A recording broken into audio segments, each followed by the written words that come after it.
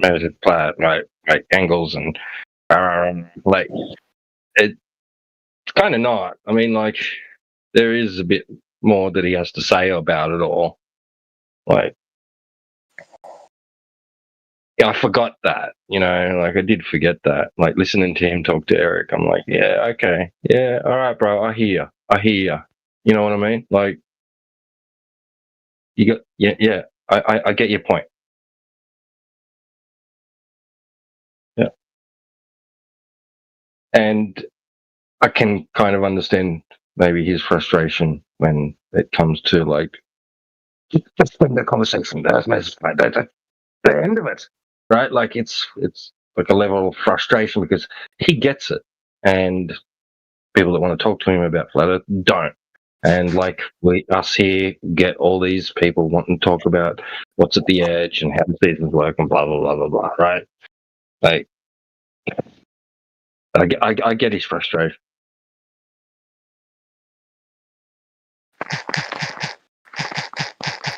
Right. And you're not going to be able to change what people are going to ask you ahead of time. This is the battlefield, and this is what we're stuck dealing with. Yeah. Yep. But I may want to read his book. Now, kind of sounds interesting.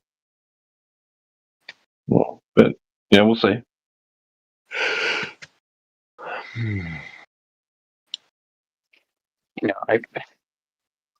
I'm getting frustrated at the reification of angles and linear distance units of measure. Linear distance as in arc segment measurements. Yes. As in your waist. If you have a 76-inch waist, is that flat because inches are flat? Like, come on. Yeah, nautical miles. Please just type into Google where nautical miles come from. For those who want to tell us it's a straight line measurement. But I just get it because they're going to be using like a flat edge, right? To then, I know you can turn it into a wheel, right? Like you can measure, like, but you're going to need that linear first, right? To do that, because you can get your flat edge and then like hold the 0 point on it and then roll it until it reaches the one, and then you mark that on your curved surface, and so forth and so on. I mean, like it is linear, like, and linear is straight, right? Like it. So because it's just a matter of T-Dub. But it's a matter of, is it justified in applying that to the surface of the Earth the way that they claim? Yes, it is. It absolutely is, because you're expressing a distance in one dimension. That's it. There's not enough information to discern whether or not that is a distance that's being tracked on an x-axis on a graph that is curving or straight. You need another dimension in order to get a curve. You need an x and a y. He was talking about that. He was absolutely talking about rise over run. Yeah, rise over run. He was talking about it. I was just listening to it. Yeah. I do think Nathan gets it, and he's being extremely careful with how he words it. And many of his fans, if not almost all of them or all of them, don't seem to get that nuance. So while Nathan may be more effective than others at deploying this argument, the throngs of fans out there that are copying him do not. Hey guys. Oh, here we go.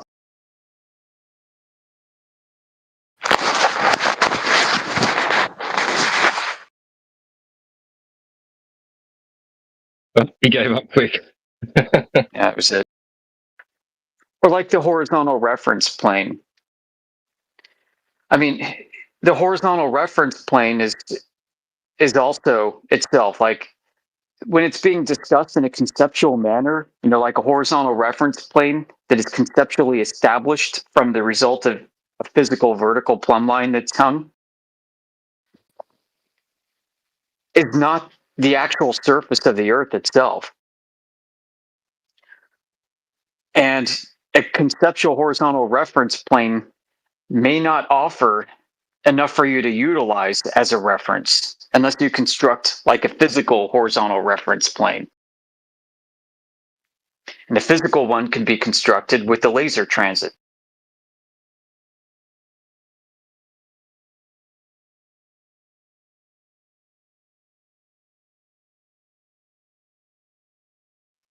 Panning targets left and right with the laser, right? 3 points define a plane.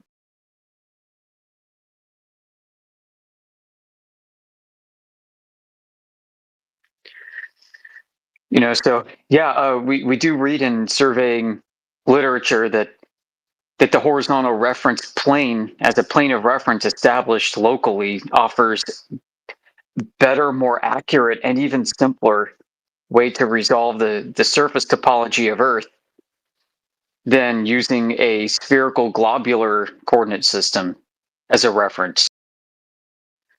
And it's like no secret that always this has is the been. case.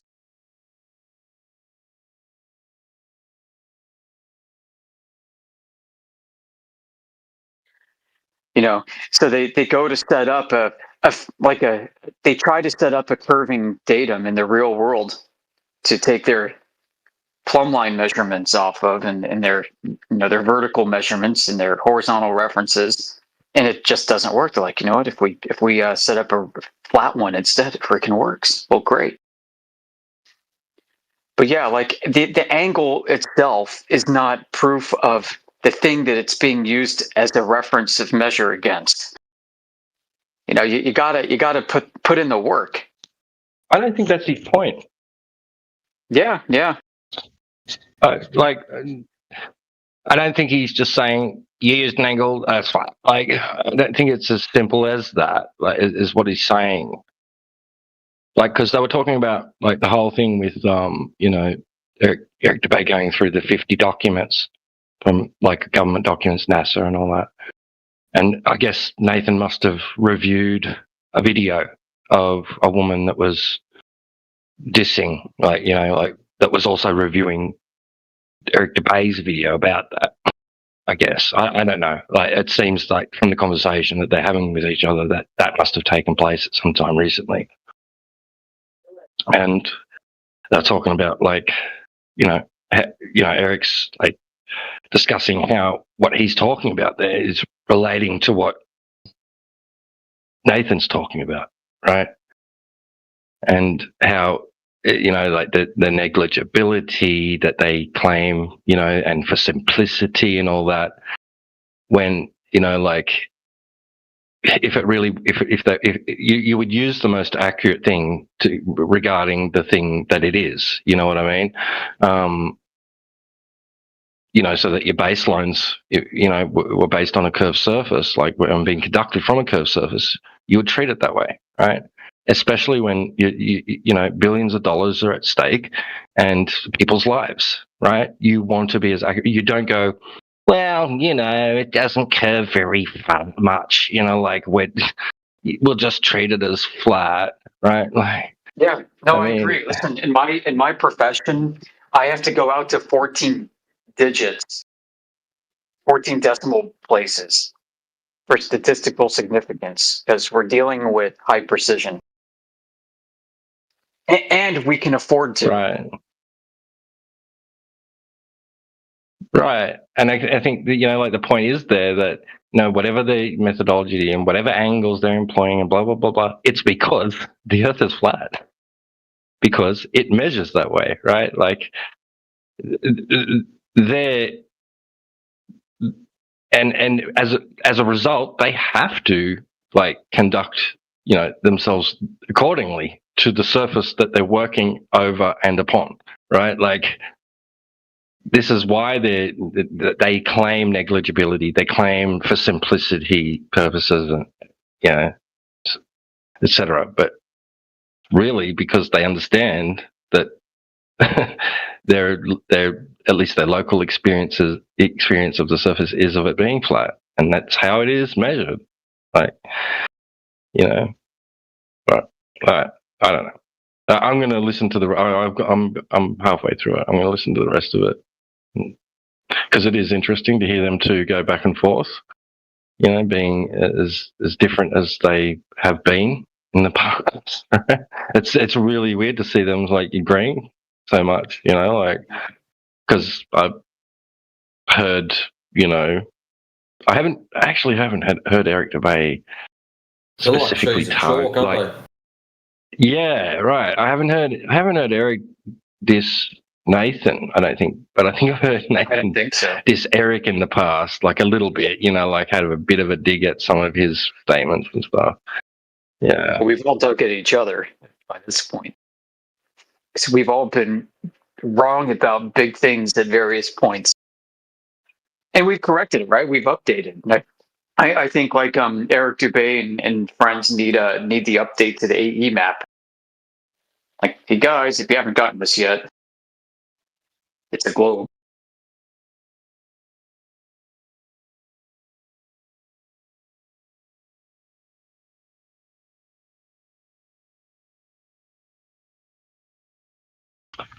right. Yeah, it's simply unnecessary as well. That's what I like. I keep coming back to the this is not needed.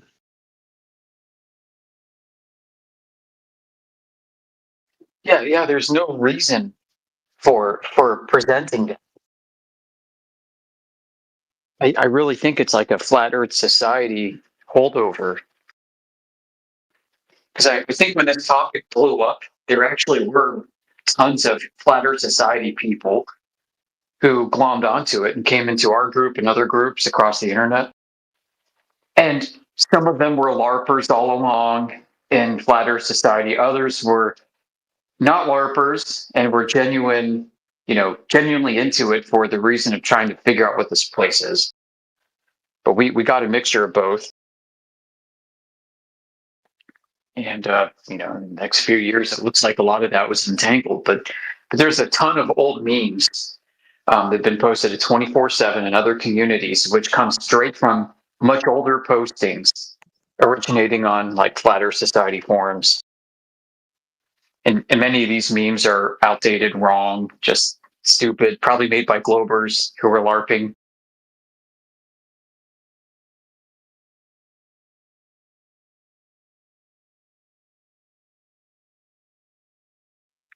And I think there was a lot of confusion, a lot of muddy confusion and mess early on. And you still have people today trying to make it work. You still have people today taking that AE map and trying to shoehorn a flat Earth onto it. Or flat sky. Excuse me, a flat sky. Well, no, they're not even trying to do. I don't know what they're doing. They're trying to make curving surfaces in 3 dimensions map to flat surfaces in 2 dimensions.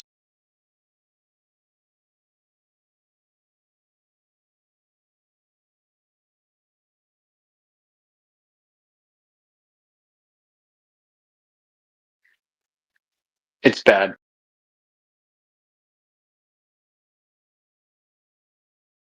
And it's also bothersome. Seemingly smart people with technical backgrounds. I mean, whose proficiencies are highlighted and other things. You can tell by the way people talk that what they may have had like formal education, professional training in, and who hasn't, and who's maybe just done extensive research.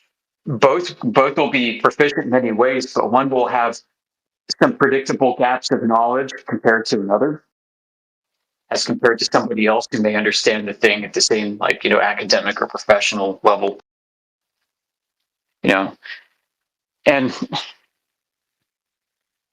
it is frustrating because you got a lot of these people that should know better regarding the geometry of these things, and they don't. They just keep at it, and they're just still trying to square that circle, man.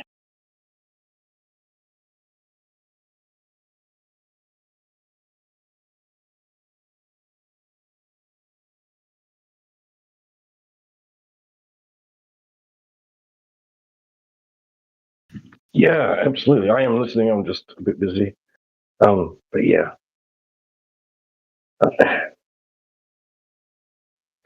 Bro, they are literally trying to square a circle, which is impossible. Like the Walter Bisland's hijacked model that the Ether Cause people use. Yeah, they're trying to square a circle with that. The E1 dual pole map. Yeah, they're trying to square a circle too. They're all doing it. They don't realize it. And it's and that's kind of a concession to the idea that the globe holds some sort of like legitimacy, right? Like, yes, and it's wrong. Yeah. They're trying to make 60 nautical miles per degree work. And many of them have this misunderstanding of Nathan's argument that, well, it's based off of an angle and a distance measurement. You put both of those things together because the legs of an angle are flat and the distance is flat, then the whole thing must be flat. So we're going to try and figure this out, but they don't understand what they're dealing with.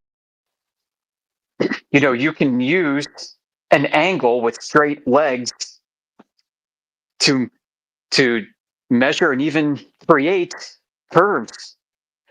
It's called a compass. One end is pointy, the other end is drawy, and you put the pointy end down and anchor it, and you put the drawy end down and you do arcs and circles and beautiful curved geometry.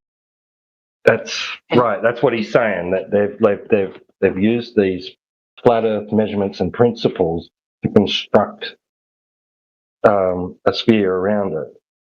Well, here's the funny thing, TW. You can use circles to construct straight lines. That's what Aveska Pistis is. You take two interlocking circles, and at the points of intersection, you can draw a straight line between them. So yeah, right. I can use straight lines to make circles, and I can use circles to make straight lines. You could make graph paper starting without a straight edge initially by just doing circles everywhere, I guess, you know. You just do point to point to point to point to point to point to point and just draw all these interlocking circles. And use every point as a point of reference.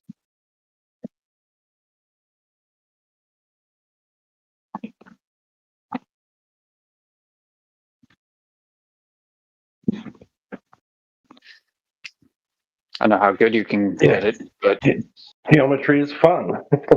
Geometry is fun. That's right. Yeah, I remember those. Those boards.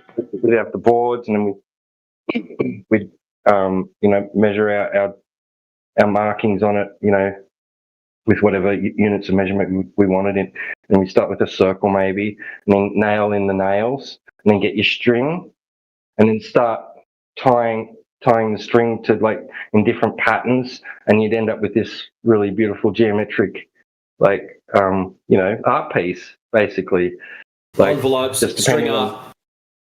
Yeah, and you use different color strings, and that was fun. And you'd end up with like circles and curves, and you're just using straight line strings, right?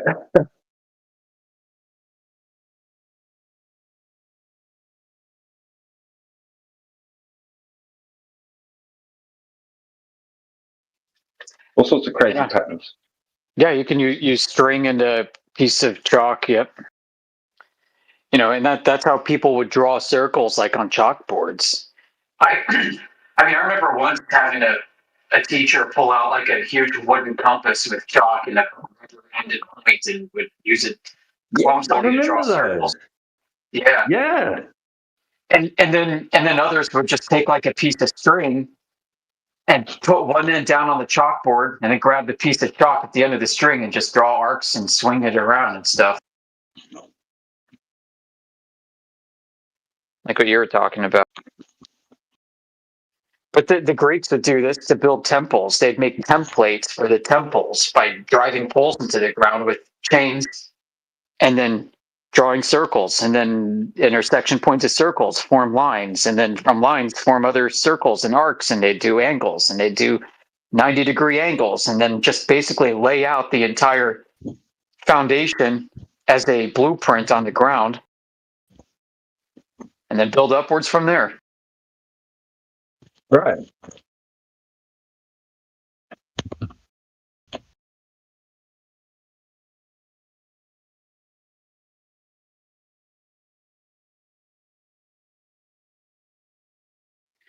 But yeah, I mean, arcs can arise from straight lines, and straight lines can give rise to arcs. It's just geometry's fun.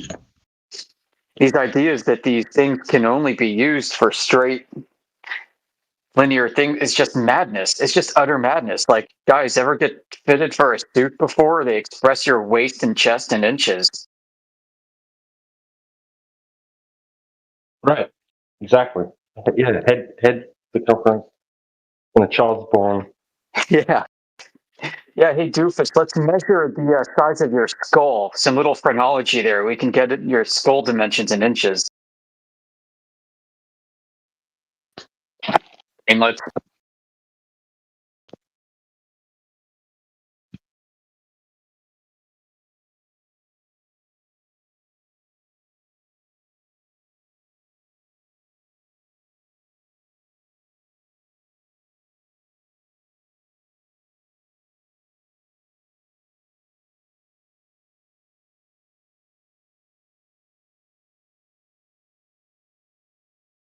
Yeah, I find much of the discourse troubling outside of our little bubble.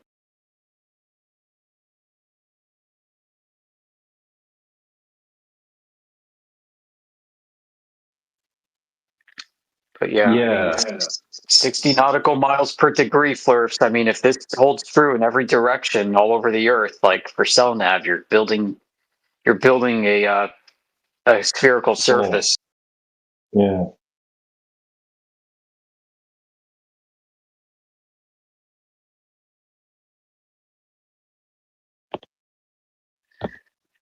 You know, and you're building a surface that you actually won't be able to triangulate. Not without spherical geometry, spherical quote unquote triangles. And yeah, there are conceptual spherical triangles. And this is something I hear some flat earthers say, no, you can't have a triangle on a sphere. Well, yeah, okay, let's be pedantic, all right? You can't have 180 degree like that. But if you have a spherical surface to start with,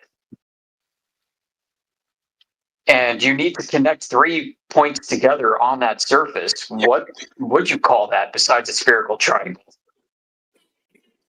Yeah, and what do you call the intersection? I mean, like it has to,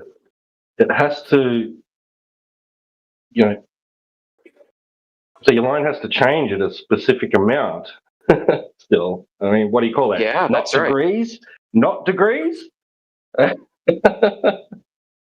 Oh, you can't call it degrees because the line's curved. Okay. Yeah. Well, I mean, good thing that this sphere is being expressed in 3 dimensions and not 2, because we can use the 3rd dimension to get angle measurements from this point of origin in the middle of the sphere out to the surface. So if we calculate by using radial measurements the total surface area of the sphere, just as you would in 2 dimensions, calculating the circumference of a circle using radial measurements, you can then subtract. So what you do is you measure out 3 points from the point of origin, and you could use Legendre's theorem to connect the points to get the distances, like the Haversine formula, point to point to point. Those are your arc lengths. And now you formed a tortilla chip. And you subtract the tortilla chip from the spherical surface.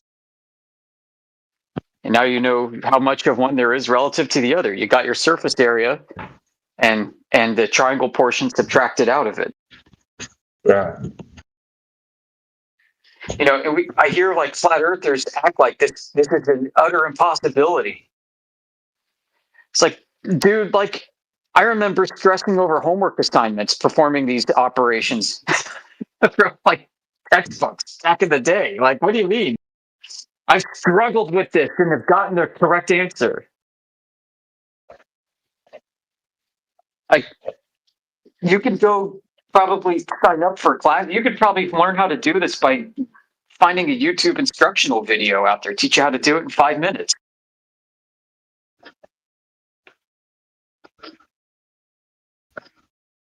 Go sign up for a course and learn all the context you need to learn how to apply it. Well, yeah. Yeah. So, no, there's no such thing as a spherical triangle. It's like I almost swear some of these meme phrases that people quack out and parrot were almost invented by Globers LARPing as flat earthers to see how many flat earthers would repeat it and make everyone look like complete fools.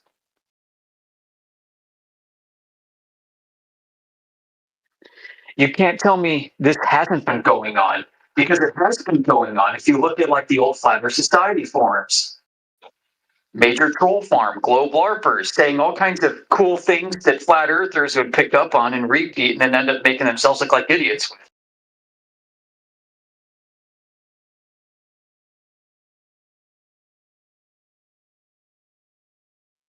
You know, maybe even going to the extent of purposefully crafting deceptive catchphrases that sound really good at first blush and may be very difficult for people without any context to actually unpack.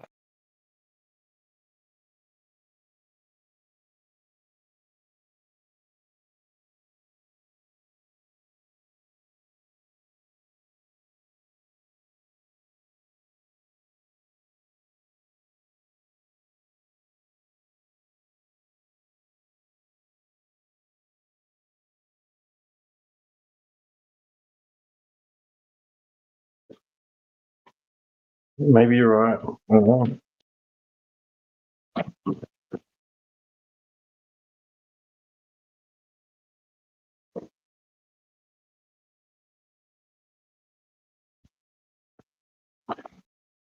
Don't ascribe to malice, though. Right?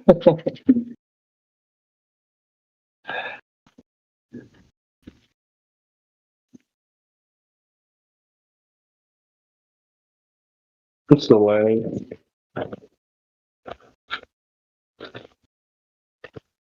Still, what?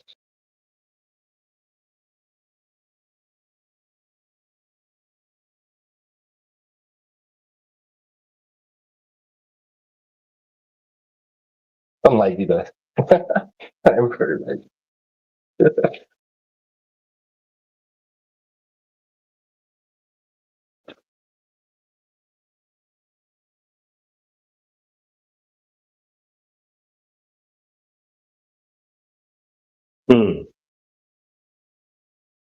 Should I fry these prawns before I put them on a pizza that's only going to cook in the oven for like 10 minutes?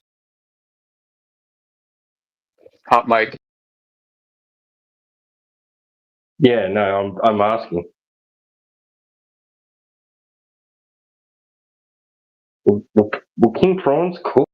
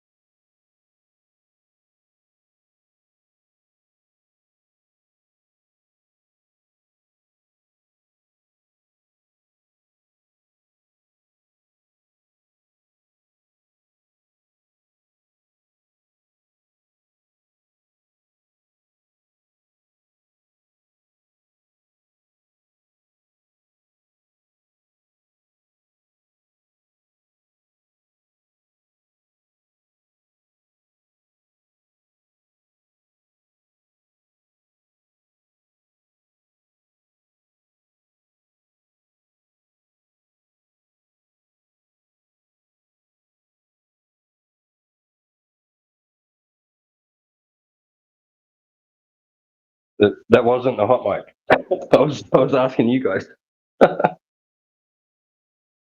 Oh, it sounded like you were talking about like how long prawns should cook for and things like that. Yeah, I was. Oh, okay. Yeah, until they're I cook them until they're pink. But like, I've got some garlic marinated ones to go on a pizza.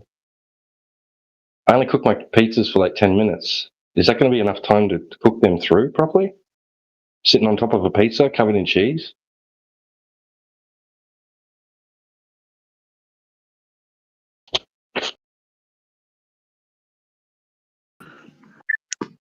I wouldn't. I would probably blast the heat and saute them or something like that. Okay. And yeah. Yeah. Yeah. And then if you want, maybe if you still have time on the pizza, maybe do the pizza on a low heat at first. And then when the prawns are sauteed, then throw them onto the pizza and blast that pizza to like 500 to 600 degrees for the last few minutes. All right. And then get that crust on it. I mean, you got to get that oven like to 600 degrees for a few minutes to get that yummy pizza crust. Yep. Yeah. Which yeah. has all kinds of problems. Like if it's an electric oven, man, I mean, you're going to see a significant power drain that day on your bill. I'd say so. Yeah. Yeah. No, it's cranked right up, max. All right. Thanks. Yeah. All right. Okay. Yeah. Try it out. See what works. Yeah.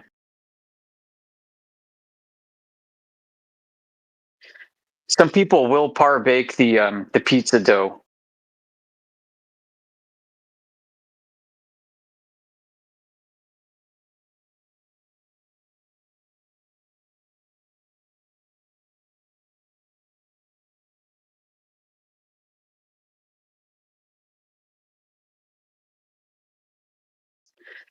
And I've used both metal and stoneware surfaces to cook the pizza on, and I prefer the stoneware.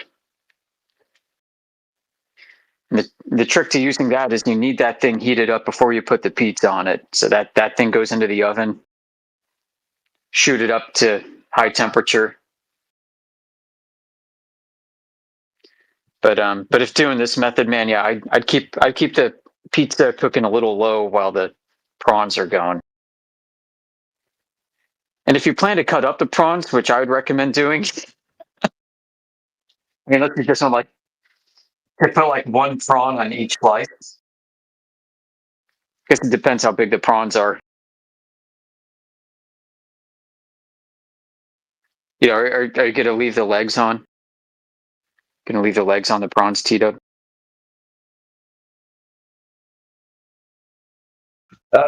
No, they're all peeled, deveined, and all that, and marinated. Yeah, they're king prawns. We call them king prawns. I don't know what you guys call them. Like they're bigger sized shrimp, right? Yeah, I like it.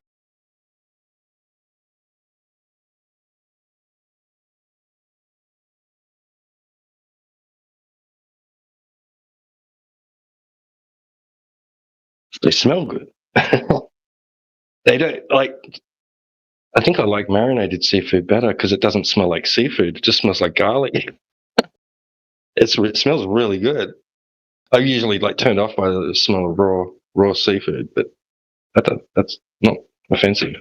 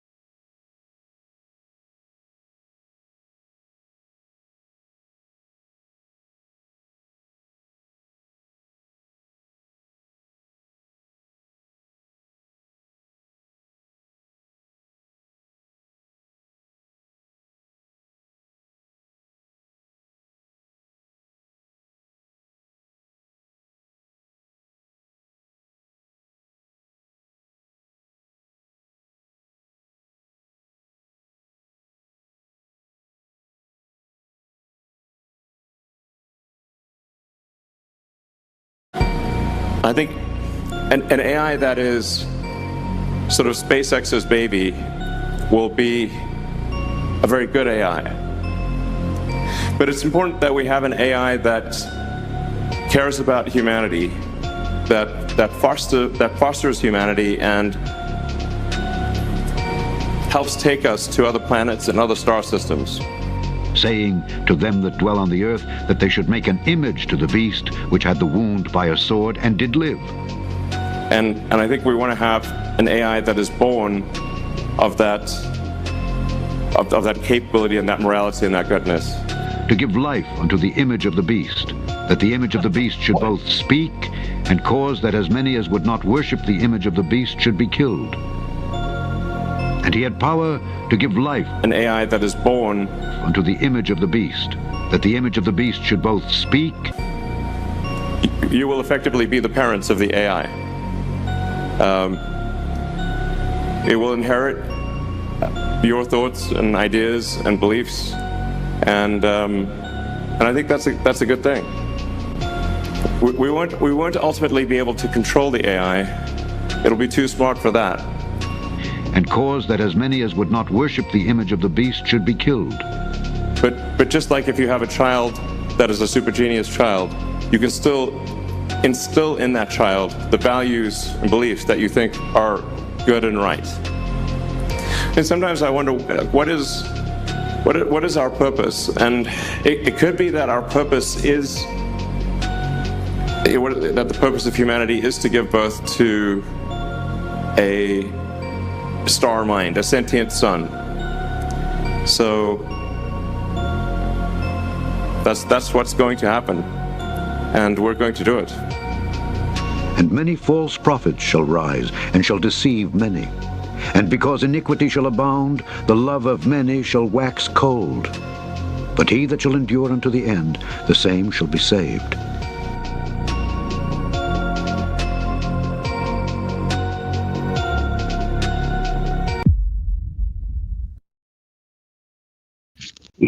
Is that the next deception, is it? Like to convince people that of sentience that's not real?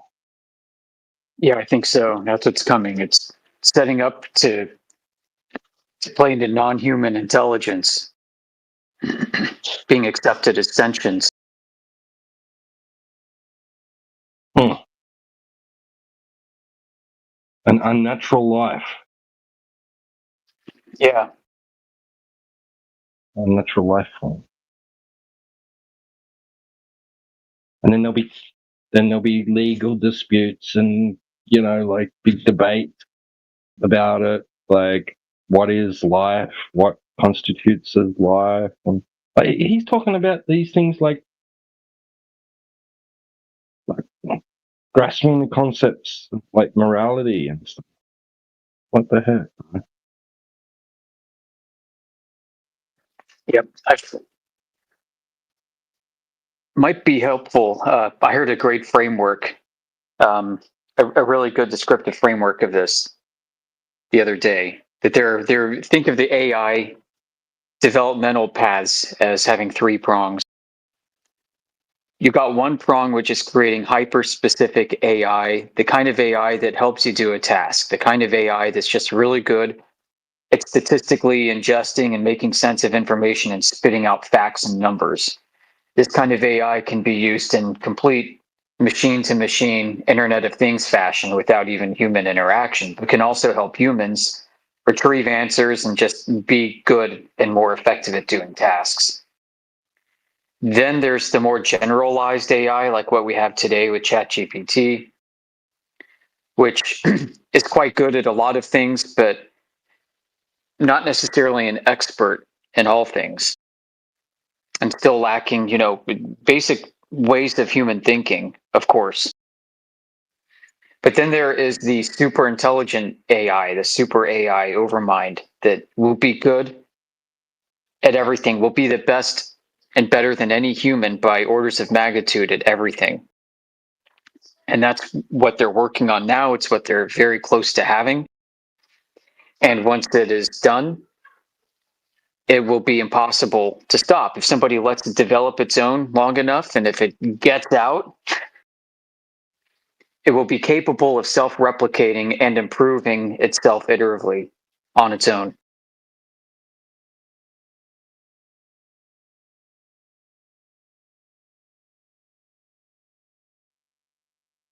And for all you know, it'd be capable of devising a 100-year-long plan to exterminate us, and do it without warfare, non-obvious ways. Guys, I want to confess something. Hi, what's up? Welcome to the chat. Thank you. I want to confess something.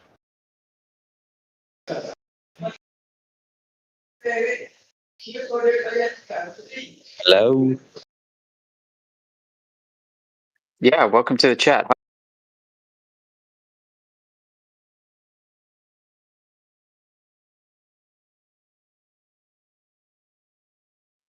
Oh, okay. Should I go on? I guess, yeah. I mean, welcome to the chat, my friend. What do you have to say to everyone? Andy's gone.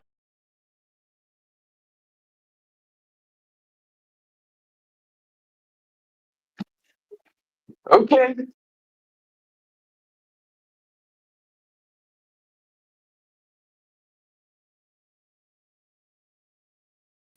Maybe he couldn't hear you. Maybe he's like been here before and he muted you or something. Oh, that could be. He sounded familiar to me, to be honest. Yeah, me too. Yeah.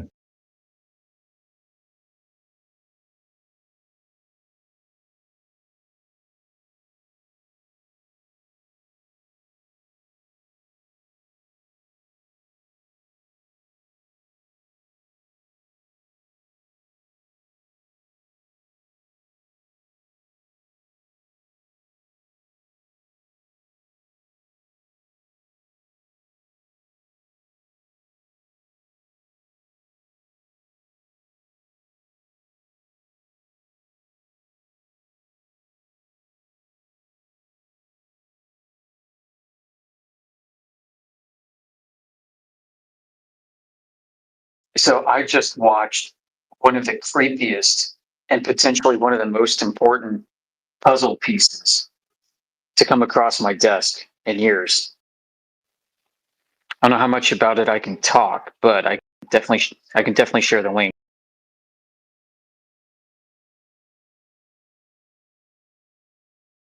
Yeah, sure. Yeah. Video is about an hour long, called The Internet's Deepest Rabbit Hole, and it's not by far not complete. The guy's just scratching the surface and it's uncovered. Hello. Can I talk? اصبر اصبر اصبر Yeah, اصبر yeah, you can. Do you want to wait for me to finish before you interrupt? Okay, no problem. Go ahead. All right, I was just sharing a link in the side chat.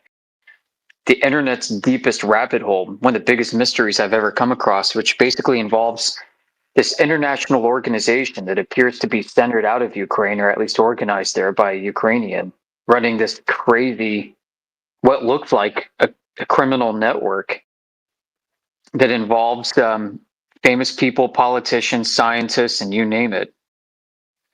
And it undergoes changes all the time. They are always like tearing down themselves and rebuilding themselves under new names.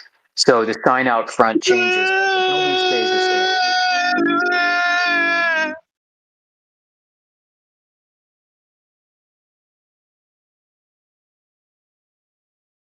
All right, I guess you're done. Can I talk now? Yeah, I had to mute the other guy. What's on your mind? What's mute the other guy?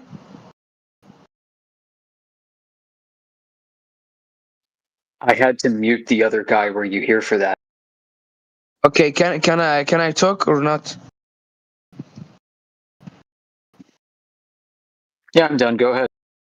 Okay, I won't tell you something. Okay. Okay. Hurry up. Tell us whatever. Floor's yours, dude. Tell us. Okay, Dude. I will tell you, Billy.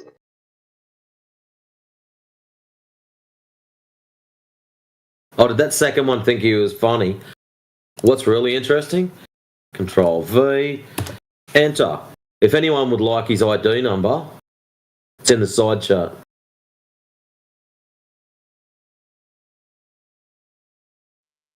Thank you.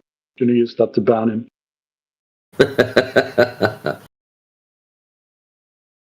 I think my dark humour is better than his, whatever the was.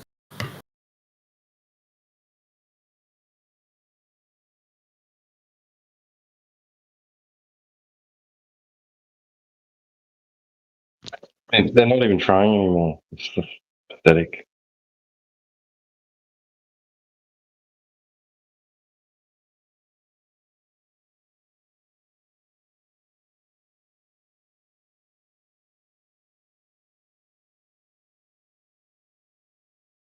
I mean, at that kid's age, I was watching, Monty Python.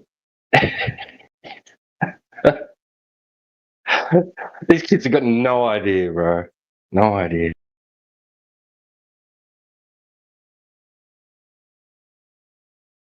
And now for something completely different.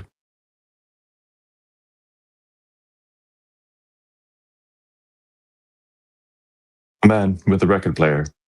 His nose.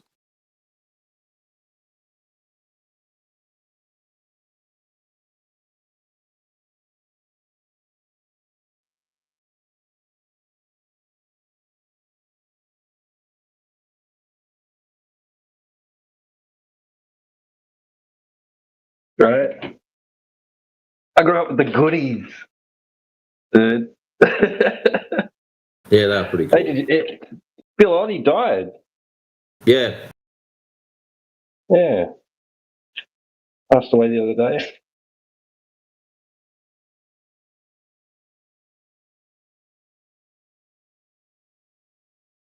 I've always joked that I look like the illegitimate son. Sometimes I look like the illegitimate son of Tim Brooke Taylor.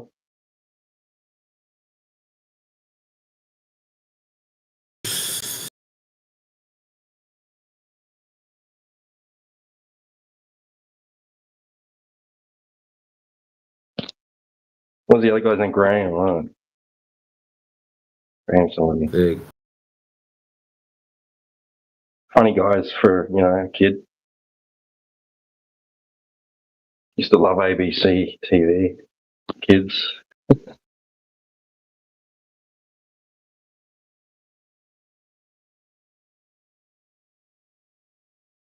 Yeah, TV's changed a little bit, hasn't it? Yeah. Sure has. Simon Townsend's Wonderworld. Oh, man. Curiosity Show. Goodies. Aggro. Yeah.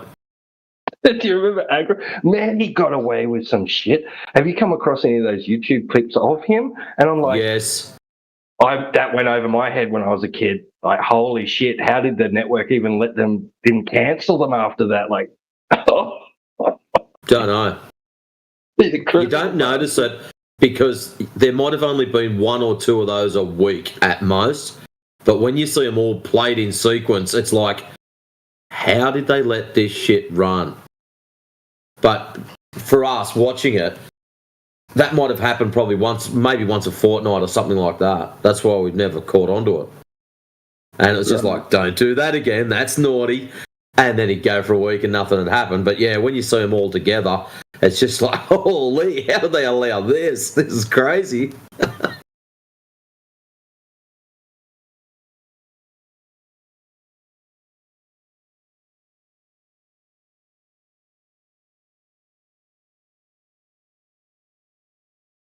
Well, dude, as you can tell from my PFP, I'm a huge Calvin and Hobbes fan, and I've got the whole collection.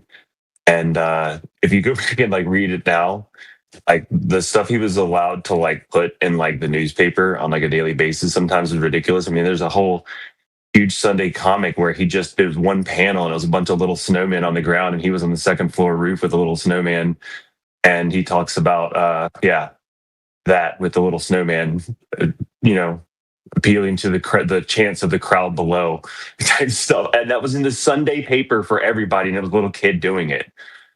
The mid-90s for you.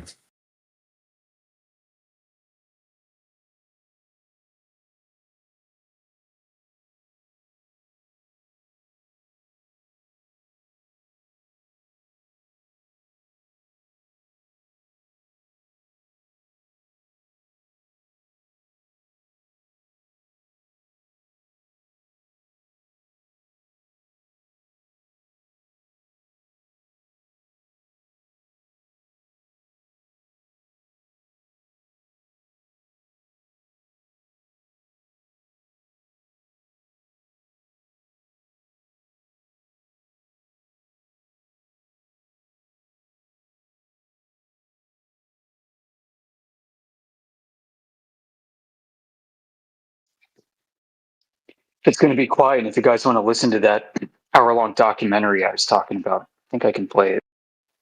There's nothing like TOS about it. I already downloaded it just in case it jumps off the internet. Yeah, go for It it. very well could. Dude, this organization has gone after people that speak out against them with bot farms and actors and actresses doing impression videos and with influencers just to talk smack about you if you decide to investigate. It's really freaking weird. There's one guy that tried to uncover them because they're suspected of being involved in trafficking in Africa. So one guy had gone over there to try and track them down, and they ended up flipping the tables and making it seem like he was the trafficker. And so he's been banished out of this one country and can't ever go back again because the local government thinks that he was the one, that this cult appears to have been doing that which they were accusing him of doing the whole time. It's crazy, dude. All these famous people wrapped up in it, and then these famous people giving speeches, congressmen and stuff in the United States, dropping code words. And I don't just mean semi-ambiguous Pizzagate style code words. So this cult operates under under many names. One of the popular ones is called the Creative Society. And you'll hear all these politicians getting up and saying, we're trying to create a worldwide creative society. It's like the New World Order thing, but just up to date, it sounds like. It's a creative society, folks, a creative society. But creative society might be burnt now. Looks like they might be shutting down and starting a new meme. Why does that thumbnail remind me of Professor Phil? Yeah, well, they might be satanic.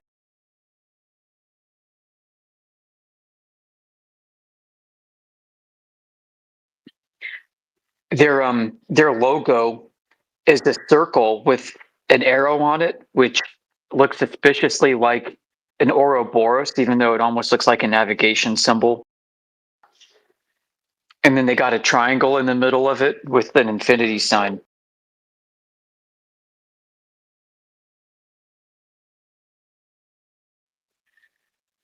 Oh, it's just crazy. It's crazier than... All right, I'll play it.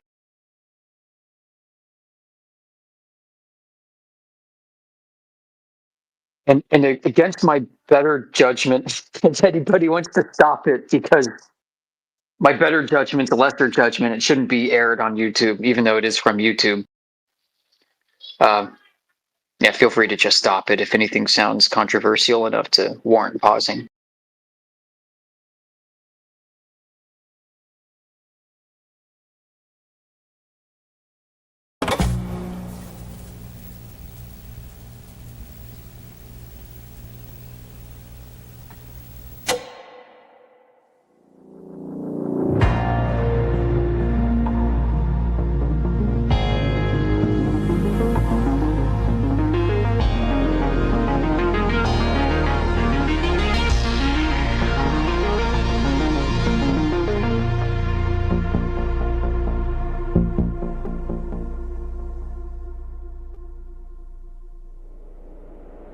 Saturday.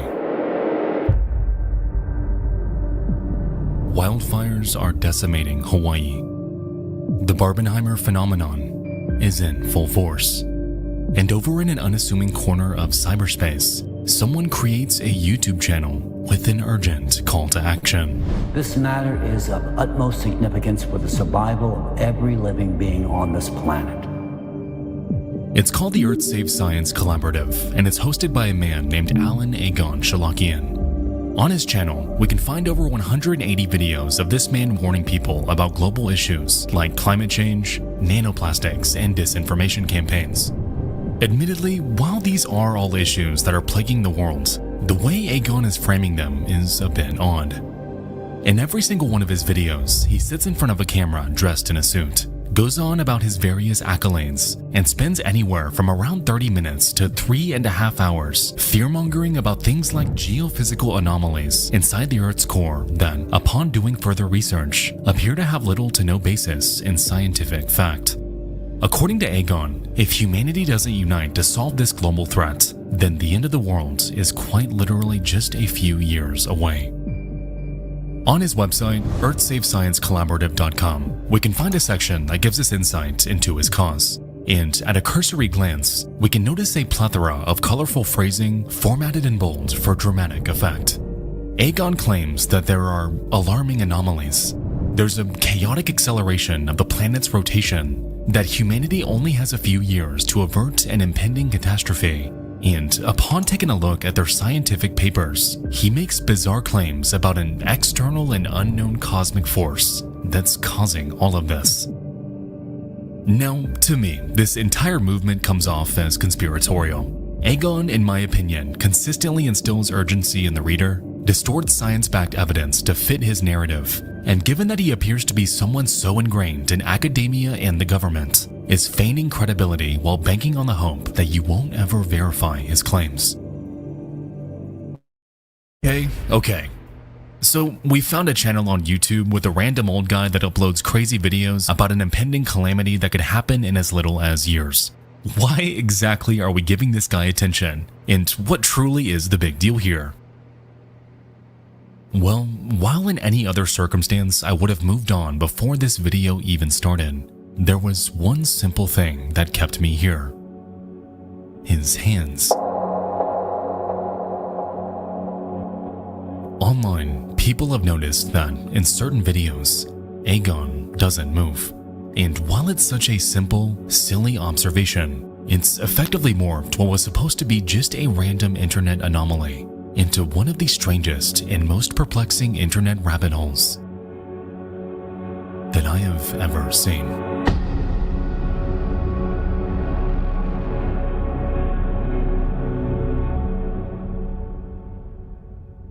We'll return after these messages. Alright guys, before we continue, just a quick story time. Alright, so as you guys may know, my wife and I had our baby girl in December, and we found ourselves faced with something we weren't quite prepared for, finding her a doctor. Not only that, but a good one, in-network, nearby, and with availability within the first month. It is insane how many variables go into simply booking a doctor's appointment. That, combined with the sleepless nights we were going through during that time period, really made for an unnecessarily stressful process. And that alone is exactly why I'm such an avid user of tonight's video sponsor, ZocDoc. ZocDoc is a free website where you can search and compare high-quality, in-network doctors, choose the right one for your needs, and click to instantly book an appointment. From mental health to dentistry, eye care, skincare, and everything in between. ZocDoc makes it easy to book in-network appointments with more than 150,000 healthcare providers. With ZocDoc, you can filter for doctors by insurance, location, and specialties, and see reviews by verified patients so you can choose the best, most convenient care for you. With ZocDoc, all it takes is just a few clicks to book a doctor that suits your needs. And the best part is, appointments can usually happen within just 24 Saturday. Wildfires are decimating Hawaii. The Barbenheimer phenomenon is in full force. And over in an unassuming corner of cyberspace, someone creates a hint. At a cursory glance, we can notice a plethora of colorful phrasing formatted in bold for dramatic effect. Aegon claims that there are alarming anomalies. There's a chaotic acceleration of the planet's rotation, that humanity only has a few years to avert an impending catastrophe. And upon taking a look at their scientific papers, he makes bizarre claims about an external and unknown cosmic force that's causing all of this.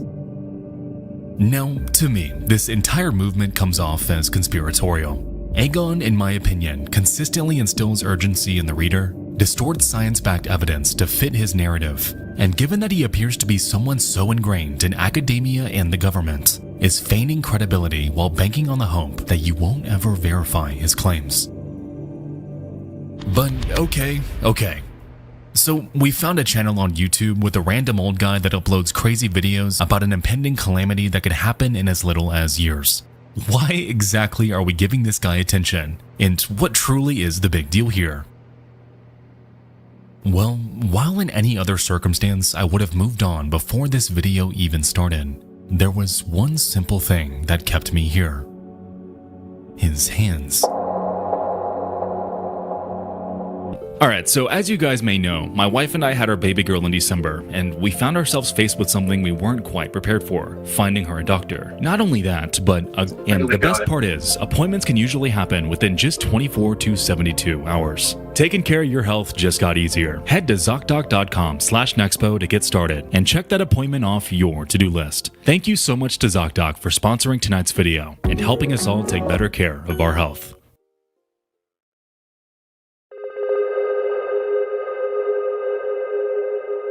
Government AI-generated fake YouTubers are now a thing, and they're super scary. Hi guys. Recently I found a video on YouTube about Destiny doing some research and some weird things, and one thing caught my attention. This dude named Agon Shalakian is supposed to be a person with a lot of influence in the US government, but he never existed, and everything about him is just odd or weird in some way. He has a YouTube channel in which he only speaks directly to a camera, speaks a bunch of nonsense about geopolitical stuff, and does not move. I'm being serious, this guy sits for 3 hours without moving his hands.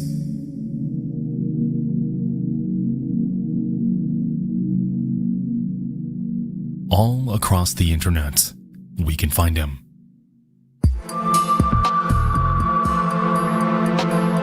On LinkedIn, Facebook, research archives, and photographed with countless major public figures in governments and academia. Agon, according to his Facebook and LinkedIn profiles, carries a highly decorated resume, having studied at numerous prestigious institutions like Harvard, MIT, and Stanford. And while this looks impressive, he notes that he somehow attended these universities at the same time. Now, as we know, anyone can put anything on a LinkedIn profile, and given that his accolades are so incredibly out there, it's possible that some, if not all of his social media claims are bogus. On top of this, if we perform a search for Agon Shalakian on the internet, we'll find that hardly any of his actual research comes up. For someone so ingrained, so well networked, you would think that this man's work would be everywhere. But aside from his own profiles, paid articles he himself submitted to the press, and videos from his YouTube channel, little, if anything, is out there. It seems that all we have are a myriad of images depicting Agon with public figures. However, upon looking at them closer, even these seem strangely uncanny.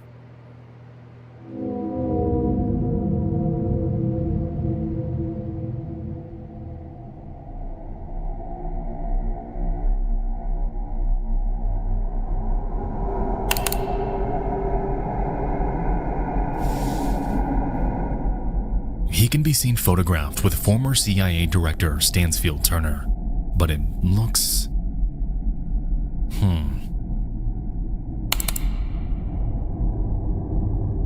This one's with a Harvard colleague named Robert Merton, but what's going on here?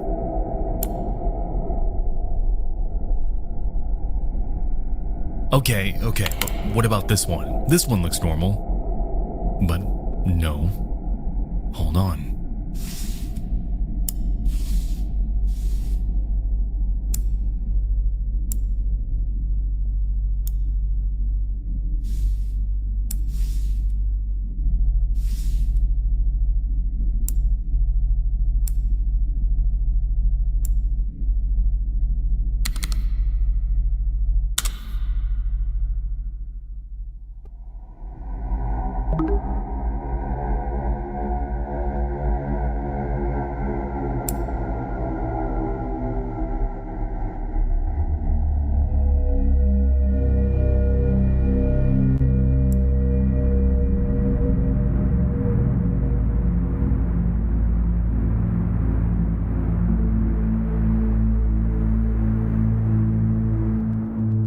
Agon Shalakian has fabricated depicting endless aspects of his life that never happened. This is why he's garnered such an infamous reputation. The bizarre, nonsensical LinkedIn timeline, the unnatural ability to sit still for over 3 hours at a time while professing sense. And the photos. His entire online presence rests in the uncanny valley, and given how proficient AI has become at spoofing entire personalities online, this left many across the internet wondering if this could be what's going on here. Is Egon Shalakian, proficient researcher, world-renowned scientist, and highly decorated alumnus of numerous prestigious universities, even a real person?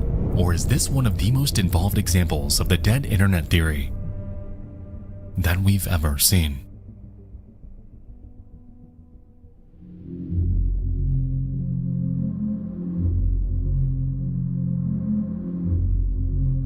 On Aegon's channel exists a documentary called The Impact, and in it, we can hear an AI George Washington calling the audience to action against a so-called foreign enemy. It goes on to fearmonger about impending civil war, so-called anti-cult organizations that oppose him, and it puts forth various potential scenarios about the end of the world. It is, for all intents and purposes, complete AI slop, and weirdest of all, it goes on for 8 entire hours. If you click around this video, you will learn nothing. It's just a bunch of random propaganda wrapped up in vernacular that simply goes on in circles.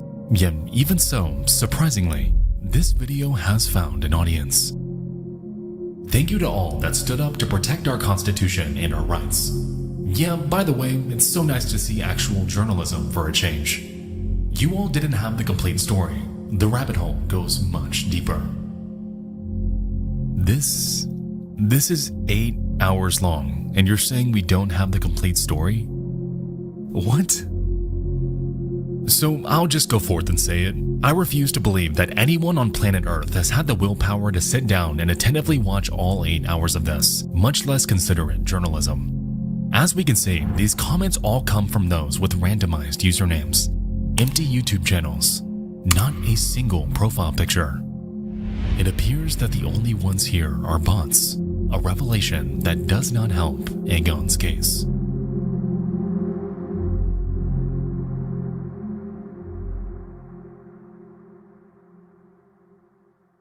We're going a little bit deeper, okay? In chat, somebody brings up a YouTube video of this guy. Hello. My name is Egon Shalakian. I am an intelligence educator. I prepare intelligence personnel for clandestine service. The focus of my career has been centered on the intelligence community of national security. As this mystery made its way across the internet thanks to a live stream by Destiny, it led many to scour for traces of him online. It quickly became clear that nearly all media involving Egon Shalakian involved him speaking in front of a camera. His entire image was incredibly manicured, overproduced, and for a while, it seemed like there was nothing out there that could truly humanize him. But right when people were keen on throwing this entire mystery away as just another case of AI-generated nonsense, a random pandemic-era video depicting a Zoom call, of all things, found its way into the spotlight.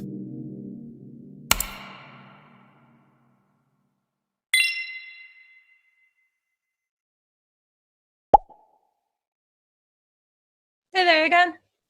How you doing? Well, how about yourself? Just peachy. I figured I'd step in early and just hang my hat. Awesome. Fabulous. We have some people that are just kind of hanging out here. The judges are deliberating. The pitches took a little bit less time than we had planned for, since we had. And so, there we have it. Aegon is just peachy. And he's a real person. Turns out that this guy pulled a Stephen McDaniel and somehow sat still for 3.5 hours, which is weird, but okay. So that's all this is then, right? A conspiracy theory YouTube channel run by an old man doctoring photos of himself and over-embellishing his achievements to make him seem more legitimate than he is. Someone who, admittedly, seems pretty nice according to this call. And someone who found himself ensnared in an online conspiracy about his very existence, completely out of nowhere.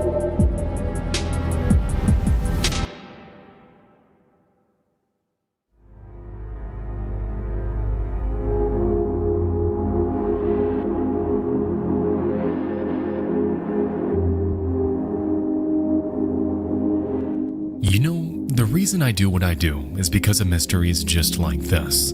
creepy internet anomalies that we can investigate and solve with a logical conclusion. Aegon has fabricated an entire online persona, and admittedly, it was an engaging investigation. So thank you guys so much for watching.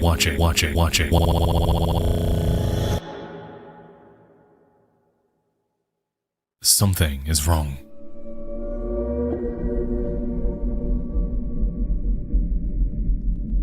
All throughout Aegon's comment section, we'll notice the same commenters spread out across his uploads. And upon taking a look,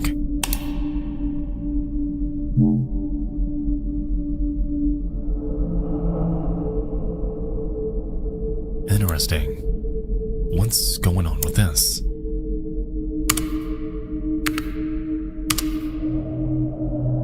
Representatives of the Creative Society delivered a substantive presentation addressing one of the most pressing issues that has long been the subject of my research and concern for many years. Weird, but okay. What the hell's the Creative Society?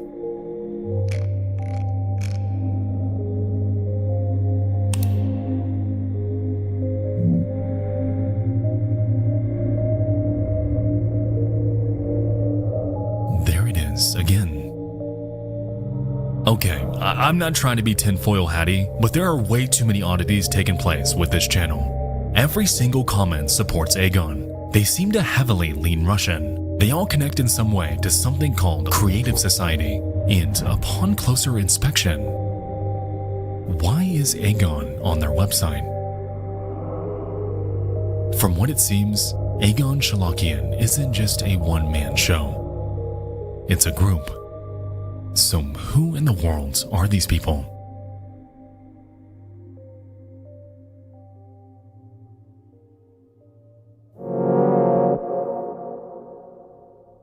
Here's a typical morning routine as someone who owns 11 pets. Okay, I've been making this brown sugar mocha dalgona lately, and Nescafe is helping me. November 7th, 155 miles per hour winds just wiped out 80% of the city. It is what all people want. We've been conducting a lot of surveys for several years. No day without informing about Creative Society. It is not some saintly cult. The Creative Society is all of humanity. And when I say all, it means all.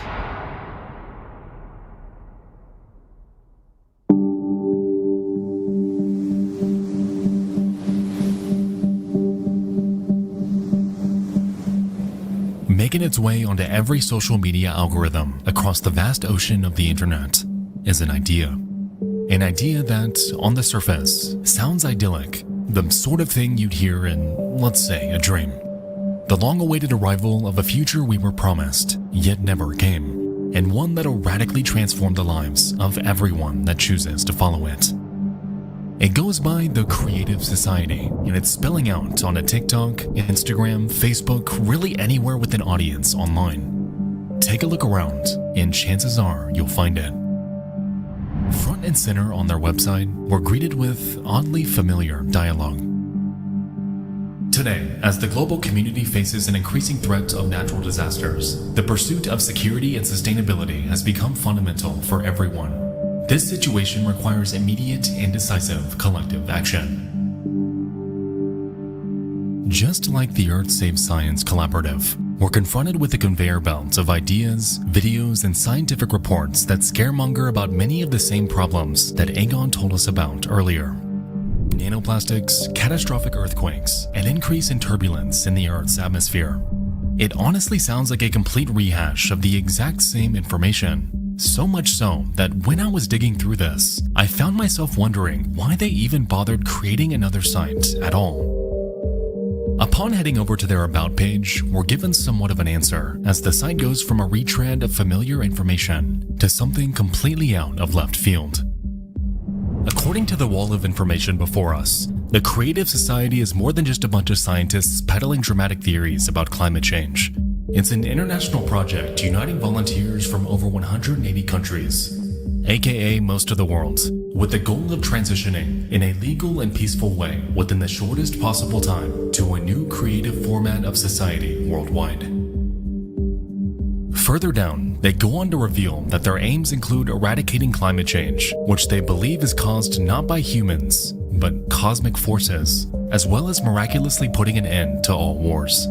They guarantee that under this new system, all adults will receive a universal basic income every month and an extra $100,000 upon the birth of their first child. Free healthcare will exist across the world, travel without restrictions, the eradication of all debts, mortgages, and taxes, and all of this can be achieved if we simply follow their lead and unite under the Creative Society.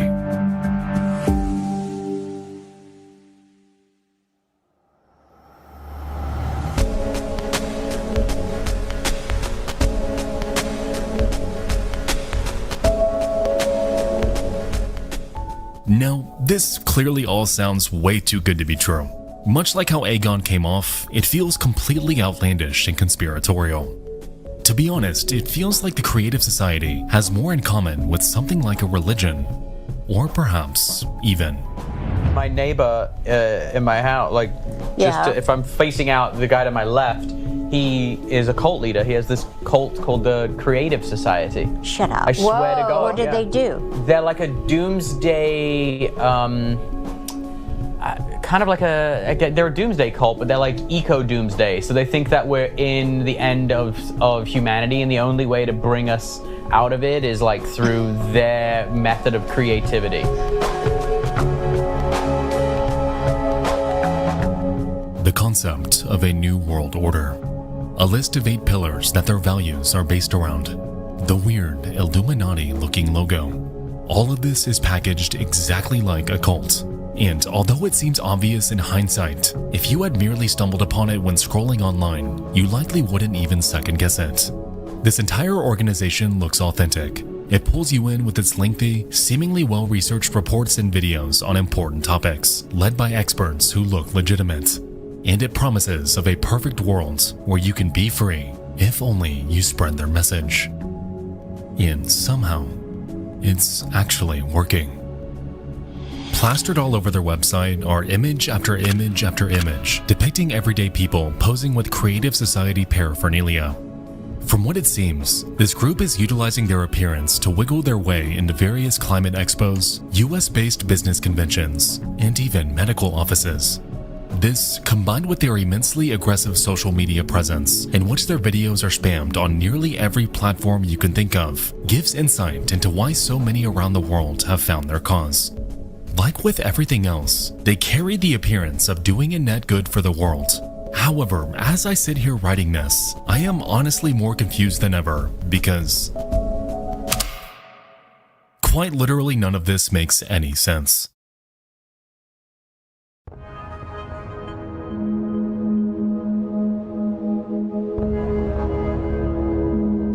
So far, we've seen 2 interconnected climate activist groups that are very clearly peddling more than they've let on. Doing any sort of surface level research into any of them reveals that their claims are extraordinary. They distort science, fabricate their credibility, and even on the Creative Society's website, they go on about a utopian new world order. Either none of these people are doing any research into the organizations they're so outwardly supporting, or they are, and I'm just the crazy one that doesn't see their vision. To me, the entire existence and support of the Creative Society is one massive paradox. People should be writing them off. So what really is going on here? Upon scouring the net for any information about this group, I happened upon an article written in 2022 on BBC.com, penned by 2 climate disinformation reporters named Marco Silva and Marilyn Thomas. They dive into, of all things, how the Creative Society is fraudulent. They explain how several high-profile scientists were, at one point, invited to speak at their online events, mistakenly believing that they'd be educating the public, only to have their words entirely twisted. They claim that video footage was edited to remove any mention of the human causes of climate change, instead framing them as if they agreed with the Creative Society's outlandish views. Since then, these fraudulent videos have been blasted across their socials, fueling propaganda and continuing to attract more and more of the general populace to their cause. It's clear that this toxic combination of distortion and dissemination is what's quietly elevating them to prominence. But even still, there's a question brimming in the back of my mind. Who exactly is behind all of this? On their website, the Creative Society simply states that there's no one person funding or directing them. It's all just this undulating network of volunteers banding together to change humanity. However, it's when we scour the BBC article when we'll find that that isn't exactly true. Within it, they name drop a man, someone who's been affiliated with the Creative Society and shows up throughout the bulk of their online presence. In fact, it's a man who you've already seen several times throughout this video, hosting their conferences, introducing their YouTube videos, speaking on their network of over 200 channels across thousands of videos. He doesn't exactly hide himself, but he remains just distant and unfamiliar enough to the average person to not arouse suspicion and to coordinate things from behind the scenes. His name is Igor Mikhailovich Danilov, formerly a chiropractor, now the leader of the Creative Society, and someone who's also listed as the leading figure in a Ukrainian spiritual movement, which... Hold on.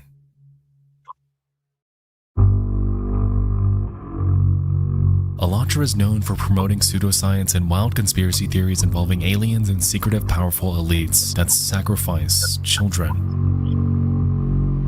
Okay, that is an absolutely insane statement, but that name, we've seen that name before.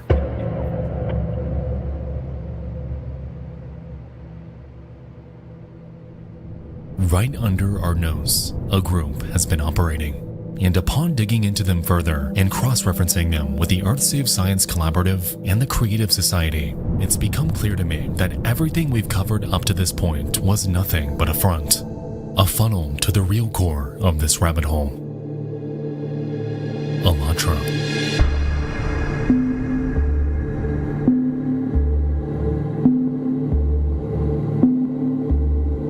Hidden within every climate report and embedded in every viral video are endless references to something called Alatra, an organization which, as it turns out, has much deeper and more expansive roots than anything we've seen so far. They're the ones behind the Creative Society project, the ones paying Egon Shalakian to lobby in the US government, the true puppet master behind this sprawling network of interconnected accounts that are quietly taking over the internet. While up to this point, we've seen the prior groups spreading misinformation and outlandish ideas, what Alatra truly believes at their core is so far out there, so off the rails, that I struggle to comprehend how they've ever been taken seriously. According to the videos on their vast network of YouTube channels, they sincerely believe that humans are capable of telepathy and have conducted several experiments using a walk-in pyramid where volunteers transmit symbols with their minds in front of a live audience. They have videos showing members taking photographs of their thoughts, infographics about the soul coming from space, even podcast appearances where they talk about aliens living among us. Considering the level of their development, the Apexians had already colonized millions and millions of planets by that time. And naturally, they had developed methods of working with humanoids like us, right? So they took the simplest option. They elevated themselves to the rank of God. Naturally, on their website, they mention none of this, instead describing themselves with the familiar spiel we know all too well by now. Volunteers across 180 countries, nanoplastics, the usual. It's when we take a look at their About page, though, when we're able to spot something strange. Taking up nearly half of this page is a massive section about a supposed defamation campaign enacted upon Alatra by a group called the Russian Association of Centers for Religious Insect Studies, or RACERS for short. Alatra claims that this group sought to tarnish its image by accusing them of believing in ideologies laid out in so-called fiction books that they once published. Furthermore, they go on to claim that they are absolutely not an apocalyptic cult and that all rhetoric supporting this is intentionally trying to discredit them. You know, it's funny they say that because we kind of already had an idea. If the alien beliefs and weird telepathic experiments weren't enough to give it away, then them outright claiming that they're not a cult, guys, they are not a cult, is a bit of a dead giveaway. But I digress. With this in mind, I did some digging into Allatra itself and stumbled upon a trove of information about their early years. I know I sound like a broken record when I say this, but even with everything we've seen them peddle so far, things still get stranger.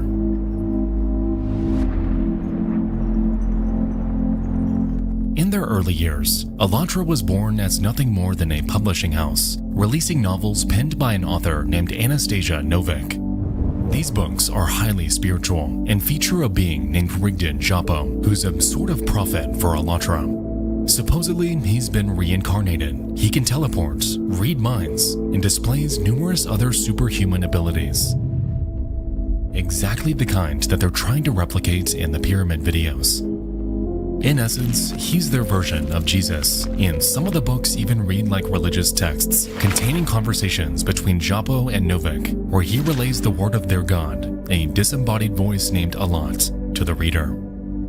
The most interesting part about Japo, though, has nothing to do with his supernatural behavior, but rather, his job. In their very first book, dating way back to 2003, he's introduced in his earthly form as a martial arts teacher and, well, would you look at that, a chiropractor. His students call him sensei, but on more than one occasion, he is directly referred to by the name Igor Mikhailovich.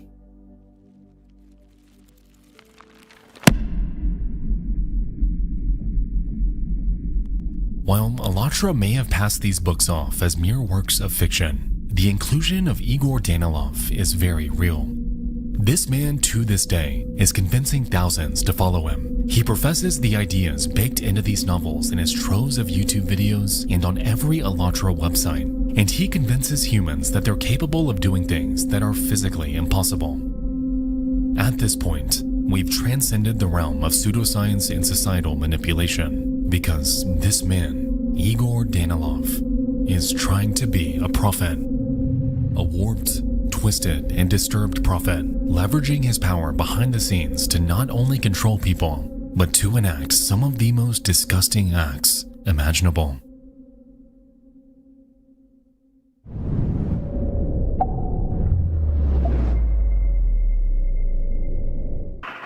Девушки находятся в постоянном страхе, и поэтому они очень контролируют, что они говорят, как, и, конечно же, никому ничего нельзя рассказывать. Добрый вечер. Я очень благодарна, что вы вышли со мной на связь. Я понимаю, что время у нас довольно ограничено, поэтому давайте пройдемся по тем вопросам, которые бы хотелось, ответы на которые хотелось бы общественности показать. The video you're currently watching is an interview between a Russian journalist named Elena Namlieva and one of Igor Danilov's former so-called heavenly birds. In fear of retaliation, her identity has been concealed. However, the information she provides gives us an eerie look into his other ventures. In this interview, the woman explains that Igor, joined by other cult members, would regularly partake in group intercourse with upwards of 13 women at a time. These women, as far as she knew, ranged anywhere from 20 to 40 years in age, and these acts were supposedly meant to cleanse their spirit. Igor Danilov, being the group's prophet, would utilize his power to coerce them into participating, and if they refused, resisted, or told anyone about what was happening behind closed doors, then he would convince them that their soul is all but damned to hell. You're either with us and remain silent, or are against us and are siding with Satan, he would claim. An unthinkable form of psychological manipulation that has kept women silent, obedient, and entangled in Danilov's web for years. Конечно, это постоянно девушек держит в страхе. То есть, я говорю, это не в открытую происходит, но это постоянно фоном, да, проходит сквозь все беседы, сквозь все встречи, что или ты с нами, или ты попадаешь в ад и будешь вечно расплачиваться и страдать.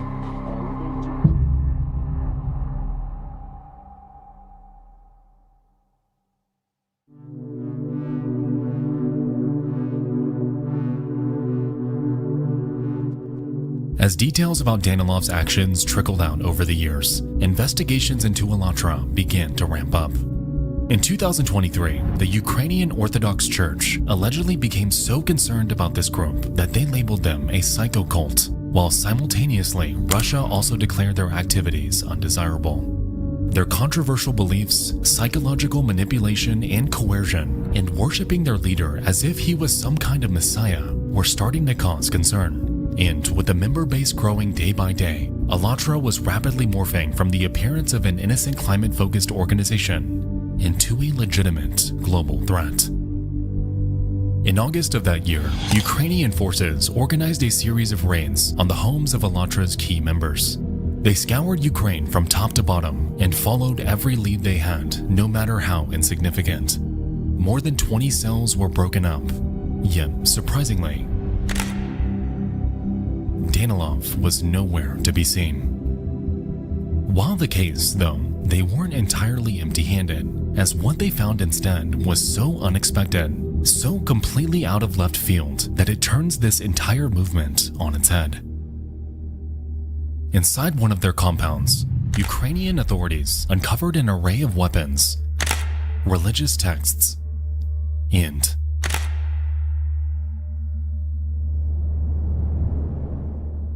a myriad of blurred red objects. Interesting. Well, good thing there's a video. So let's see.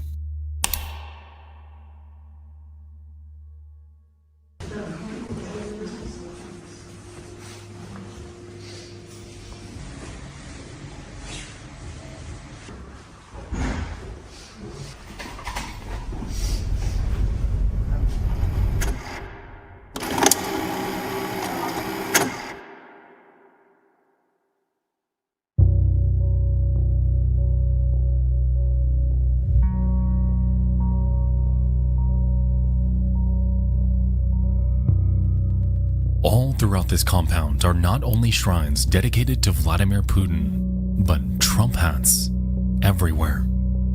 This is why they're creating account after account, specializing in nearly every country in the world to spread their message. This is why they're paying Egon Shalakian to cozy up to any major governmental figure he can. This is why they've spread to California and have launched a trendy new YouTube channel for a fresh American audience. These people will not stop their efforts until they land someone inside the White House and beyond. And you wouldn't believe it, but they're well on their way there. I am running for president of the United States of America to give power back to the people and build a creative society worldwide. It turns out that former football coach and presidential candidate Robbie Wells has been associated with Allatra and the Creative Society since 2019, running for office, circulating the same rhetoric about a universal basic income, using every social media account to deliver pro-Allatra, pro-Putin conspiracies to his followers. Pastor Mark Burns, the man who just helped erect the golden statue of Trump, also has video after video spanning every one of his socials supporting Allatra's cause.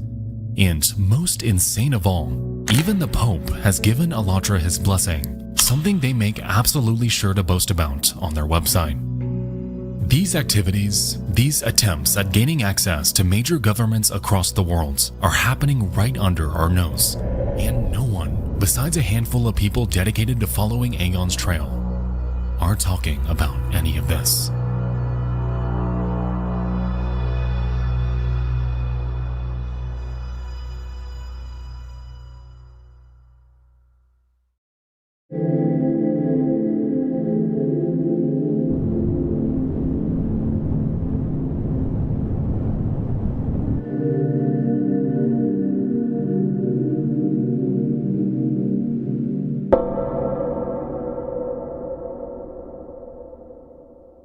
Ahoj přátelé, vítám vás z Afriky.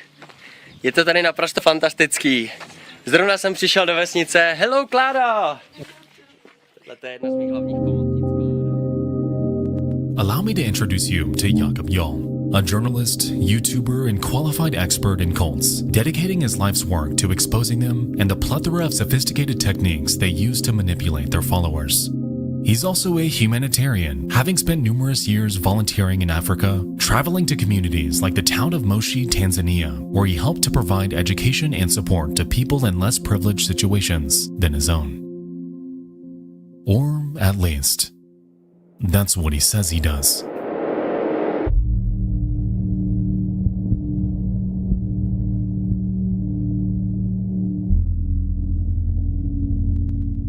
Scattered across YouTube are numerous near-identical documentaries that provide a much more sinister look into Jakob's supposed activities in Tanzania. Satanist in Africa. From charity to child abuse. The victims told the truth. Why is Jakob Jarl still free? These productions span hours and appear to be entirely legitimate documentaries. They're presented by verifiable hosts who have taken to the streets of Moshi to interview locals who'd like to expose the truth. That Jakob Jarl is a liar, a deviant, and that he secretly and covertly conducted an undercover operation to abuse and brainwash children in Africa. This case is so disturbing, so repulsive, that all over TikTok to this day are hundreds upon hundreds of videos spreading the word about this monster that has seemingly been hiding under the radar for years. This horrible human being who abused kids in Tanzania. His name is Jakob Jarl. He is from Czech Republic. He came to Tanzania.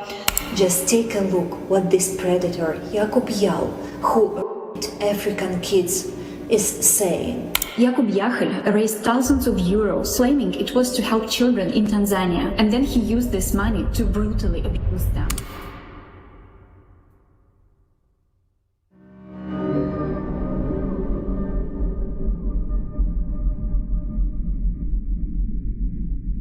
This account, Ollie Climate Girl, is one of hundreds spreading the Jakob Jarl story. Which is fine, it's good to get the word out. The part that isn't fine, though, is that this very account has already shown up in this video.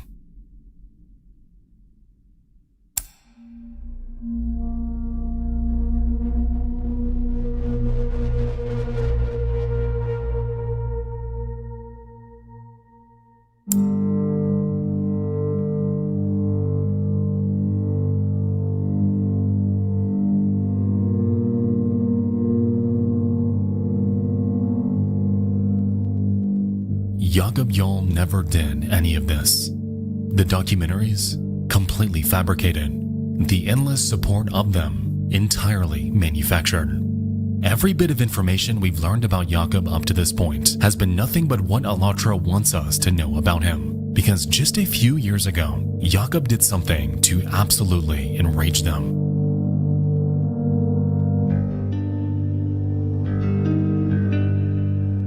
In 2023, Jakob Jarl was one of a number of Czech journalists working to expose Alatra's activities. Turns out that he was instrumental in locating one of Igor Danilov's hideouts. And because of his meddling, he's now facing a coordinated smear campaign, essentially painting him as the devil. Unfortunately, it's difficult to parse who exactly is connected to Alatra and who isn't when it comes to their comment sections. They've amassed hundreds of them across their various uploads, and the overall sentiment ranges from unapologetic support to cautious skepticism. From what it seems, this massive psyop they're pushing is working in some capacity, as it's even caused the Czech government themselves to step in and investigate Jakob for these claims. It took years before he was exonerated, and while today he's thankful for it, the mental toll it took on him, combined with the internet's collective outrage about him doing things he never would have even imagined doing, all of it had unfortunately put him in an extremely dark place.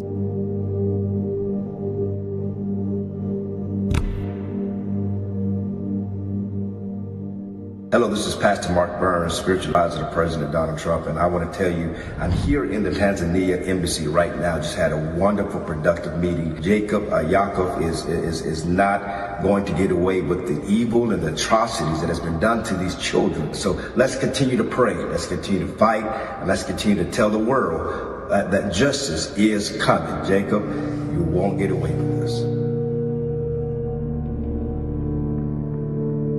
To this day, if you look up Jakob Jarl on any search engine or social media platform, you'll find video after video painting him out to be a monster.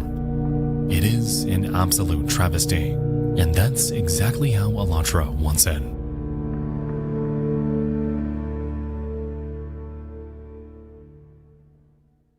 It's interesting. I don't know if you know, but this summer holidays, Allatra is again visiting Tanzania.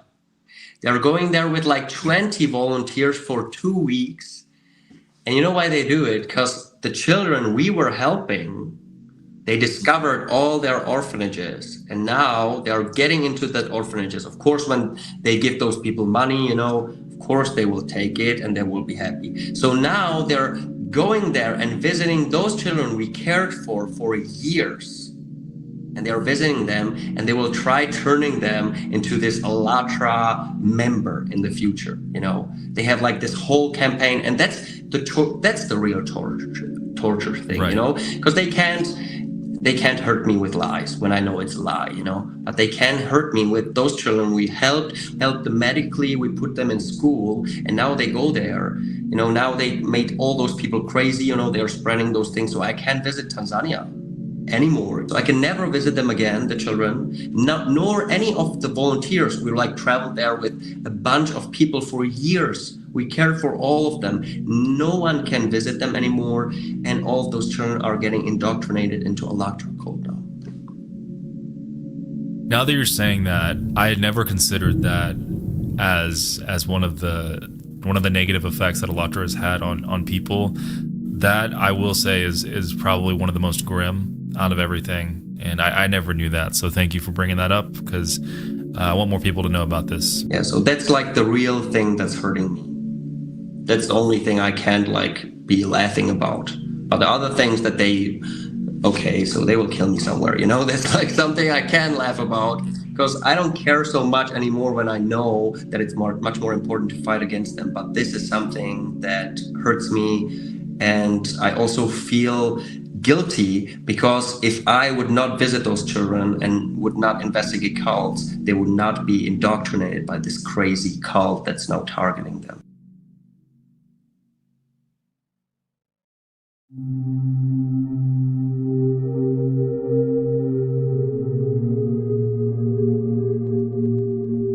At the end of all of this, I'm simply left feeling shocked. Shocked at the fact that something so random, so minuscule, a simple live stream by Destiny and a Reddit post to accompany it, could morph into something so far from where we started. This entire time, Aegon Shalakian has been nothing but a cog in a much greater machine. A fraud in so many aspects of his life.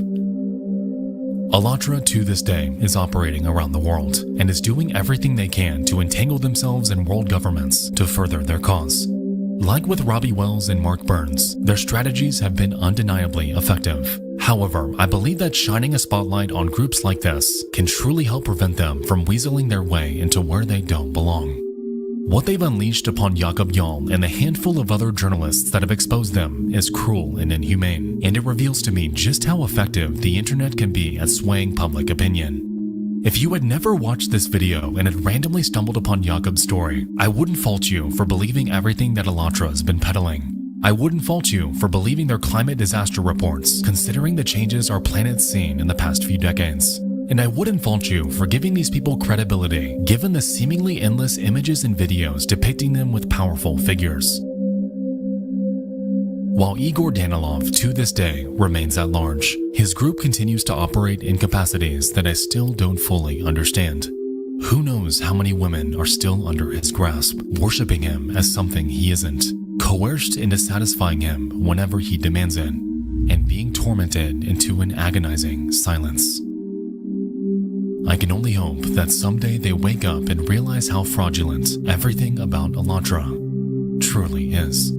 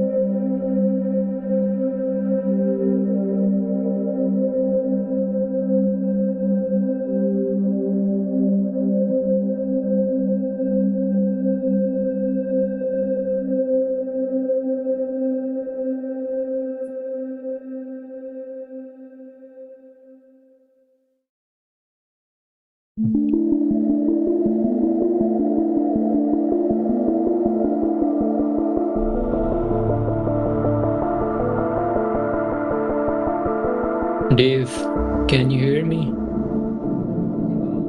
They use a different strategy. You know, in the past they used young women who were lured into the cult. Now they use young women who are daughters of couples who are already members. So it's more like a prestige thing that the couples, the parents, are like offering their young daughter to Igor, you know, to be a heavenly bird. They transformed it, and thus they can be sure that the parents will not start an anti-cult or anti-Alatra like campaign, you know. So that's one of the main things what they changed. Also, I think now they could not bear a heavenly bird to run away. So I think, like, honestly, that if a woman would want to run away, they would just bury her in the lake, you know. Like the lake where they are is like famous for being like, they find every half year they find someone who was killed and buried in that lake, you know. It's like very famous. So it's not like a difficult way, you know, and place to do that. But I'm sure they're manipulating them heavily, and they have much more of them now. They have 24 of those women now, you know. And I don't know if you remember the stories.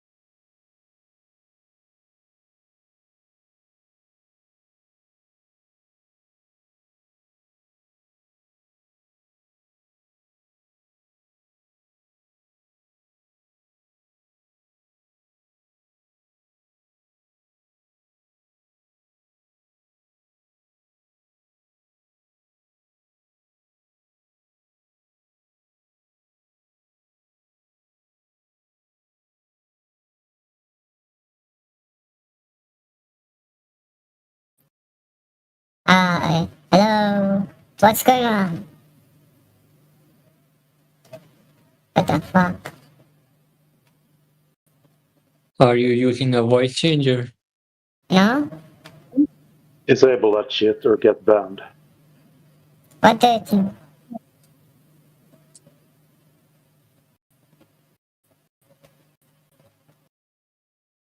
Turn off your voice changer. Who are you? If you don't fix it, one of the moderators may fix it for you. Like turn it Who off are you? completely. I don't give a fuck. Suit yourself. Fixed.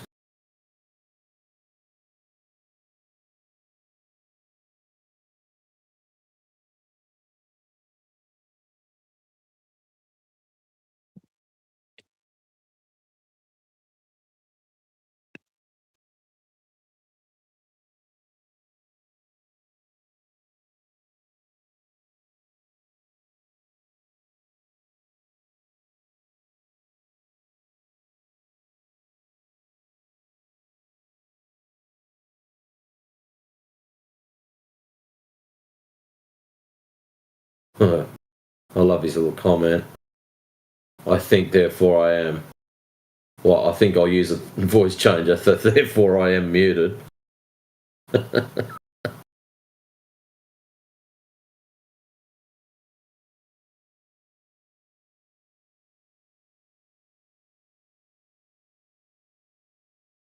You might as well go and talk to a brick wall, Encrypt. Yeah, I'm here to talk with real people.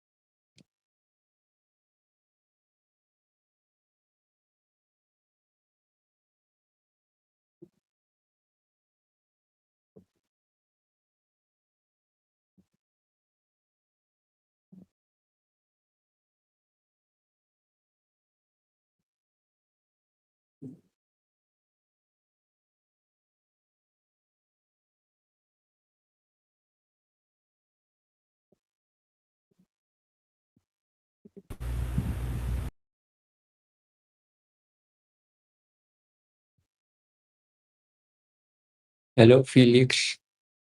Hello. Hello, Hello, do you have teacher. an argument for the globe Earth? I don't know. Do you believe in a globe Earth? Is it a robot? I mean, I a don't know. globe I Earth. don't. Global. Yeah.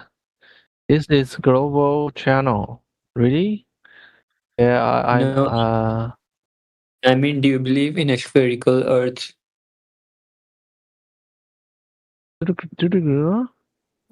Thinking high quality global arguments. Are you the one? I'm asking for No. arguments. Do you believe in a spherical Earth? Miracle? I don't know what you're talking about. This channel But is I not. about Yeah, the debate I around Chinese. spherical or flat Earth. Yeah, I Chinese. Um, I don't know what you're talking about. Maybe I should change the channel. Goodbye, goodbye.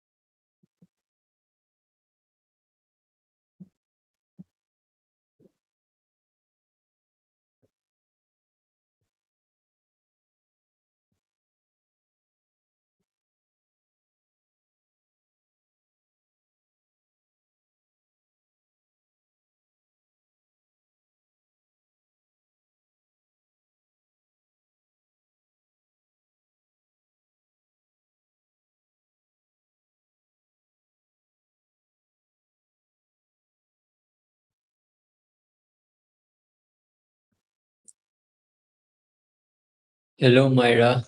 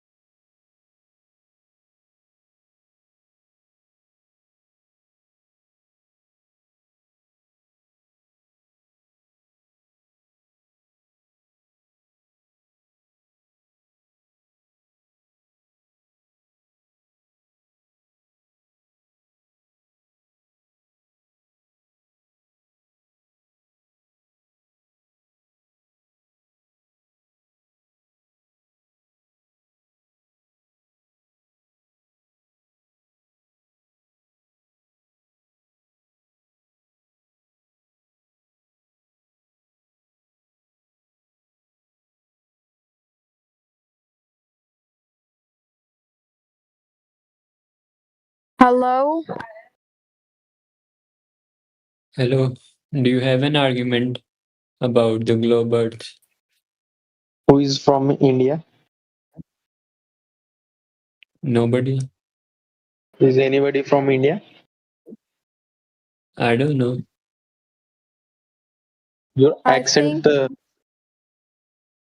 I think that body is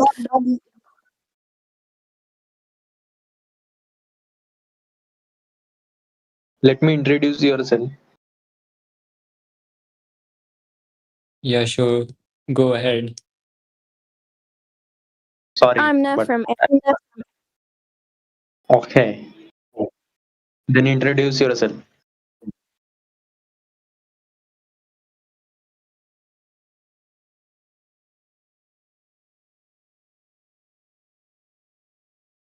Do you believe in a flat Earth? Yes, I believe Earth is flat. Excellent. There is no evidence to be a Earth is a globe.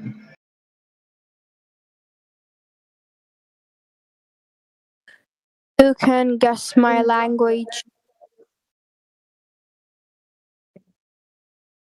You are speaking in English. That's Yeah, I'm nice. speaking. But my language, I have another language.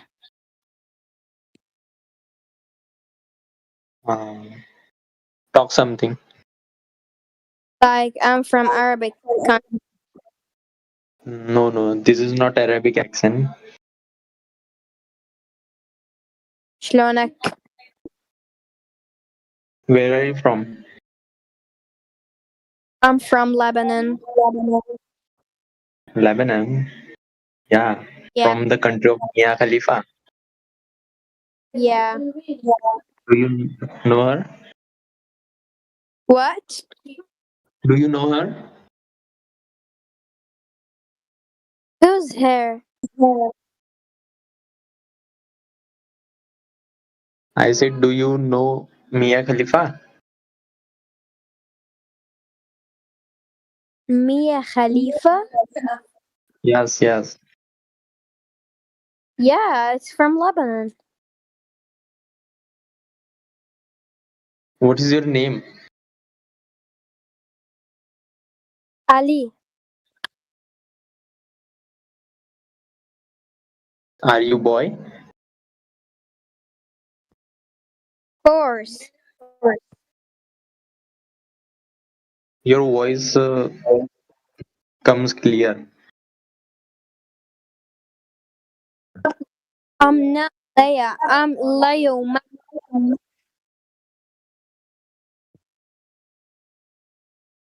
What are you studying? What I'm choking with you.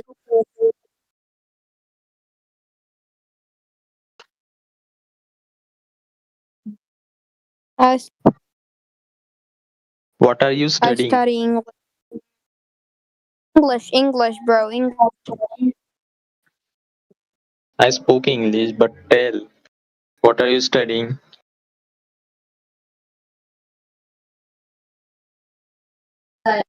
My God, what? I'm saying English.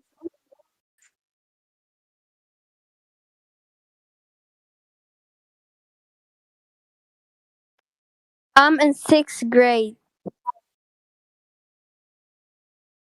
That's nice. You want to be on here?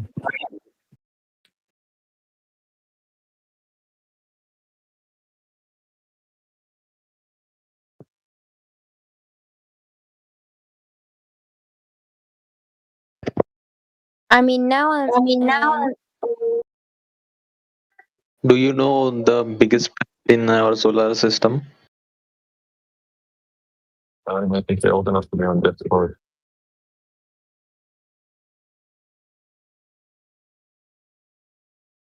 Leo, hello, Lebanon.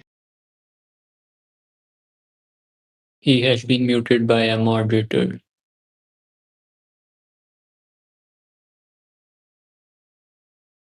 Leo, can you hear me?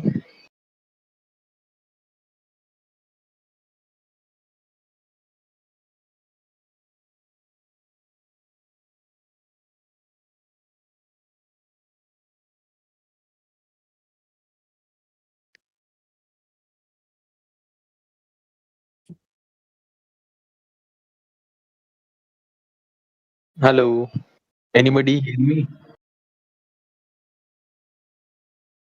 Play on the topic. This voice channel is currently being live streamed on the YouTube. Is there any guy here who believes that the Earth is flat? Yes, I Yeah, was it is. believe. Get the hell out of here, bro. How the hell do you believe this bullshit? It's not a bullshit. No, it is. How did you know it's flat? First of all, how do you know it's spherical? Then how do you know it's globe? What? How do you know Earth is globe? Is a what? Globe? Globe, spherical shape. Whatever. Do you have any evidence about the Do you have sphere? evidence Earth is have a spherical shape? Firstly, you'll answer my question, and after that, I'll start thinking about yours. Think. Then give me a few minutes to think about your Answer question. my question. You don't have an answer. Okay. We do have experiments that are repeatable, measurable, and verifiable, and they prove that the Earth is flat. What? No. We do What have- proves the Earth is just quickly? What proves the Earth is flat is zero measurable curvature on the surface. The surface of Earth doesn't curve, and water stays flat and level at still. You can't have. Well, this is so stupid. This is because of the Earth gravity. This is because of the gravity of Earth. The power. So you're saying that the gravity curves the water? Is that correct? What? Are you saying gravity curves the water on the globe? Is that what you're saying? I say that the gravity pulls the water and stays it, and it will not, like spill or something. No, you said gravity, yeah? What curves the water, is that correct? Curves? No, I didn't say that. No, you answer the question. What makes the earth flat, yeah? You said the question. Okay, so I asked what's the evidence of the earth is flat, and what did you say? I said there is no measurable curvature on the surface. No, there is a curve, but it's really, like a tiny curve, not a scene. Not a scene If one. you have that, if you have that measurement, then please post it in the side chat for panel members to validate. Okay, so give That's me a all you second. need to do. I'll search stop. Okay, we're good. Encryption man, go ahead. Yeah, okay.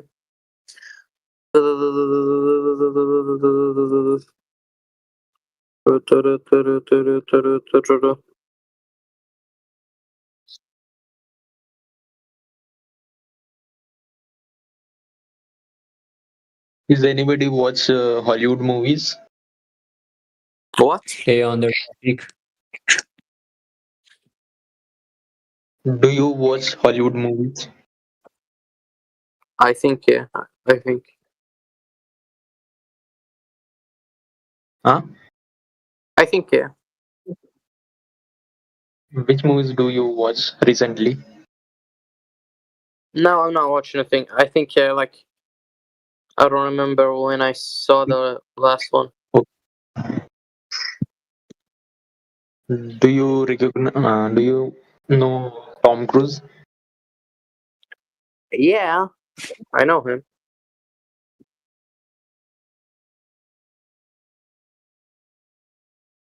Then do you watch any movie of Tom Cruise? Like Mission Impossible, The Mummy. I don't really think. I don't know. You never watched Mission Impossible series? No. I know it, but I didn't see it.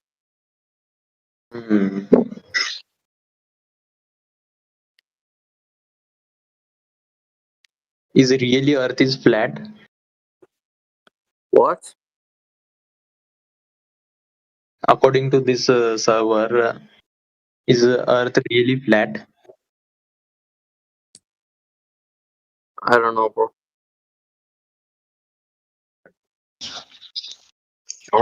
Where are you from?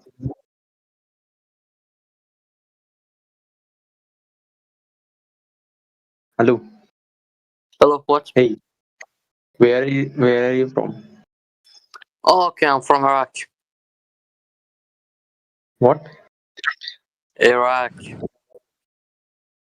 Iraq. Oh. You're the neighbor of Iran. Neighbor country. Yeah. That's it. Kidding. Are you good friends? Good. You mean me Good and relationship? Iran? No, not you. Iran and Iraq have a relationship. Have a good friendship. I don't know, yeah. Because Iraq is split it into two people. The southern people and the northern and eastern people. So the southern one are good friends with Iran, yeah.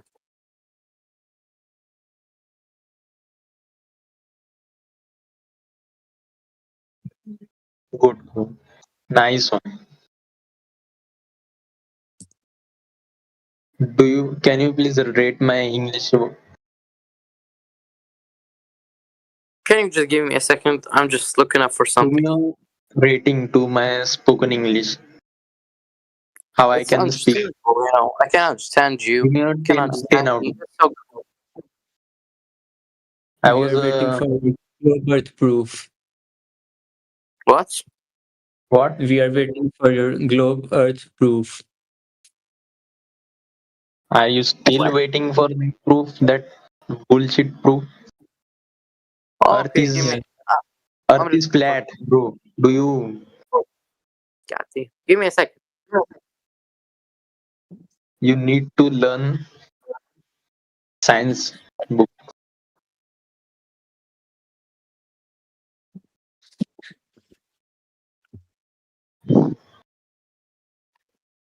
There's a guy now asked me about the curvature on the Earth and the planets, thing. Yeah, I looked it exactly. up. It's 7.8 meters per 10 kilometers. That's a claim, not a proof. What do you mean by not approved? We need real proof. What? We need experiments that are repeatable and verifiable. So give me a second. Let's say, and I know it's bullshit, but just let's say that the Earth is flat. How the hell there is night and day difference between countries? Because the sun moves in a circle above the earth when each day the earth is above your head. And No, when that's not it's true. night, Because the if it sun is was going circular movement, so when it's at, let's say, a country, a It's a night circuit. in a country, when it's a yeah, day in country and night in country, this shouldn't be happening, Because if Why it not? we was can flat, we will Why not? light 24/7 comes see the sun. everywhere. Why do you think that?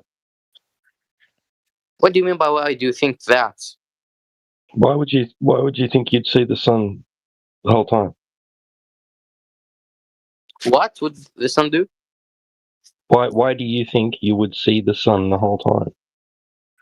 Because we're flat, as what you say. Because the Earth is flat. I mean, the Earth is flat. So there's no other reason why it couldn't possibly just eliminate one part and not the other? Yeah. On your theory, there's no way. There's optical limits.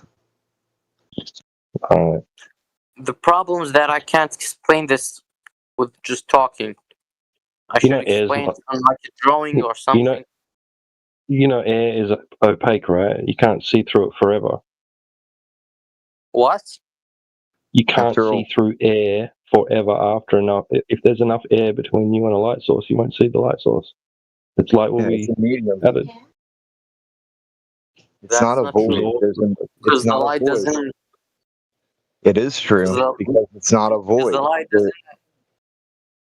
What? No, it's not a void. There's something there. There's something present. So you mean that there's some things are blocking the something, Does gas sunlight exist? or whatever?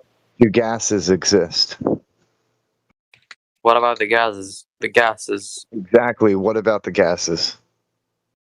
Look into the Yeah, I side mean, check. it will not like make the sun doesn't like you can't see it.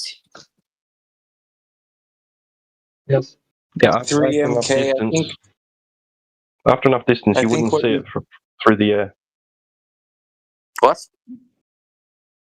After with enough distance, you would not see the sun's light through the air. This cannot be true.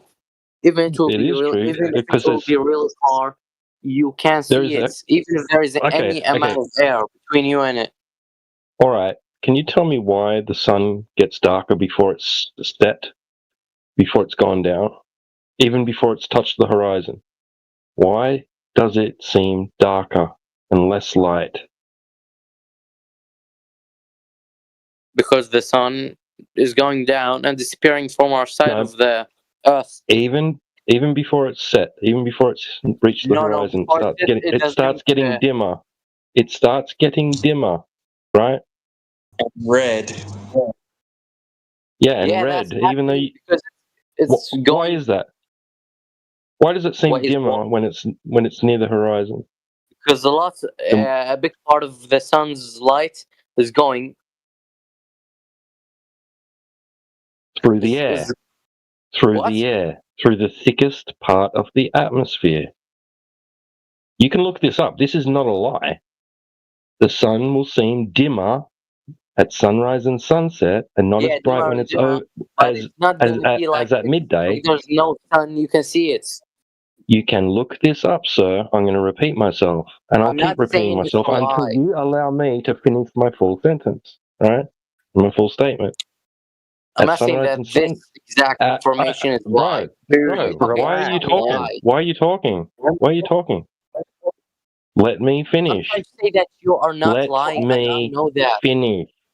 Let me finish. Finish their topic.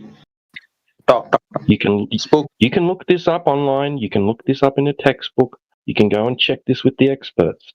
The Why do I sun need to will check it appear. up? Oh my God! I'm done with you. You are not worth my time, sir. Talk to someone Bro, else. I just said you are right. Listen, Why the hell should I don't check it up? interrupt him. I believe this. The problem is you can't just wait 1 second to let him finish his thought before you add on to it. Just be patient, man.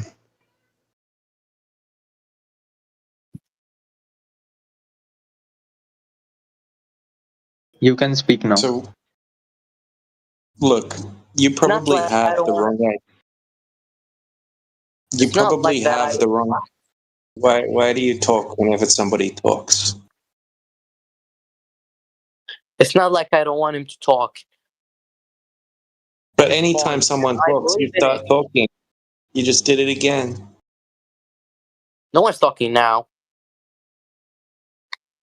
See, no one's Yeah, talking. exactly. But see, you did it again.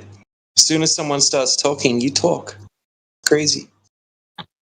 It's not like I start when anyone starts. We just starting at the same time. No, someone else will start, and then as soon as they halfway through a sentence, you start talking. Try not to do that. No, that's not true. Let's finish your topic. What keeps happening? Okay. What's up, guys? Good morning. Hello. Good afternoon. Good night. Good evening. Good anything, whatever the heck it is, it's good. Oh, man. So you see, no one now is talking. But when I start, some guy will show up and say, "You're not talking." Whenever no one's talking, get the hell out of here. Well, earlier I was listening to somebody saying, well, we could prove what the Earth is if we were to do X, Y, and Z. And then somebody else said, yeah, but somebody actually needs to do that in reality with a real empirical demonstration. Do you understand the difference? And it didn't sound like the other guy understood the difference between something you could do hypothetically versus something that was actually done. So, I don't know, was I picking up correctly on that? I was only passively listening. I'm jumping in right now. Yeah, he leapfrogged it and went to the sunsets, sun, whatever. Night and day. Good morning. Good morning. Night and day. Dude, I used to think sunsets too were such that you could watch like a semicircle of the sun and then like the top third of the sun and then the top fifth of the sun and so on until there was like no into actual sunsets on the horizon. Dude, the bottom moves up as the top moves down. It squishes and then it disappears and dithers above the horizon line.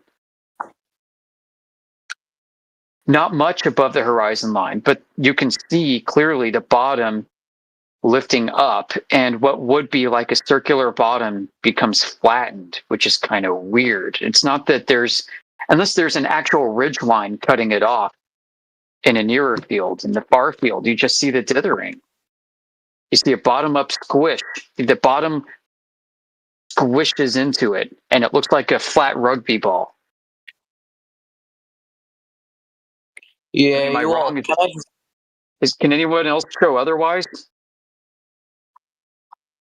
I don't really know how to answer this question, but can I just give a YouTube video? I'll just now on the chat. I'll give you the video. You just see it and understand what I'm trying to say.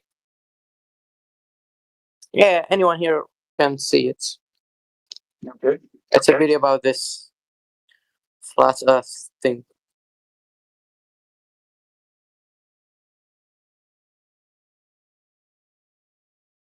Do you have any issues with it, or is there something in there you want us to pay particular attention to? Something specific? About what? Just general. Just in general. What is this for?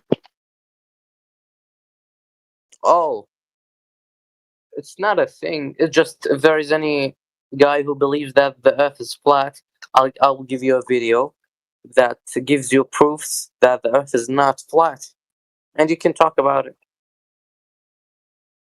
Oh, it's fine.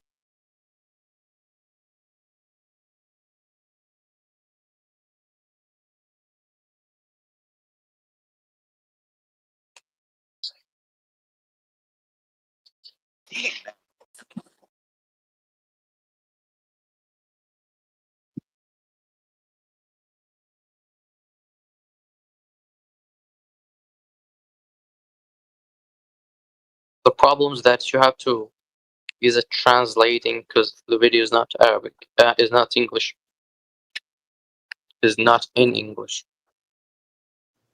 No, thank you. Copy.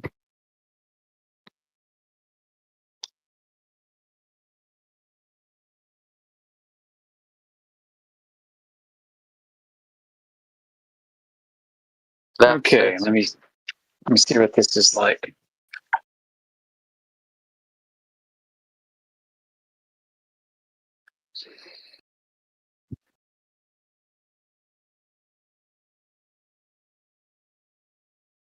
Dude, I turn on closed captions and it's just closed captioning in Arabic. I don't know if I've ever watched. I've never watched a foreign video that would be translated, but I'm in YouTube and closed captioning is only keeping it in Arabic. Okay, just give me a second. I mean, there might be a YouTube feature I don't know about. Yeah, this voiceover thing that I think you mean the feature that makes the video English. Yeah. I don't know if it's I don't really know. I prefer having translations. Well, for what it's worth, I'm going through this, and I mean, it's a lot of this contains arguments that we've come across a million times before, you know, and I think all of us on the panel You can skip whatever you just talked about. It's not about are this. equipped to discuss any of there's these things you objections. talked about, you can skip. So, like here, yeah, I skipped to 32 minutes. For example, there's like the flight routes, right? Showing like Sydney, Australia to Santiago, Chile, compared to Los Angeles to Sydney, Australia, and the time difference. I mean, I do get a lot of that, but you know, we've had these discussions before. So whatever, I believe that if there is a guy, if there's a guy who believes with this flat Earth thing, if you watch this full video, he will not be believing this anymore. And you can if you want, but it's an hour video. Yeah, I know, and I'm expressing that I doubt that because I'm scrolling through looking at what it is they're presenting. I don't understand it, but I see what they're presenting. And these are all discussion points that we talk about in here on a daily basis. None of this is new to us. So if you want to discuss any of these points with us, like the flight times, for example, from the video, I'd be more than happy to get into this with you if you want.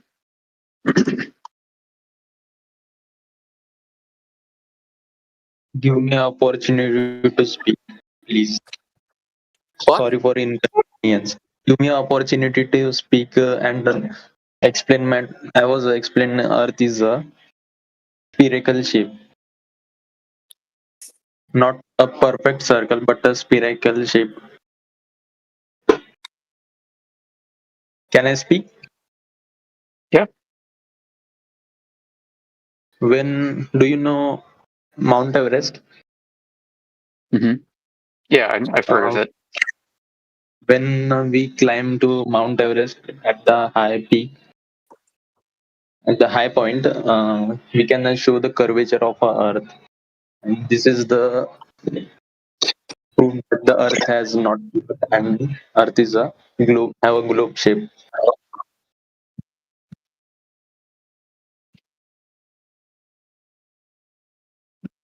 Do you understand? I'm not sure what you mean. I have to go, guys. Sorry, I can't chat right. What?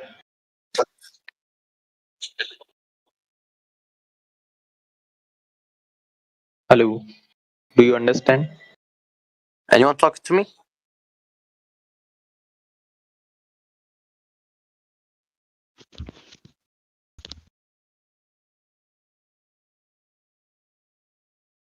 I'm not sure why.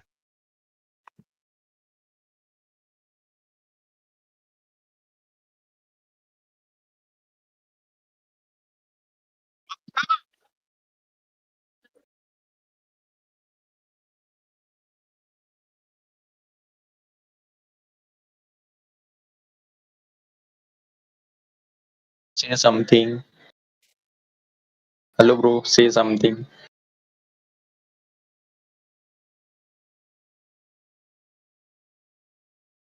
Nothing.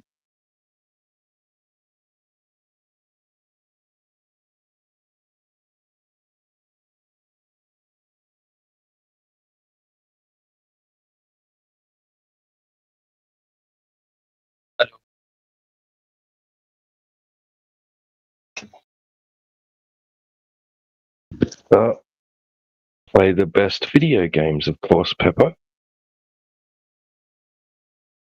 What? Yo, yo, yo. Y'all know, like, how AI works, LLM? Right. No idea. It's a glorified calculator for words. It's nothing more than a hyped up chat bot. I know how LLMs work. Okay. Okay, good for you. Yes, if you have the opportunity to unite all the knowledge in humanity, is that enough to prove Earth is not flat? No. What the heck? Okay. It is I like, so even if you have all the knowledge in the world, it's not enough. Y'all are saying that. Yeah, exactly, because it won't involve the Earth being. Yeah, but why would you know all the knowledge in the Earth? What? Like, how would you know, like, affirming that if you have all the knowledge in the world, it will not be enough? Because you'd know that the Earth is flat if you had all the knowledge in the world. Oh, what knowledges? Name like 10. What? Name 10? Yeah. Oh, the Earth is flat. That's one of them. Yeah, I want to know the other one.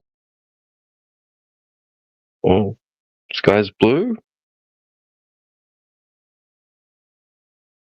Is that enough to put the Earth is flat? There's liquid, gas, and solids. What else do you want to know? There's a lot of Nick Cage movies.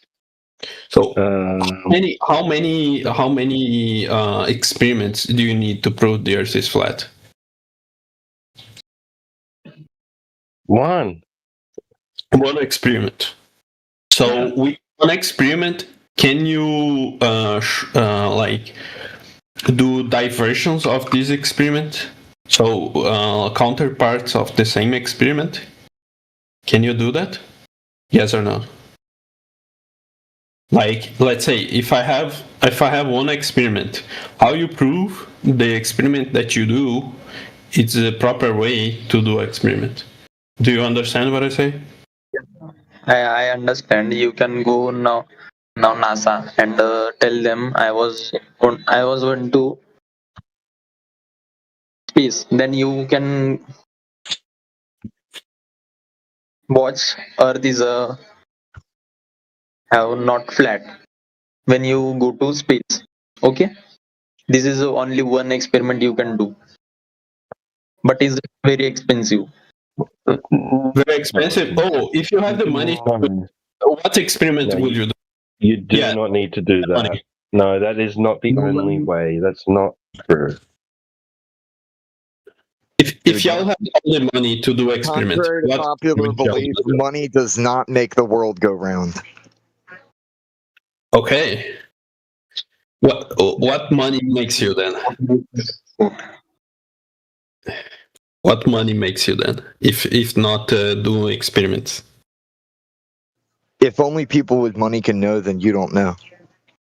Okay, you are saying even if you have the money, you will not be able to prove the Earth is flat. That's it. I'm saying all the money in the world ain't gonna. Never mind. Go ahead, man. Oh, sorry, man. Yeah, no. It's already experienced as flat, man. Why are you trying to prove that reality's real? Doesn't make any sense. Why do you need an experiment to tell you that your experience is actually true? I agree with you. The burden of proof is on the claim, and the globe is the claim.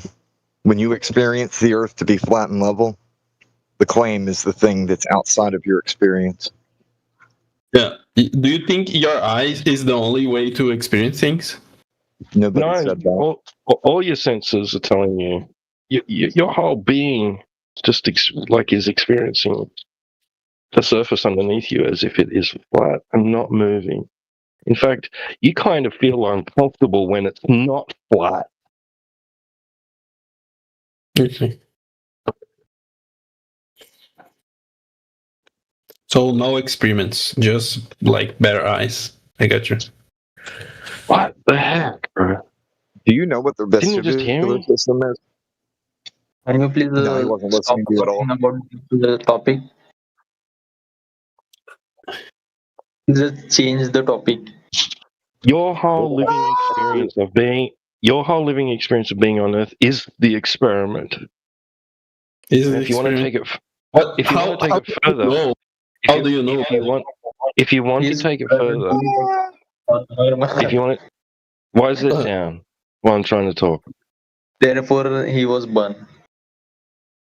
If you want to take it further, then we can look at like how the Earth's surface is utilized, right? Not just how it's observed and experienced, and how we feel getting around it. We can talk about how you feel the Earth used.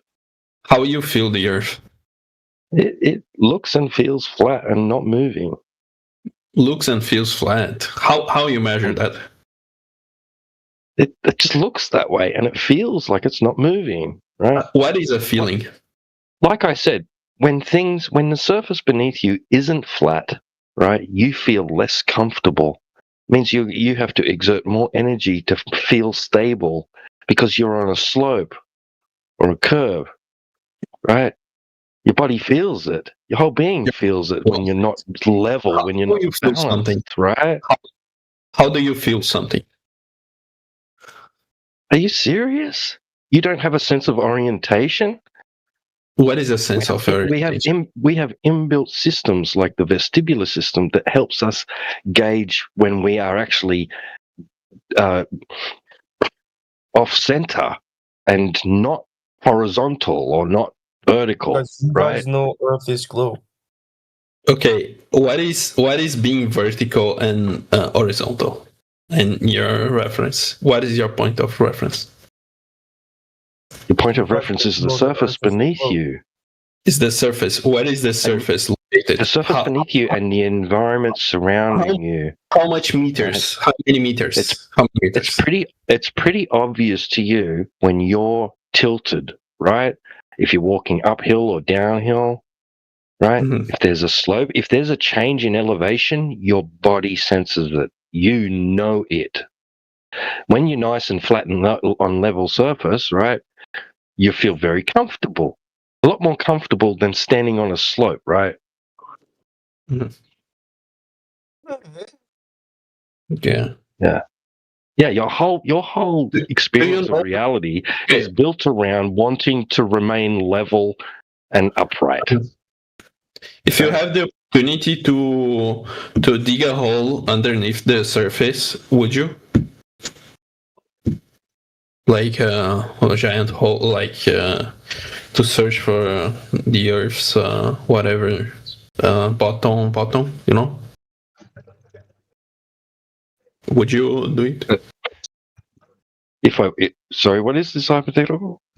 So the question is, if you have the opportunity to have equipment or a drone or like a giant diamond digger, you know, digger like digging the ground, to dig the ground, and this diamond digger will go underneath the earth and place RF signal interpreter of the bottom ground of the earth. RF signal is radio frequency. Okay. I'm not concerned with any of that. I'm sorry. Okay. How to measure something? Do you know how to measure vestibular thing? How it's measured? Usually when you measure something, you compare it with something else. You compare it with something else. What is this something else? A tool, for example. A tool. Yeah. Or you could use. There's very rudimentary measurements. I mean, I can stand next to somebody and gauge that their height is taller than me. I can describe their height as taller than me. That's a measurement. That's a comparison, right? Comparison. Mm-hmm. How to know somebody like? Then we could get. I could like use that man's height and cut a piece of wood that is the same height as him, and then increment it into sections and use units to describe that height. That's all measurement is. What's the biggest object in the Earth? What is the biggest object in Earth? Do you know? Like, is there a big no object? idea what's. I don't even know what's relevant. Okay, yeah, I might say something. Do you know Himalayas? The Himalayas, like the most visible thing, like the most high part in Earth, right? How do you think Himalayas were generated, like created, let's say, or everything? How do you think that happened?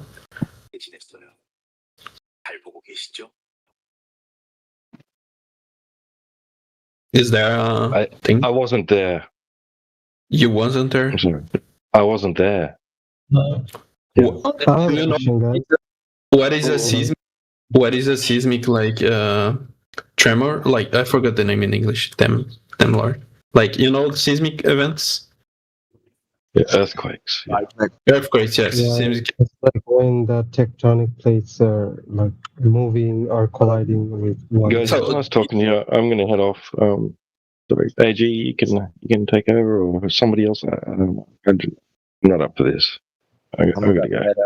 I got one. You can go. 국민연금이 청년들에게 수령액 구매를 약속하는 특별법을 Cheers, 제정한다는 소식. 정부가 서울 및 수도권 Y'all know what is a tsunami? How a tsunami happens usually? 그런데 이게 When earthquake formed. Yeah, usually a tsunami happens with an earthquake. Yes. How a seismic event like earthquake happens? Y'all know? Because of volcano of your earth crust was do something and earthquake formed. Okay, so do you know like what is a tectonic plate thing? Tectonic plate. I didn't understand. Like for an earthquake to happen, this happens in a tectonic plate. I'm gonna send the map for y'all. Wait.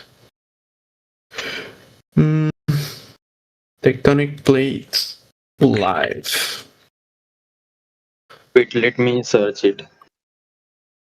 Tectonic plates. So those are the tectonic plates I placed on the side chat, okay? How on Earth, flat Earth, do they exist?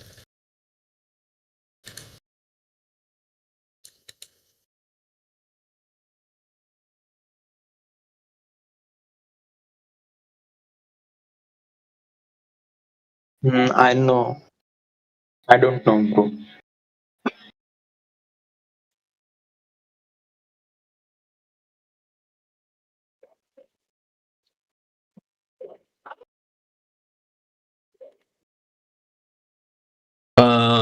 Yeah. Earthquakes change the surface of the Earth by default. You can type on YouTube and see it.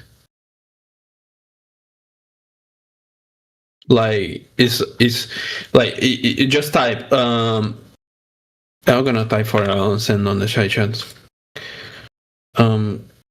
Earthquake change video captured. It's a well-known thing. Know which most abundant element in the Earth atmosphere? So when I say Earth changed the shape of the surface, I just send the video. You don't have to believe me. Like when the surface is changed.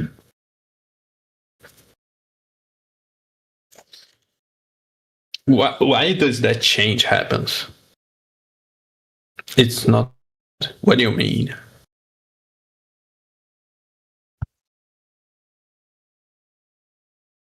Like how tectonic plates work? Do you know? Is there an explanation?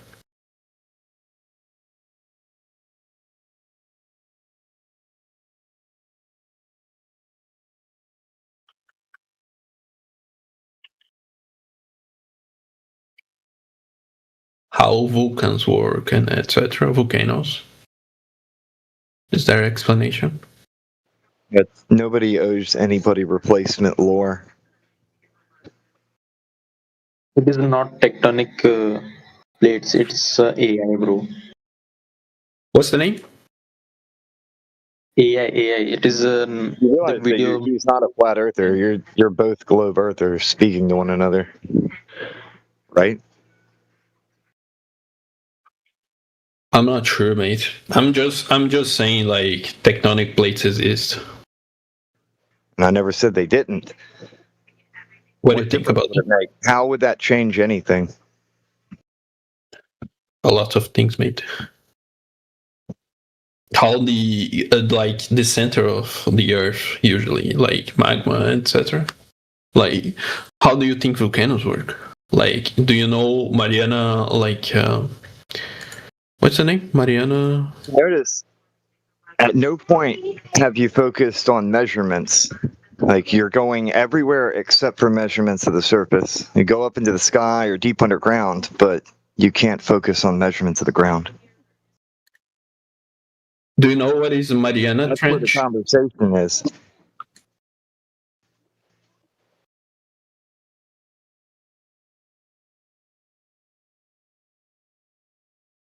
Or you know how flat the coastal plains are? Sorry? You know how flat the coastal plains are, how flat that trench is, like everything around it. None of this matters, though, because all we really need is measurements for curvature. Measurements for curvature. Yeah. How an isle is formed on the sea? Like, let's say, do you know like the volcano? How a volcano works? Yeah. Again, that's non sequitur to measurements of the ground. Would you like to know? Talking about Mariana I already Trench. know how this stuff functions. You have to understand, every single person here began as a globe earther. We learned all the same exact stuff that you know. In fact, we probably know more about your worldview than you do. Show me the theories then. You have no theories. It's completely non sequitur to measurements of the ground. I know y'all have a bunch of theories. I was a flat earther also. Just show me the theory. Yeah, you're a liar. You're LARPing. No. How do you know the questions that I make? Like the moon is like the Nothing but Yappatino since you joined the room, because you've been jumping from one question to the next, gish galloping, and yet you haven't made a single point. Would you like to know how volcano works? Show me how it works. I don't care at all. I would like you to provide measurements for curvature. Yo. Think that I am flat earther. Talk if I am as a flat provide earther. measurements for curvature to prove that the Earth is curved. No, don't think me as an enemy, mate. Think I'm a flat earther like you. Like, I know how the community works. Yeah, you can identify me as whatever you want. I identify as being a worldview collector. Yo. Just share it, mate. Share the theory. I know how it works on the community. Just share the theory. You don't. See, that's the problem. That's the problem. Is you think there's like just a few of us, or we're like all one entity. We share the same mind. This is a different place from most quote unquote mainstream. No, there's flat earthers who are religious. There are flat earthers who are not religious. I know that. Well, we don't run off on a bunch of theories and stuff we can't prove. So we stick to what we can prove. The surface of the Earth, it's flat.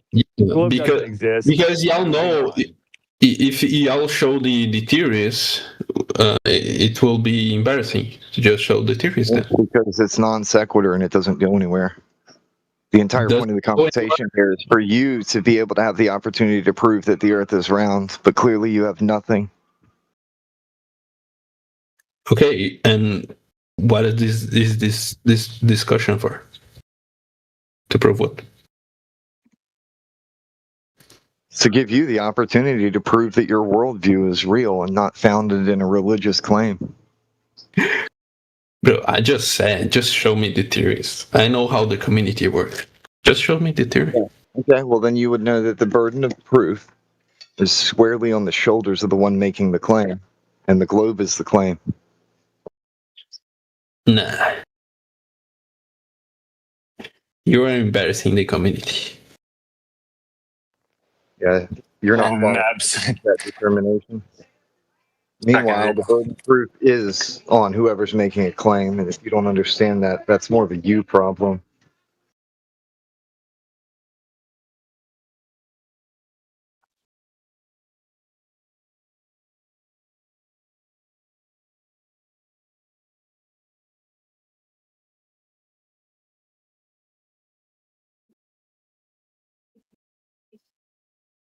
Oh, no theory then. Can I ask a simple question? It's so brave of you to be so wrong in public.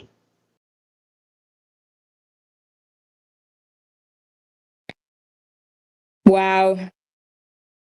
That happens sometimes. Can I ask a simple question, please? Yeah, do it. Why the sun rays not harm to humans? What? Humans what? Why the sun ultraviolet rays are not harm to human? To women? Human. Human? Oh, right.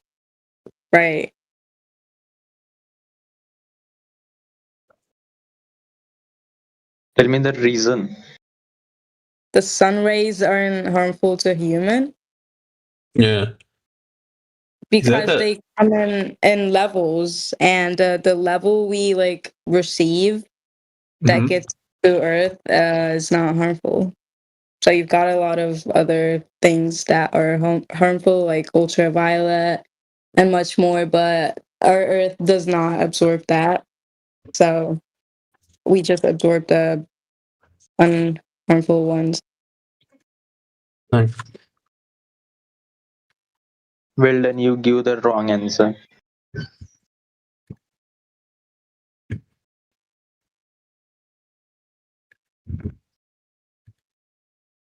Sorry, what was that? It's not relevant. What?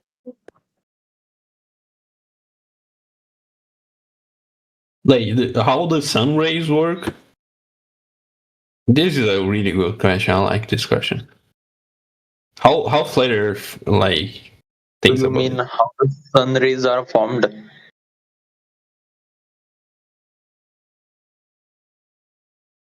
What are you talking about? How sun rays are formed? What's your question? Like, I'm very confused, and I think everybody is. NASA is satanic. I like this phrase.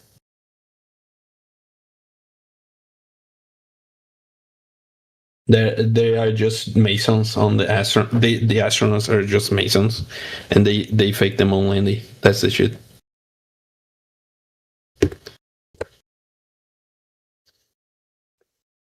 Yeah, I'll agree with me.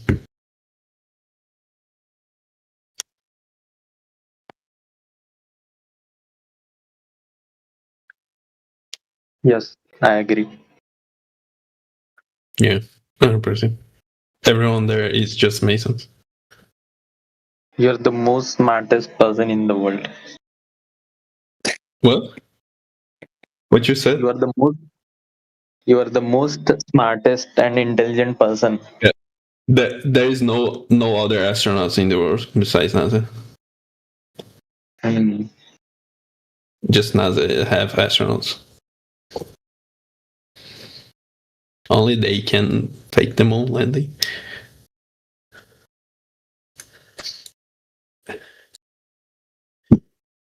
Can you tell me the first person who's land on moon?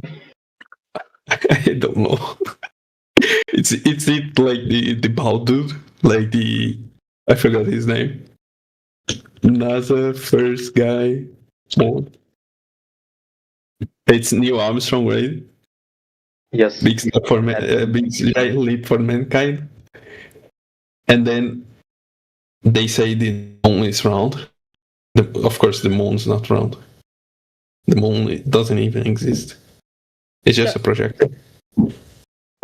Oh, really? Yeah, the moon is like a projector from the from. The Earth is like flat or like round. Moon is a bright night. What? Don't you know like the moon is like a projection? No, I'm asking a different question. I said, do you believe the Earth is flat or like round? What my eyes see, I can with only my eyes, I only see flat. Yeah. Okay, you only see flat. Yeah, with my bare eyes, yes. It's no, other than your eyes, because there are things that we don't really see how they work, but we know how they work. What? Give me a scientific reason why the moon is a shine in night. Because it does. What? It's like a light bulb. You know. Lights in the sky don't change measurements of the ground. Then who supplies the electricity to the light bulb? Me. Christ. This is a stupid line of questioning. Now turn off your mic. Oh.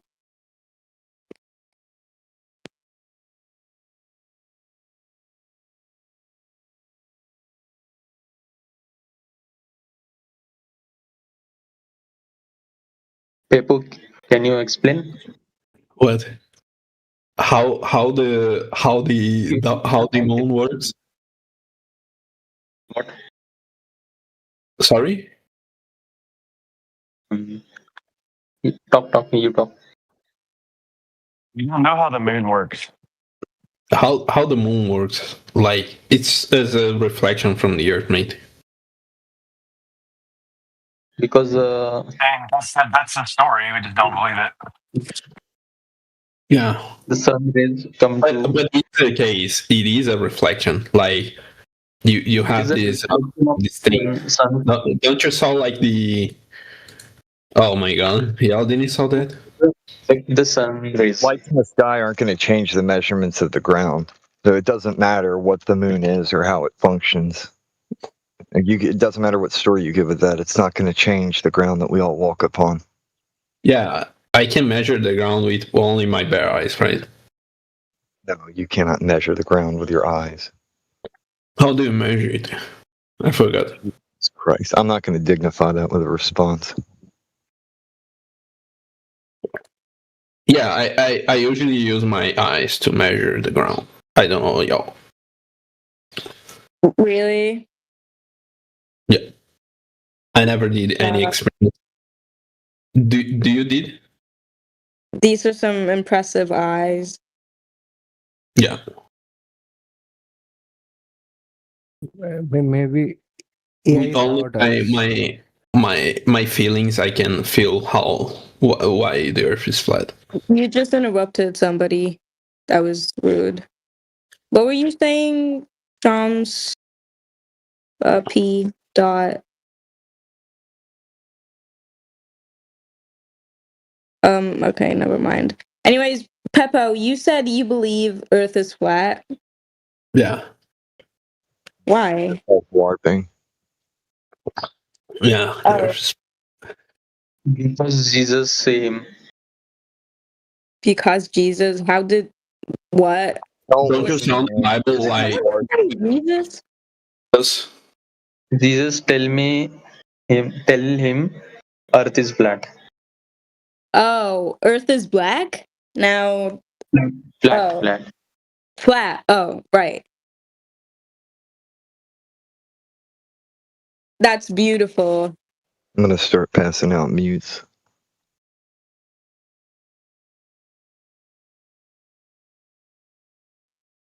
Saying some religious text says the earth is flat is the reason why it's flat. It's one of the more ridiculous things, possibly to do as a human. You should go out there, take a measuring tool like a laser and measure it, especially over the surface of water. Frozen water also works especially well because it keeps temperatures above and below the laser from distorting the laser as much. And we have 10, 16, 21, even up to 36-mile observations over water, frozen water, and even land that shows that it does not curve. Land, water, they don't curve. When they're horizontal and stationary at rest, they don't curve. There is topography like mountains, valleys, and all of that. But the surface is a horizontal plane. It stays level. It does not curve, especially water. So if 70+% of the earth is water, like we're taught, and it doesn't curve, you don't have any kind of curved earth. It's flat. Yeah. Yeah. Well done. Impressive.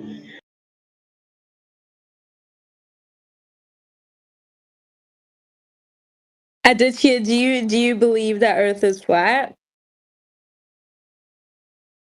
or round? Why are you misrepresenting the word belief? The definition of the word belief is acceptance without evidence. So you accept the earth without the evidence. Okay. Do you think what in the world word am I supposed to use then? Do you know or do you believe?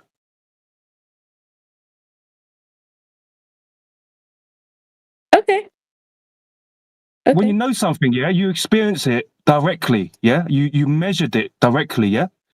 You gain the knowledge. Yeah? That's knowledge. You know something. Yeah?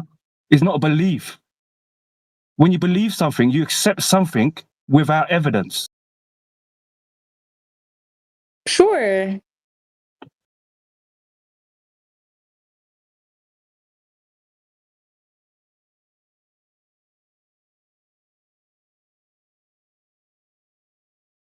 Hey kid, what is your name? What? What is your name? Oh, it's supercalifragilisticexpialidocious. If you can Okay, read that. supercalifragilisticexpialidocious. Can you please tell me what is the speed of light? I didn't measure it. You didn't measure it.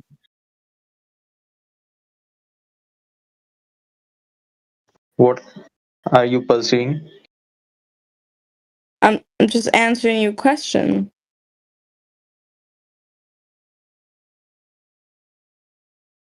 What are you studying? I study subjects. In which grade?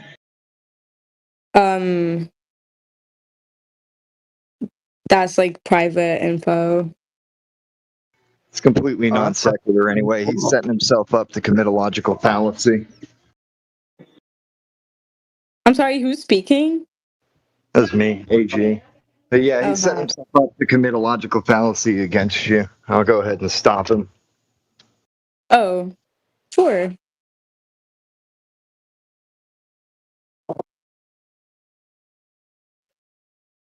And your boundaries are your boundaries. Stand on them. We got your back, by the way. Yeah. Who, me? Yeah, you don't have to share any information that you don't want to. It's okay. Oh yeah, right. That's true. Thank you for respecting that. Yeah, no problem.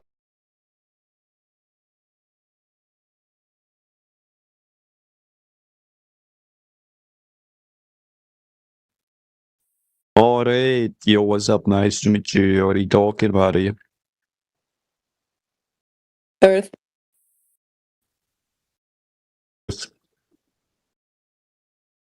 Is it? Yeah.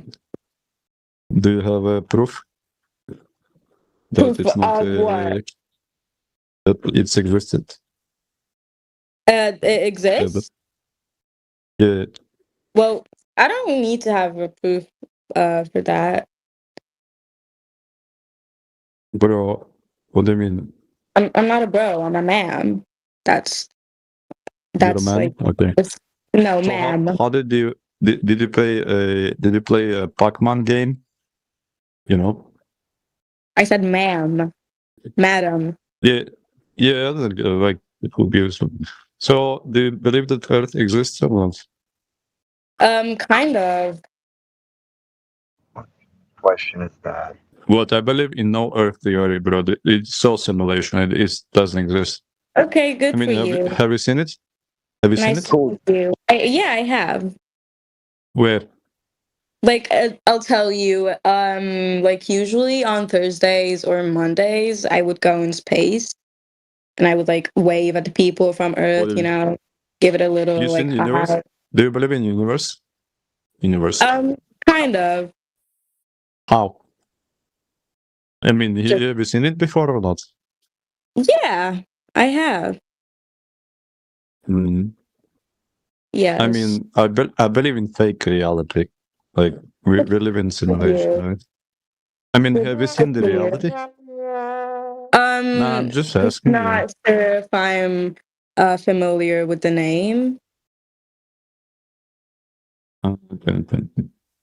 Yeah. Nice to meet you, though. Nice to meet you, cheers. So, do you have any questions or not? Me? Yes. No. Okay, good. So that's quick debate.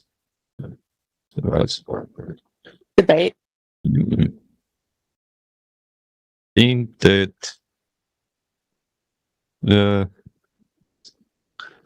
forget about it. Ooh. Sure. How did he come to such conclusions? So it's like it's interesting. Who? That's just like it's freaking puzzle. Like it's like all people muted here. Think I'm talking to myself? Yeah, it's better to talk to myself because You okay? are you okay? Checkmate. Okay, brother. Gotta flabbergasted a little bit. Nobody else wants to. I'll be building it a fucking fake, anyways. Is anybody able to summarize what Kay is saying? In like one It's not English. Like I'm just like super confused. Yeah, because like you believe in flat Earth. Yeah, that's like you're super confused every day. Like Okay. it's not. Hey, hey, dude. Hello. Yeah, you've been in here for like 5 minutes. I haven't heard you really say anything coherent. Oh yeah, I'm working. I'm working, right? You could summarize. Do you think you can summarize the bulk of what you were trying to say in one sentence? Catch everybody up.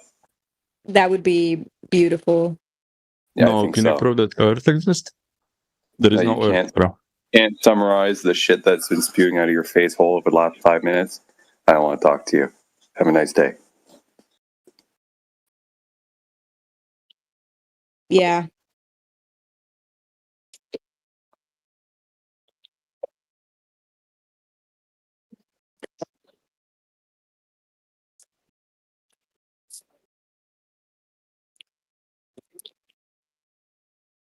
Yo, Hello, how's it going, man? man. Oh, she? My bad. She. You're not she or? No. Them. Yes, they them.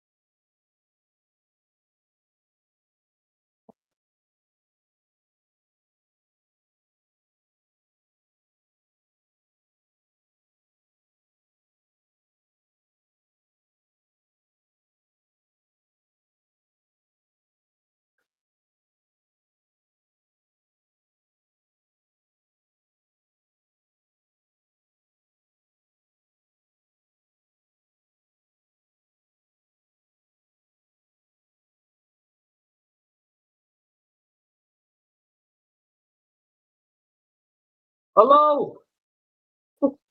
Hello? No one talking here. Hello. Hi, how are you? I'm great. How about you? Me too, I'm good. Thank you for asking. Of course.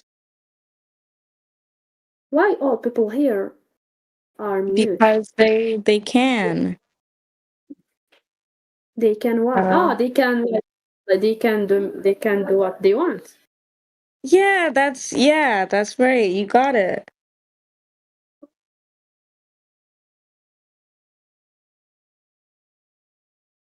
So we Yeah.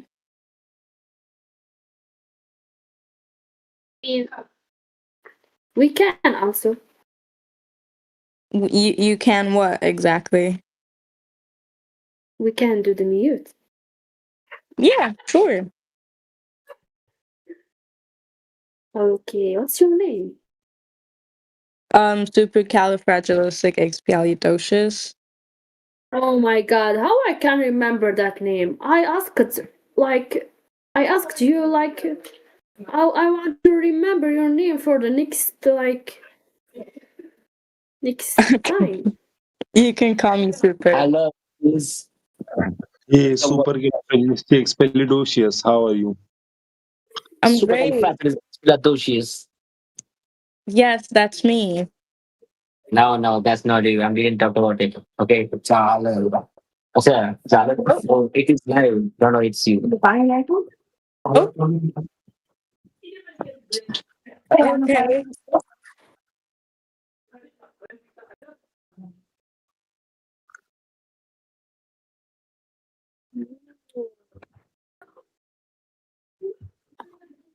What's going on, guys?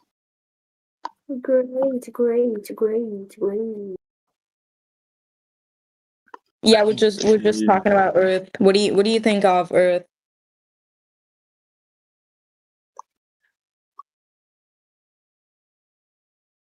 Okay, that was beautiful. I support you.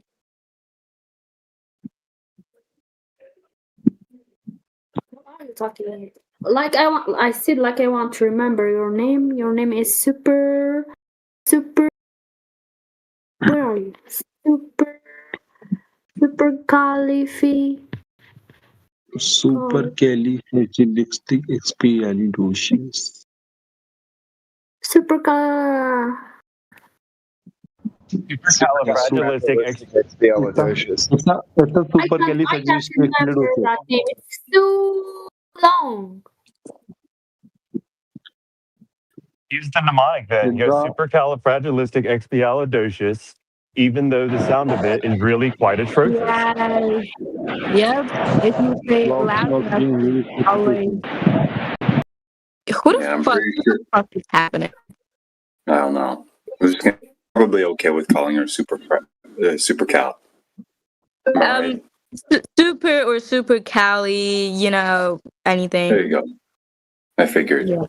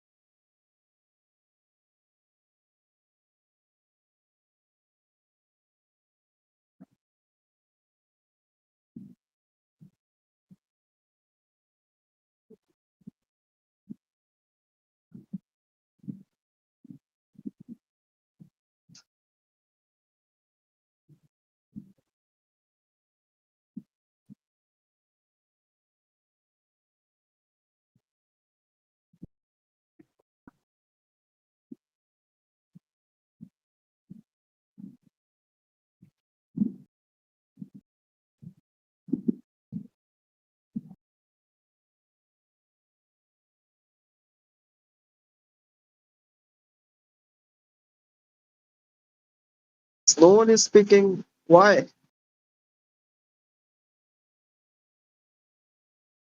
Because why not? Exactly.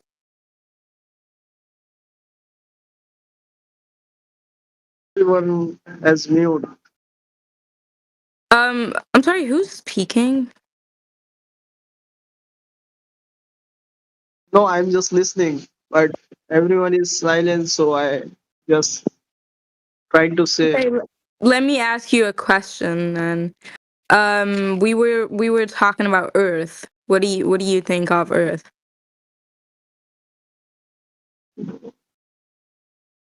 I don't have any idea.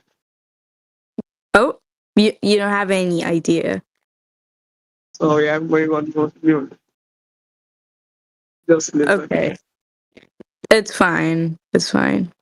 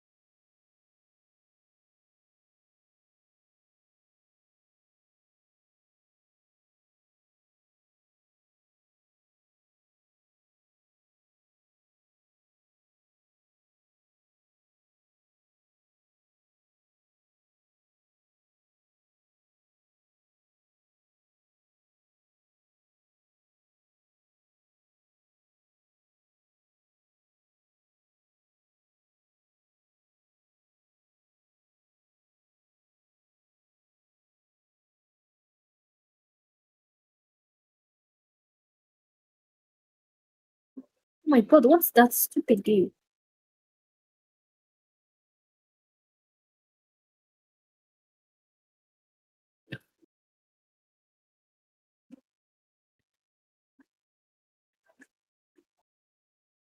She's not.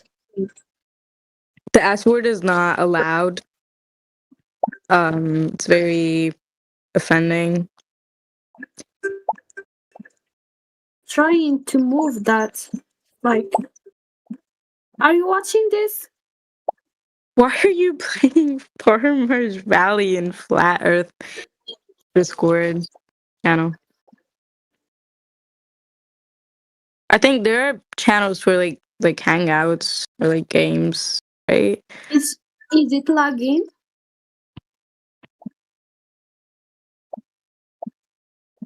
Okay. Okay, I will quit. So how can you say it? So how can you say it to see the creative the bond is moving? Take it all. Cartoons, what are you talking about? It's like use a time because the reason I think the thing is using it's a even more. Yeah.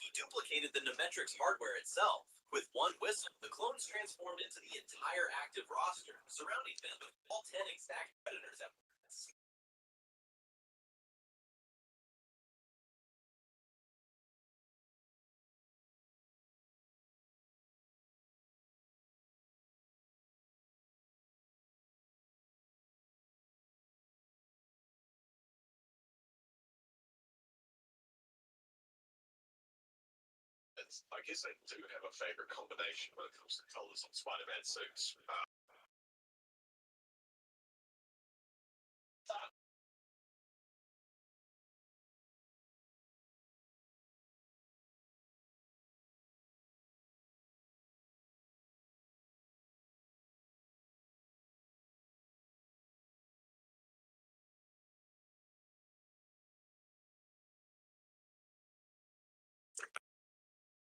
Hello.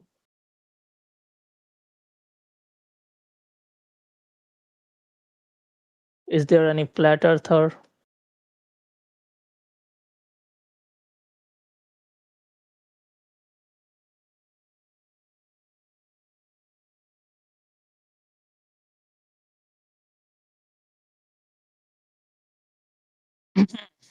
Hello.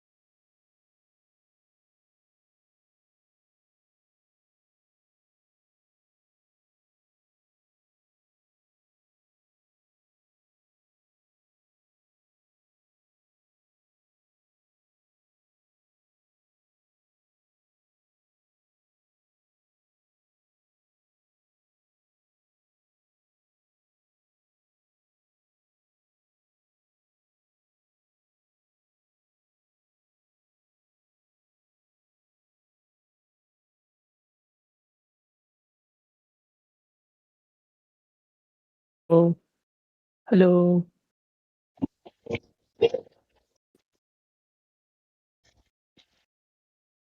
Hello.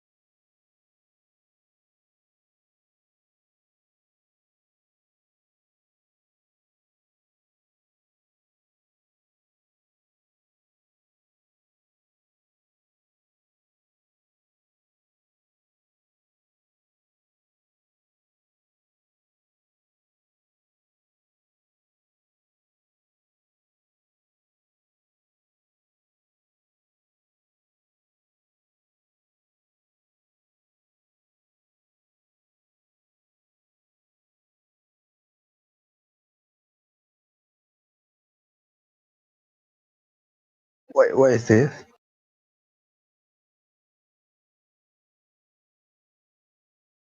What is this?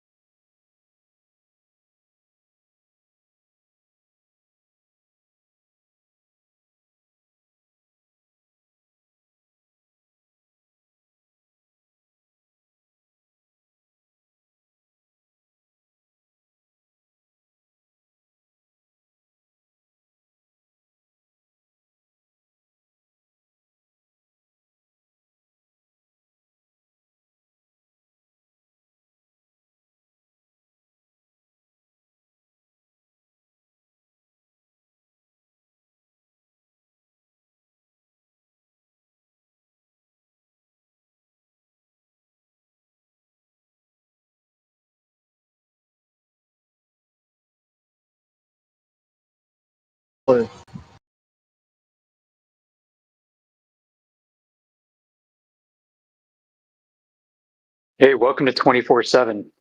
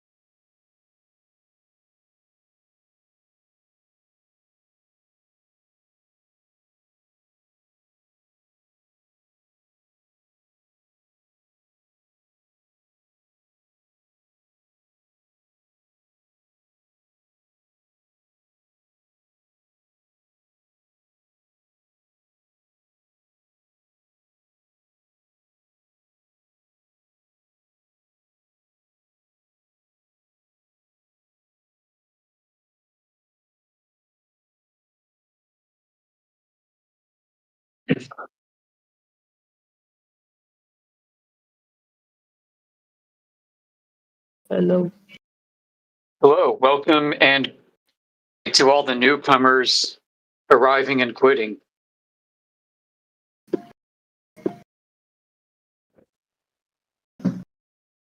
Hello. I'm here for the nitro. Oh, are we offering free nitro?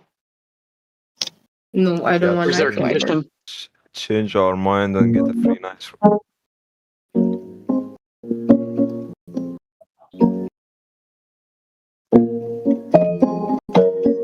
All right. So what's up, guys? Can we get some decorum here in the channel? What? Welcome to 24/7 Flat Earth, where the Earth. Hey Ryan, it sounds like you're hot micing. Thank you. Okay. Put you on. If you'd like an unmute, please get a control of your mic and let me know in text chat. So welcome to where the Earth is flat 24/7. It's all we talk about in here, and it's wonderful because it's truth that we can prove. Does anybody have any objections to this? Yeah, will I get a nitro? If you can prove that the Earth is a globe, yeah, you get free nitro. Free. You mean it's like an egg? I've heard the same thing. How do you know? How do you know it's like an egg and not like a squished football instead? Yeah, I can say like mostly like the visible horizon would be like 20 kilometers, right? From how high up? Yeah, like when you look at the horizon, usually like you see like maximum 20 kilometers, right? If you can, from a beach, then you're seeing too far for it to be a globe. In which case, it's no longer a globe. I have something to say. Okay. Do you agree? Do you agree it's 20 kilometers? If it's a globe, no, it's only going to be about 5 kilometers from 2 meters off the ground. So if you're seeing 20 kilometers, then you're seeing too far for it to be a globe. No, I'm trying to like prove that if it's 20 kilometers, that's what's visible for you. Yeah, if you can show us a 20 kilometer observation from 2 meters off the ground, then yeah, I mean you're proving that the Earth is not a globe. It's good evidence. It's flat, I guess.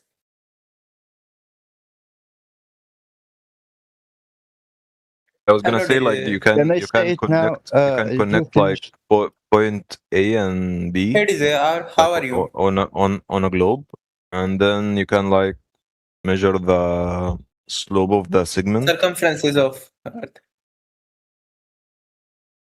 and you can find like it's 0.004 degrees, so it wouldn't be like visible for you.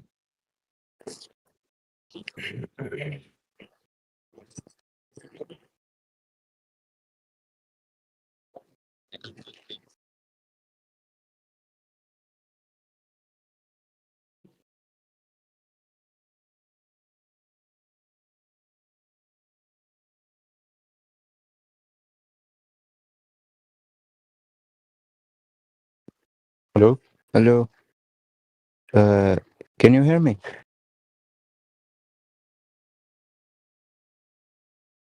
Hello? Yes, you're coming in loud and clear. Welcome. Okay. Look, when I was study like I was, I think, 11 years old. We study about one sea captain who have a big, really, who did a tour, like go from the west of his country, and after I think 5 years, 6 years, he came back from the west from his country to prove that Earth is not a flat; it's like a circle. I can give you the name of this captain if you want. But a circle is flat. What? A circle is flat. So what do you mean? No, sorry, my English is not good. I mean, like, flat. The other shape. If he was going around a curve of the Earth, you'd need a measurement of that, right? I mean, how do you know he's going down and not just around? Because he have machines, I guess, who can guide him. Because he said he go directly from the west. He came back from the east. Quite the opposite. Yeah, well, I mean, west and east are relative directions, right? And circles to one another. Relative to a northern point or southern point of common rotation, right? You said that he was going in a circle. Yeah, east and west are circles on a map. So what about north and south? North and south are directions that you go, and you can actually go to an absolute position called north and an absolute position called south. Those are coordinate positions that are absolute, and they're not relative. There's no place you can go that's east, right? You can always keep going east, and it's not like once you pass east you start going west. But it's definitely that case with north and south. With north and south, you can actually get to somewhere that is considered north, and after that, everywhere else is south again. Wait. I'm just gonna give you something. Wait, I'm looking for it. Yeah, no. So what you're going to show me is a path that went a giant circle on a flat map. Wait a second. Yep, and a giant circle on a flat map doesn't prove that the Earth was measured to have curvature. So he doesn't know he was going in circles.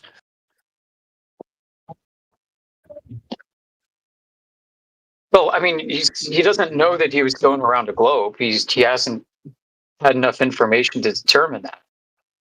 Wait a second, I can't give you that. I'm just looking for the one who did it. That.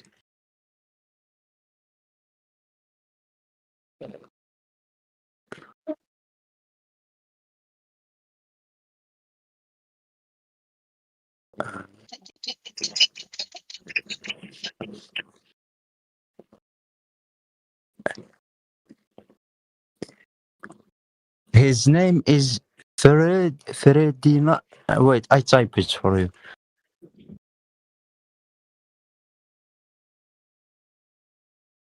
Take a look about this. Ferdinand Magellan.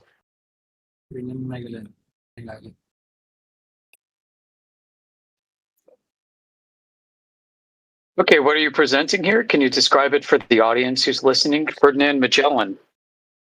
Is that it? Ferdinand Magellan? It's just talking about his trip that you say it was like in a circle. That's what he shows you, right? I mean, that's what he did. He circumnavigated. He went in an east and west direction around a north pole. That's like tracing the pizza crust around the center of the pizza.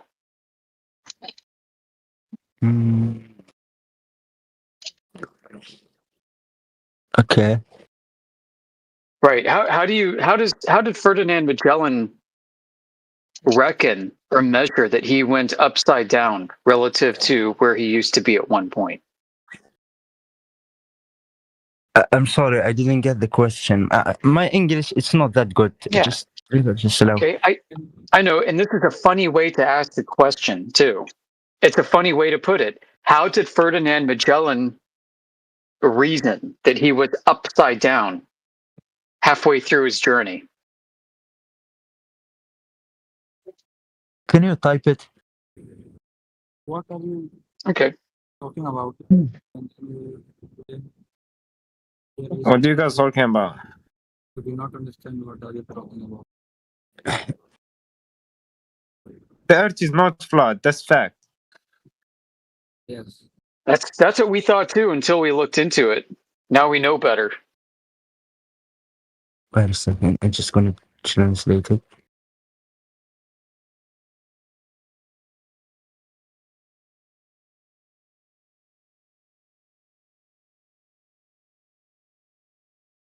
You mean like how he know if was he in the right track? No, how did he reason or know that he was upside down? You know, if he thinks he's sailing around a globe, around a ball, then he starts at the top side of the ball and rotates till he's upside down on the bottom of the ball and continues to rotate until he's right side up again on the top side of the ball. How did he measure that he was rotating upside down? Because there's an absolute claim of a rotation that must take place if Earth is a globe. And I don't think he measured that rotation. Look, Magellan, he doesn't feel like he was upside down in any time of his trip. You know something okay. called magnets of Earth. Yeah, like for a compass. You know physics. You know natures. A little bit, yeah. Yeah, that's because of the magnets of the Earth. I don't know how to say it in English. I guess Yeah, I'm the right. magnetic Magnets field. of the Earth. Yeah, exactly. Yeah. And Yeah, so yeah, Earth doesn't have to be a globe to have a magnetic field. Sorry? Right? Earth doesn't have to be a globe to have a magnetic field. You don't believe in magnetic field? You say? No, we have a magnetic field, yes, and Earth does not have to be a globe for there to be a magnetic field.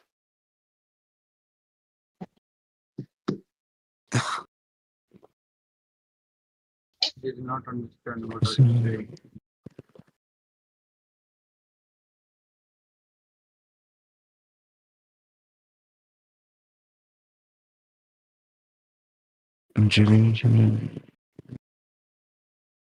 So that's it. That's my answer. I don't have anymore.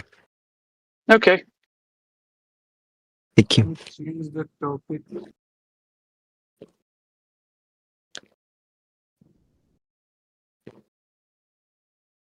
Change the topic.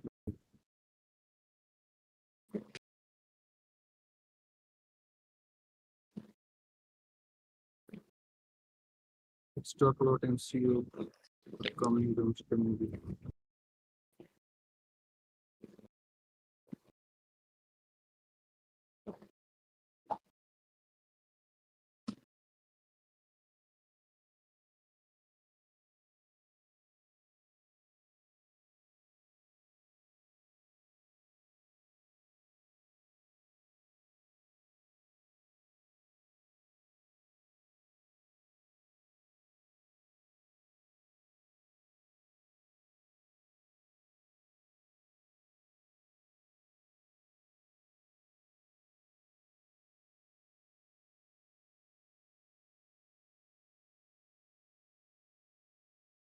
Used to say in Hindi, when all people are white and sitting in group, Sannata king of white.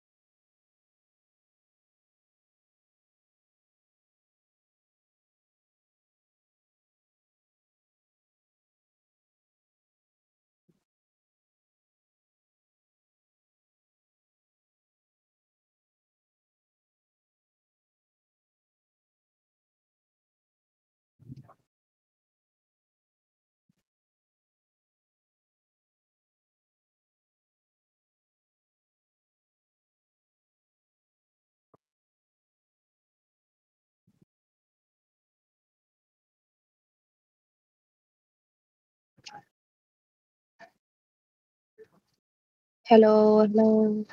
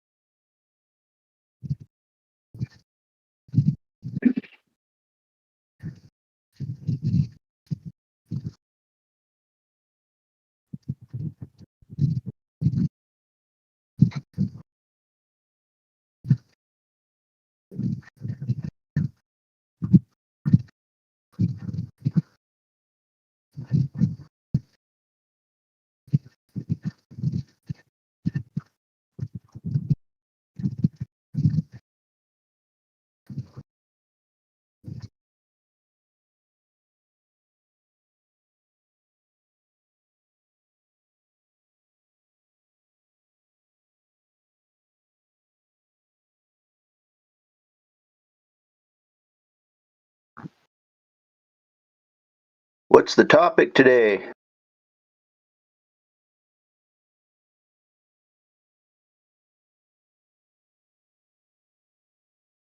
It's not possible, man. You broke up a little. What's that?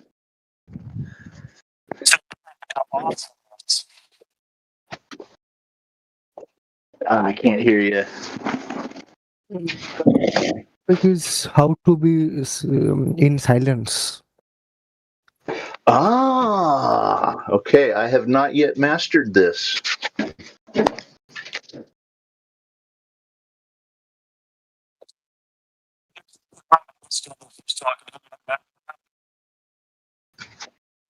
You're breaking up bad, D-Town. I'll fix it in a minute.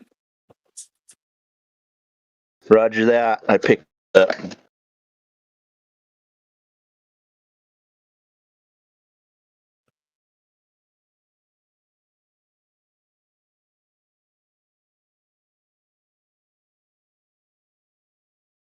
Everyone is silent here. I don't know what's going on.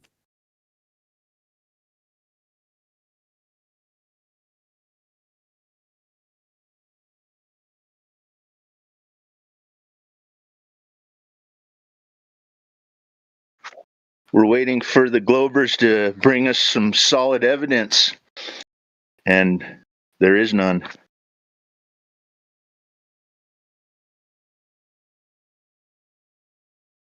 How long will be waiting? 1 or 2 years?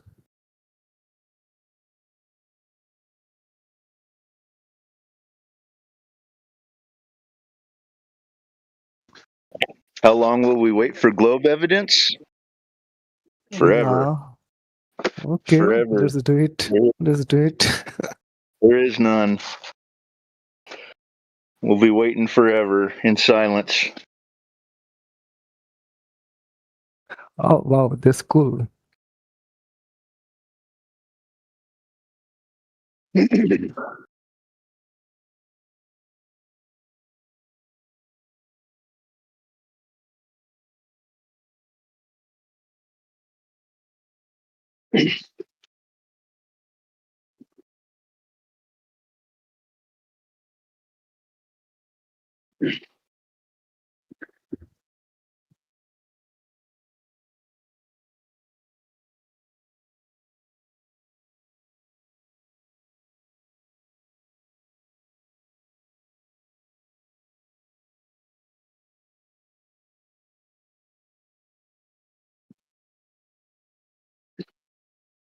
Any Nitro giveaways yet?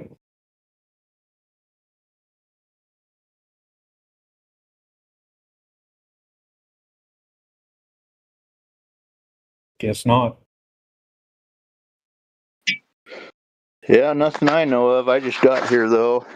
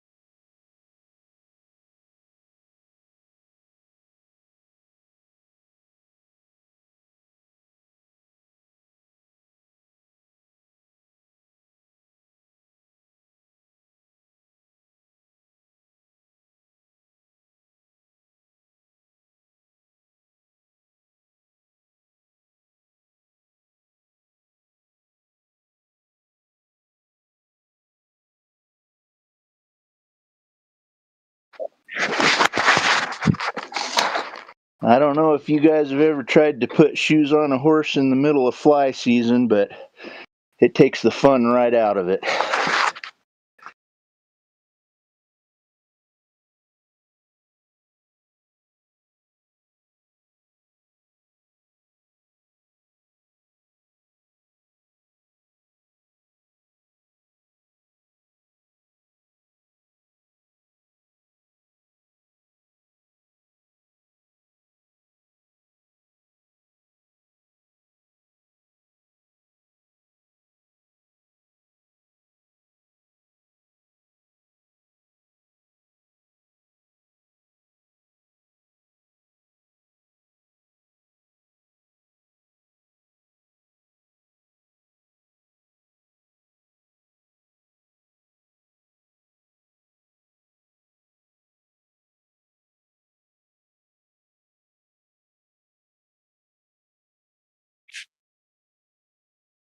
Do I sound better now, Wild Bill? Yeah, that's coming in. All right, cool. I was saying, as you asked what the topic was, said the topic today is Earth and how awesome it is. Most excellent. Most excellent. That's a good topic. Yeah, I'm standing out here on the grass with my shoes off, walking around in the sun. Beautiful, man. Beauty. Beauty. I'm still loving life, although I'm trying to get shoes on a horse with fly season. Makes it miserable. But it's still a good life. Oh yeah. Horses are such amazing creatures, man. Yeah, they are. Can't blame them. Can't blame them for twitching at flies. Yeah, we went up to Chincoteague earlier this year. We got to see the wild ponies running around and stuff. That was really cool. Oh yeah, I've seen videos of that. They swim across the water, don't they? Yeah, well, yeah, they can. Plus, it's also, dude, the bay out there. We took a boat ride out there. He said even out in the middle of like some of the bays out there, it's only like 10 feet deep. It's really shallow. Yeah, really shallow. That's cool. You know what's cool about those Mustangs, D-Town, is that you can have them under saddle in like a week because they have no ingrained fear of humans. Yep, I've done it. I've had Mustangs. I've had Mustangs going riding out in the open in 2 weeks. That was a little fast, but I have done it. I hear you filing the hoof there, Bill. Yeah, I was just complaining to D-Town, trying to put shoes on a horse in the middle of fly season takes the fun right out of it. While you talk on Discord, multitasking. Yep. Yeah, those Mustangs are fun to get started. I've started about a dozen or so, and gosh, they're smart, good horses. They're not always real nice at the beginning, but They are really smart. Yeah. Mm-hmm. Mm-hmm. And they don't tend to shy at the same things that, domesticated horses will freak out about. That's true. Yeah, Like the a one blue piece of plastic on the ground and suddenly you're off. Yep. Yeah, the one thing I love about them is you show them something once, and if they get it and they understand it, you never have to show it to them again. They just have this. They're real sensible. They're not always easy, but they're sensible.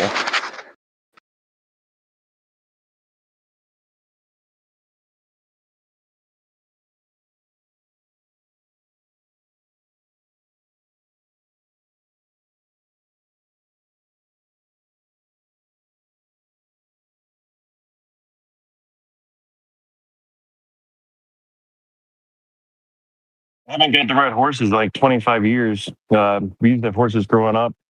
I used to be able to, but I haven't ridden in 25 years. Gotta do that again sometime. Oh, you should, man.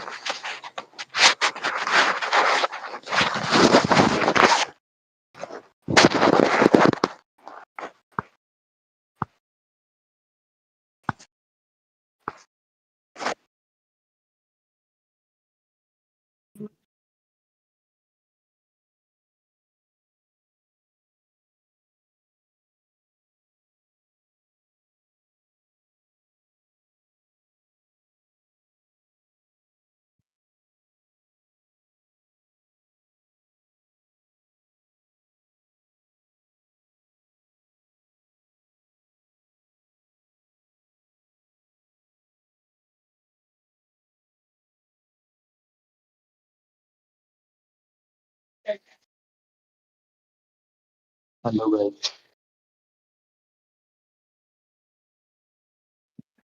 Anybody here? Hello.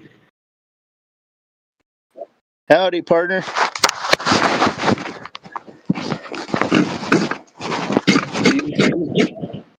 Yep. Do you hear me? Yep. What's the name? How's it going? Doing good. Hey, Bill, What's your name? it's a bit loud. Oh, okay. So Aditya, is that you?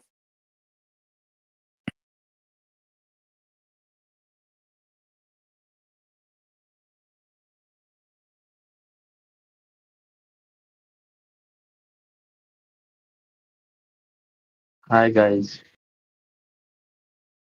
Hey, how's it going?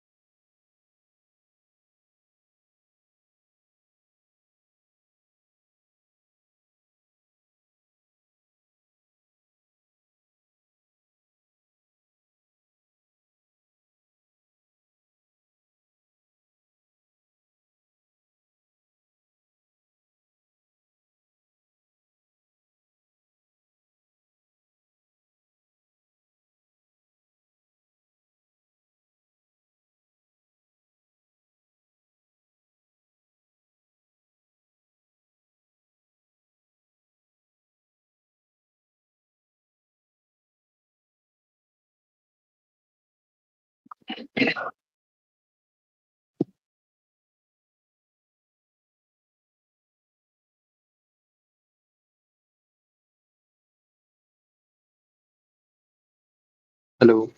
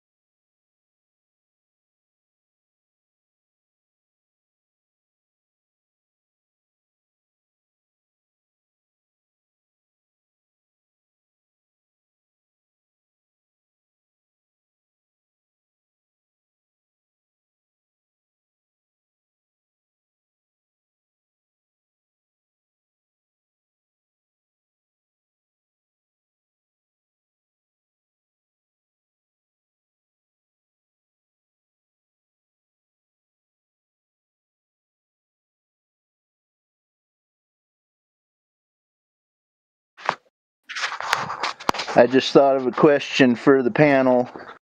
Anybody with satellite understanding, what response can we come back with on Doppler shift observation in radio frequency satellite identification? Is there a good response to that?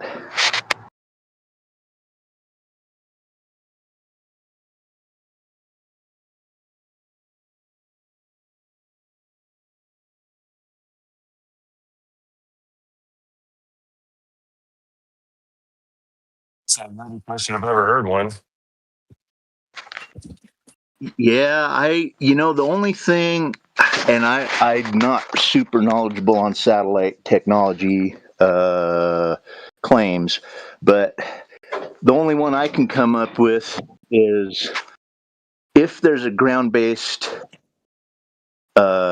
source that was using a reflective signal, like a troposcatter airwave propagation of sorts that goes longer distance than what they claim.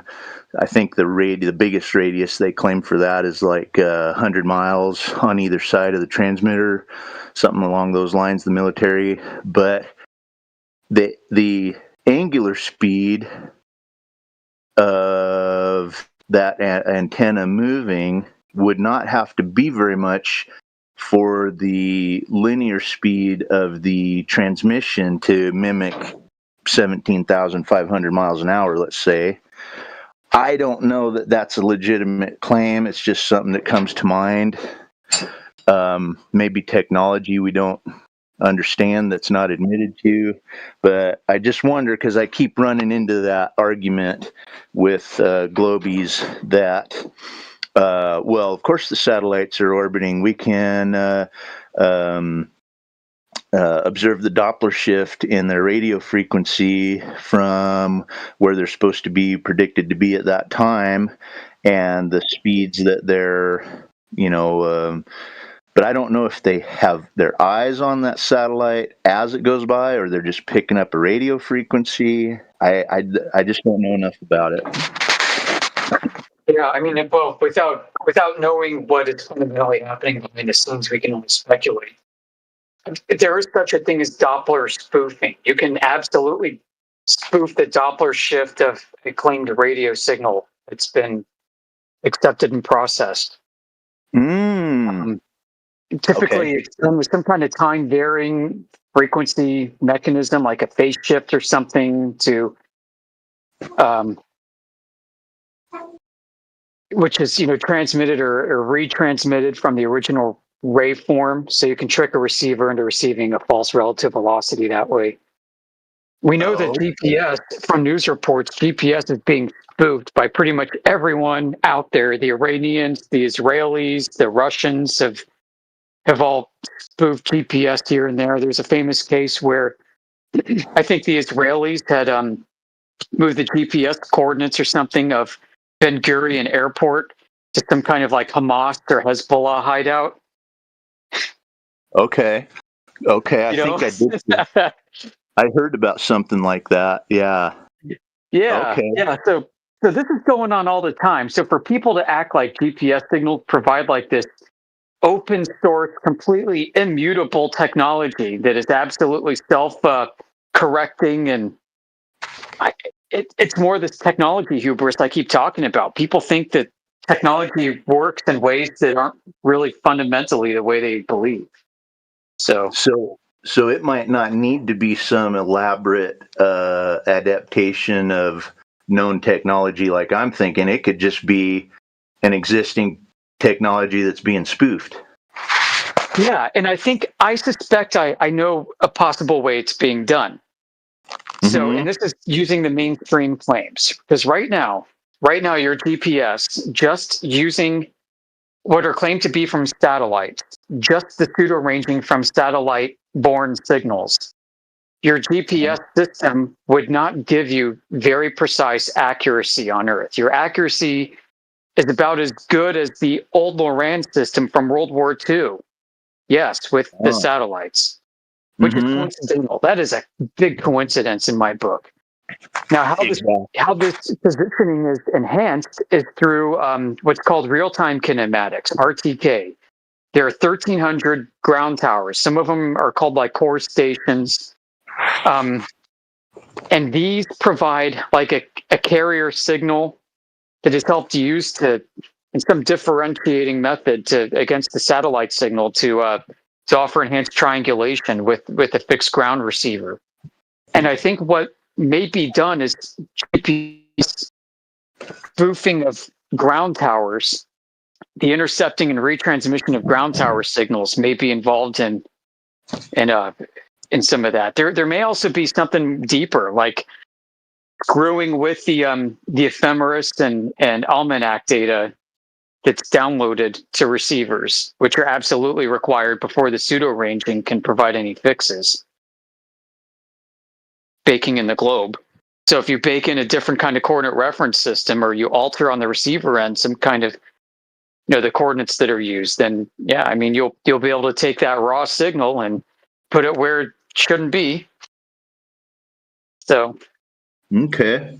I don't know. Yeah, just kind of shooting off the hip here with ideas. I don't really have much more to offer on this topic than that right now. Good to know. That's more than I had. And I keep running into that with Globers.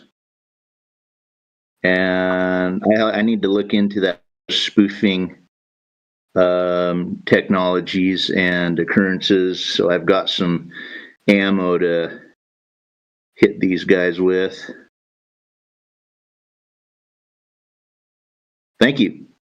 Yeah, you're welcome. And you know what? I don't think it even takes a state actor, like a government-funded entity, to pull this off. I think independent hackers are capable of doing this too. Makes sense to me. It's just a bunch of digital signal, right? Or something. I don't know. Yeah, something. But yep, GPS is spoofed.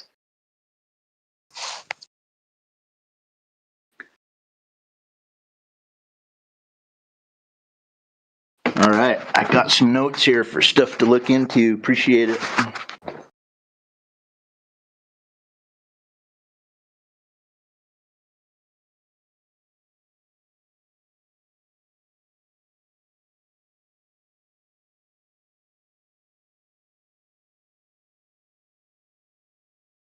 Caesar Alvin. Calling Caesar Alvin? Is there a Caesar Alvin? It's your turn, sir. Your AI. Alvin. Your AI is screwing you up and butchering upward and downward bending light. Sorry to tell you that. But it does that all the time. It's kind of crazy. It does do that all the time. Yeah, yeah. If the ground should be default curved or not, and then it screws it up.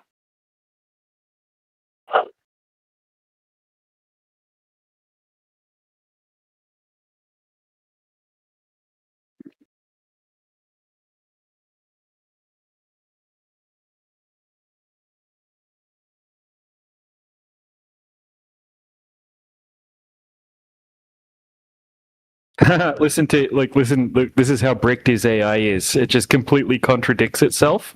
But this guy's too dumb to, he doesn't even read it. He just, posts it. So it says, you just failed basic physics. Light bends towards the denser medium, which is cold air. Under a normal lapse rate, the colder, denser air is above you. And the warmer, thinner air is below you. When light from a distance travels horizontally through this layout, it travels from a less dense medium, warm air below, to a denser medium, cold air above. Whoa.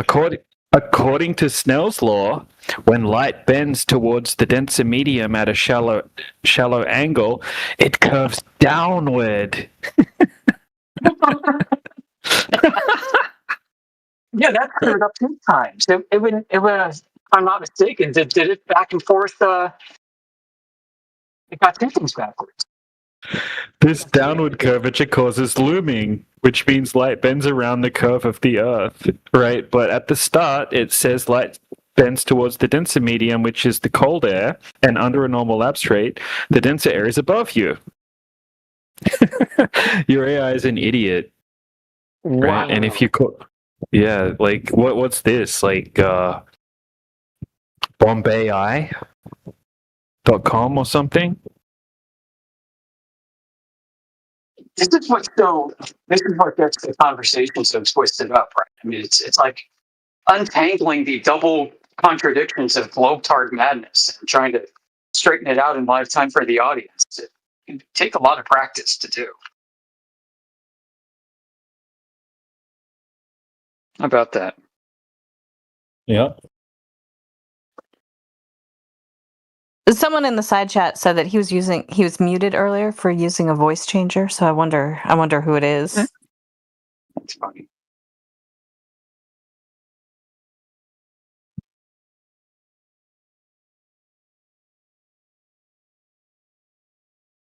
Yeah, so Caesar Alvin.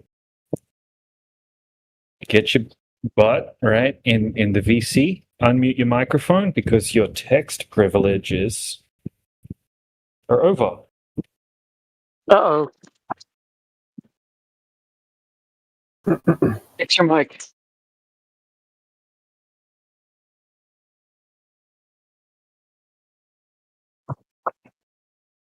Fabian says he has a question in the side chat. Maybe held mic up. Okay. Hey, Fabian.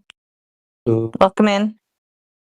I'm just very uninformed about your kind of idea of the model of the Earth. So I just want like I'm just interested, I guess, in what your what exactly like. I guess I have too many questions. I guess how wide the Earth is. How I mean, how flat exactly are we talking, and how I don't know. Like, is there like a resource you can link to that you guys a good model to? Well, we're not claiming a model, right? Like you've probably seen some propaganda online showing flat Earth being a flat planet in the heliocentric model. That's not our claim. What is okay, I guess what is the claim then, I guess? The claim is just that we measure the surface as flat. It exhibits no curvature when we measure it, and that we know that water is flat at rest and the claimed Earth is over 70% water, and so you cannot have a 70% flat ball. Wait, but so the claim is more like that there's a contradiction and not that there's like that you guys don't like have an alternate like. No, we're not creating an alternative cosmology because that would just be making things up, right? That we can't prove. We're interested in empiricism. Go ahead, All right. Yoder. Is that Yeah, I was Yoder? going to say, it's how we got to the globe in the first instance. I mean, we have untested claims. So you more have like you more like you want to more disprove certain claims that are We just fact checked. We just went out there and fact checked the claims, right? And said, hey, okay, so yep, they said NASA says that Earth is a globe. The globe has these dimensions, and the globe should curve this much. So we're like, okay, let's take our lasers out and go on a test. And you Take found our that lasers is out. not the case. Yeah, I can't measure curvature anywhere. Nobody's able to do it. And that's what it's baffling. It went from being kind of quirky and funny to really frustrating to then mind-blowingly freaky. And that's why we're here. And for a community that's been doing this for 10 years, we're still freaked out. Yeah, I guess you have like some people coming in like claiming that they have done it, and then it's like, and then you realize that for you it's like not like there's always like, So some weird technology. we were told going our on. entire lives, right? Like most people were told, hey, everyone knows the Earth is a globe. Look at all this technology. Somebody out there must have measured it. And but are you like interested in like a like alternative like, because obviously if Maybe later on. something is told, if something is being told you all the time that is true, and then you realize it's like doesn't make sense, then for me personally I would like I would try to find like some Yeah, I understand it. It's kind of like being told that you were adopted and that your parents aren't really who you thought they were. You Yeah, have who are other my parents parents out there. Yeah. So I mean, you don't have to go find your real parents to debunk that your adopted parents are adopted parents. You just have to debunk that your adopted parents are adopted parents. You don't have to find out who your real parents are to know that you were adopted, right? So we don't have to have an alternate cosmology to know that Earth doesn't measure the way they told us. All right, gotcha. Yeah. But I feel like that's like lots of things. Then you'd have to like, I mean, I guess you're saying that you don't measure the curvature. So, but there's, I mean, that alone has like so much implications, doesn't it? Like it really does. Oh, like, big ones. I mean, we're talking like entire institutions and famous people with claims stand to have their reputation totally destroyed. Yeah, but I mean, there's so many claims that are presented as like truths that you would all like. Wouldn't you like need to test all of it? Like, I don't know. There's so much like, I don't know, from the Yeah, I get you. Like, how much of the Earth do you need to test to be satisfied that it's not a globe? So, Yeah, with because that said, you it's have like the understandable that if one. you're only test a few miles in one place, it may not be a big enough sample size. Yeah, like and also even if you like found that the curvature is like wrong, then you still have like so many other claims that still point to this curvature or like make only sense if there is curvature. So like it's even then for me kind of difficult, or just in general, it would be difficult to like say, oh, okay, well, I guess I have this wrong thing, but all the others point to this. So what am I going to believe, one or all of the others? So how do you have also So we examine their claims, right? We say, why do you think this is the case? What happened? Who did what to justify this position? We examine all the evidence that's brought to us. We love new evidence that we haven't seen before. But from our vantage point, there really is kind of like a technology of belief. To steal a quote from James True, the globe is a belief technology. It operates because everybody believes that it's true. And everybody believes that it can't possibly be flat. That's the starting point. And when we actually go there to test to see if the Earth is a globe and can't find any actual measurements being done, it's kind of weird. So the reason why people accept the globe so much is because they think everybody else has accepted it and somebody else out there, some phantom science guy, actually measured it. And that isn't the case. The best measurement for a globe that we can find goes back to an ancient Greek man that may have never lived, named Eratosthenes. I've heard about that, yeah. That's it. Sorry, yeah. Well, yeah, I was going to say, the problem is that's it. Like, are you telling me that some Greek caveman with sticks, his measurements are what NASA relied on in order to successfully orbit a satellite? Did they though? I thought they was using like other measurements for it. I thought so too, but no. No. And then you read what Eratosthenes' actual methodology was, and then you come to find out it's not globe exclusive what he did, because a different set of assumptions would yield a flat Earth and a local sun instead of a globe Earth with a non-local sun. But like, obviously, if I now look at, I'm assuming you found like, you have like arguments against what I would find online if I was searching for how did they measure it, like, because if I look for what data is NASA relying on, then I'm sure I won't find like they used the data of him, but instead like they did some measurements through this technology or that technology. So I'm assuming you have like ways of we got a lot of information. We understand that we understand the epistemological ladder that was used to come up with the globe. Okay, so this idea, like the cosmic distance ladder. I know that one, yeah. Yeah, so the whole thing is based on an assumption. Then this is how I can interpret this information.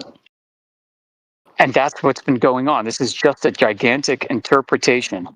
But aren't there like now other thing? I'm sure if I look it on, I would look it online.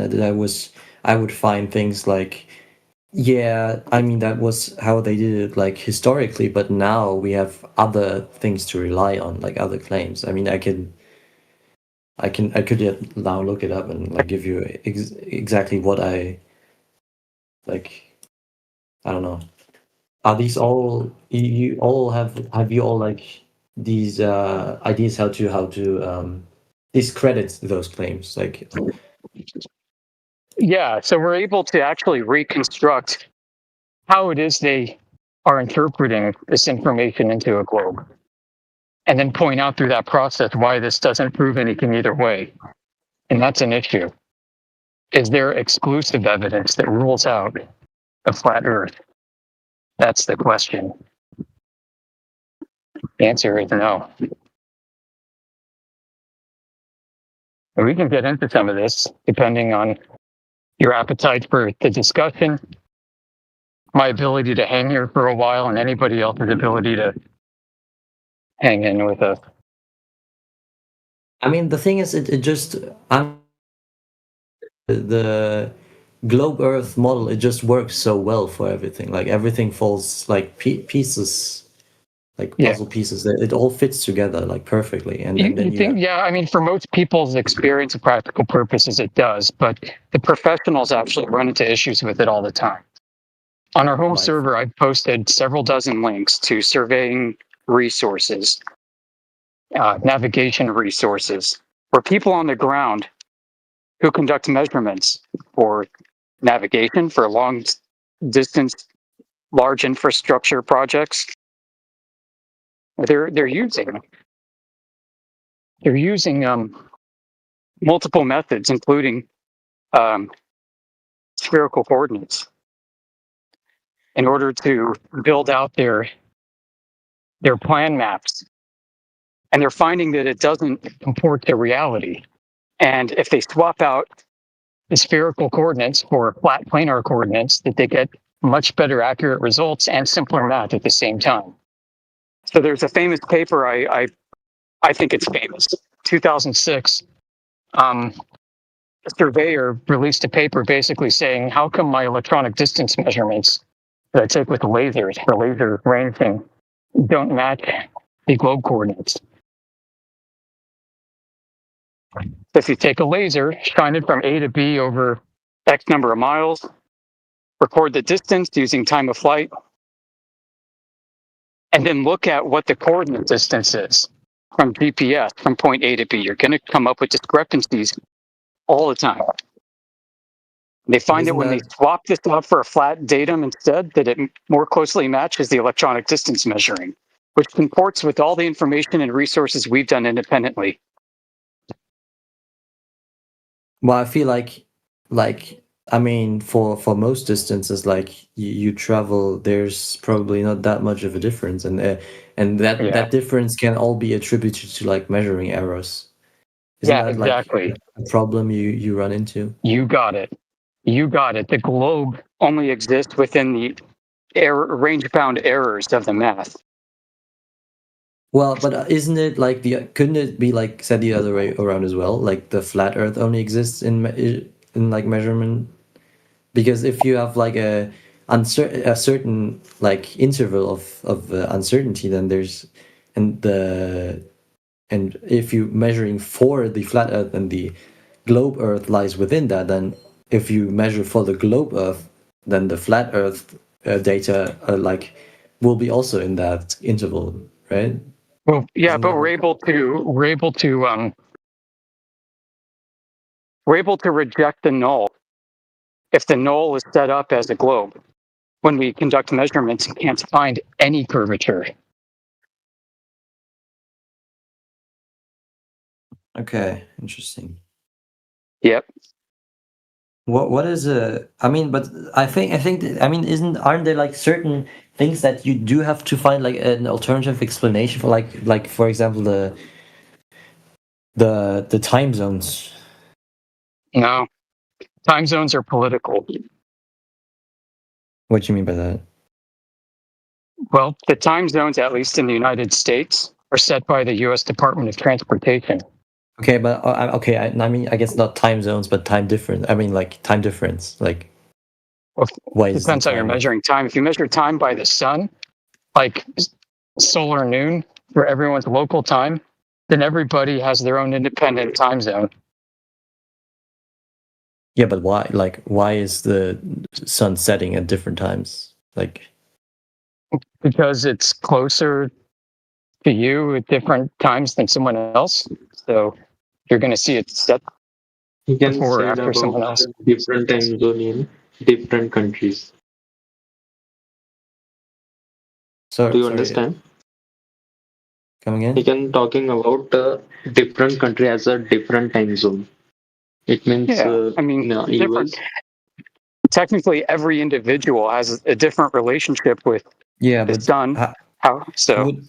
But I in my mind, a sun setting over an object with no curvature would like like they all would see the sun disappear like at the same time? Or is there like... No, I think you're thinking about it a little bit wrong.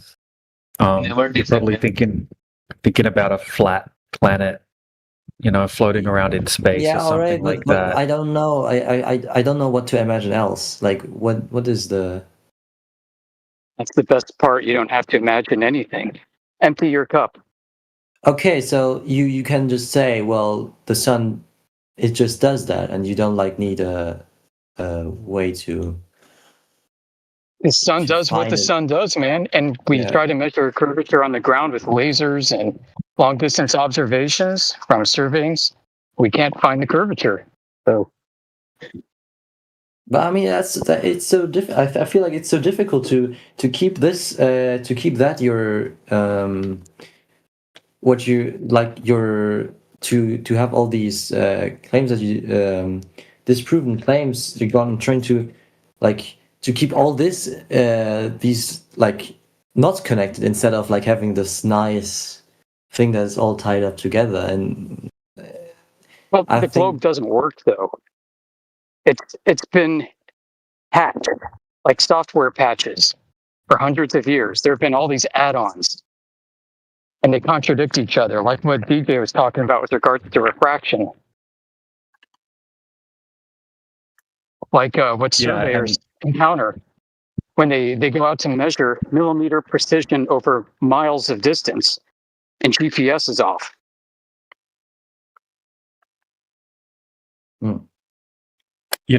I mean, surely you would have to agree to this logic, right? Like, if the Earth is a globe, then the water should be curving at a specific rate. We can calculate that rate of drop over distance. Gravity should be pulling everything towards the center of mass, right? So that curvature has to be there if it's a globe, right? So let's say we had a 20-mile lake, right? If I was standing on one side of that 20-mile lake, and there was a 20-story building on the other side of the lake, right, sitting on the shoreline. If the Earth's a globe, I wouldn't be able to see any of the 20-story building. The entire 20-story building would be hidden behind the horizon. But when we go and test over a 20-mile lake or any 20-mile body of water, whether it be the ocean or a lake, we can zoom in across that 20 miles, right? We don't see the horizon where it would have to be on a globe, right? Causing that obstruction. And we can see the shoreline on the other side of the lake. We can see the buildings, that are on the shoreline if there's buildings on that particular lake. We can shoot lasers across the surface of the water and hit a target on the other side of the lake. No problem, right? So that curvature that has to be there isn't there. So, I mean, when it comes to things that we can't really go and validate empirically, like, the inner workings of the sky, right? The lights, planets, moons, stars, etc. in the sky that we see moving in cycles, right? We know that whatever's happening with those is not happening above a globe Earth because the curvature's not there. The necessary antecedent to that globe, right, or necessary byproduct of the curvature, it's not there. And it's not like we're just testing once, right? There's hundreds, probably thousands of tests, right? We can present countless amounts of very, very well done tests. And the great thing is it doesn't require any faith, right? You could actually go and repeat these tests yourself.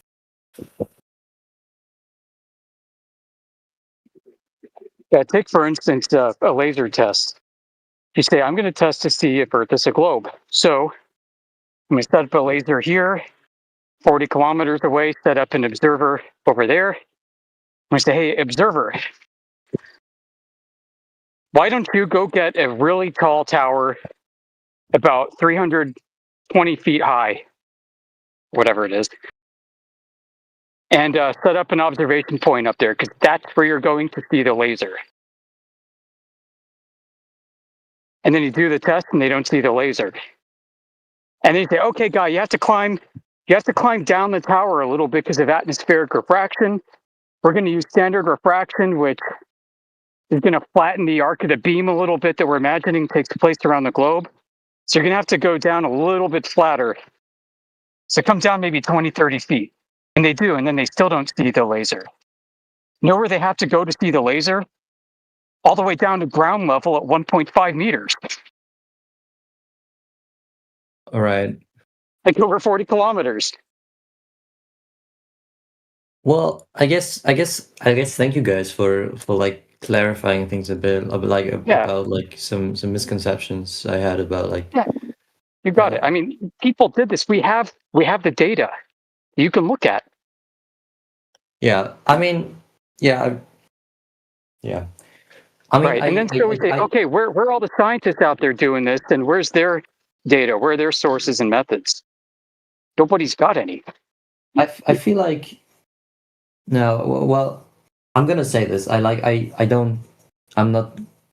I'm not convinced to be honest. Like it's it's hard because of societal pressure. No, yeah, it was, but it was still like interesting for me. I still got like any new, and I don't know. It was, I guess, nice talking to you guys. All right, man. Go ahead and think about it. Come back, chat with us some more. Yeah. Have a good one. Bye bye. Peace and love. See ya.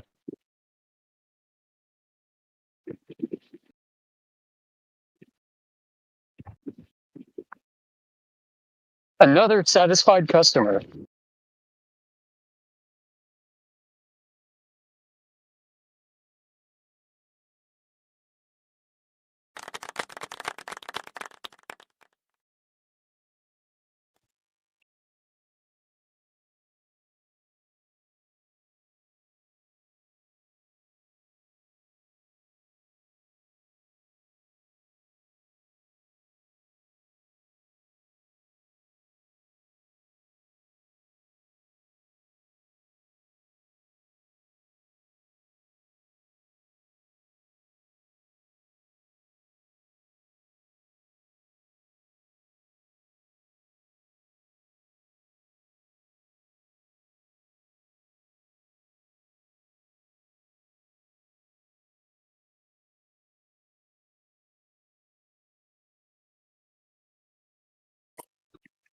I might have a question about the sun setting thing you talked about earlier.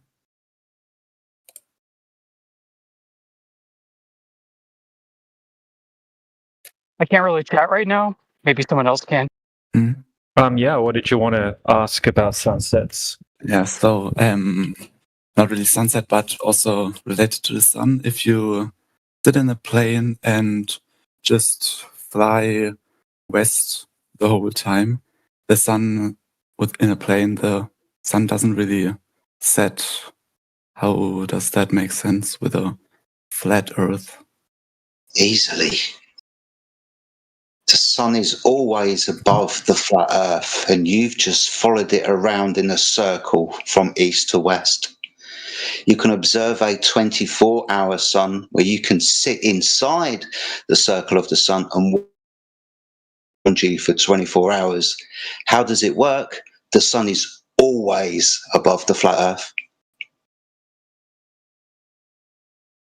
Okay, but when it's always above the Earth, when does it get night or when does it set? Why it's night is because that light source is too far away from that point that's in darkness. So, for example, the observation our sun in the summer in the north, in the south, it's winter and it's perpetual darkness. This is because the sun has moved away from one location to illuminate another location. The reason why sunset appears for an observer is due to how the observer views the world due to perspective. The sun isn't actually going down, but as it's moving away from the observer and it's above the observer's eye line, it will appear to go down. Okay. Yeah. Thank you.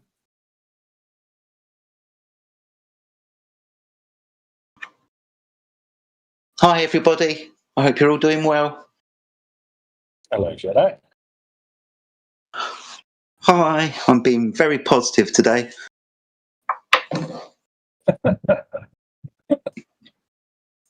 It's a bit scary. We're running an event at the moment, and Auntie Nur, who's one of the administrators, has put up free nitro for any globe earther that can change our mind and convince us that it's a globe. That is fantastic. Well, thank you to the admin for that. That is brilliant. All I'm seeing is AI, though. It's kind of disappointing. Yeah. No one wants to come and defend it. Not only is it disappointing, but AI is butchering everything and contradicting itself consistently. It's actually shooting the Glober in the foot. Yeah, I saw that. Like, they're not even reading the things they post before they post them.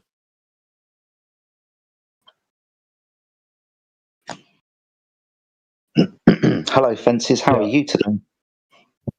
I'm good, Jedi. How you doing? Does it sound really freaky when I start being polite to people? I am sorry. It creeps me right out. It was a little creepy, actually. It's so funny to me when you say hi in that like high pitched voice. I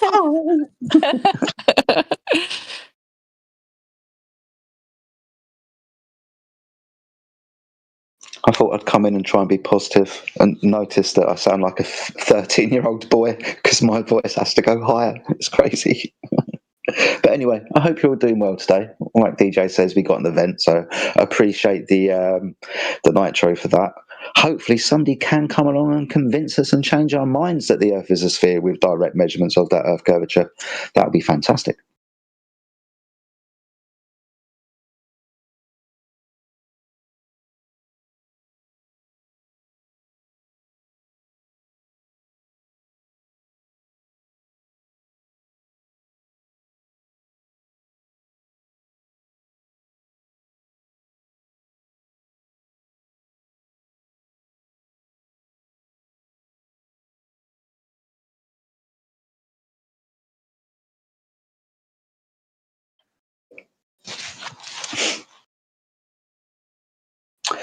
I love jumping in the side chat from time to time. I think it's awesome. The first comment I saw was by Luffy at 58 minutes past the hour. Go to an engineer and tell him or her, thank you very much, the Earth is flat, and see his or her reaction. By the way, after telling that, try and run as fast as you can. Do you think that there are no flat Earth engineers? I think we've got a few flat Earth engineers that are actually in this channel, in this chat. Maybe not right at the moment, but I can think of a few. Why would an engineer know the Earth is a sphere? Why? Why is the engineer so important, Luffy? Well, unfortunately, Luffy is not in the VC and is refusing to join, so Luffy's tenure may be brief.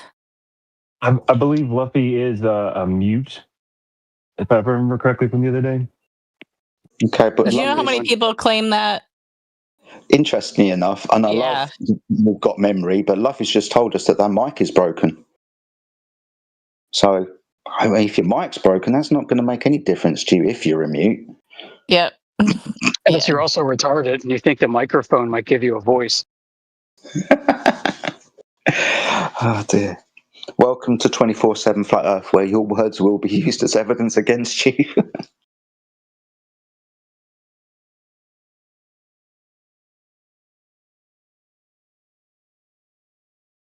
I just find it amazing how Victorian engineers, without the benefits of lasers or GPS or anything, were able to construct the Catesby Tunnel perfectly flat for 2.7 kilometers.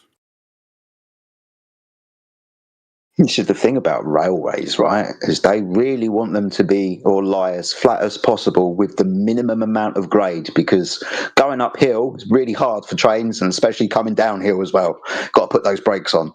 So really, they like to keep those as flat as possible. Now, I've just got off the train about 20 minutes ago, and yeah, that thing's really, really flat. Now, I'm not going to say that around a sphere, it would also be flat, but let's look at it and let's measure it and let's get the engineers to see what they actually do. Because apparently, if we tell an engineer that the Earth is flat, we've got to run away really, really fast, according to Luffy. But I reckon trains and railway tracks, like Rayleigh just pointed out, going to be on a flat Earth. Yeah, because they use expensive machines called tampers, which bring the rail up to a as level as possible over an area, in order to reduce wear and tear on the rails, wear and tear on the rail cars themselves, and it also allows them to travel faster, which saves them money.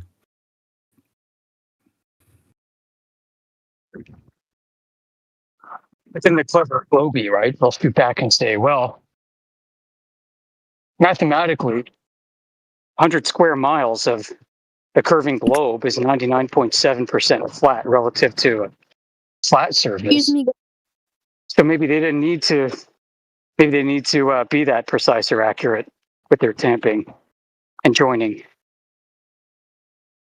Hello? Hello there. Can I know how to write anomaly? Yeah, what's up, boys? Can I know how to write anomaly? You want to know how to spell anomaly? Right there. Yeah. Google it. So in response to the astute glober, the flat earther could shoot back. Well, I guess they were, when they built the railroads, they didn't really have to take the globe into account, did they? Not proof of a globe. Yeah, the same way they didn't take into account for the Suez Canal. Yep, for the Erie Canal.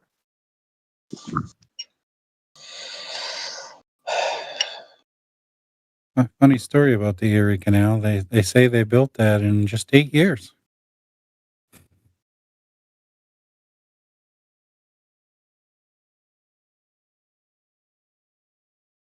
How long is the Erie Canal? Like 300 some odd miles. Jeez.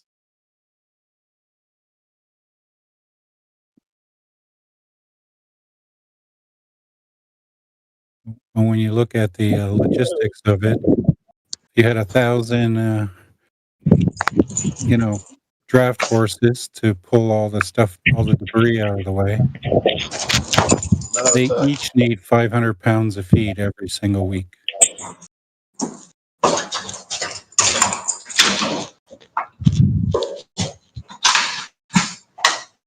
Go for the ice cold water now. Hey, David, you're hot micing.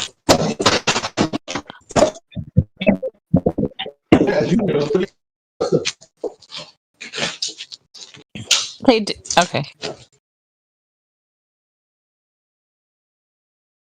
He's the biggest hot micer.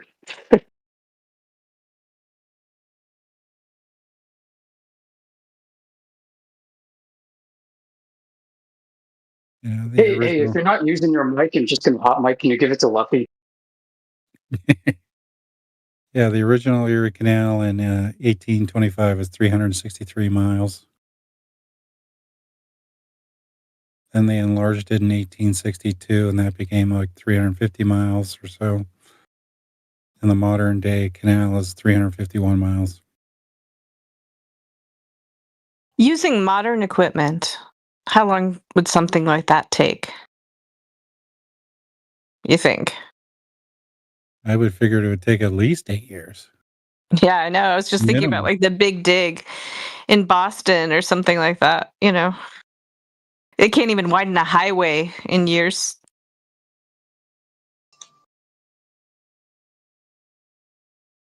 They just need to use more dynamite. Because remember, they're also weather dependent. You know, they can't work when it's raining because everything turns into mud. It's pretty cold in Erie during the winter. Just going to say that. You can't work when everything's frozen in the wintertime. I'm back.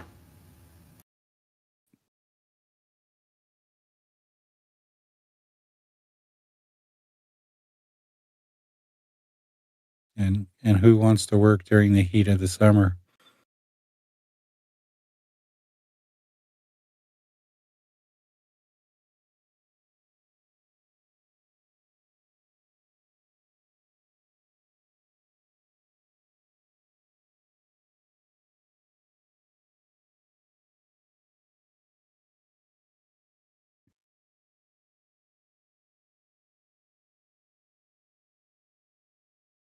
All right, so So guys, Caesar, you said could you you're please back. unmute me for message? Oh, he's gone? Damn it. Unmute you from message. Who was that? That was Luffy, who's been mysteriously, like miraculously cured. I text muted Luffy, and suddenly they found their way to the VC and found their voice. It's a miracle. I hope it's not Rich Evans with another female voice changer. I'm sure it's a regular customer.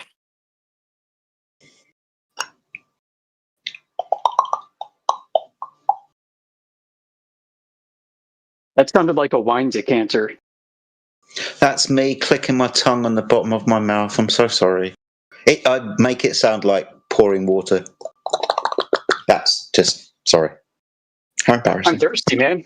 I need some wine in my decanter right now. Oh dear. A bottle of water. A bottle of water. Is that There you Brenda? go. You'll feel better now.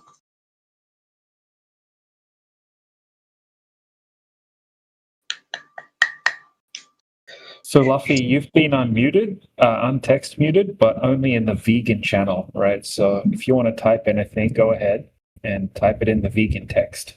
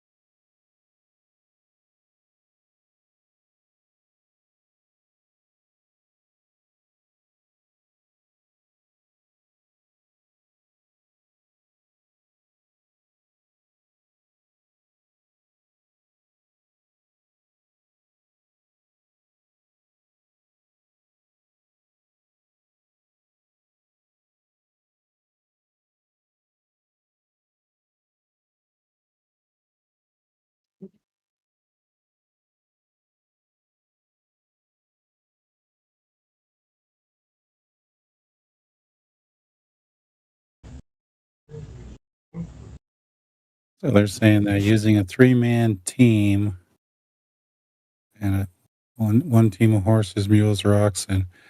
That team could dig roughly 1 mile of canal per year.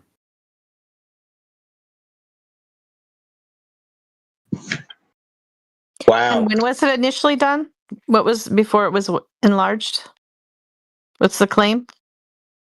The early years was like 1820s. What was even, the population of that area would be incredibly sparse at that time. Yeah, and the amount of farms needed to provide the feed for the animals. Right. You would need like multiple 300-acre farms. And a short growing season up there. Yep. And plus, so they claim it was only 365 miles approximately in 8 years. Yep. I will totally believe that.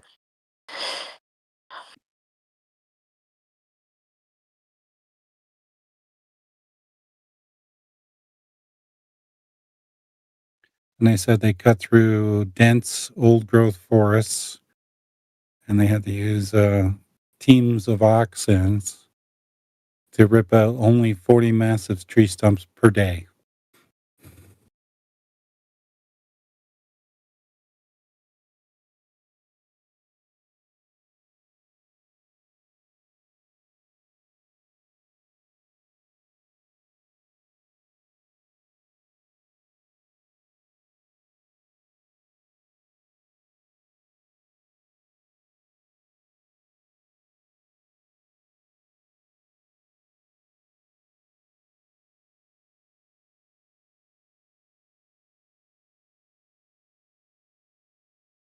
And then it gets worse. So once they finished the canal, they needed 9,000 horses and mules just to pull the barges on the towpaths.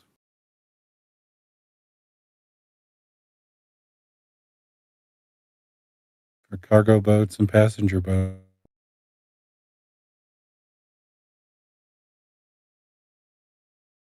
Now, even more feed needed for those horses and mules.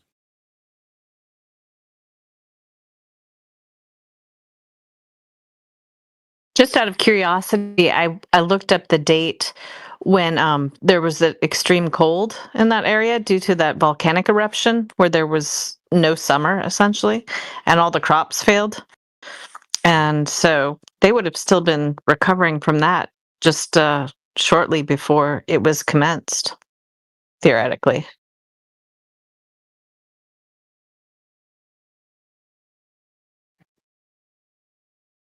What happens over fences? Hello. Can I say something to you? Sure. What's up? Close your eyes.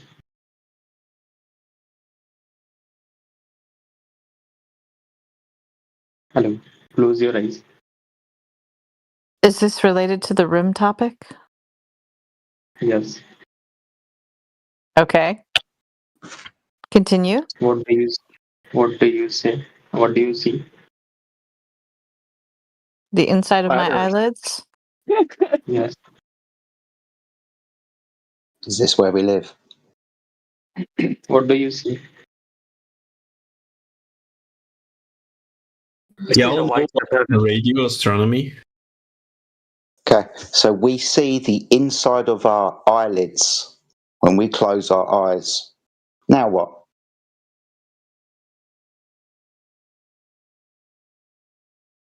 Like, dude, I've got my eyes closed. Like, what's happening? I'm about ready to fall asleep. Really need to go to the toilet. Come on. All right, I'm opening my eyes. Fucking hell. I was with you and everything then, dude. Why did we need to close our eyes?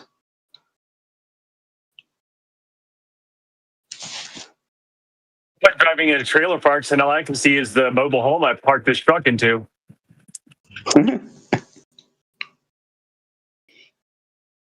I guess we'll never know. Okay, my friend, you keep your secrets.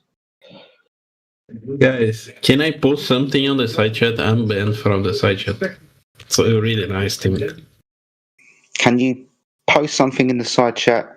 You've been banned from the side chat. No, you can't post anything from the side chat. You've been banned from the side chat. Do you want to be unbanned from the side chat so you can post something in the side chat? Yeah. Why don't you just tell us what it is? Oh, it's a video. Okay, but can you describe what the video is? Radio telescopy. Looking away from the Earth. Awesome. What's this going to prove? Is it Doppler shift? Maybe. Black hole.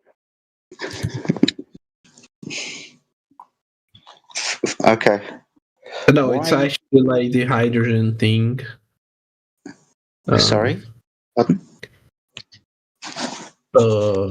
it's a teaching about how you can take some like molecule or element, and you can see what element a place has using telescope. You know. Gotcha.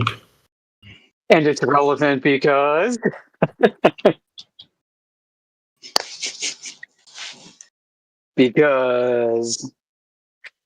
What? Sorry, why is the radio telescope that looks up things in the sky and you're telling us what they could possibly be got anything to do with the ground that we're on?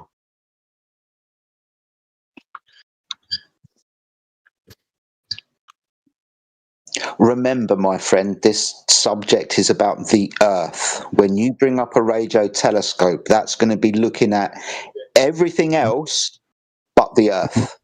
Have you touched a telescope? Yes. Yeah. Okay. Yes. Do you understand? Do you understand what I was saying? I really want to know how the radio telescope is relevant to the shape or not of the Earth.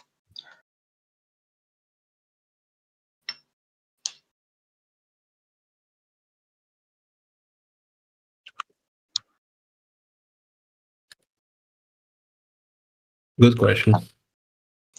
I think I'm going to use my powers of invisibility for evil.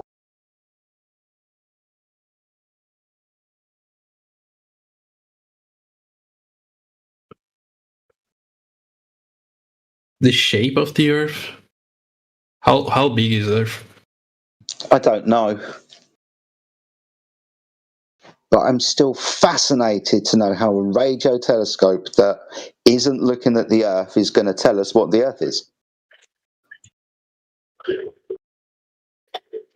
You don't know what Earth is? I'm still asking this question. I'm fascinated, my friend, how a radio telescope that you brought up that's looking up at the sky and not the Earth is going to tell us about the Earth. I think this might be the third, possibly the fourth time I've answered this question.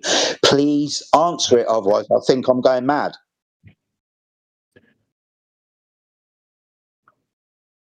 Okay, cuckoo.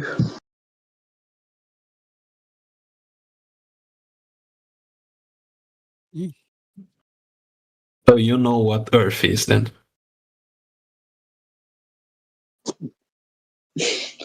Somebody else talk to him, please. Oh, what do you mean? You know what Earth is? I mean, we know what Earth is based on what we experience. Yeah. What do you experience? Yeah. The same as yours. Same as Same yours? as yours. I see, yeah, like as far as the Earth goes, Earth claims go, right? I noticed that water is flat and level, especially at rest, and is used as a universal leveling device, such that the water that is over here has the same horizontal reference plane as the same body of water over there. And knowing that they are at the same elevation, with no part higher or lower than another, then the distance between them is flat.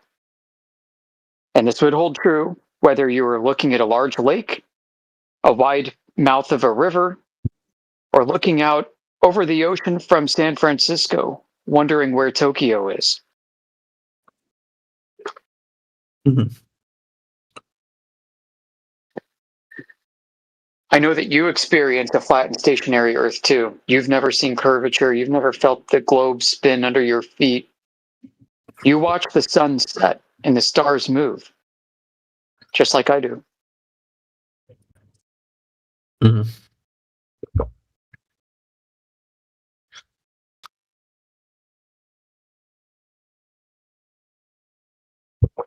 So explaining Earth with Earth, is that what you're saying? Explain what? May I ask you? Explaining Earth with using Earth, is that what you're saying? Explain Earth with using Earth? Yeah, like the planet Earth. Yeah, I see what you mean. I mean, I guess that works. You know, we could explain Earth using Earth. If I were to explain Earth using planets, I would not be explaining Earth. So I can't use other elements in the equation to measure an object, right? Is that what you're saying? Oh, you can try. We can see how far you get with relevance. Mm-hmm. The logic of relevance. You know, we can see if there's any necessary relationship between objects of comparison. It depends what you're bringing. But generally speaking, I don't think you can. I'm willing to be wrong. Do you have something in mind?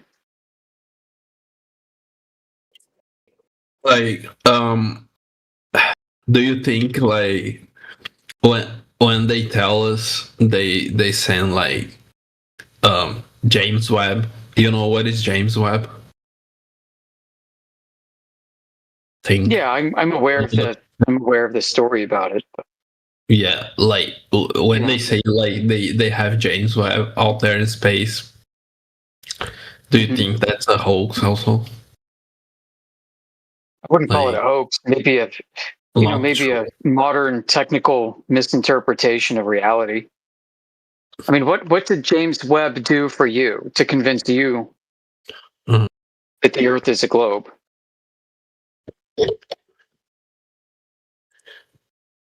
Oh, I think James Webb sent like a picture of the Earth, right?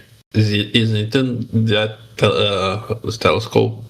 I mean, big telescope on James Webb. Did it?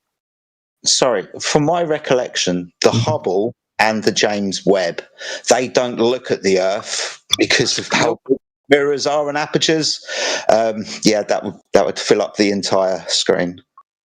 Yep, they're focal points on infinity. Yeah. Yeah.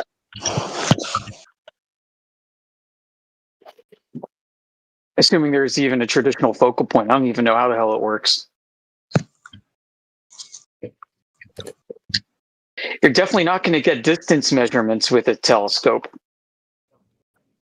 like that, looking at stars. Or size measurements, or size. You don't have size or distance of stars with a telescope. How do you think light travels in space? How do I think it travels? Is that a philosophical question or a physics question? A physics question, definitely. Yeah, how does it travel? How does light travel without a medium? I don't know. Do you have an answer to that? How does light travel without a medium? Like without a way to travel? Yeah. Because, I mean, don't get me... I could be wrong, but I think radio waves also constitute photons, but just like trillions and trillions more of them in massive waves. And so the photon energy isn't really sussed out. So the whole thing is bulk treated like a gigantic wave. Yeah. But with light, it's not the case. There is whenever you have a light source, you can have like magnetic field. So any energy that you emit, you have a small light magnetic field. And kind of what happens is when a radio transmits, you have this alteration of magnetic field, you know. So it's like a transmission, and there is different types of modulation. You have AM, amplitude modulation, and then you have FM, and then you have two more types of radio transmission modulation. But the most famous ones are the frequency modulation. The frequency modulation, when you take frequency modulation, you have your microphone, Like say we speak in the range of 20 hertz to 20k hertz, something like that. I don't remember, but we listen in that range, 20 hertz to 20 kilohertz. And what happens when you have your microphone? There's a membrane inside your microphone that kind of oscillates, and that oscillates a thing that generates a magnetic field, and this magnetic field alters the current. What is the current? Is when you have in this case on the microphone is a DC current. It's a current that is not alternate. The DC current, what it is it is a current that is steady and doesn't alternate in amplitude. Okay, and what happened is your microphone right now is on the DC current and uses whenever these magnetic thing vibrates on the microphone, it changes the current, and that change on the electricity is interpreted by your computer, and you have a codec to interpret the audio signal. Okay, what I'm meaning by that, when you have this audio signal, probably using it will enter your computer. Actually, it will go to the motherboard, and then the processor will process it. Okay. And with this, what? Before we get off the rails, my brother, you're asking if we knew how electromagnetism propagated. Or how light propagates. That's a very specific question that we're kind of deviating from. So I was curious to get your thoughts on specific propagation mechanics, like wave mechanics. I download Minecraft for free. We know how they occur, but the medium that you are saying is not verifiable right now, because it's not something you can say it exists. Like some people say ether exists. I didn't test it. I'm not into this research, but what is tested is another measurements that the scientists do. Usually they have really big antennas that they capture cosmic. I think these are the cosmic rays, right? Cosmic. I'm not researching to the topic. I know only a little bit. Cosmic rays. What's going on? How do they got? All right. So how do you use this information to prove the Earth is a globe?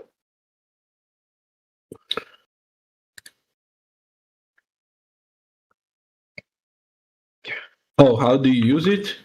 This info?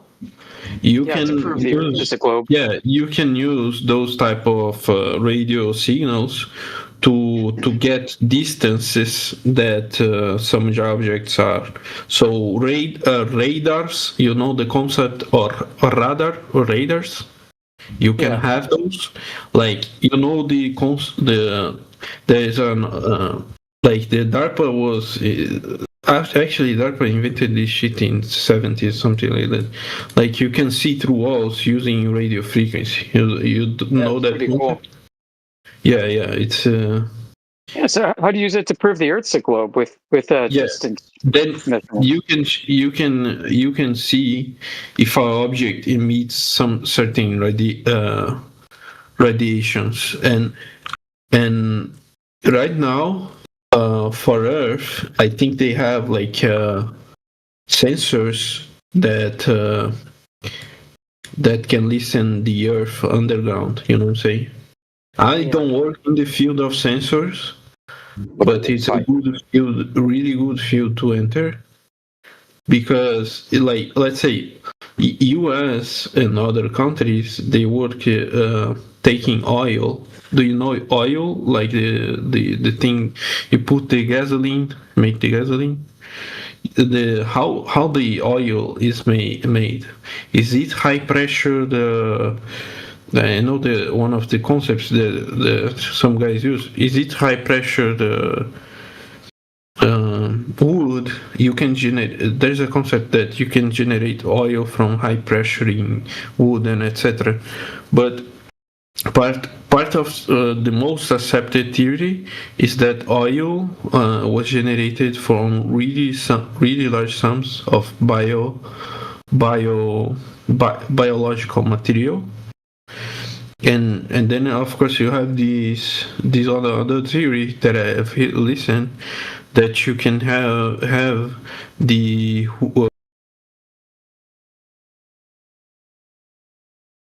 Oopsie.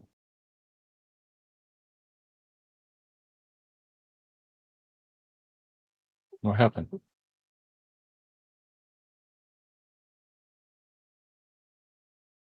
You guys there?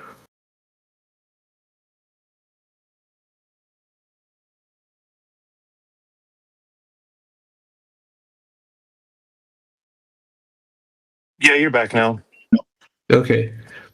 No, I was saying like the theory how some certain things under the earth were made. There's those theories about how they are made, like the oil, the thing. And then there's let's say there's several companies in the world that gather oil underneath Earth, right? So several kilometers you can take from underground the ocean. Okay. The oil. Still trying to get through the atmosphere.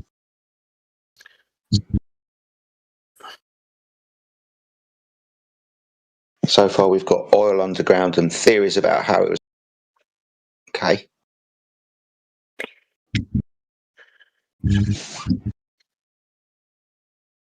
Sorry, my friend.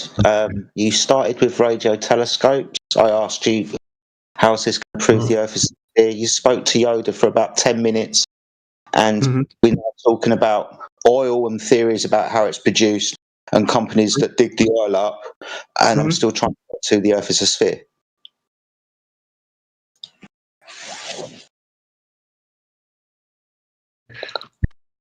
Okay, do you want to talk about geophysics or then?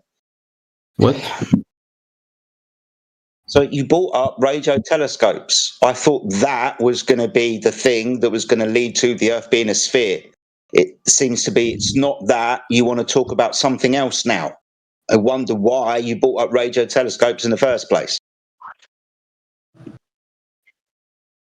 There's a distance thing that you can have, which is the surface of the Earth, not at all, because we're talking about things in the sky. You were talking about radar. We understood that. Okay, radar. Do you know the radar concept then? Yes, I live in Kent, underneath the area of the Battle of Britain, where radar was invented.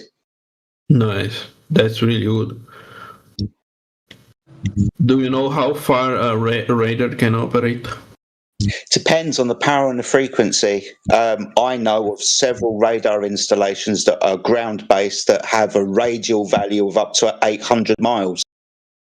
800 miles. I think maybe there's larger ones if we talk about military, but the one that I know that's in Australia, North Australia, Jindalee, is about 800 radar radius value. This picks up aircraft as they take off and boats on the ocean. So, do you want to think? Do you want to talk about the things that are under our feet or above our feet, and what is Earth for you? I want to talk about the Earth being curved.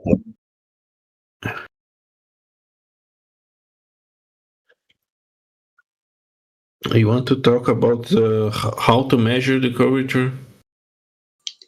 How? Yeah, yeah, that curvature. Just a measurement of Earth curvature. We can measure it using systems that operate in a high altitude. Okay, that's ambiguous. Carry on. Yeah, and that's it. Okay, still ambiguous. Can you provide me with the information?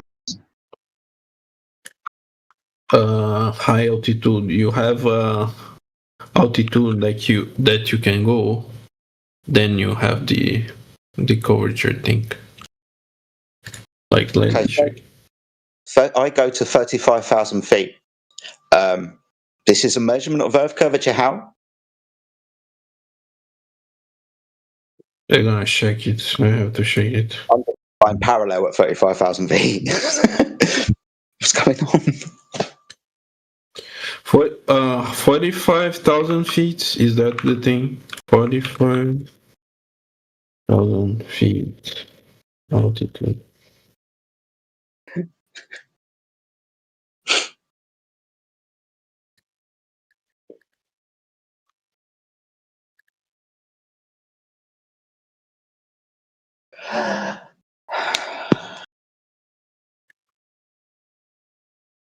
I'm not a scientist into it right now. I hope you are a good scientist. When we talk about science, you'll know whether I am or not. At the moment, we're just talking about geometry. And I'm trying to figure out how 35 or 45,000 feet in an aircraft is a measurement of Earth curvature. I'm still waiting for that answer. How high, do you think we need to go to see the curvature? I don't know. That I guess that would be your claim. How high have you gone and seen Earth curvature again? I'm typing on right now. Oh, okay. I forgot. You don't answer my questions, do you? Okay. At least 35,000 feet. Is that what Google says? Okay. So if Google says that you should, and we do, see curvature of the Earth from 35,000 feet, I wonder if Google is thinking that we see at 35,000 feet, or wonder if we're just taking one observation, like out of just one window. Because we always point this out that maybe Google or AI doesn't have eyes and doesn't know that if you turn around, keeping your eyes on the horizon the whole time, you will understand that the horizon is a circle around you. It's not having one part higher or lower than the other, which would denote it. You think that you see one part higher or lower than the other because the parts that are peripheral of your vision, when dead towards the horizon, are trying to wrap around you. So if you turn around, the horizon would still be. It's a circle around you. It's not curvature. Let's put it like this: AI is really slow. But even if you live on a sphere and you keep gaining altitude and altitude and altitude, it's like having a horizontal slice out of an apple. It's just going to be a circle around the observer. The only thing that's really going to notice as you maintain a horizontal gaining altitude from the Earth is not the Earth curvature, but the Earth disappeared beneath you until you can't see it.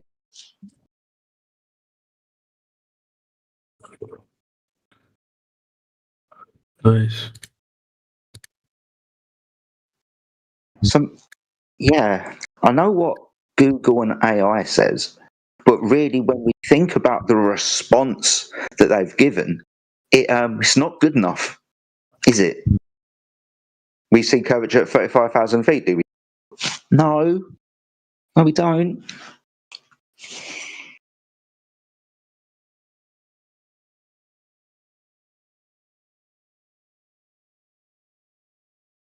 Why there's people muted on this chat? Why should? I don't know.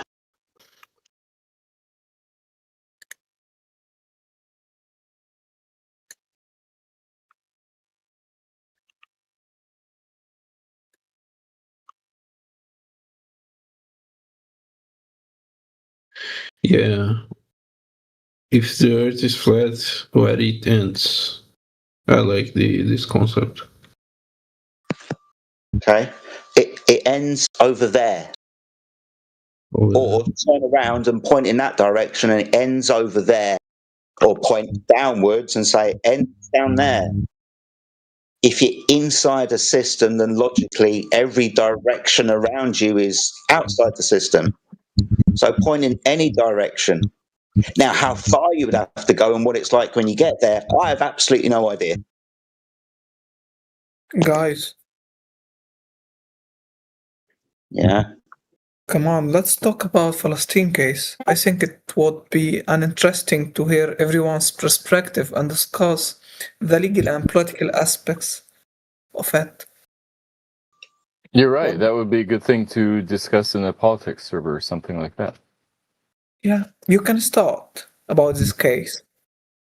No, I'm saying it would be a good thing to discuss in some other server with a different topic.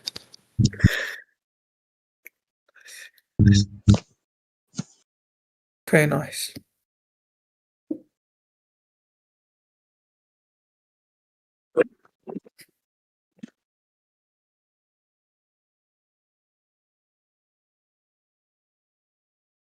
Yeah, I want to know how high I can go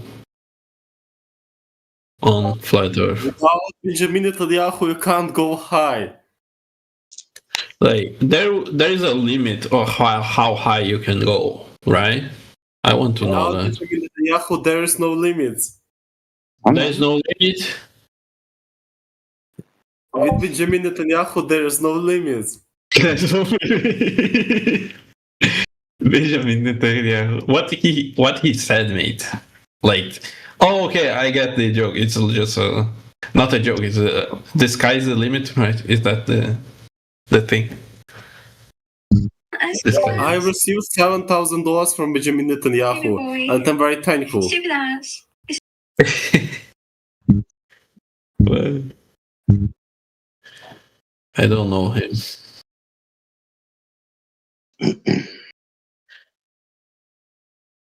SpaceX, is SpaceX like a hoax? Like they are using rockets just for fun? It might not be rockets just for fun.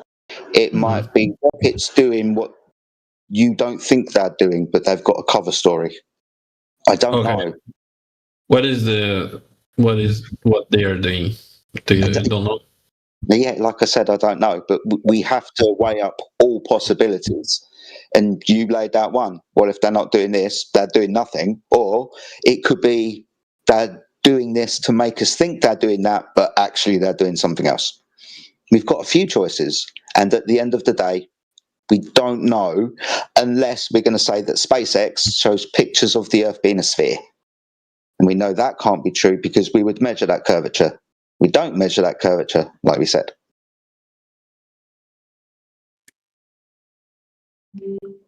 How high do you think we have to go in order to be on Earth still? Do you have this answer? Yeah, I don't understand the question. So let's say if I go 100 kilometers, can I go 100 kilometers high? I don't know. The highest I've ever been is about 37,000 feet in an aircraft. I've been no higher. So I wouldn't be able to tell you how high you could go without my own personal experience. I don't know. It's you must remember this as well, and I know you guys have. I really want to help you. Like I really want to help you. At the moment, you've got lots and lots and lots of questions. Unfortunately, the majority of the answers you're going to get are, I don't know. Because just because we measure the surface of water to be horizontal, flat, it doesn't mean we know what the sun is, or the distance to Jupiter, or what's under the Earth, or how big the Earth is, or what actually the shape of the Earth is. We don't know these answers. We've just got one verifiable claim. The Earth's measured flat.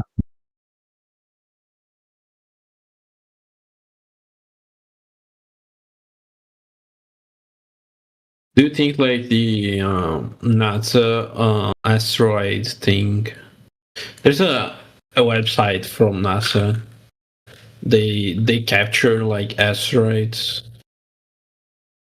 So, Eyes on Asteroids. I just got it. Eyes on Asteroid. It is a website that you can check like where some objects are. And do you know Halley Comet? Comet Halley? Do you know that? Okay. Do you have an opinion about it? There's a lot of phenomena in the sky.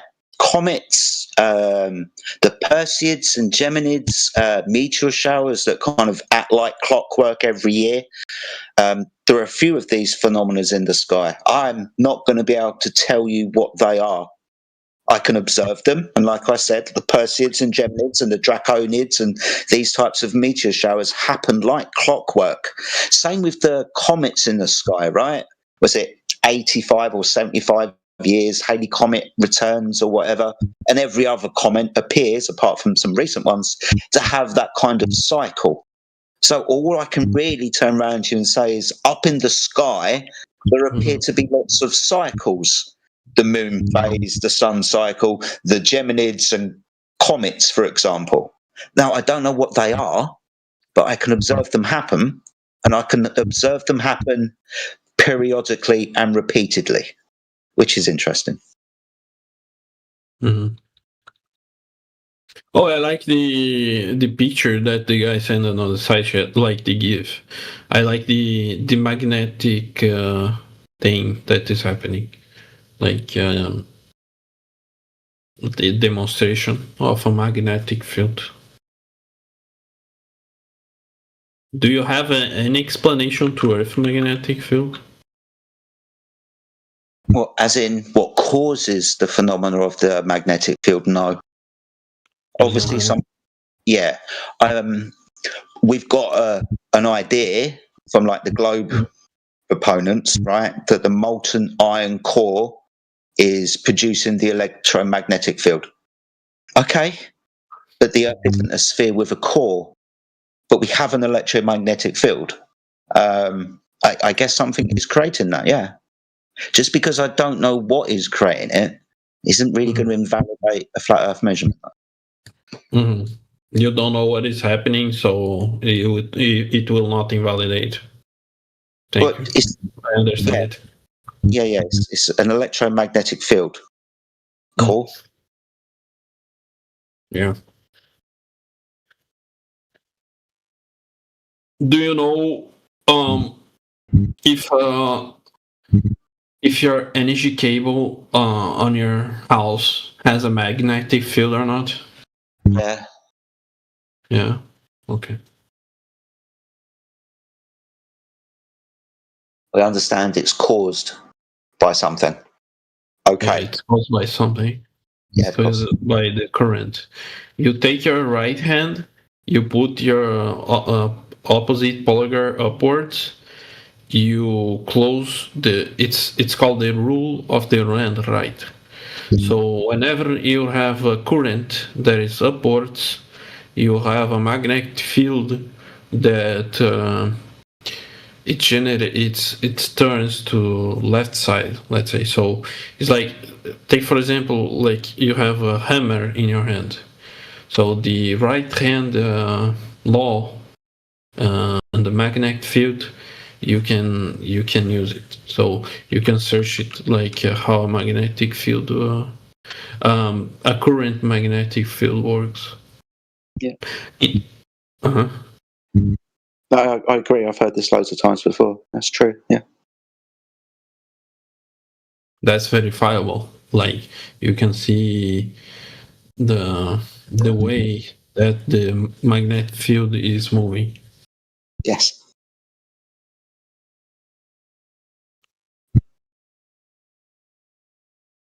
Do you think if there's a magnetic field from Earth, what type of energy produces this magnetic field? Do you think it's electric? What type of energy do you think it is? Usually we have some kind of usually we have some kind of electromagnetic energy within the idea that the Earth's a sphere. We've got a lot of metal involved, some iron core.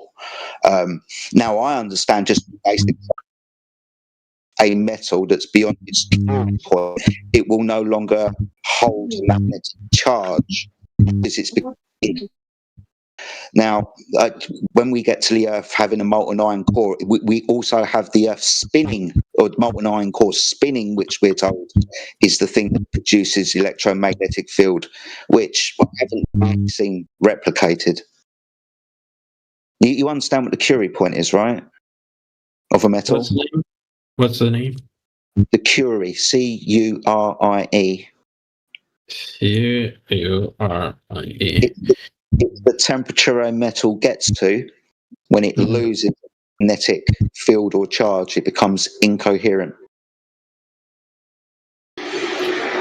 So, say for example, I've got a steel ball and it's magnetized, and then I add temperature and I melt the steel ball over, let's say, 1,000 degrees or whatever. That steel ball that is molten will lose its magnetic field and charge.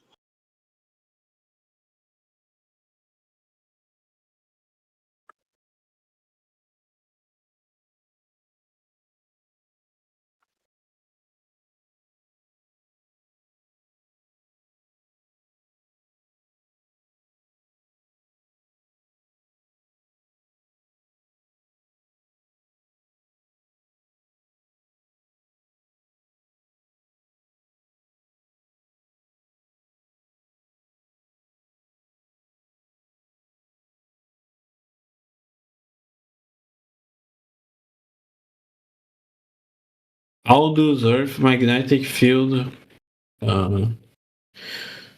Earth's core generate magnetic field when molten iron loses its magnetism? Let me see here. I think they spin it, don't they?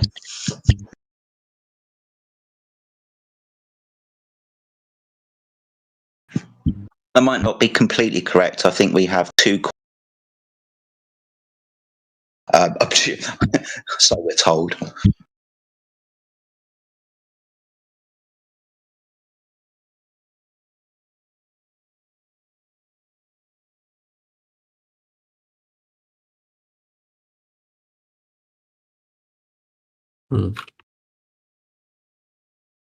So, if an object has a magnetic field, I have a question. Can we calculate how much energy do we need in order to make this magnetic field? Do you know this answer? I guess it's a little bit out of my scope, though. I would presume there's some kind of mathematical equation to find these things out, but it's a little bit out of my pay grade. Okay, I'm gonna search it and then bring.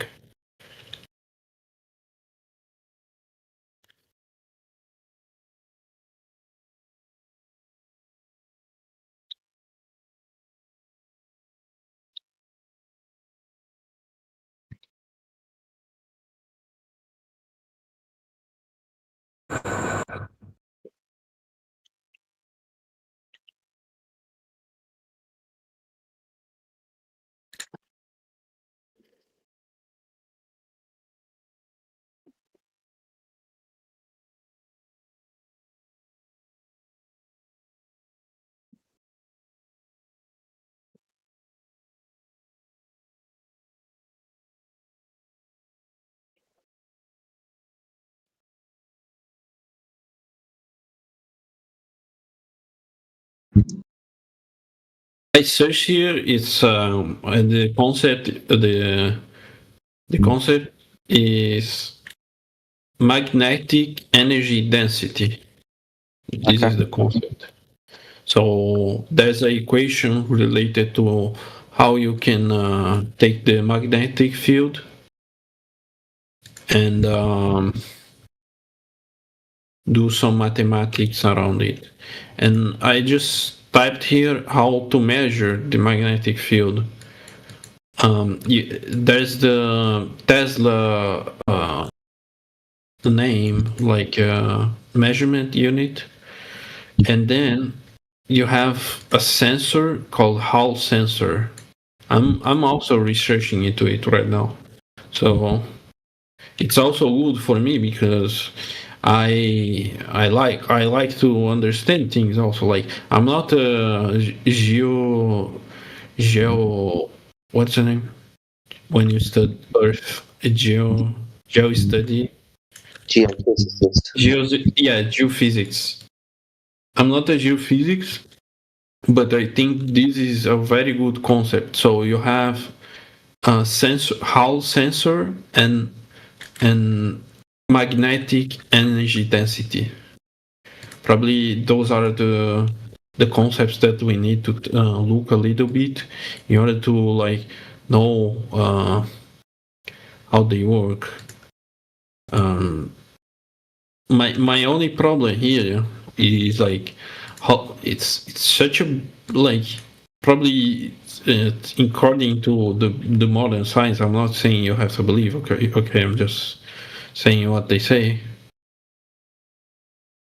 Peppo, just for you in the chat there's a video if you want to check it out sometime. It's a PhD geophysicist who says that the Earth is flat. Yeah, I know him, Dr. Afonso. I know he's Brazilian. I watched at least 50 videos from him 7 years ago. I know he's a flat earther still. He's geophysics. His model, one of his models that he works, he studied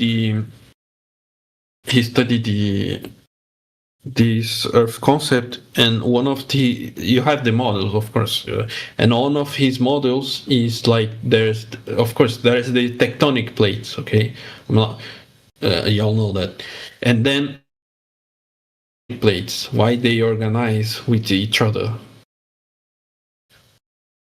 and how the tectonic plates organize with each other, you know. And then there's a specific model that he said, it was a long time ago that I saw. I had to take, but it's not the NASA geo thing. Dr. Afonso is smart too. I like him.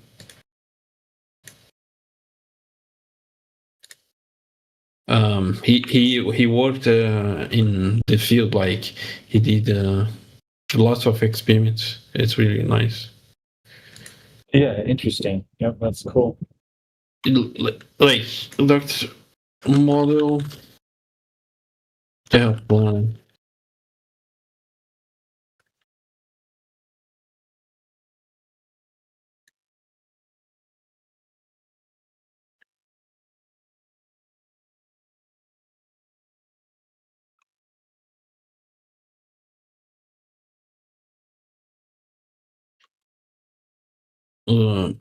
I think I have to go to the bathroom, no joke.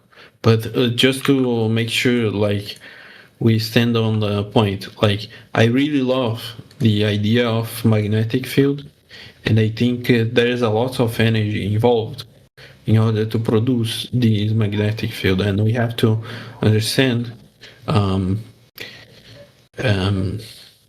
is this energy located? What is the position of the energy? How far away is this energy being transmitted? Let's say generated or transmitted, almost the same thing. I mean, energy doesn't generate. Energy is a form of transformation, but it's transformed. But also. Yeah, so I can send you some interesting videos on the magnetic field sometime. Yes, yeah. One of them's interesting. It's a NOAA scientist, right? NOAA.gov, NOAA scientist. And he's explaining how they really have no idea what's going on with Earth's magnetic field and how they can't really predict what it's doing and what it's going to be doing in the future. It's an interesting video. Why you think?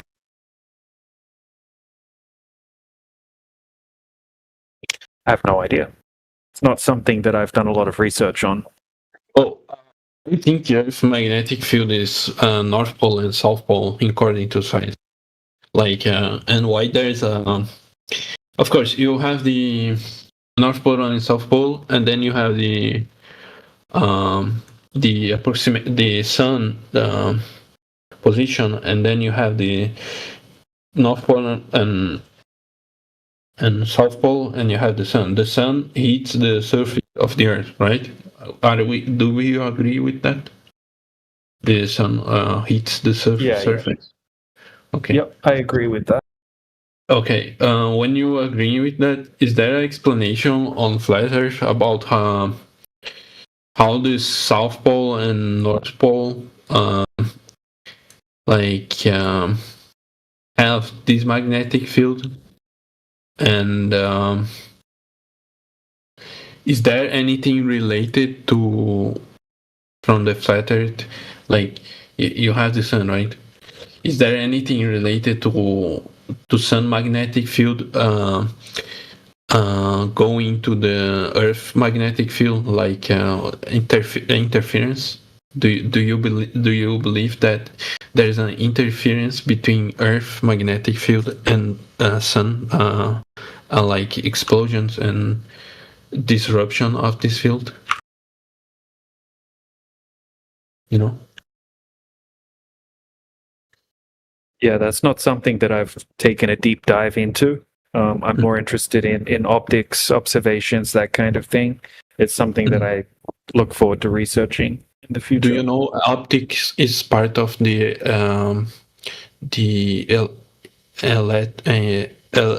range of EMF range? So electromagnetic EMF. No. Oh my God, it's in English. So you have X-ray, and then you have vision fields. We humans see on the optic range, right? And then you have the other range. Do you know this concept? Yeah. Okay, you have like infrared and other type of things. Do you think we can use those type of things to look out objects that are like on the sky or not?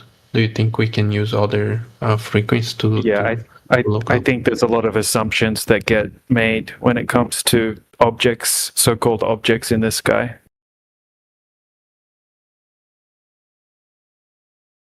Okay. What do you think generates energy? Like, or the energy is being transformed. What do you think energy is?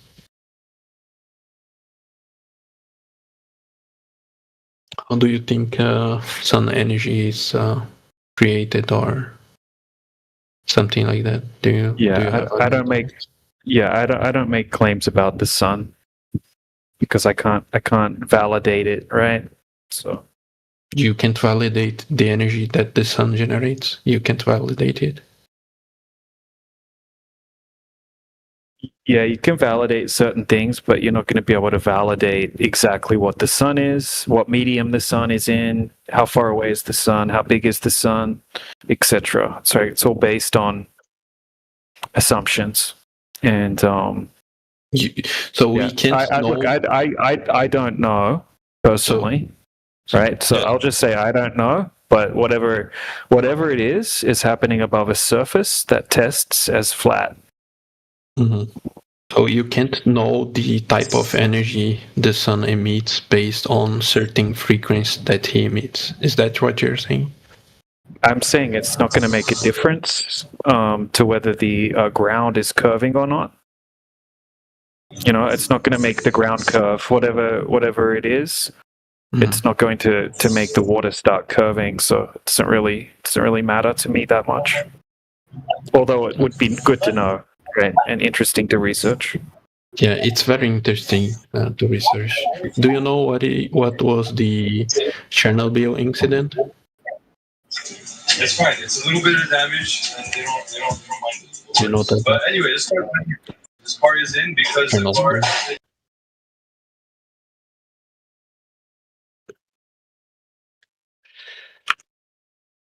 Do you know what is a fusion reactor?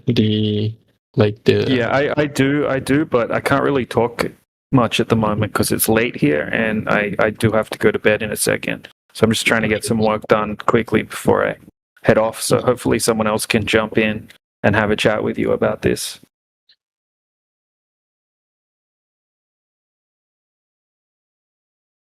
I'm gonna go bathroom real quick. Okay, be right back.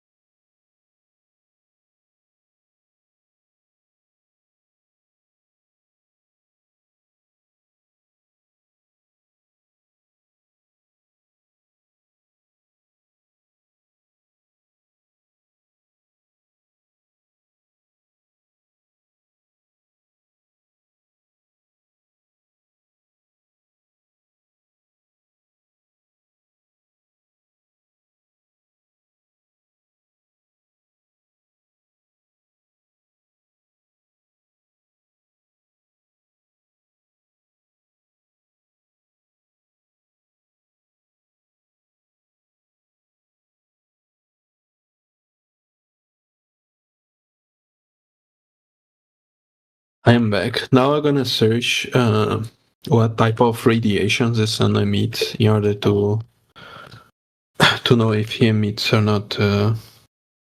He's using fusion energy or not.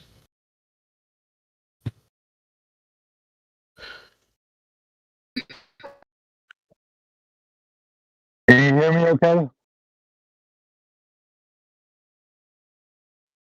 Does my microphone sound bad? Really, buddy, bro. All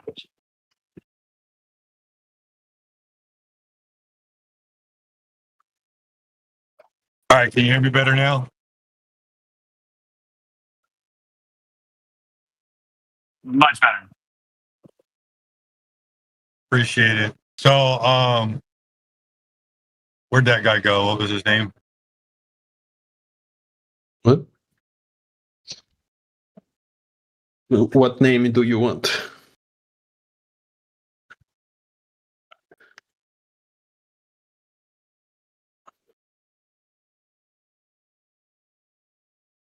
Who is it? Who what? What guy? Peppo has been asking DJ questions, but DJ's busy. Yeah. Oh, Peppo. All right. Yeah, talk. All right. So,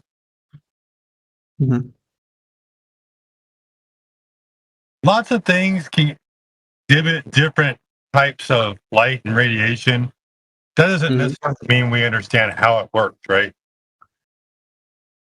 Oh, okay, wait. Bunch of stuff emits radiation, and we don't know how it works. Is that what you're saying? Well, I mean, you would have to go there to verify it, right?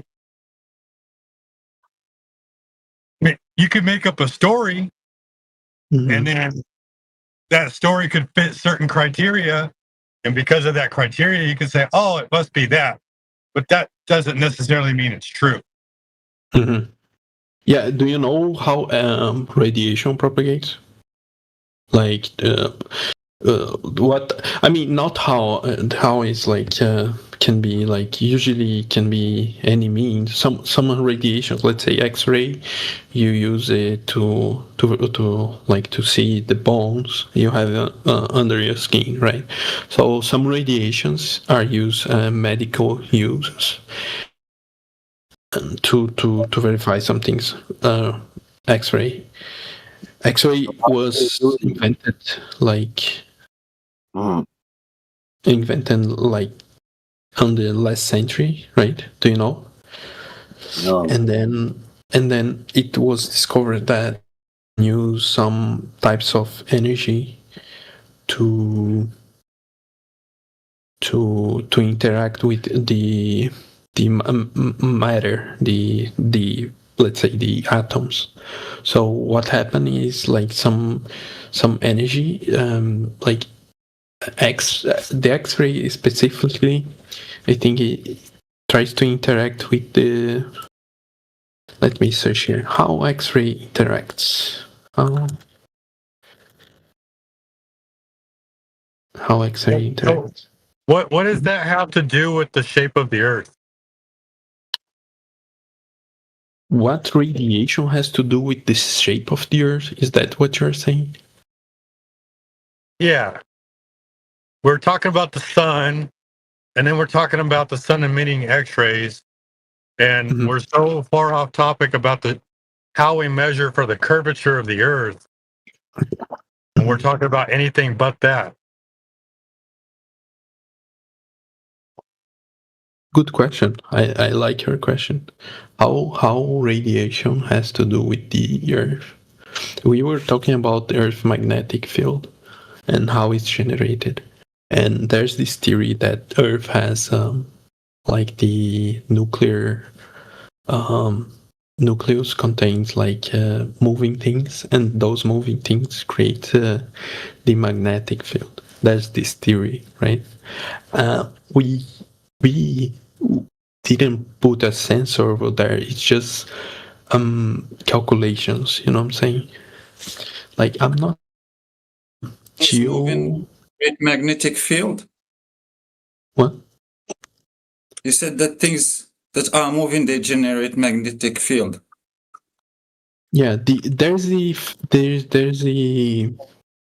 let me put on Google nucleus image Earth. Am I talking to a person or am I talking to Google and AI?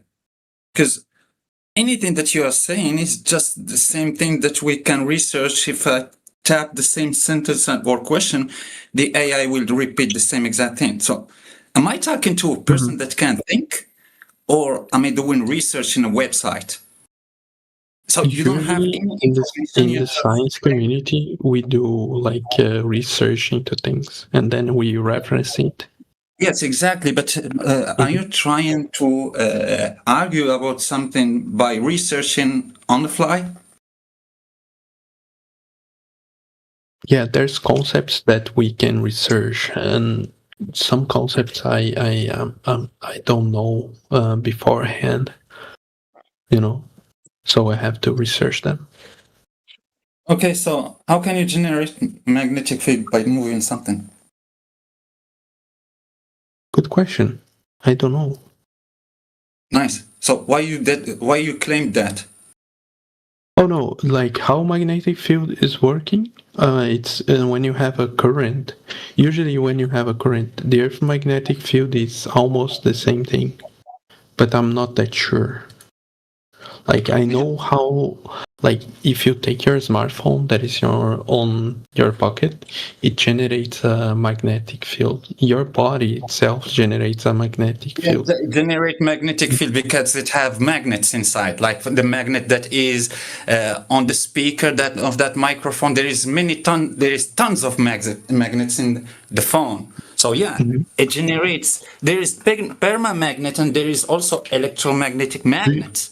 Do you know how a magnet? You will have a magnetic field if you have a magnet. Yes. Do you know how a magnet is generated? Like the object they call magnet?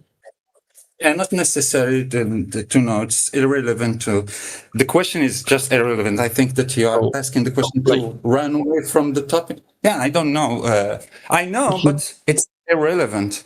It's irrelevant. Just generate a discussion that is on the topic of how things generate a permamagnetic field, like those elements or metals. So it will just turns us from the topic that you claimed. What is the topic? That things that are moving inside the Earth, they are generating magnetic field.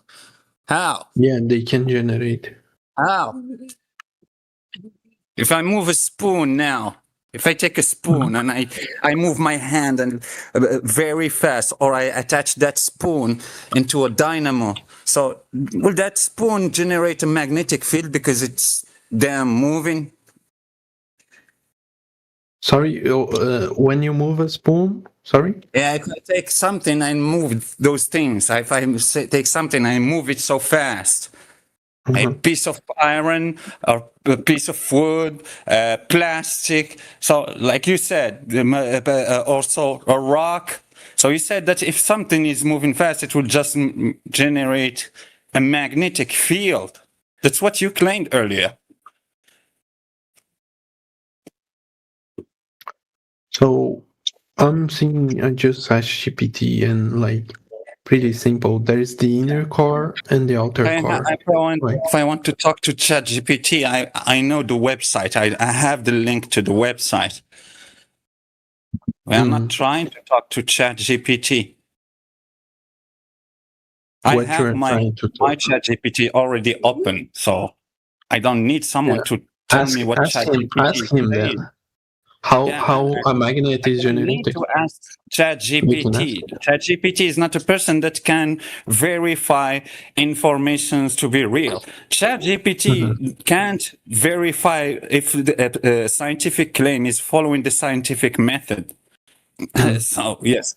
So tell me, how can you generate a magnetic field by moving something? How you can generate magnetic field by moving something? Good question. You forgot to ask it. You know the concept of let's say the nuclear power plant. Do you know that thing? It's completely irrelevant. It's not related to what I asked. How can you generate a magnetic field by moving something? I'm not talking about nuclear plant and fusion reaction. You don't know. Okay. When you are moving a spoon, you are not doing a fusion reaction. Inside the Earth, there is no fusion reaction. You're telling us that there is a magnetic field because of things that are moving. Yeah, This was your claim. Yeah, your question is about how a magnetic field is generated, right? Is that the question?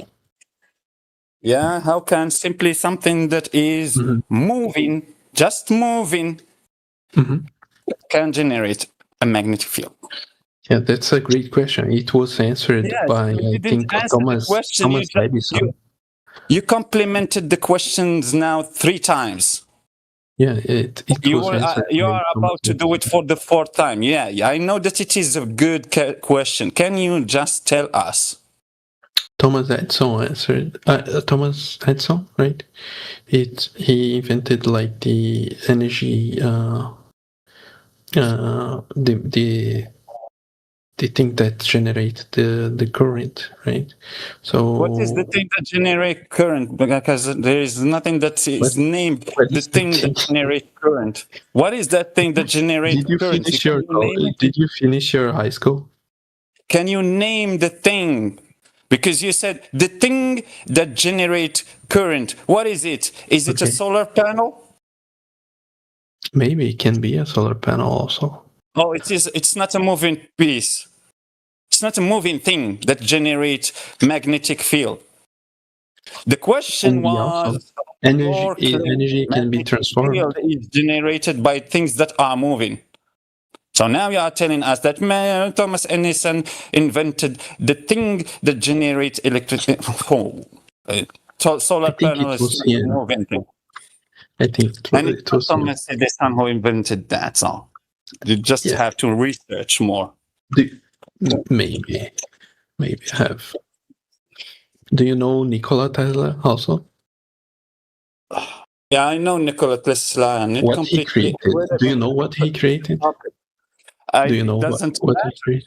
I didn't create something that moves. To your question, doesn't matter? Okay.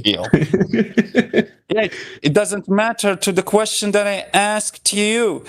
Are you trying to just go past all people that lived on this surface of the earth? You'll tell me, do you know Nikola Tesla? Do you know Madonna? Do you know Chris Brown? Do you know James Brown? Do you know... that's what you are doing. You're asking me if I know people's names. Yeah, and I'm asking it. Do you know them? It's completely irrelevant to my question to you. How can you generate a magnetic field by just moving something? By just moving something. Yeah, that was your claim. You forgot. Do you have Alzheimer's? Yeah, a magnetic field. Field can be done by one thing called inductor. Okay, this like you can have an inductor by having I think the name is inductor. But when you move your hand, an inductor is not a piece that's moving. It's not something that is moving. It's not even nearly close to your claim, which is about. I forgot the name in English. They are moving inside the Earth and they are generating a magnetic field. Oh, you have a coil. Can you try? Just listen. Do you know the concept of coil? Think about what you claimed earlier. Yeah, what I claimed. Validate your claim. I asked you what I claimed. Direct question related to your claim. Mm-hmm. So can you answer the question in specific and don't dance around the question? Do you know the concept of coil? Oh my God. Yes, I know. And it's what is a coil? What is a coil then? It's not relevant to the question that I asked you. So are you telling me that there is coils inside the Earth? Kind of. Because your claim earlier is the Earth is generating magnetic field, not by coils, not by a solar panel, not by something invented by Thomas Edison, and not by something invented by Nikola Tesla. So you trying to run away from the question. Nikola Tesla is not important to it, right? You're saying that. Try again. Nikola Tesla is not important to energy researches. Is that what you're saying? Yes, he is important to energy researches. Yeah, correct. And what type of energy researches he researches? Irrelevant to a molten magnetic core inside the Earth that is claimed that its movement is generating a magnetic field. So that was your claim. We are not talking about inventions. We are not talking about phones. We are not about AC current, the thing that Nikola Tesla developed, the AC current compared to the DC current developed by Thomas Edison. It doesn't matter if Nikola Tesla worked with Thomas Edison and Thomas Edison didn't want to pay Nikola Tesla. It's these stories that you are telling us to just run away from the question are completely unnecessary to the question. Yeah, to the question. Yes, because the question that I asked how a magnetic field is generated from a current, right? No, it's not right. It's not right. You also forgot your own claim. You forgot your what own claim. What I can suggest to you, you are recorded live on YouTube now. So you click on that box that is next to me. It's on my right. It's on the left of my profile photo. You click on it, you go to the YouTube website, the YouTube page, you just rewind the tape and listen to your claim. Your claim was not about electricity generating a magnetic field. It was about things that are moving inside the Earth. They are generating a magnetic field because they are moving. Yeah, probably I did that. Yeah, I did that. Yeah. And you throw claims left to right without any evidence. It's not something good. Not something good. Yeah, it's not something good to do. Throwing claims left to right like that, it's not a good thing to do. Not a good thing to do, to throw claims. I got you. So, what do you think there's in the middle of Earth? What do you think? What type of elements do you think there is there? Hell? Do you know the periodic table? Do you know that concept? Hell, maybe there is hell. Who knows? There is many claims. People made many claims.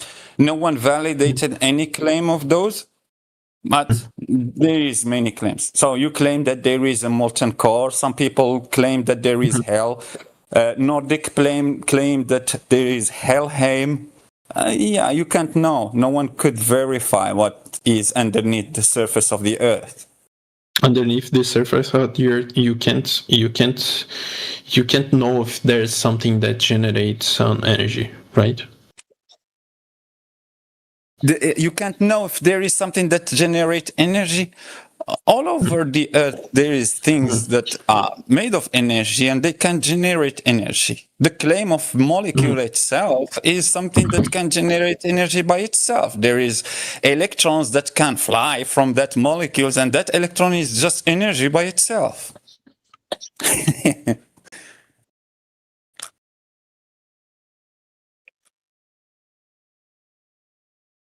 I recommend searching for how a coil works. Yeah, I know. It's not a molten object that is moving and generating a magnetic field.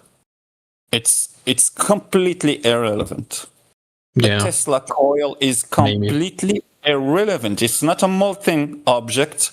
Not something that is molten. That melted because of temperature, like the core that you claimed inside the Earth, and it's not moving. There is no moving part in a Tesla coil. If you never knew, you never research what is a Tesla coil. You don't know that the Tesla coils don't have any moving part on them.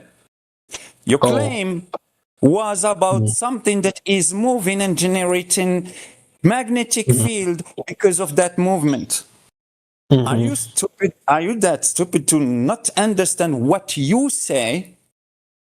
You said something, and you're talking to me about Tesla coil. Yeah, it can be Tesla coil, whatever coil. Earlier, it's not a moving object that is generating magnetic field because of its movement. You can claim dynamo.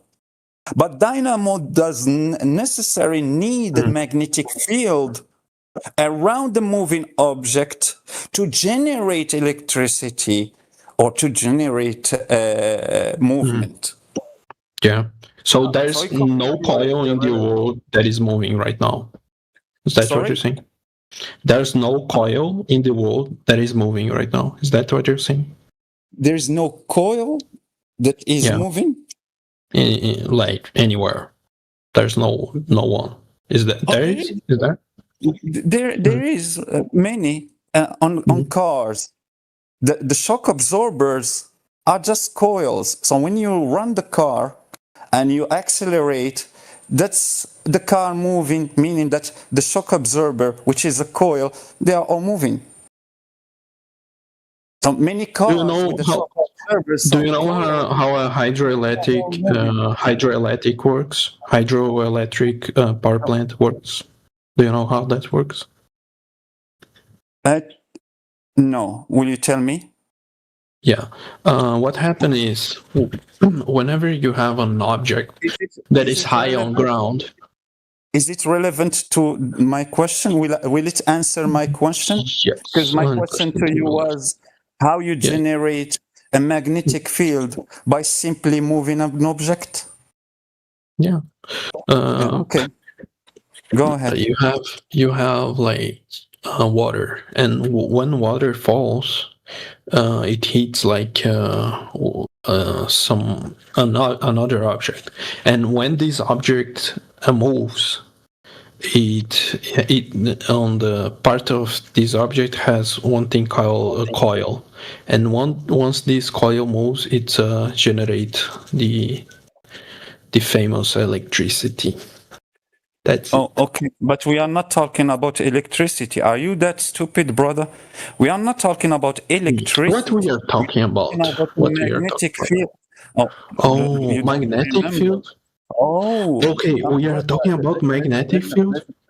Yeah, I'm wasting my time. I guess that you have a reset button that you have your hand pressing it constantly. So your memory is reset all the time like a fly. I can't do that. So you don't know what you're talking about. It was you the stupid person talking about a magnetic field. Now you, the stupid person, is jumping from a magnetic field to tell me about something that's generating electricity. That's so stupid. I'm so sorry. I can't continue. So I have a question, like sincere question, no joke. Last question. Does magnetic field is related to electric field, like electric current? Do you know any of that?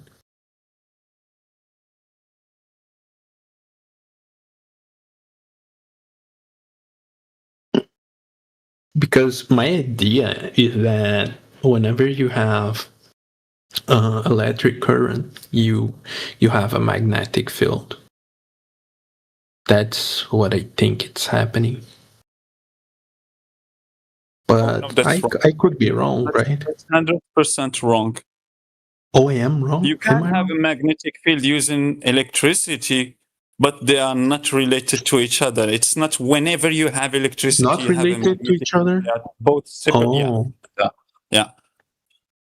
Okay.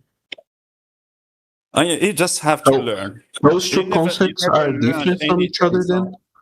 So those two concepts are electric field and electric current and magnetic field separate from each other? Is that what you're saying? Yeah, that's why they have different names. One is called magnetic field, and the other is electricity.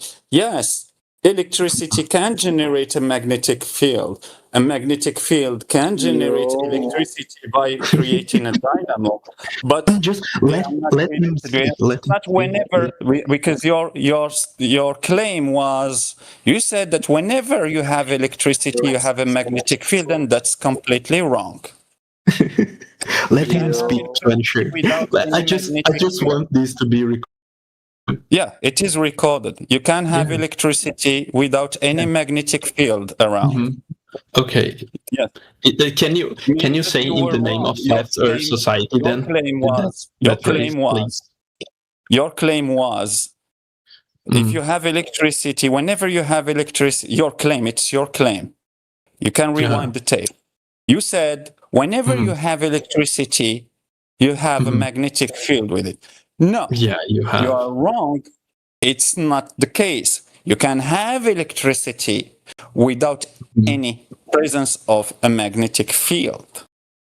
Hey, very quickly, I'm sorry to interrupt. Someone just connected us to Flat Earth Society. We are not Flat Earth Society. That's a parody, you realize, right?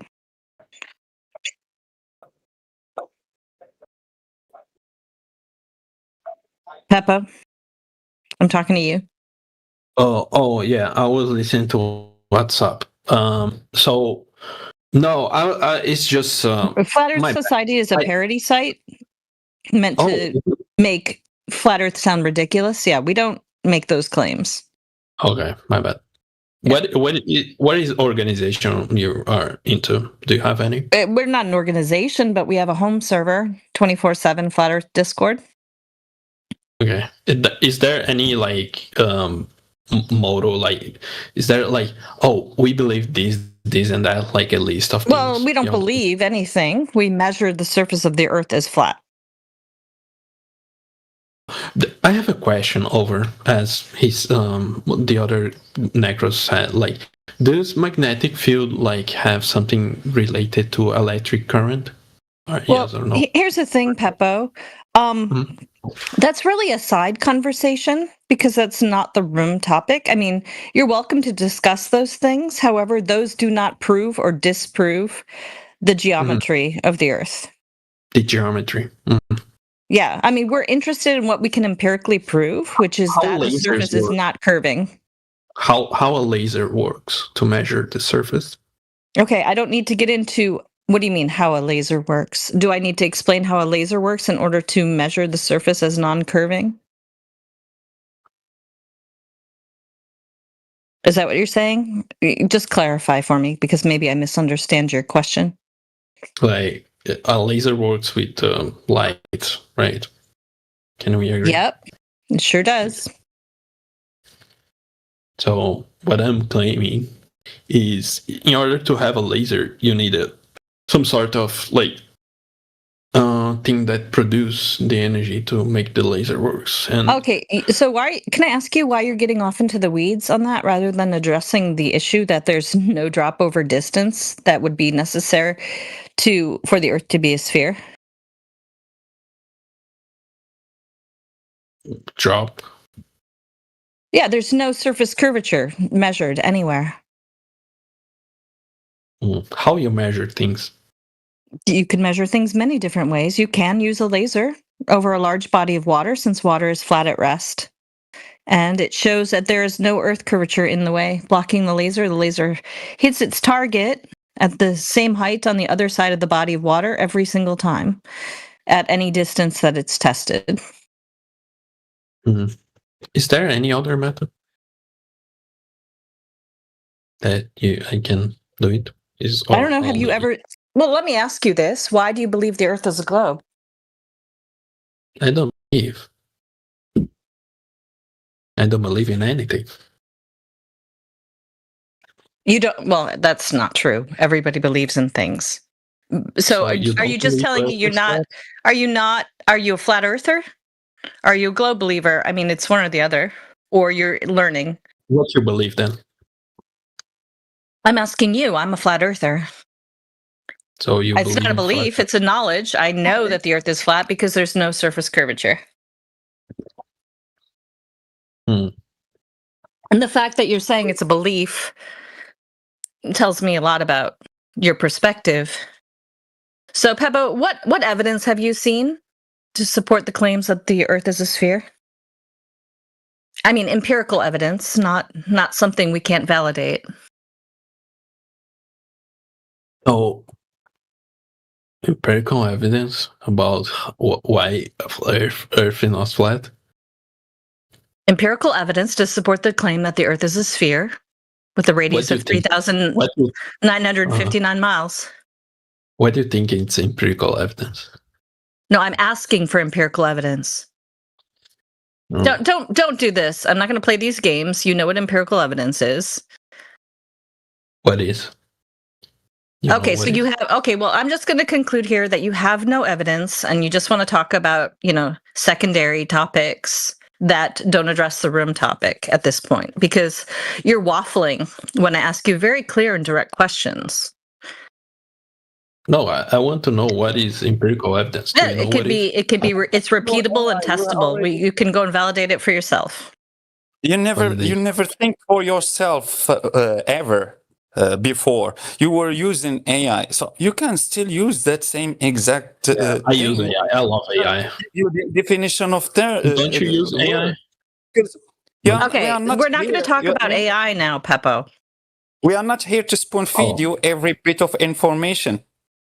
Well, no, he's not asking. I don't really think he's wanting to be spoon fed information. I think he just wants to talk about anything except the reality, which is that the surface of the Earth is indeed measured flat, and there is no evidence to support the claims that the Earth is a sphere.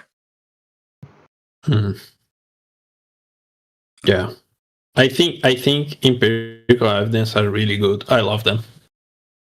Okay, so what empirical evidence exists to support the claim that the Earth is a globe? When I go to the beach, I see everything flat. Yeah.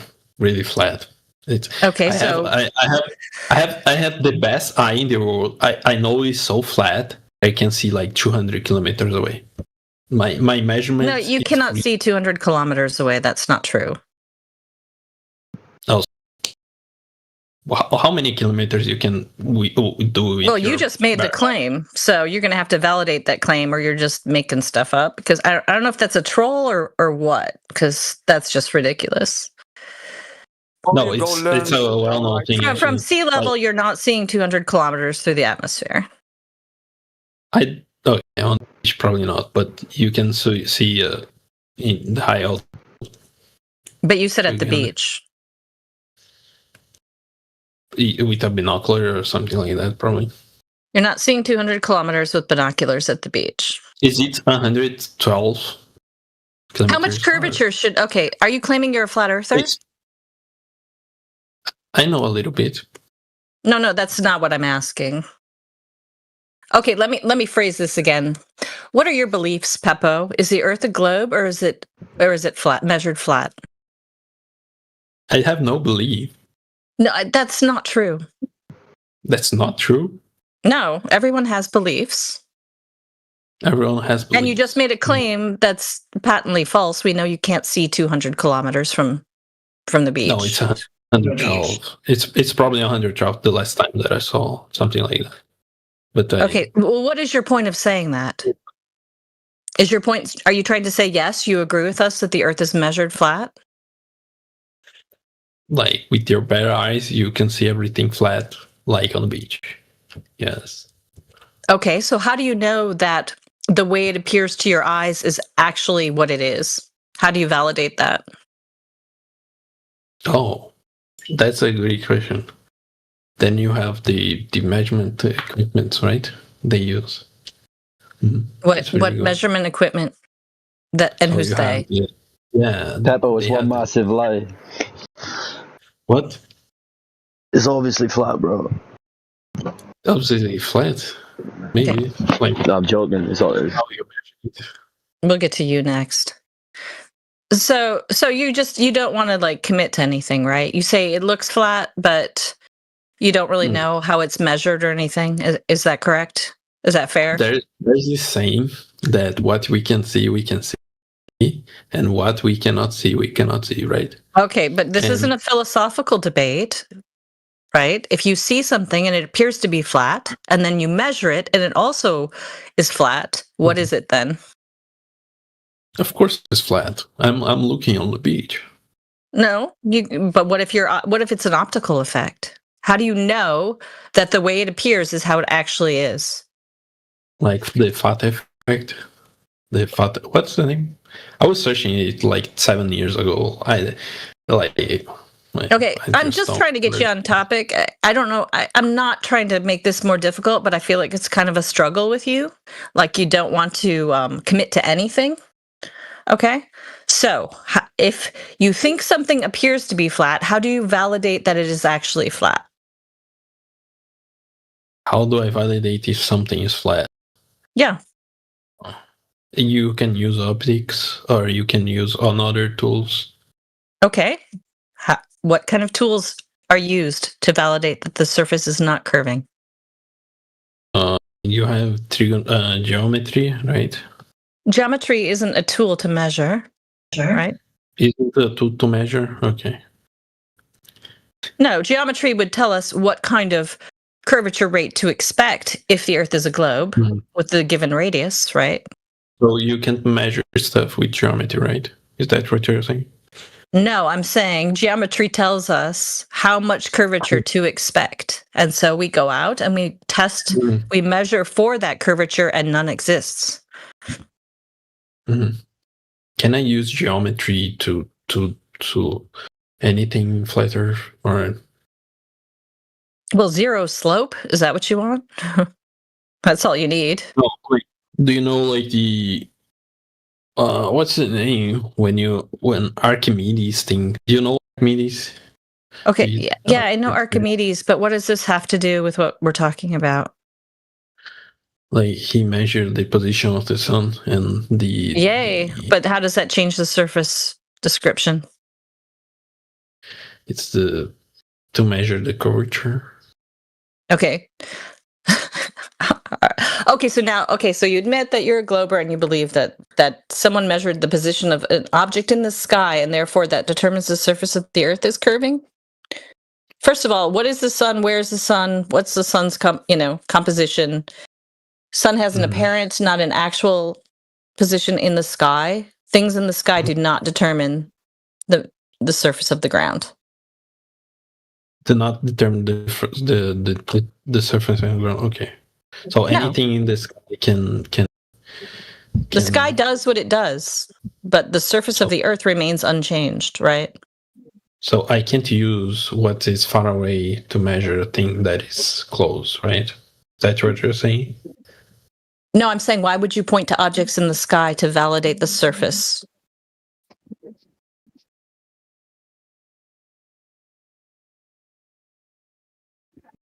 if you need to measure a floor to make sure that it's flat and level, do you look at the lights on the ceiling to do that? The lights in the ceiling. Oh yeah, it makes sense. Like if like the We have access to the surface of the Earth, so therefore we can measure it. We don't have access to the sun or the moon or the stars, and even if we could, they would not change the nature of the surface of the Earth.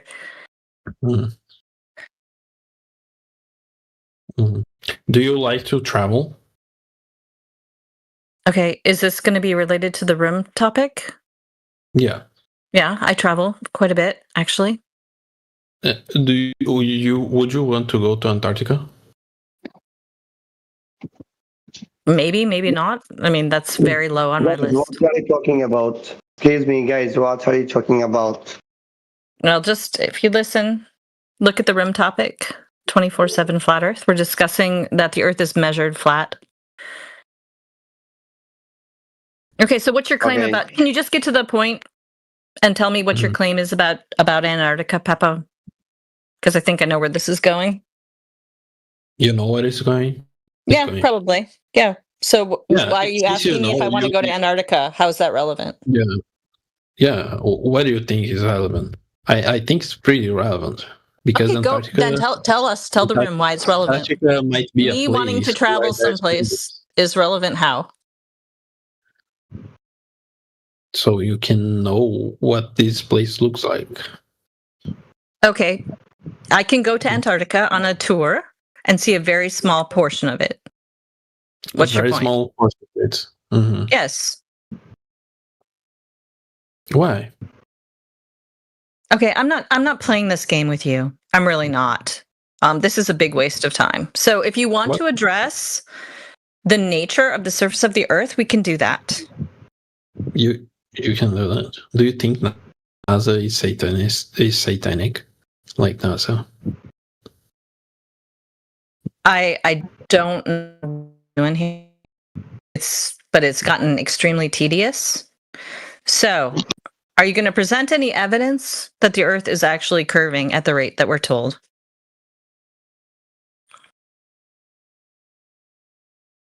What type of evidence do you want? We already discussed this. Empirical evidence. I want a measurement of surface curvature that we can validate. Empirical evidence. Oh, I love it. Yeah, you said that already. You can go really high in the sky and see it. You can. Where is it? Just because you can doesn't mean it's been done.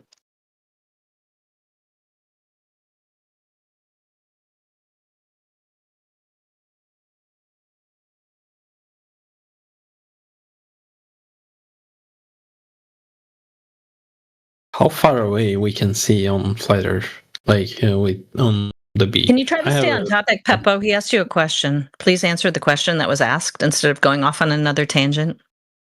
What Yeah, question you- you asked? Well, you said you can do X, and that's fine, but has it ever been done? And can you provide that accomplishment? Oh, provide the accomplishment, like how high we can go. Do you know a thing called balloon? No, do you know? Because we're asking if you know. Okay, you know what is a atmospherical balloon? Yeah, you just provide it, and then we'll discuss what we know about it. Yeah. Do you know something about it? Hey, Yoder, maybe we should see if there's somebody else in the room we can talk to. Yeah, this is going nowhere. I'm saying yes. You're making me repeat myself. This is boring. Can we move Yeah, on to it's like someone else? some kind of advanced sea lining, you know. Yeah, we have several new people in the room, so if anyone has any questions about flat Earth or they want to present any evidence of the globe, feel free to open your mic and join us. Hi guys, flat earthers, how do you explain everything else beside Earth in space, every large object being a sphere? Well, first of all, we're not making claims that the Earth is a disk in space. We are completely discarding the heliocentric model entirely. Okay. So we measure. Hold on. Let me finish. So we measure the surface as non-curving. That's how we know the Earth is flat. As far as the objects in the sky, what they do or don't do is irrelevant to that. Why do you think Earth must be something different than every single planet that exists? Well, first of all, are you claiming? Okay, first of all, if I go into a forest, it doesn't make me a tree. And Okay. you have no evidence that the Earth is a planet. If it was a planet, it would need to be curving at a specific rate, and when we measure it, it isn't. We see objects in the sky. Well, we call them objects. We don't know that they're objects. They're lights. We have no way to validate their shape, their size, their distance. There's no way to validate that. So why would I assume that the ground that I stand on, which measures flat, is anything like the lights in the sky? Well, do you agree that the Earth is many billion years old? Why would I agree to something I can't prove? You don't need to. Well, I mean, you can. No, prove it. I'm not really You can- interested in beliefs. I'm interested in what I can empirically prove, right? Well, you can dig in. You have no way to know that the Earth is scale. billions of years old, though. You have no way to know that. That's just a belief you hold.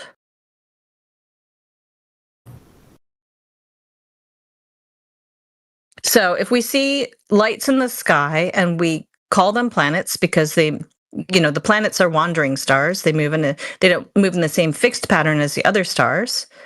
That doesn't mean the surface of the Earth is suddenly curving, right?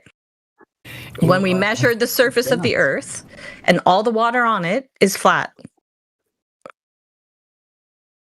See, when you have a large object, the gravity of the object starts pulling every single atom. Okay, that's a claim, the but when we center. measure the surface, it measures flat. The Earth cannot be something drastically different than Why not? literally everything else. Well, you don't know what anything else is. You just have beliefs about it. You can go out somewhere dark, maybe in the middle of a desert, and look up, and you can see billions of stars and maybe some Okay, planets yes. if you're lucky. A planet is a wandering star. Yes, we can all see the same thing. I agree It's with not a that. star. A planet is made up of. You cannot validate that. solid material. No, that's your claim. You can't validate that. What, you think the moon is light too? I can't validate what the moon is. You saw a video of a starship crashing into the moon. It came out. Yeah, and I know that that's not possible.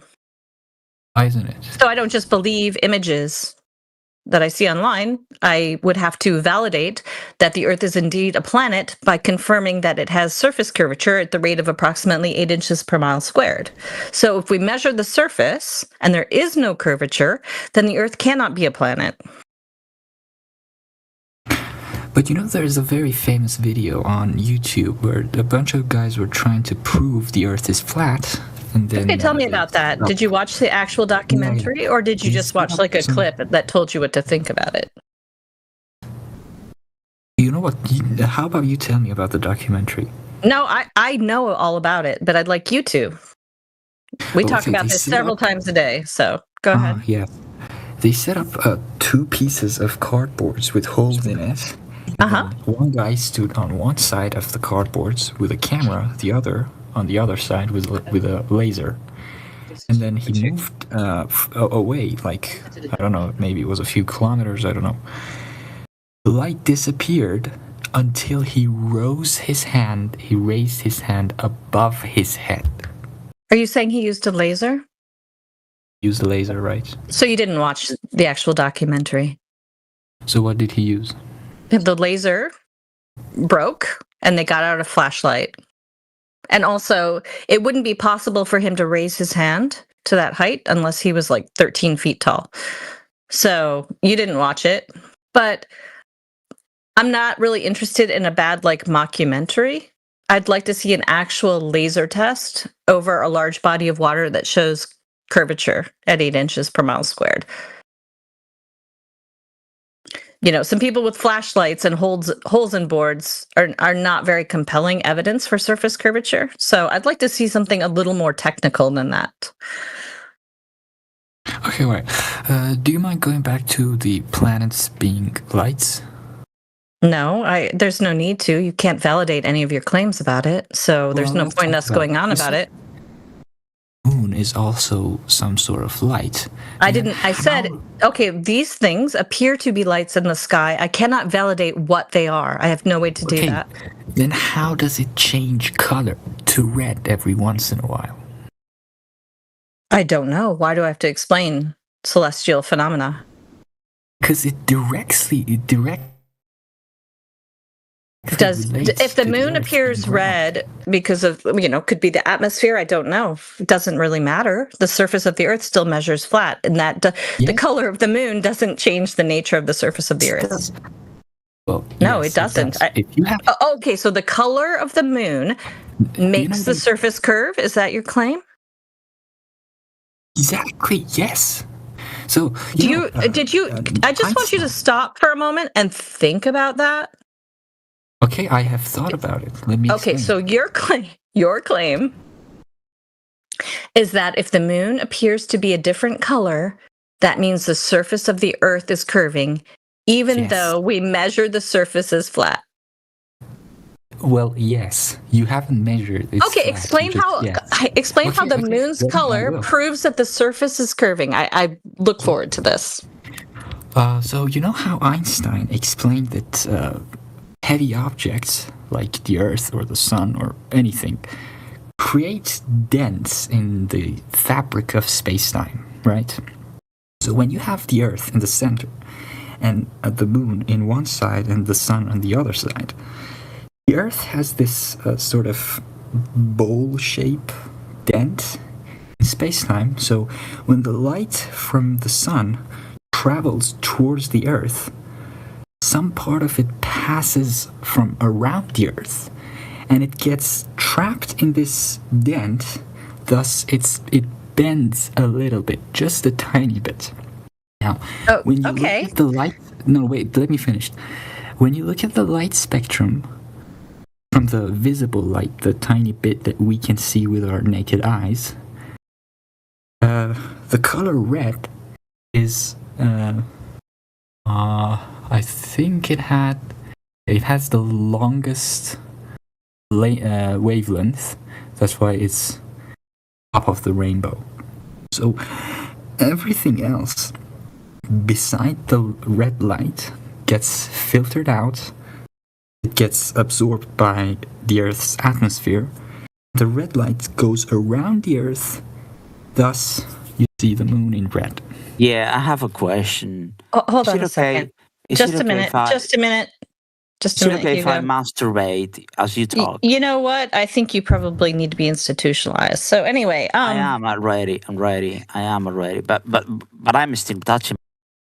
Okay. So anyway, that was a lovely story that you just told us. One that you cannot in any way validate. And your problem is that the surface of the Earth measures flat. Well, you might not be able to validate it, but if there are I'm not interested in things I can't validate. That's what I told you. We want to talk about what we can empirically prove. So I don't want bedtime stories. I would like a measurement. Okay, I would like a measurement of surface curvature. Can you provide that to me?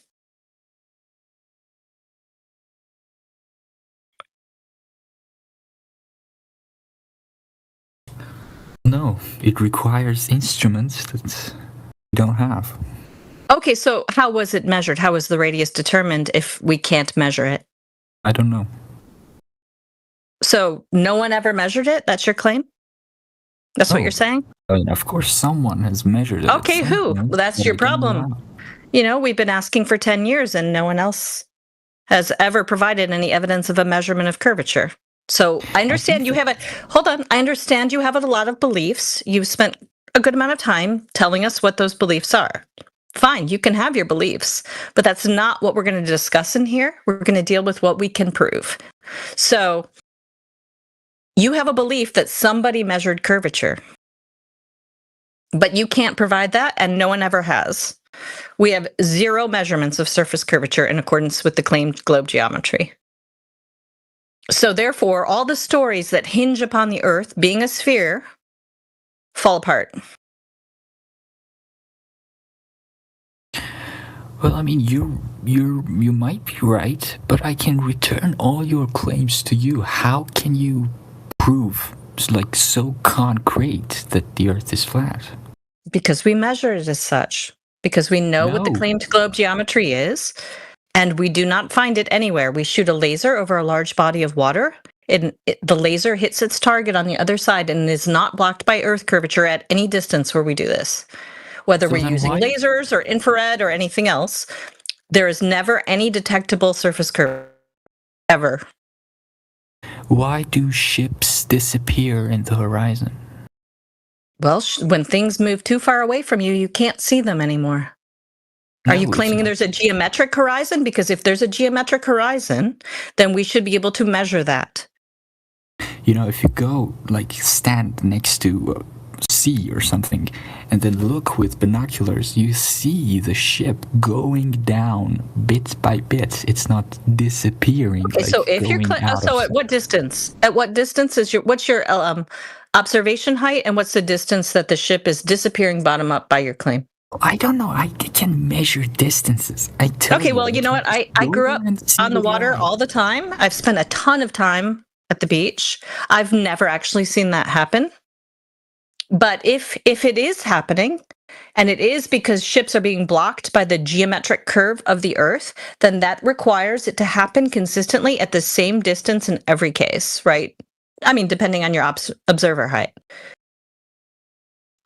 And if that is true, then we should be able to measure that curvature. We should be able to shoot a laser over a lake and measure the curvature. Well, you know that the Earth is, even if it was a sphere, it wouldn't be a perfect ball. Okay, this is irrelevant. It is, we're told that it is, if it was shrunk down to the size of a billiard ball, it would be smoother than that. It shows very little variation. So where is the curvature of any type that we can measure?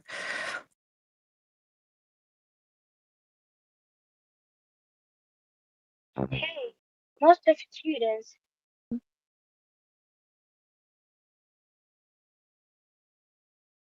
They don't know where to start, but today, let's change your first video. You just don't want to dream.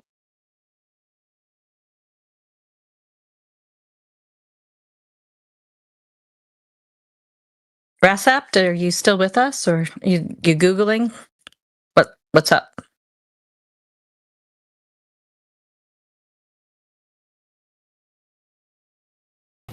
Hey, sorry, I lost you for a few minutes. So, I heard what you said about it being as smooth as a. Oh, that's what you said. Well, the point is, if the Earth, I mean, and every quote unquote photo from every space agency shows the Earth as a sphere, right? Right. Yeah. As a perfect sphere, actually. So anyway, so where are we? If if the curvature is so noticeable that we can see boats disappearing bottom up every time at the beach, which I'm going to give that to you, but that's not what's happening. No, that's patently false. That's not true. But if that's your claim, then why can't we measure that curvature with a laser over a body of water?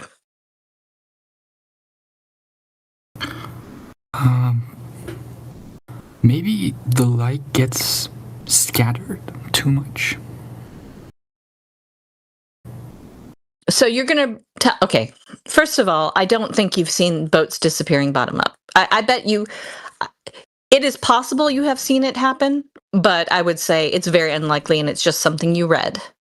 What you have seen is boats, what you have seen is boats disappearing because they have become too small for your eye to resolve. Now, okay, so tell me, well, you understand that there's atmospheric effects, right? That can explain that as well. So at what distance was the ship when the quote unquote curvature of the Earth began to block the hull? I told you I didn't have any tools to measure. You said you used binoculars.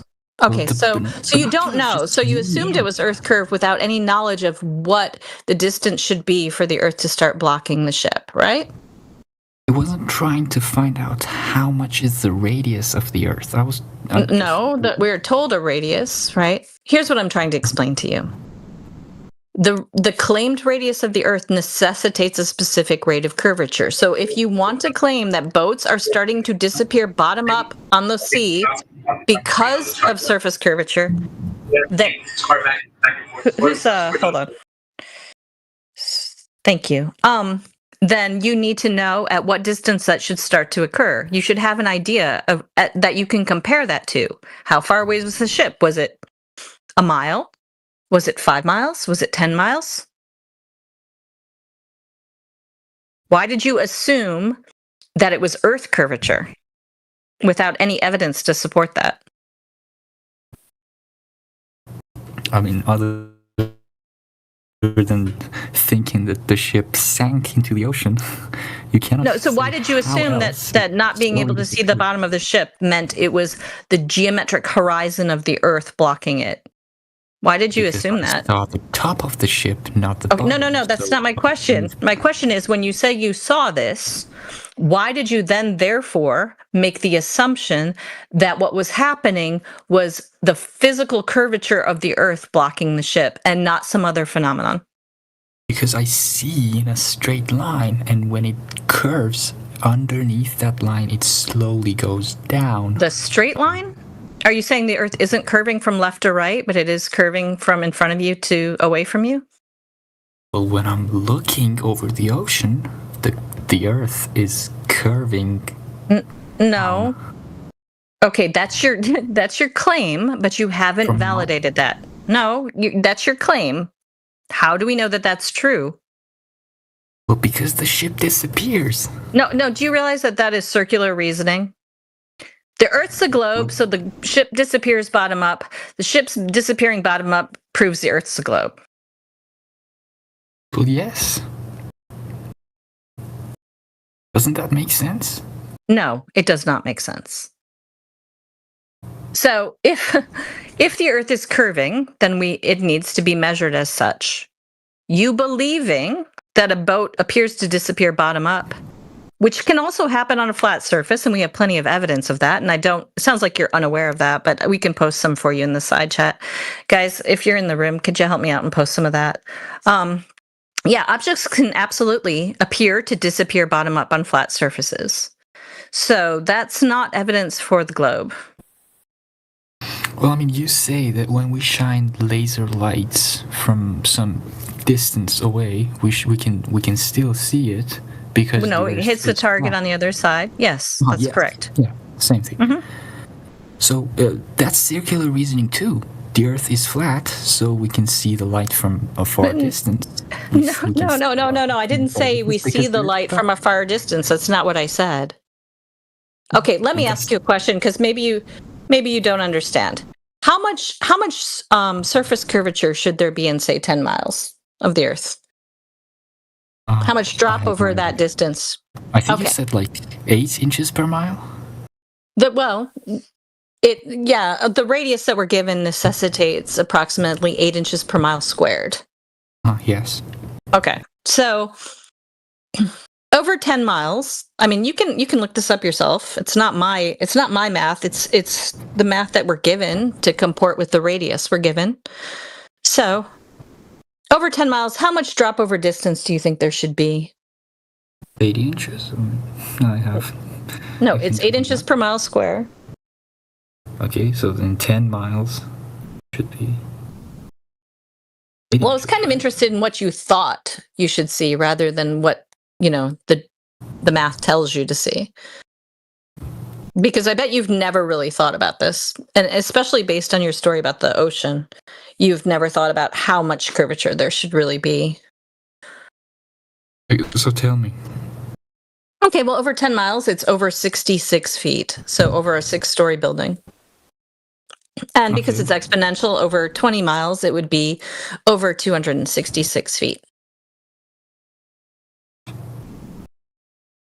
So if we set up a laser at one end of a 10-mile lake, at let's say a 5-foot observer height, and then we set up a target at the other end, also at 5 feet, and the laser hits the target on the other side, what that means is that it is not being blocked by 66 feet of Earth curvature.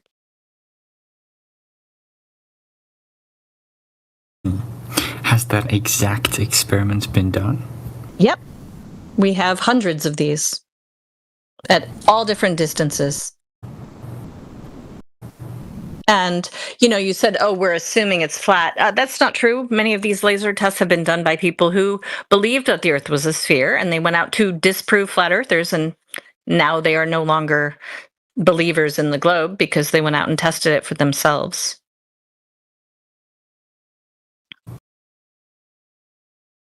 Yeah, I mean, we have them at 20 miles, 25 miles, 21 miles, 28 miles. Yep. No curvature anywhere. So, when you're on, for example, awesome. Thanks, two Kappa. sides of the lake. Hold on. Someone just posted something for you, and there's some laser tests for you in the side chat for you to check out later. Come up. Okay, I'll check it out.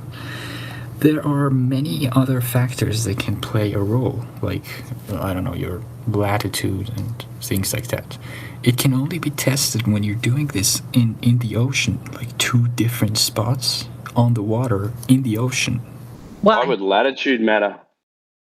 Because, well, on the ground you have hills and canyons, and the surface isn't a consistent. Talking about water, right? I said from the shore, either side of a lake. I didn't say from a canyon and a mountaintop. Yes, on other sides of a lake. Yes, on the shore. We're measuring 5 feet from the water line. And water is flat at rest. So we use that as a horizontal baseline. Go ahead, Timbo. Oh, it's all right. I was just it was getting very confused.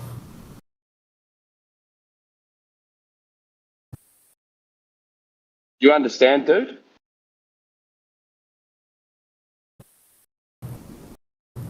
You're asking me?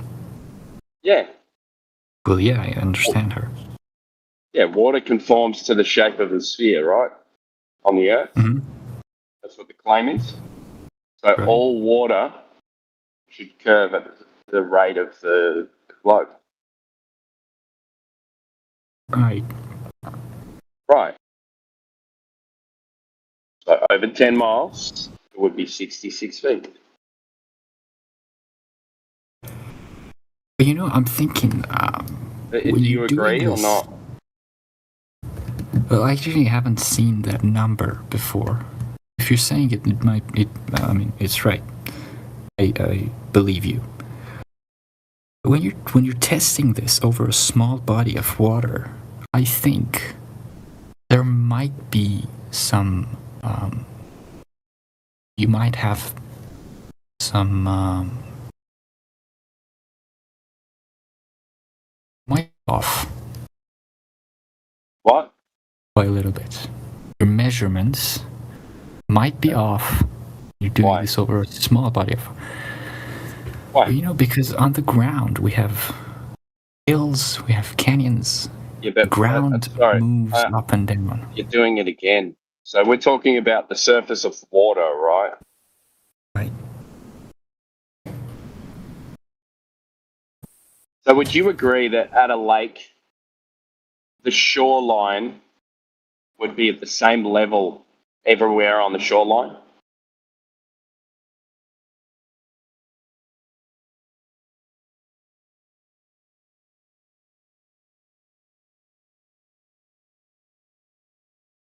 What do the hills and valleys have to do with measuring water?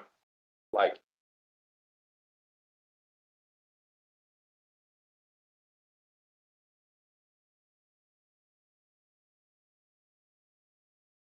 hello?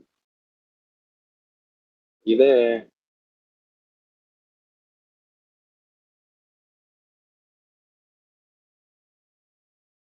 You there?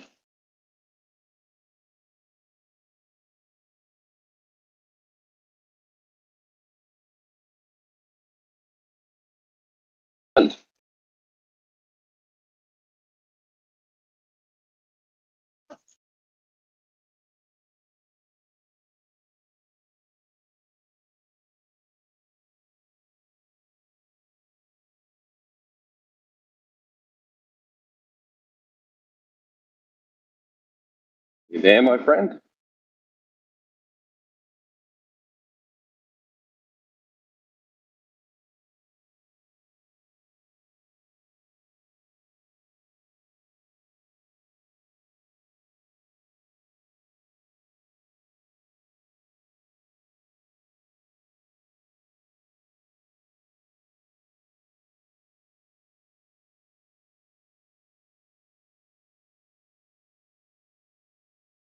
To measure the surface of water, but surface is water.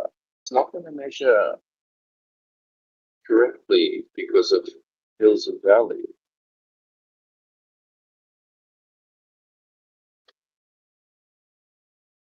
Okay, why? Because hills and valleys have undulation. This will affect the water. Really?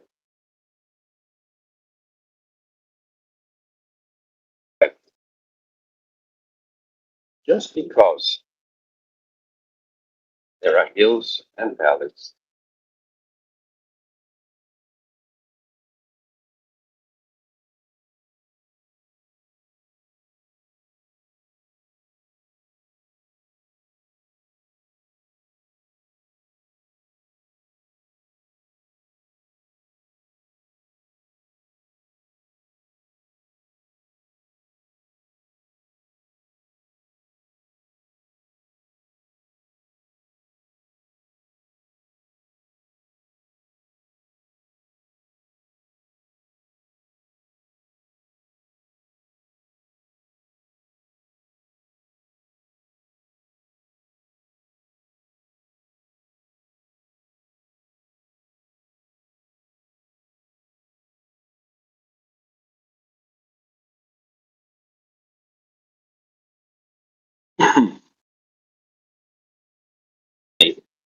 A laser test over short distance would be less accurate than a laser test over long distance.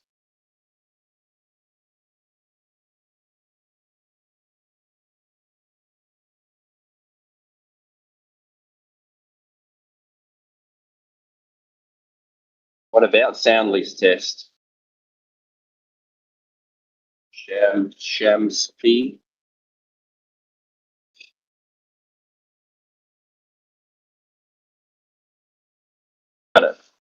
Open your mic and explain Soundly's test to me.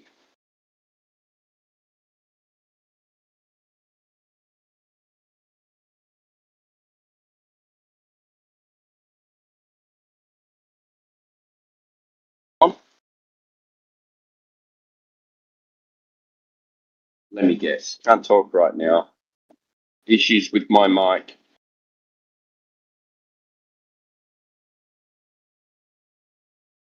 Of course. Should I? Should you what? Put in your explanation of Soundly's test. Seen the video. Don't post the video. Tell me what he did and what he was testing for. The math he used. Was it the same on a different day? Just put all that in, or your explanation of what Soundly.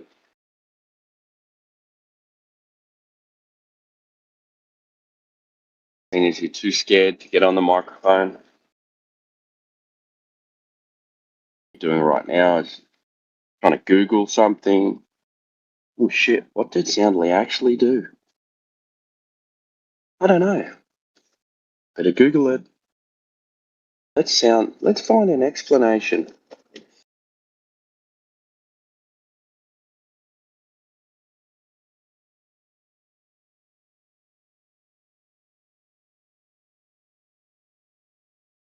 What is the Soundly test? I never heard of that. It wasn't a test. You just sat in a hotel room with a video camera.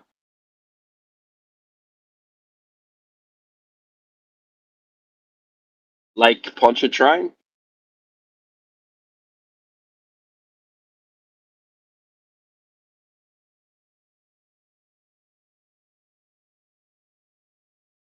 It was a test using a telescope. The test using a telescope. Okay, so what did he do? Okay, I'm writing it down here.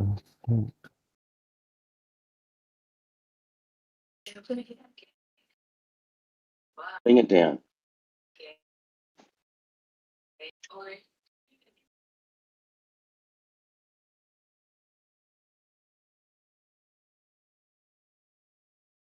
Hola.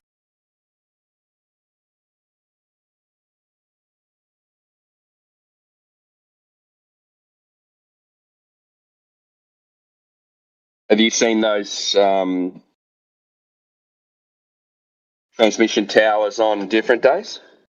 So we've got pictures of them looking curved and we've got pictures of it looking flat. So which one is it? Which one's the correct image?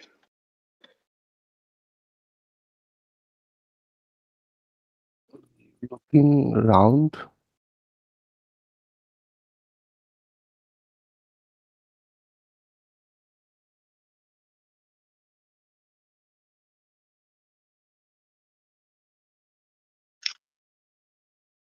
Yeah?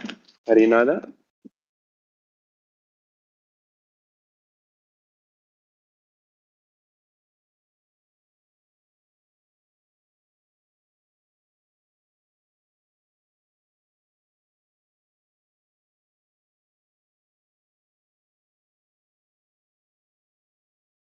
Round.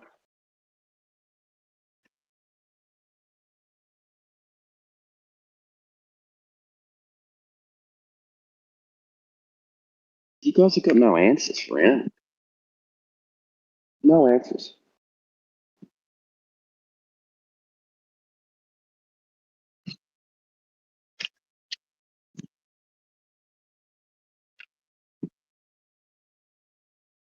Not even answers for your own beliefs. You don't even know why you believe the Earth's a sphere. You have no idea. You just say Earth's a sphere because everyone says it is. And you go, Soundly. Okay, what did Soundly do?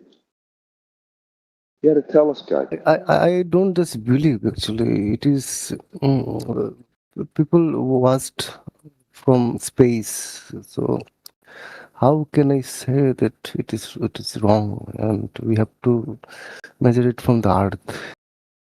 Yeah. And some Well, people if you see the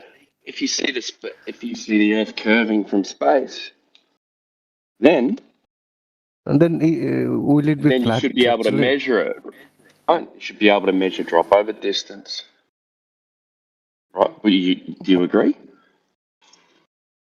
Yeah. Yeah, you should be able to measure it, right? Yeah. How come no one's ever measured the curvature? Yeah, that's correct. Yeah.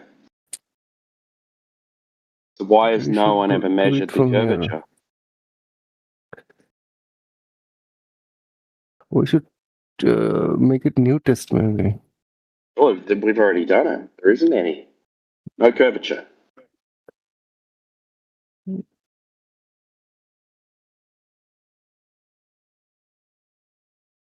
Shoot a laser over water, there should be a drop over distance for the rate of a sphere of a radius of 3,959 miles. Did you read this soundly test? And I posted a link here. Yeah, I've seen it. Yeah. So Images what's show. your So images show one day looks like it's curved. The next day it looks like it's flat. okay? I did not know that. Yeah. We've got hundreds of pictures of the same transmission towers. Great. We should count like the 1,000, 2,000 images and can And what's that compare the gonna do? ratio. Can compare We're the going to ratio. count how many images there are. What's that going to prove? Is it 50-50? 50 times You're going to square, 50 times flat? say these curved ones are the correct ones because we live on a ball, and I'm going to say nah, these ones that make it look flat, that's the correct ones because we don't live on a ball. The argument from those images, and then we say how are we going to confirm that one is correct or the other is correct? Let's measure the drop over distance over water. How about that? How about we shoot a laser over the lake and measure the height of the laser on the other side of the lake? Then that will confirm whether the Earth is dropping away at a rate if the surface of the water is curved. Wouldn't you agree that that would be the best, most definitive test that you could possibly do?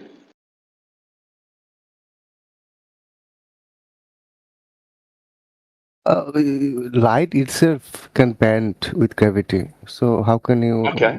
be 100% sure? So the light bends to make it look flat. Yeah. How can you 100% Yeah. sure? So in order for you to know that, you would have had to have measured the surface of Earth to know that it's curving, to know that the light bends around that curve. Right? Yeah. The claim is the physical shape. You're saying that the Earth curves, and I know that the light bends around the Earth because the Earth's curving. Whereas I just say, well, Space-time the Earth's itself is flat curving around the Earth. and the light is just going straight like it normally does. And I'm just picking it up on the other side of the lake because it's straight, right? So the observation is the Earth's flat.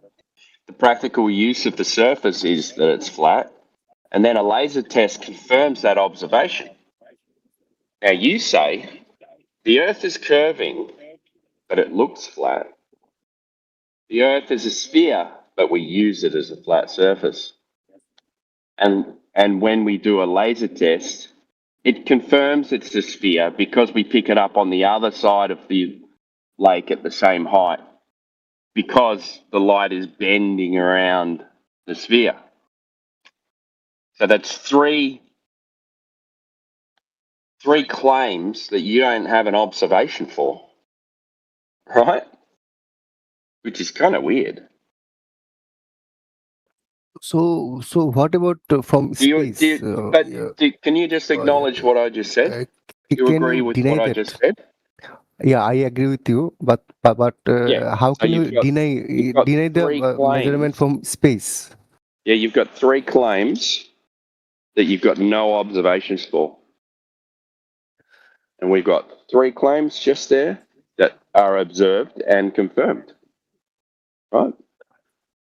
Measurements from space. How do you measure something from space?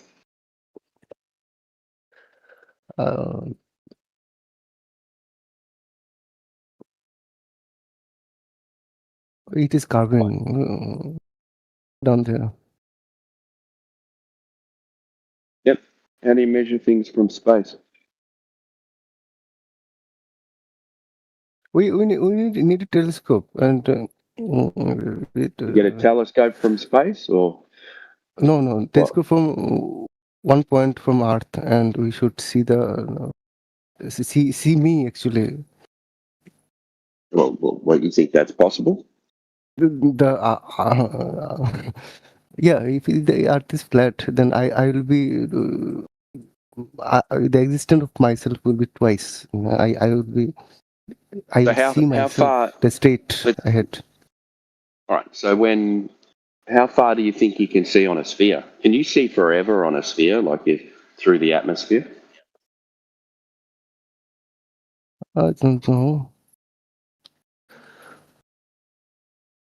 You know that stuff that we've got. You know the air. Yeah, I know. Yeah. Can you see forever through the air? What about the time zone? Actually, how time zone is fixed? How you can make work the time zone Tangent. We're in using flat one. Earth? Flat We're Earth. using one. Using a laser. So 10,000 experiments out there making it the Earth is round, and one laser denying everything else. One. Oh, can you show me one? No, that one laser test. I'm Oh, talking you about the show laser me. test. You said there's thousands that show that the Earth is a sphere. Yeah, What from tests? from Yeah, you said there's space, thousands of from tests. other perspective, like time zone and other things, other Now you're going. calculations. So now you're not worried about. Now you're not worried about tests. You're worried about time zones. So you're going to avoid those thousands of tests that you've got,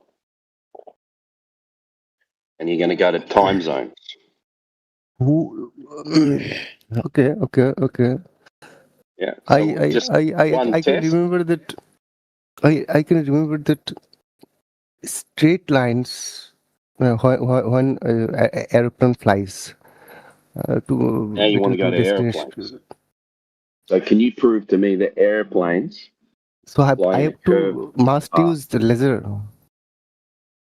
Can you show me that airplanes fly in a curve? Can you show that?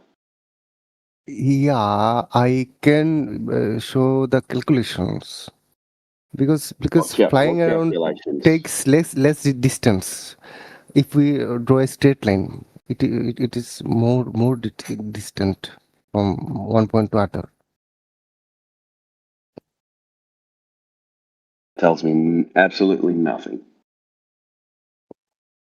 And Okay. you said airplanes fly in a curve, right? Yeah, they Yeah. follow So can the you show curvature. me that? Yeah.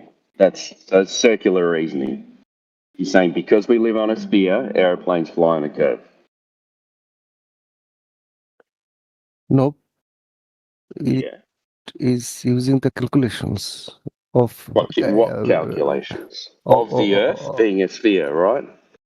yeah. Yeah. What calculations? I have to. I don't remember it actually fully, but I can show you the calculation. Go ahead.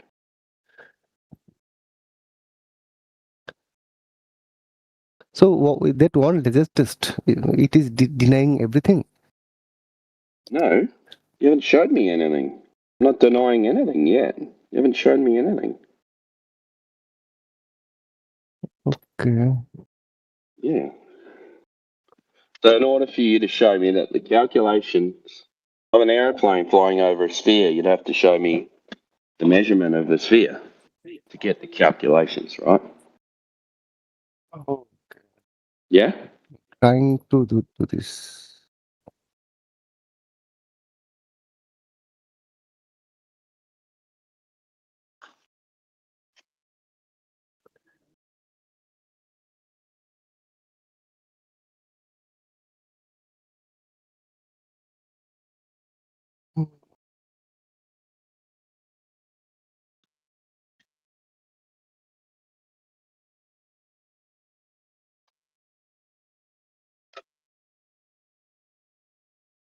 You got it?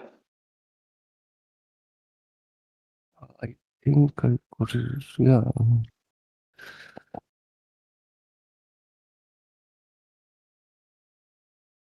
Harbinson formula to go the shortest path.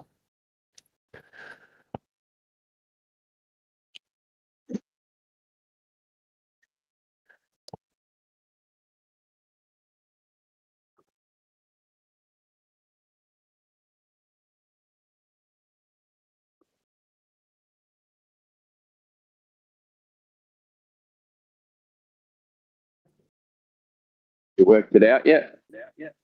Yeah, I just got it maybe. I just posted it.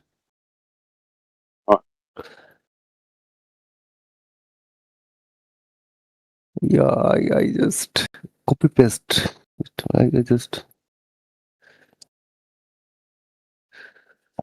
I mean, don't use like a sheet, bro. It's definitely lying, bro. Come on. So in this, where's the measurement of the sphere? measurement. Oh, okay. Well, you need a measurement for a calculation to start with, right? What are you basing your calculation on? What type of measurement using laser? Right? You were saying that I need a calculation. What type of calculation? Using laser only, or formulas, science, or Now you're saying formula things? science. All right. So in order to have a formula, like a mathematical formula, like you need a base Okay. measurement, right? Otherwise, you can just make up a formula for anything.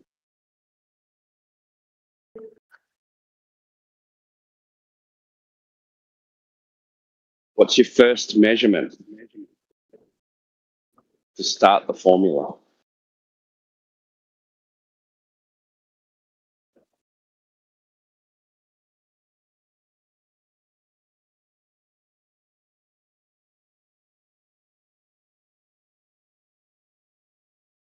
It can come out with a formula, but still, will you agree on that? I don't know actually. I don't know what you're saying, dude.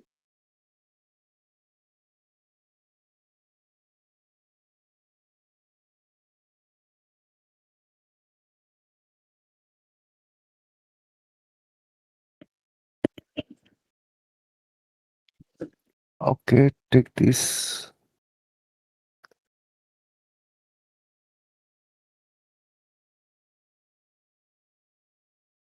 How can I do some?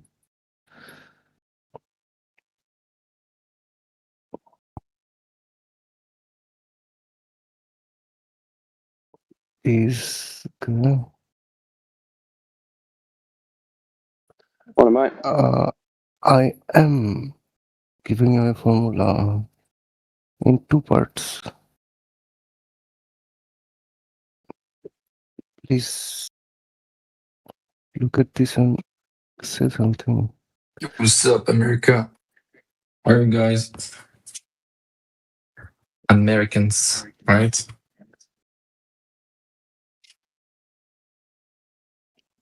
Alright.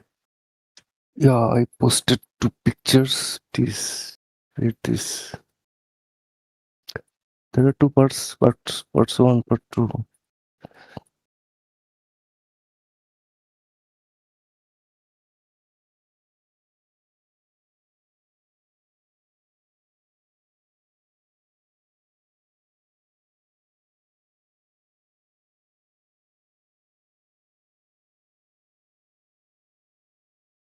Now will you try to believe that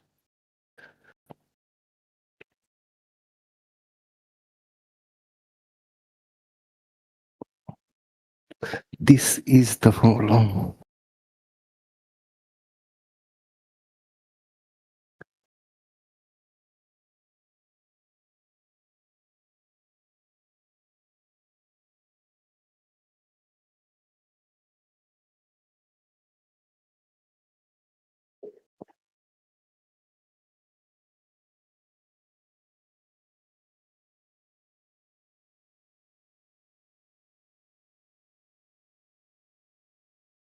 Will you ignore math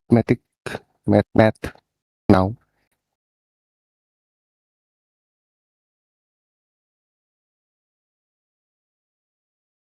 Or math is not that much trustable. How people trust the laser?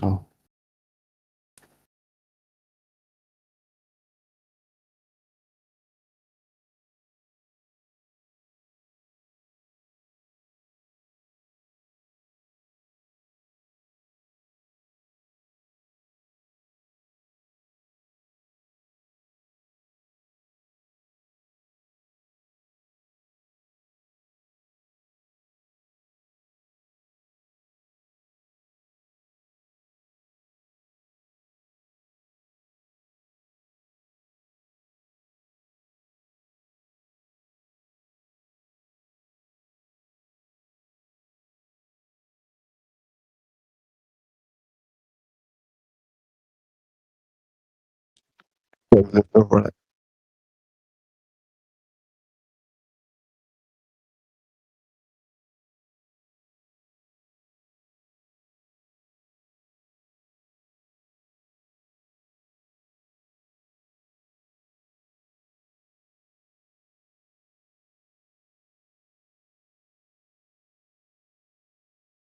just deny this calculation and let us use lasers to test this one again, again, again.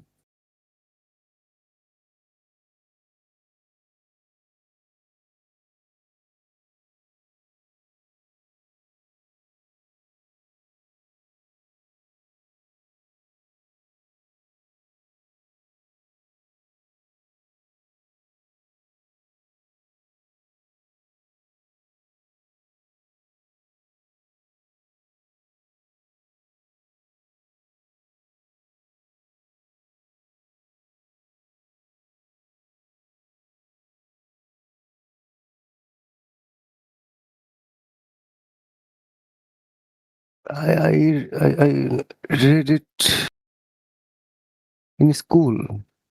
I couldn't remember, so I asked AI to make me remember. So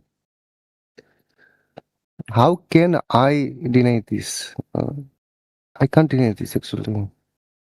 I can deny the math, can deny the formula. Whatever someone make a laser test or not.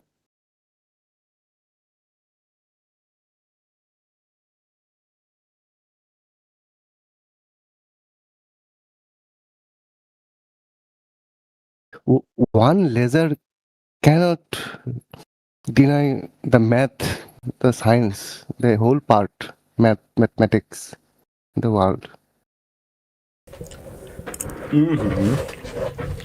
Hello, freak bitches.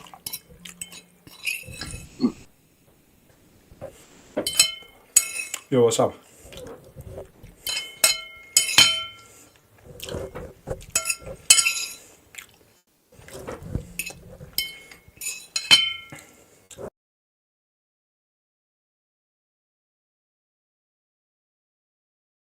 And they're using a few, like a few crazy assumptions in those flight distance calculations, right? Like we actually know the distance in between these places, that there's some kind of flat Earth map that we use that proves this using a map that we don't use. You don't actually know those distances. There's also high altitude wind currents up high. You assume that the plane is actually going this maximum speed it can. There's a lot of assumptions in there. And you also assuming that the Earth is a globe. So once you start making all these assumptions, you start realizing that these, these are just calculations. They have no basis in reality.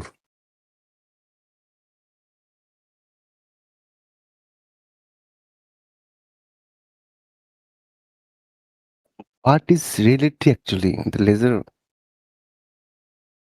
laser light. Is it so much real than mathematics?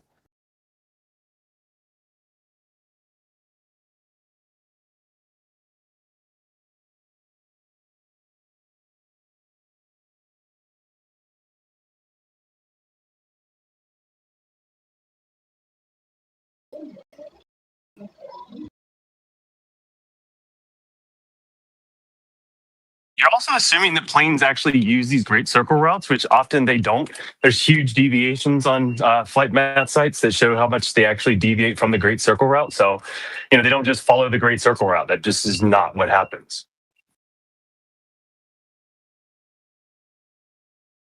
Then what happens? Can you come out with a formula with flat Earth explaining this?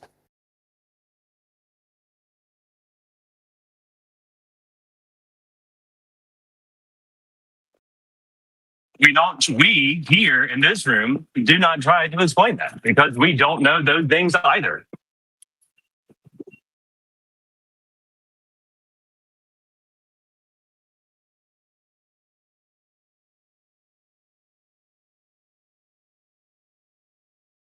Okay, so we have to turn your mind from belief to something concrete belief of not believing it that the earth is flat.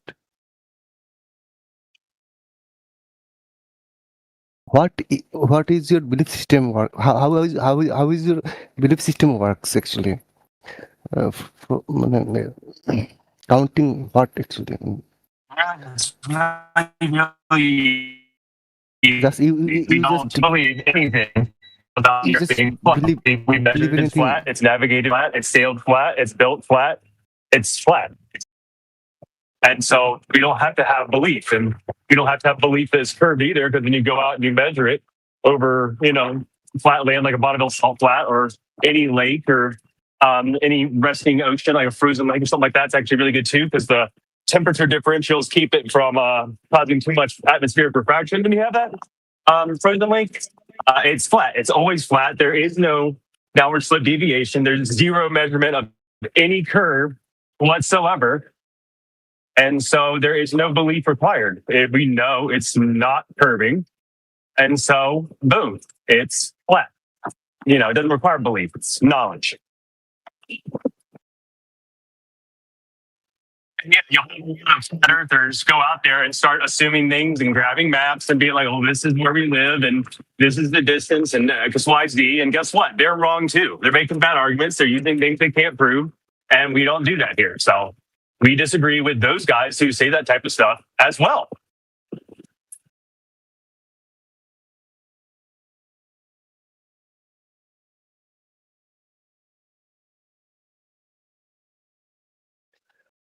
Okay, so what is the scope of evidence? If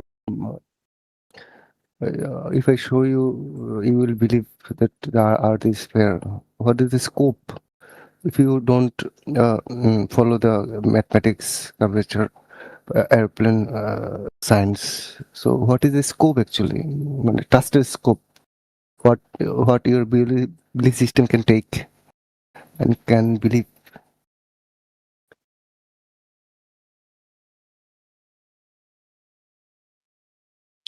I'm sorry, are you asking what would make me believe that it's a ball or curving? Yeah, exactly.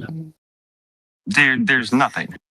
I have my senses and the measurements and how everybody uses and builds on it and navigated on it and everything else. So I know, and so I therefore just won't believe. There are things outside of my scope of knowledge. I don't make up stories about those, because that would mean being I think or believe or this evidence points to this. No, there's knowledge and there's lack of.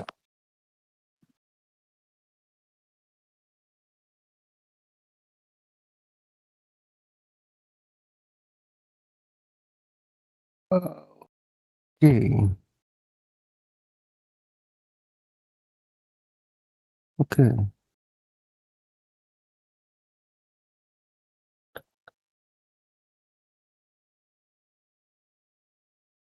Okay, let me think and I come up with something else.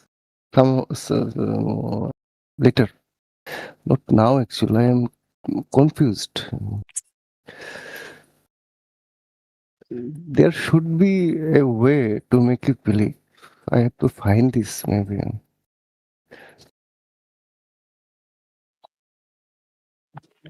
Nobody makes me believe anything.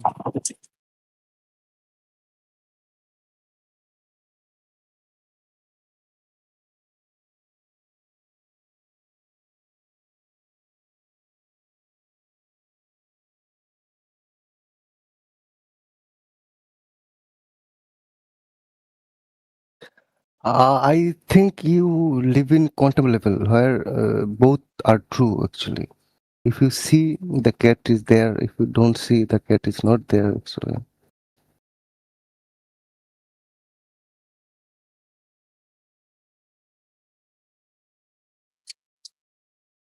Yeah.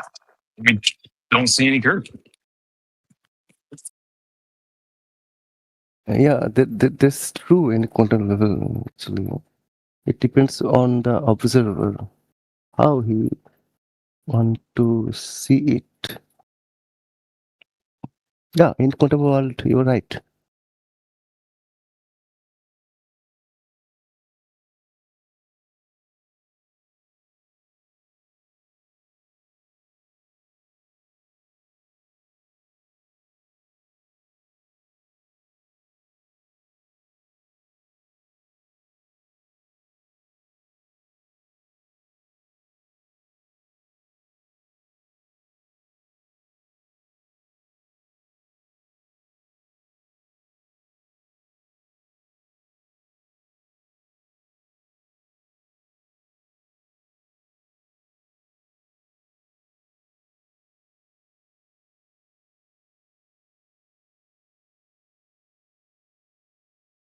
I think I get it.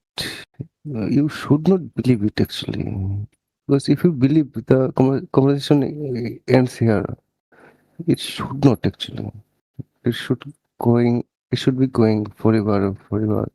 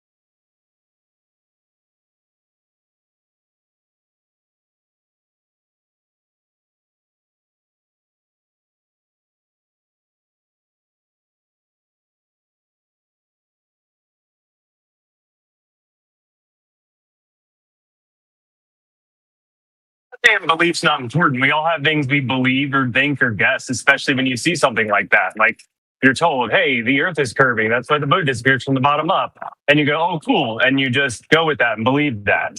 But if you believe that, but you want to know, then you can go out and, do an observation, do a measurement, or in science, make, have something observable and repeatable, make an experiment out of it and test it. And then So belief, thought, these things, thinking about something, wondering why something is happening, those are all incredibly important. You don't have knowledge without some kind of belief or thought or examination in the first place. That's the first thing you do in the scientific method. Observe a natural phenomena. So the first thing you're doing is looking and seeing, and then you go test it to see if that. So you get past that belief, past the idea, past the thought. And to be fair, we don't here in this room, we don't go around saying, "Oh, this, that, and the other is happening." If we can't, test it, we don't know it. We aren't going to make up a bunch of stories about it, which is what the whole globe model does, and it's been doing it for a long, long time. And they keep adding new beliefs to it when something breaks. They just add a new belief, and dark matter's here. That's why. And we don't do that here. We want to be able to have it in our hands and test it, prove it, have it be repeatable in order to know. Yeah, I get your point. You want anything that you can test yourself, and then you will believe it. With your eyes, with your sense, if you can test it, you will believe it. I get your point actually.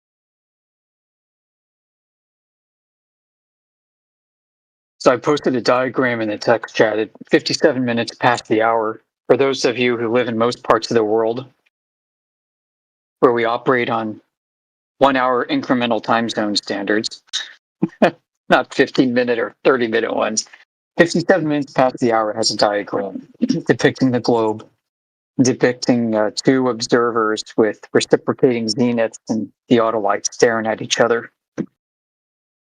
The idea is that the angle for observer A that is created by tilting the theodolite down, that angle that he has with respect to his local vertical is going to have to match the angle that's subtended 4,000 miles below the surface with observer B's local vertical. So the level of accuracy that you may obtain on the surface, how does that translate? 4,000 miles down deep into the center of your globe. Can you maintain that accuracy for the globe that you need up there on the surface?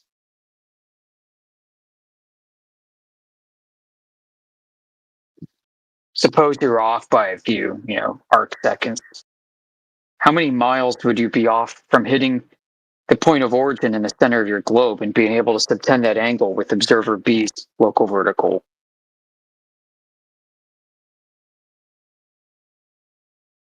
These are big questions. And how much would refraction throw that off? Or how much would local plumb line deflection throw that off? All these things that people, the globers, who perform high-end geodetic survey functions claim that they need to do in order to make accurate measurements and calculations. I don't know. I have not seen anybody present any compelling case of this.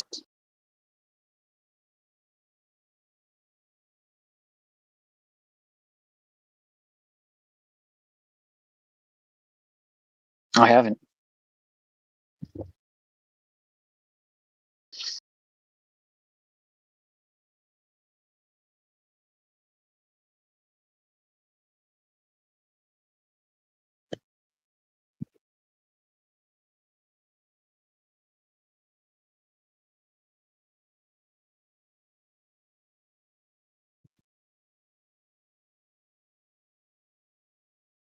And we're told it's so easy that everybody's able to prove that Earth is a globe. And yeah, everybody does it every day. And surveyors measure the Earth, and they're always accurate by measuring the globe all the time. I mean, here's how they do it. Well, okay, let's get into that then.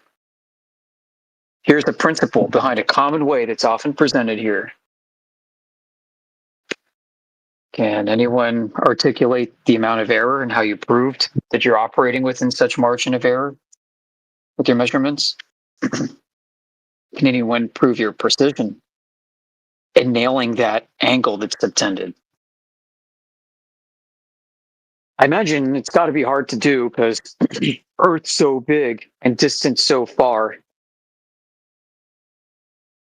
Not an easy endeavor, even if the Earth seems damn near impossible.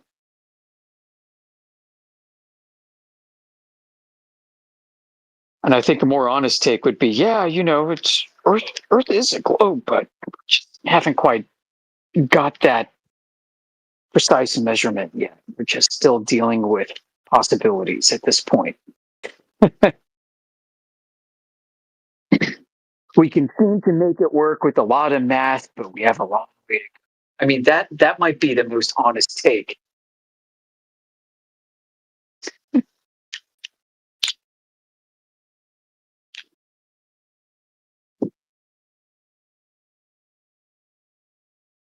Oh well.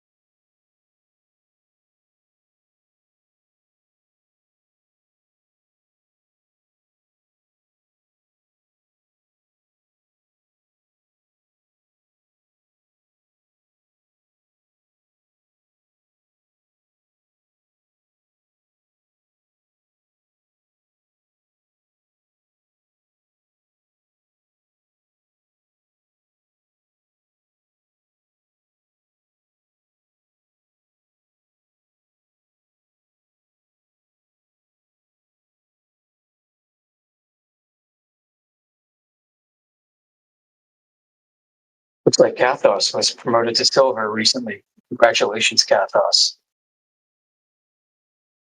Welcome to the inner circle, that circle of trust, my brother.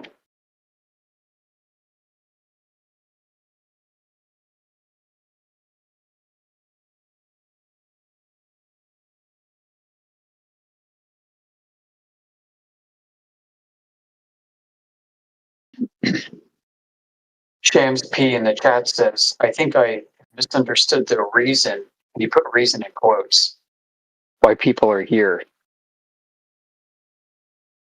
Are those sarcastic quotes or quotes for emphasis? Typically, quotes are used in this fashion for sarcasm, but I've seen it used all over the place for emphasis, which I don't think is standard. No, this is not funny, not sarcasm. I truly got the point, actually. Yeah. We're very strict empiricists, and we think this level of strictness is necessary to combat laziness in academics, in what passes for science, various other technical endeavors. This laziness isn't something just we produce or I mean that we point out. I mean, this laziness has been documented going on years before FE was on the scene, before Flat Earth. This laziness has been bubbling up and has been captured by publications like the Scientific American, who writes on the reproduction crisis, the replication crisis among academic journals and peer review processes. In one field, they found over 70% of, I think it was doctoral candidate papers that were submitted and were awarded, whose authors were awarded with postgraduate degrees or something. Might have been doctoral degrees. That nobody actually like reproduced or bothered to actually perform due diligence on the claims presented. So there's a lot of dubious bullshit out there, folks, in the mainstream. We shouldn't rely on a peer review process for vetting. And certainly nobody in a modern peer review process is involved or interested in doing full scale or even scaled reproductions. I mean, reproducing a test or experiment or something like that, it can be very costly. Who's going to put up the funding for it? Depends what it is, I guess. If they're going to keep awarding PhDs for a lot of inconsequential trash, well, then you might start padding those numbers to get your replication crisis up to 70% of awarded degrees. It's insane. Imposter syndrome, pretender clowns everywhere, posers. We used to call them posers back in like, I don't know, late 80s, 90s. Poser.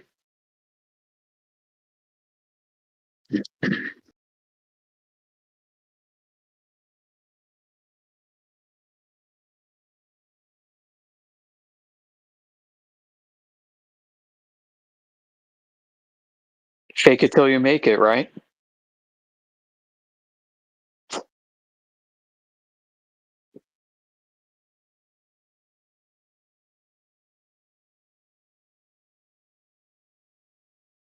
Sometimes you have to reinvent the wheel. Hello? Hello. How are you? Welcome to the chat. I'm doing great. How are you?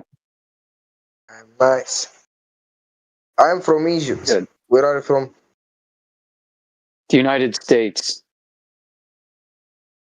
Okay. Mhm. I am good at English, very good for you know? Oh. Well, welcome to the English Hub server. You are in the Flat Earth room. We're a bunch of flat earthers, man. We love talking about the flat Earth. This is what we do here. If this topic sounds fun, hang out and stay. It is a very advanced English topic. Otherwise, feel free to practice your English at any of the other channels below this.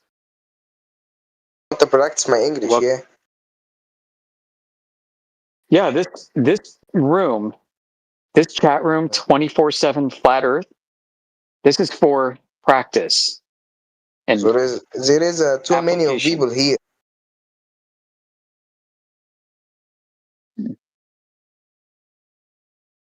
So feel free to practice and apply your English. If you need help, if you need tutoring, if you have lots of questions about conversational English and grammar, I would recommend some of the other chat rooms. We talk about mathematics and philosophy, science, technology, geometry, physics. So, what's your name? You're welcome. My name is Yoder. My name is Mansoor. Hi, Mansoor. Hi, nice to meet you. Do you think the Earth is flat, Mansoor? What? Do you think the Earth is flat?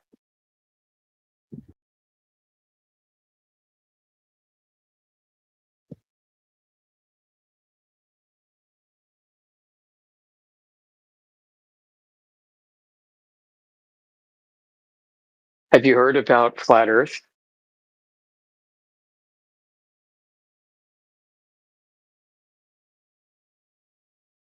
No?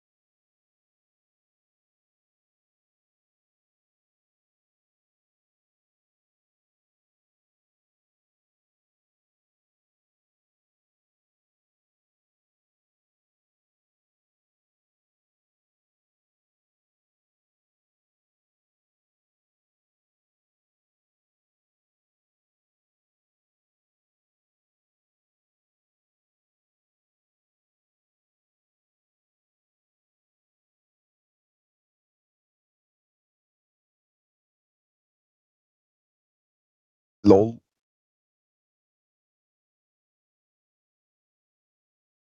Hey, welcome to 24/7 Flat Earth. How you doing? I'm good. What about you? Pretty good, man. Oh, You ever looked into this topic before? How flat the Earth actually is? Not a globe. so am I talking to actual someone who's believing that is a flat Earth, or Yeah, yeah, you no way? are. We are a Discord community. There are 30,000 members in our home server. Okay, We've been investigating the flat Earth for about 10 years. no way. Yeah. We've also recorded every conversation live, 24/7, 365 on YouTube, Rumble, and X. Nice, nice. That's good. Yeah. So, like, is it that easy or hard to believe the Earth is flat? You think that we all washed up by Illuminati or some shit? No. Okay. I think this problem is different than that. I don't really look at this like a conspiracy theory. I look at it more like a religion. Like this is a false religion. The globe What? is a false religion. It's a belief that people just have. It's like an urban myth. Okay, So explain more. yeah, well, the globe became a very useful mathematical tool for navigation hundreds of years ago, which is all it was served up to be. The globe was a useful mathematical tool because it combined the way that people conceived of the sky, a celestial sphere, which nobody believes in today, by the way. Like everybody knows there is no celestial sphere in actuality. But that's how people used to conceive of it back then. So the globe was a way to match the way the sky is observed with how the ground is thought to be. Because if the ground is curving at a rate that is proportional to the sky curving, then you can make maps out of the sky. So people made star maps, and then using the stars created ground maps and Okay. performed So, calculated distances between locations using the stars and fixed distances for coordinates, and off they went. And so we okay. tested that theory and I have found it to be a false. really interesting question for you. Sure. Okay. It's just not a theory, but you can like it can be like a something you can like look at it, okay, from a perspective.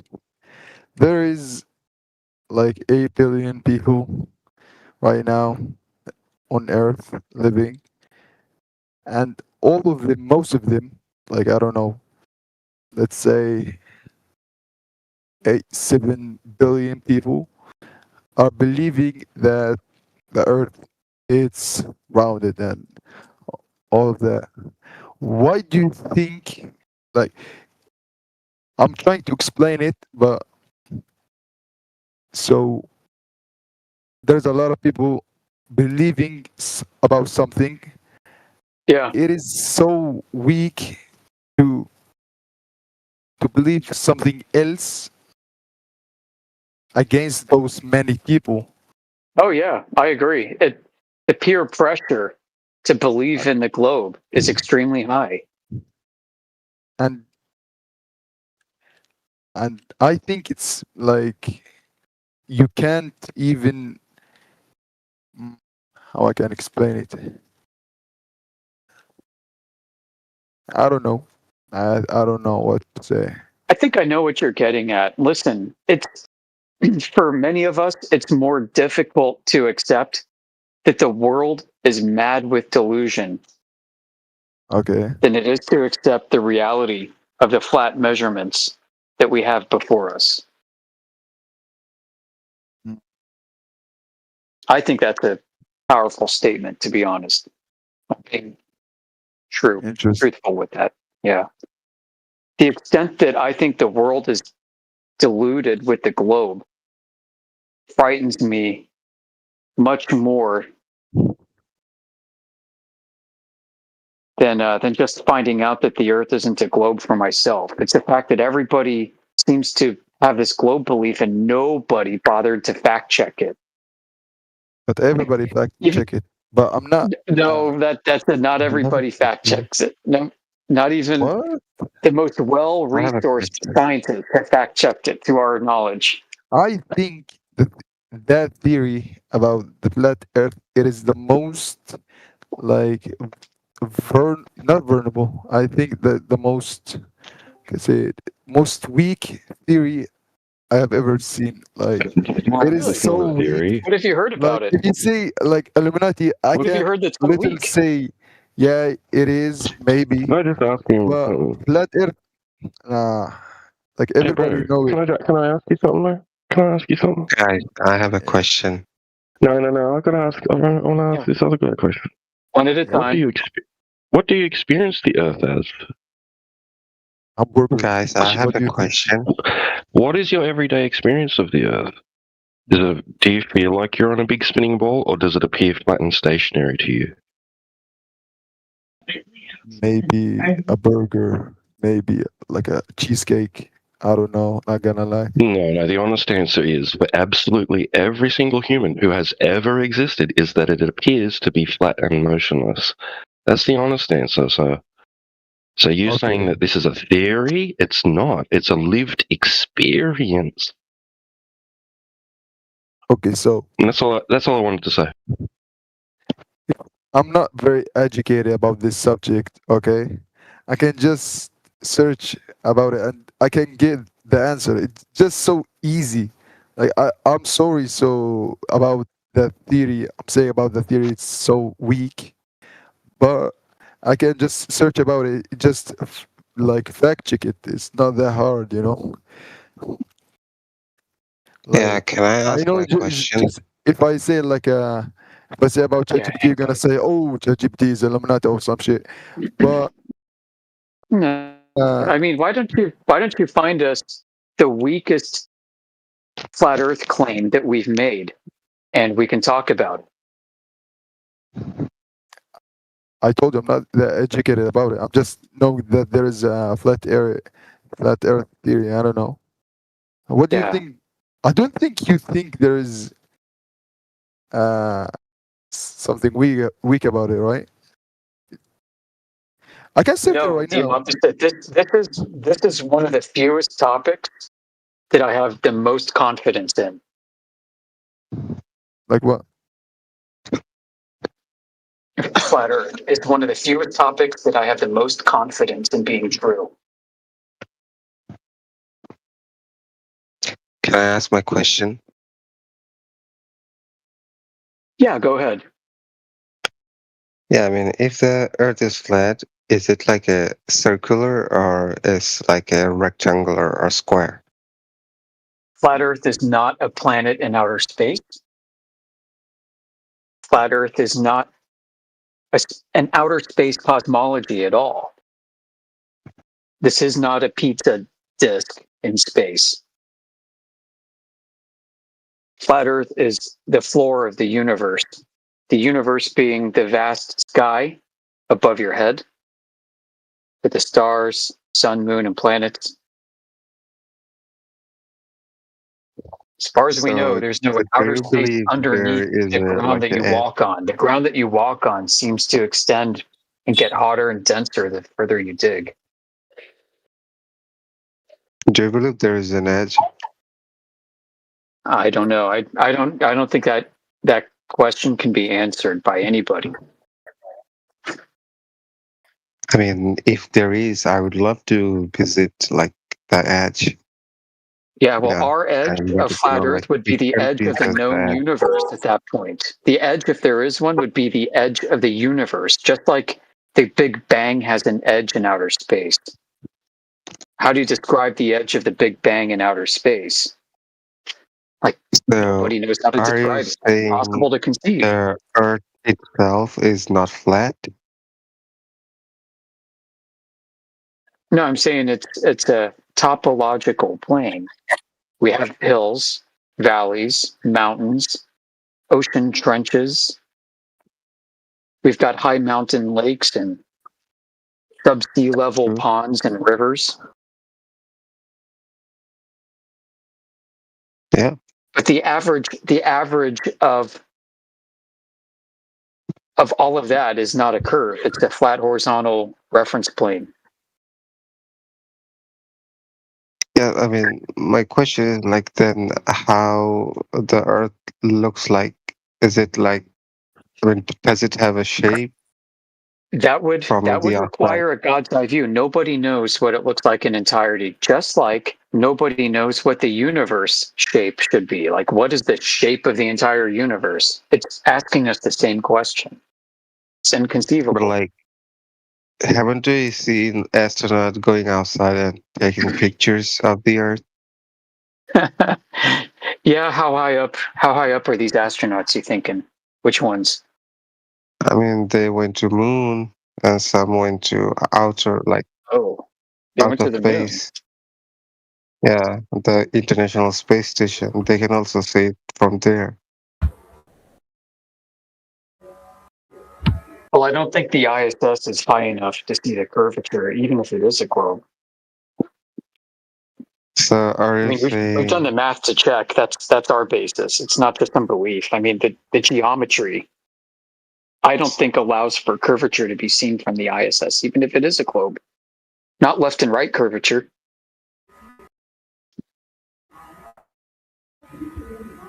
I think so? I mean, how do you explain that? I mean, so far what we have seen.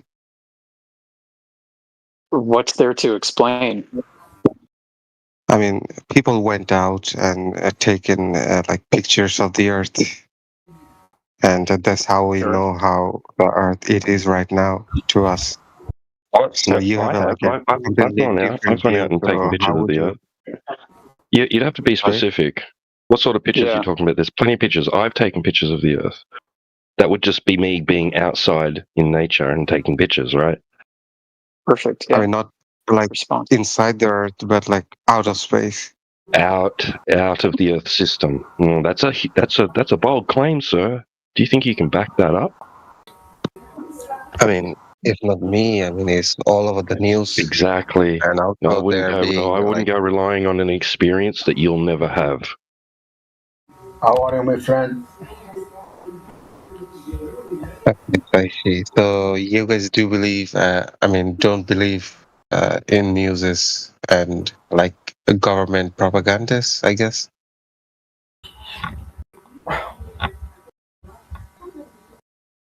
What? You want to ask us about our belief in like civics and the government and the role of? I mean, I wanted to like know, like, I mean, how do you guys, I mean, how do you guys see the Earth, you know? And like, why do Usually you with guys my like believe? eyes. I mean, Like there usually had with to be my some eyes, sort bro. of like strong evidence that, you know, I mean, people claiming the Earth is like circular sphere, but technically it is not. I mean, how did you guys Well, come to let's this talk conclusion? about that strong evidence. What strong evidence is there? With people that have gone out and measured it, and some of us have measured it ourselves. Can't find the curvature. Looks flat, actually. There's no amount of curvature for a globe that anybody's been able to uncover with measurements. Have you been guys traveling to do this? Yeah. Again, so we are a Discord community with 30,000 members all over the world. We've done independent observations and tests and posted the results online. Yeah, I know 33,000, but how many are this in this, you know, group? I mean, VC or well, whatever you like to say, flat Earth. I mean, almost all of us, if you look, those of us who are mods are absolutely flat earthers. We have the mod tag. Yeah, I see. Yeah, this is just a hangout. You know, we have a home server, like I said, but we occasionally go into other servers that we partner with and spend time in them. That's why we're here. I was curious. Like you said, I mean, you guys observed, or like based on people view from all over the world, you guys come to this conclusion. I mean, like how, like I mean, how did they measure it? I mean, we're not like technical person. I mean, what knowledge you have to know to measure it, or like come to this conclusion? Well, we have some people who are technically inclined and have taken very expensive lasers out into the field to conduct measurements, in some cases public measurements, demonstrations for random passers-by, like Dr. John Dee from England. I think he's a retired physicist living in southern England. I think he's taught at a university down there. But he's taken some high-end lasers, and he's an optical physicist. He's traveled across England at the beach, along the southern shore and other places, setting up his lasers and demonstrating that he can shine a laser from one point to another, miles and miles and miles away, and hit the target without any drop over distance of Earth curvature getting in the way. I mean, where did he publish his like observation or research? Online, on YouTube, and other places, because, well, this isn't up for peer review with the traditional establishment. If he's a researcher, there must have been like a paper, Yeah. I mean, Yeah, I mean, they're presentations. Didn't he also do one of his laser tests live online and filmed it, videoed it? Yeah. Just to cut down the but this could be doctored or this could be edited and weird stuff like that. He did one live online. Yeah, and that's important because, I mean, anybody can type anything in a paper. Right? We were just talking about the reproduction crisis amongst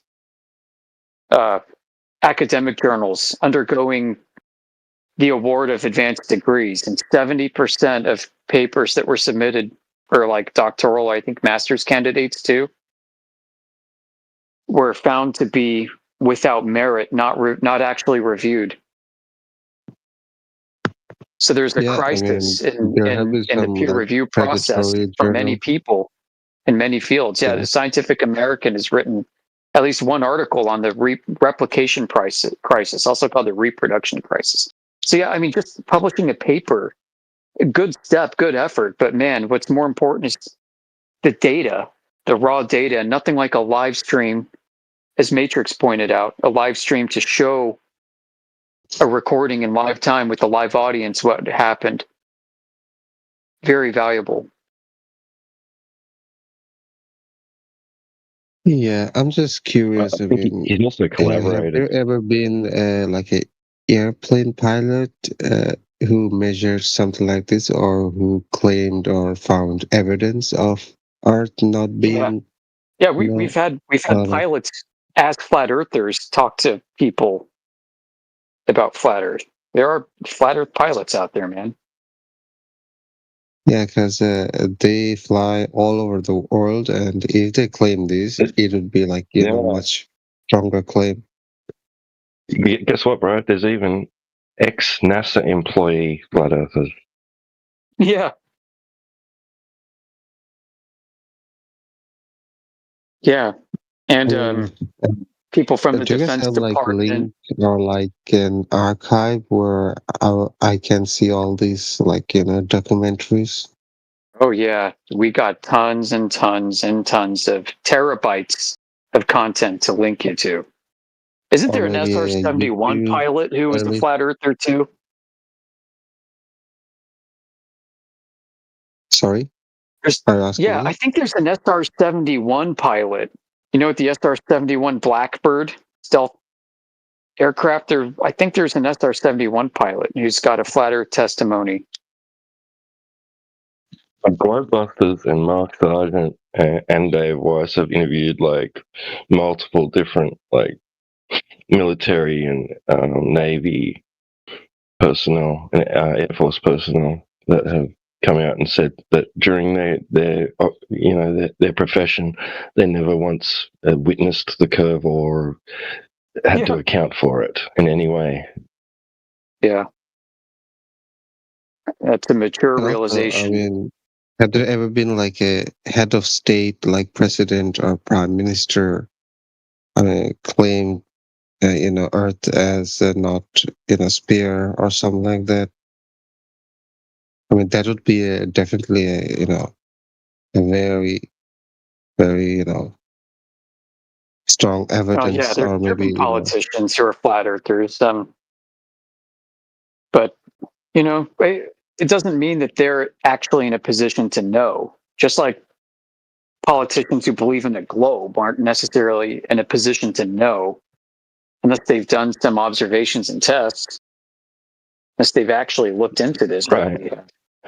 Yeah, why would you think that they're in a position to have some sort of special privy information? Right. Also, I was We wondering, could argue that about astronauts. Is there any like a politician who support flat Earth? Yeah, there have been out there. I know of one personally who was the governor candidate for where I live. I mean, He's is there any also an electrical senator engineer, and he's or a flat House earther. of Representative, Huh? like on the top, like a senator or like representative.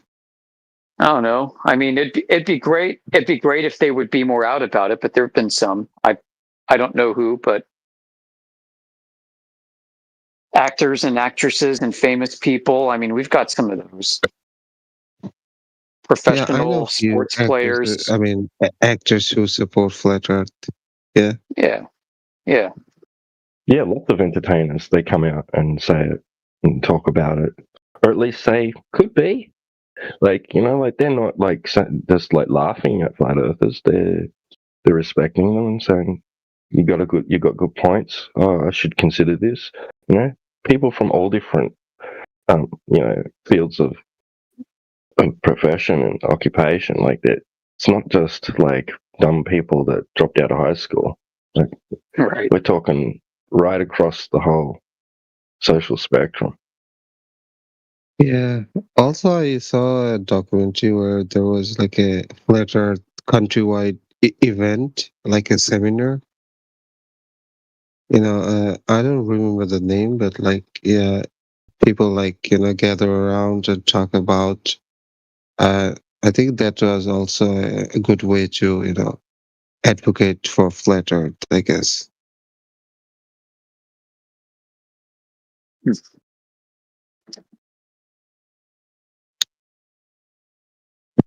Uh, by the way, by any chance, do you guys have the links to all these, playlists?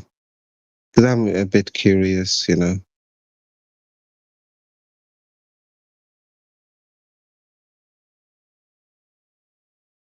Hello? I mean, do you guys have the links to all the documentaries? Or maybe some?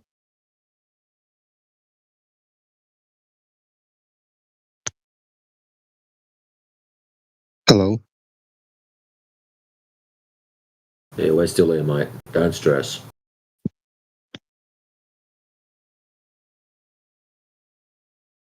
What are you after? A couple of laser tests? Yeah, let's see what I can dig up for you.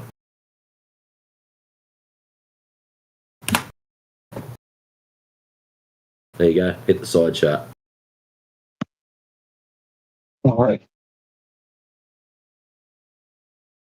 One you probably want to look at is the peer-to-peer 2.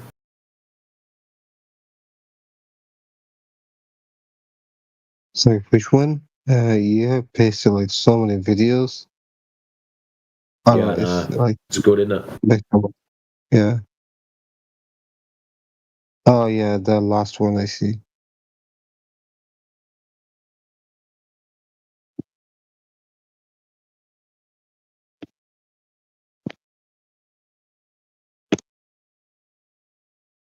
They're lengthy. Then I will watch them in my free time, I guess.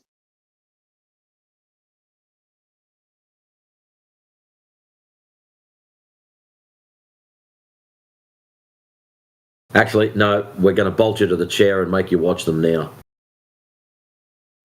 I think this will take me a little bit of time because I would like to. Some of them are quite lengthy, yes. We're not going to make you do that, mate. Conversation before I go into the videos, you know. By the way, I mean, are you guys part of, you know, like a physical community? I mean, not in Discord. I've met up with. Who have I met? Shaggy. Oh, like in your state, like, is there like an organized community for flat Earth? I had to drive to 2 hours, and he had to drive for 2 hours, and we met up at a pub in between. Holy! Don't worry. I mean, that's a commitment. Like you drive for 2 hours just to meet someone who has same view as yours. I mean, that's a really strong commitment. And that's the closest one that I've got to me that I know of. Well, that must be tough for you. I think the next closest one would be T-Buggy, and we're about 6 hours apart. Then I don't know if it'd be Timbo or Are you from like AJ. Texas or something? Say again, please. Are you from like Texas? Because like No. 2 hours drive. Like No, Australia. oh, mate, and Australia, it could take you like 50 hour, 100 hour to travel. Like it's a huge country. From one side to the other, if you drive non-stop, would take, I think it's 37 hours. Yep. And also, like, if you get lost, you're pretty much screwed. I mean, if you get lost in middle of nowhere, you know. Yeah, that's happened a few times to people. I mean, do you guys have like, I mean, I know like in the big cities they have like good connectivity, but what about the remote area? I mean, like countryside area. Do you guys have good connectivity there? I mean, if someone get lost, how he seek help? You don't get lost in the first place. Okay, that's the first rule. If you know you're going out hiking to very specific random weird zones, you can take one of those emergency satellite receiver things.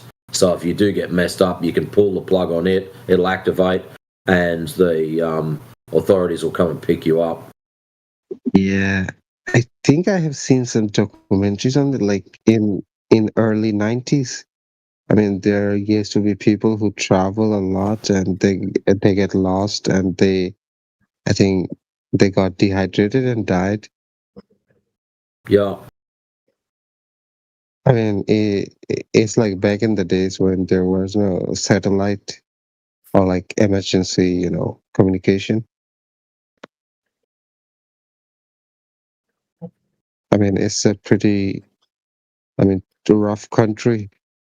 I mean, Out in a few country areas, the reception's non-existent.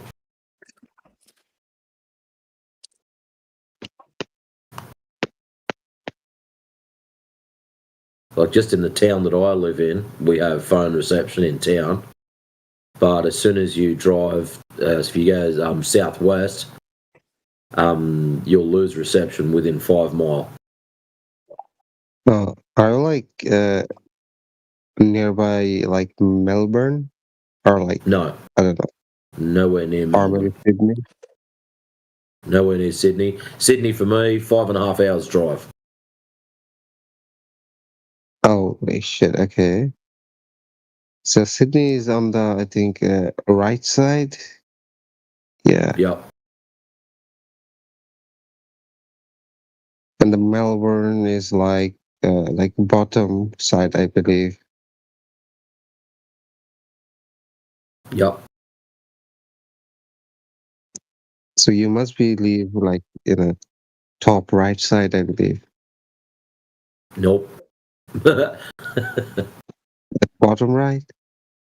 On the right hand side, if you were divided up into three, left, right, middle, right hand side, smack bang in the middle of it.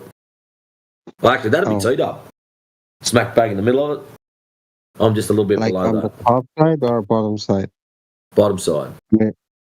Oh, I see. So yeah, you're like close. I mean, kind of close to Melbourne and Sydney. No, not close to Melbourne. No? Melbourne is about 9 hours drive. Oh shit. Notice how they give distances, it's all time in travel. It's very odd, isn't it? Yeah. You get Like used to 9 hour drive.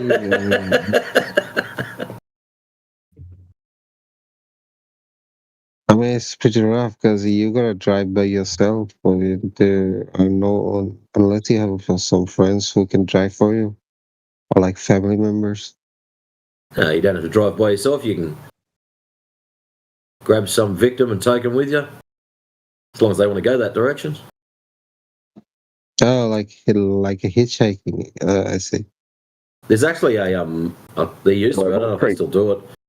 A Facebook page, and people wanting to go to like Melbourne or Sydney, and they just put in, yeah, I'd like to go on this day, and someone will be going, oh yeah, I go there, and get a free ride, so they don't have to spend ridiculous amounts of money on flights and things like that.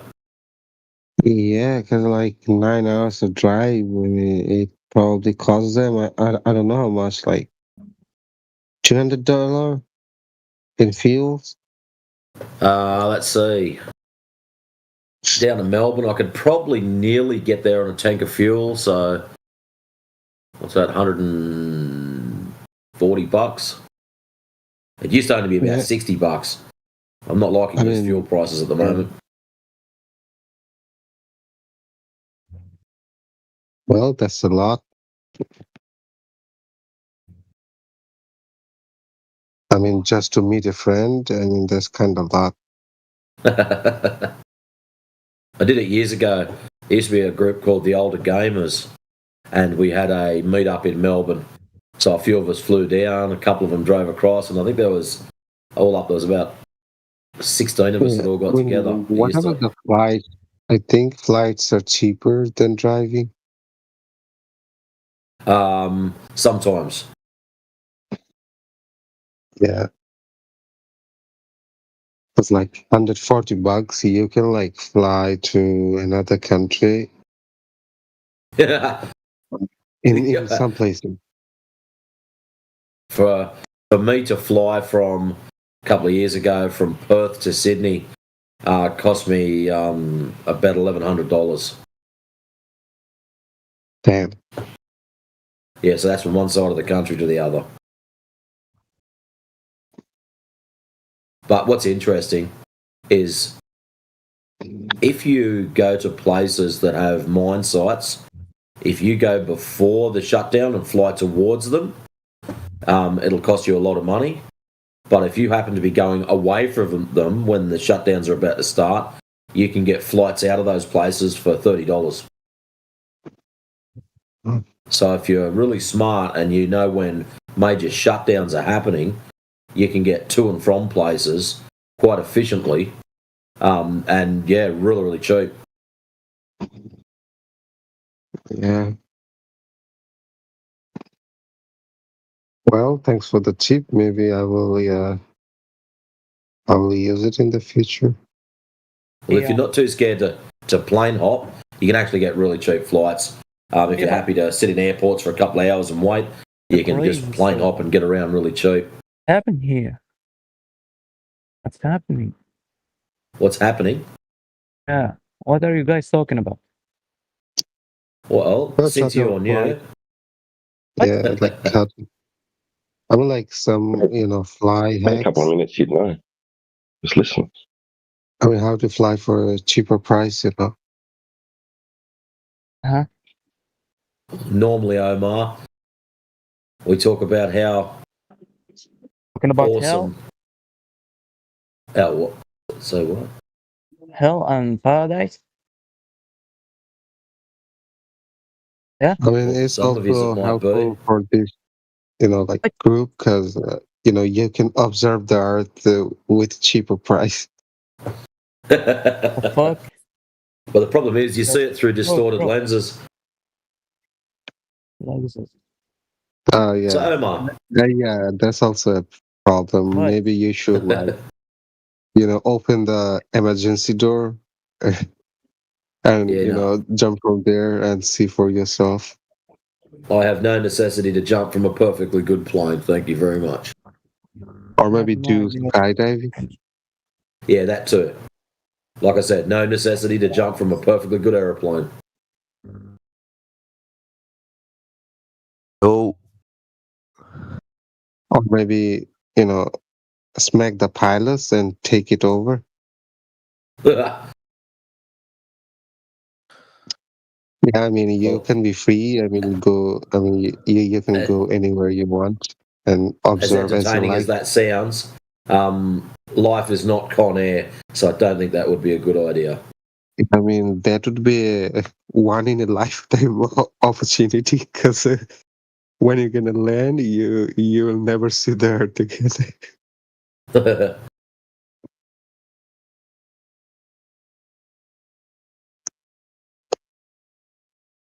Yeah. When Indiana Jones said that, he said his dad's like, I thought you could fly. I didn't say I could land. Flying's actually really easy. Just throw yourself at the ground and miss. That's good.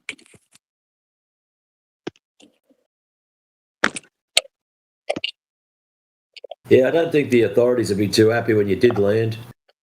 I would call it compartmentalisation. 9x9 box. That's what you'd be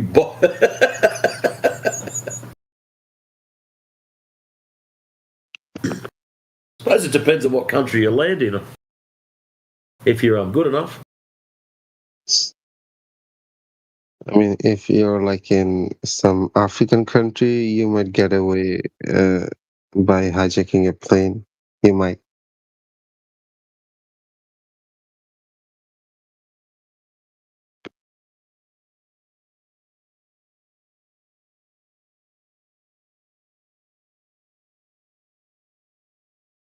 I think there should be like a dedicated flight, or maybe dedicated flight to flat Earth communities, and where they can do their research or like observe more by themselves.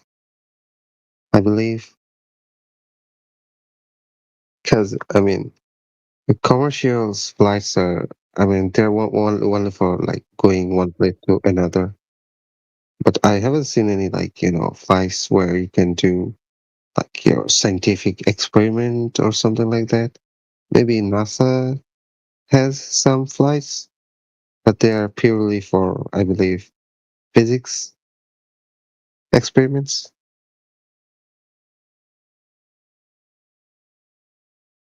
Hello? Yeah, I'm still here, mate. I was listening. Sorry. Yeah, so what do you think about it? I mean, should Flat Earth community have flights, planes, just to do some observation or maybe like some research? What do you think flights will prove? The ability to fly from one point to another doesn't really prove anything other than you've mastered the craft of aviation. I mean, at least they can, experience, I don't know. I mean, if it can prove whether how the Earth's shape is. I'd be just up. Why don't you just measure it? Yeah, I mean, at least I'll give you credit though. Yeah. At least you're looking in the right direction. We get other people tell us to look at the stars. That's how they know the Earth's a globe. Look up, look at the moon, look at the stars. So at least you're looking in the right direction, which is a good start. So let's say someone is in like a US and another person is in like in Pakistan. So they're like completely opposite of one another. So let's say they are observing the stars and they have like similar pattern there. So from there we can easily come to a conclusion that they're under the same sky and same like angle, like 90-degree angle sky, I guess. So have anyone like done this sort of research, like where they try to look for pattern at the same time from two different places?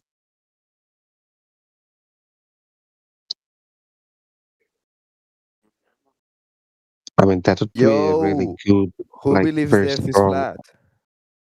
I don't know. Sorry? People were already talking before you just like barged in. Oh shit, my bad. The Earth is spherical. Excellent. Thanks. Have anyone done this sort of like research or whatever you like to call it?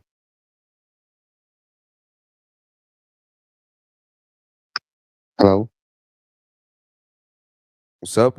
Have I done this research looking at stars? Not you. Like, have anyone done this research, like sending two people on like two different sides of the earth?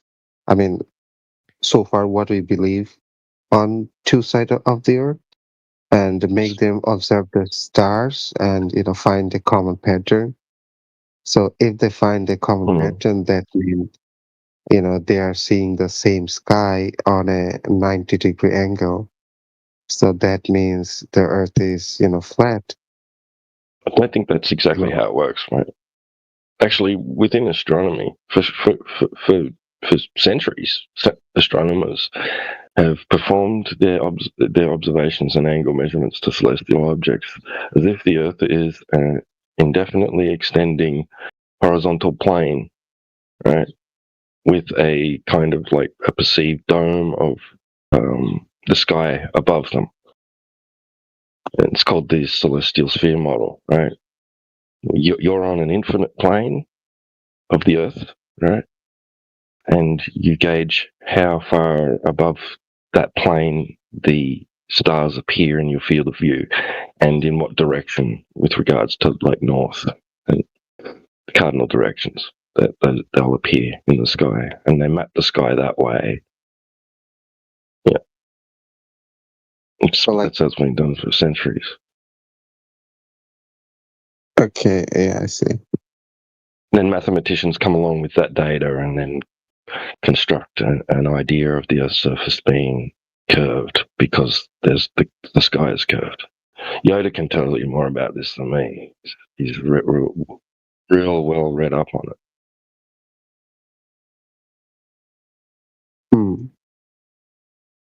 Yeah, I see.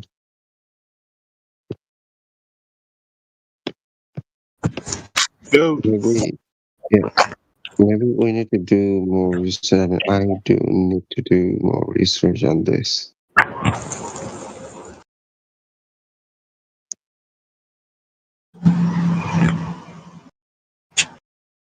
Yeah, someone else was speaking. David, you want to?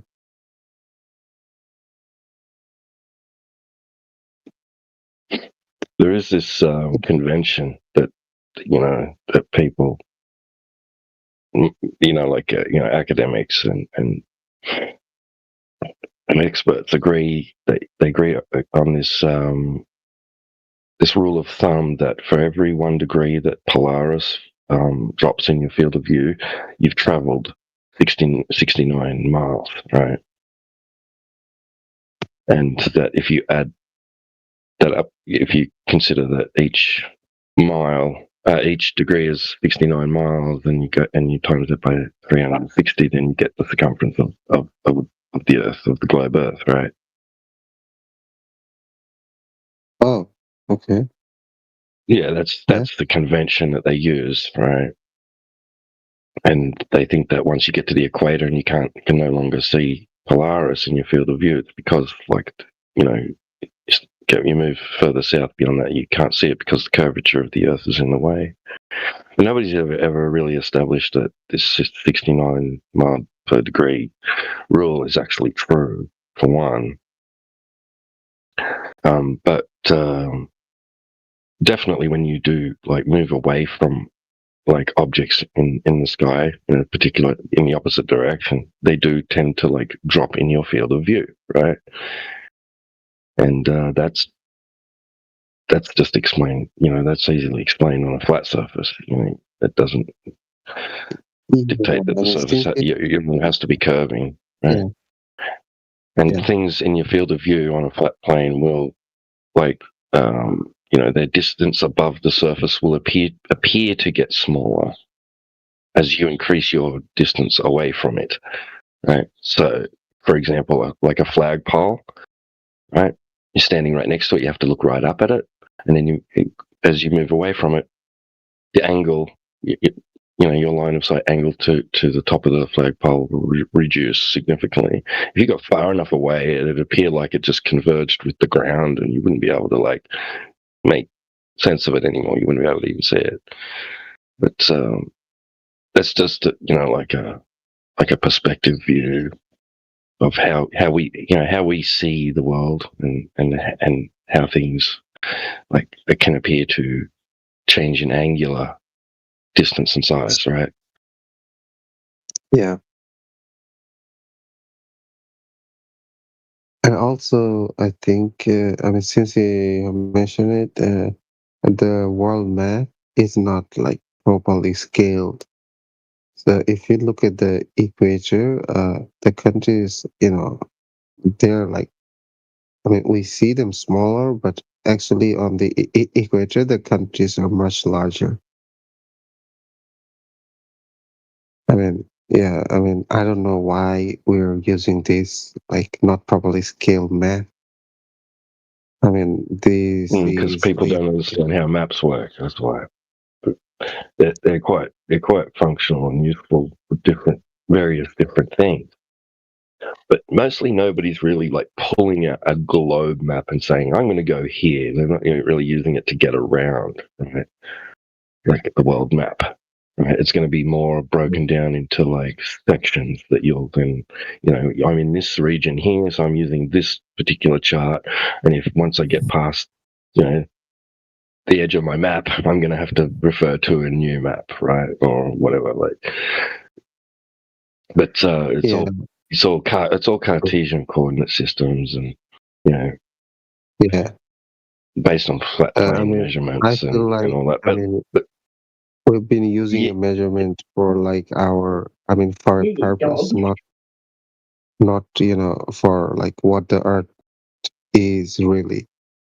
If you think it's a globe, right? If you think it's a globe, not you, but the royal you. If one thinks it's a globe and they think that all the continents are like laid upon its surface in a particular configuration, right? And they're set on that. That's how the world looks, right? Like, and then they want to use it for, like, displaying on a flat surface. Then they'll have to project it in a certain manner mathematically, right? And they'll have to scale it and give you a key and a legend on the map through which you can then reinterpret the globe, right?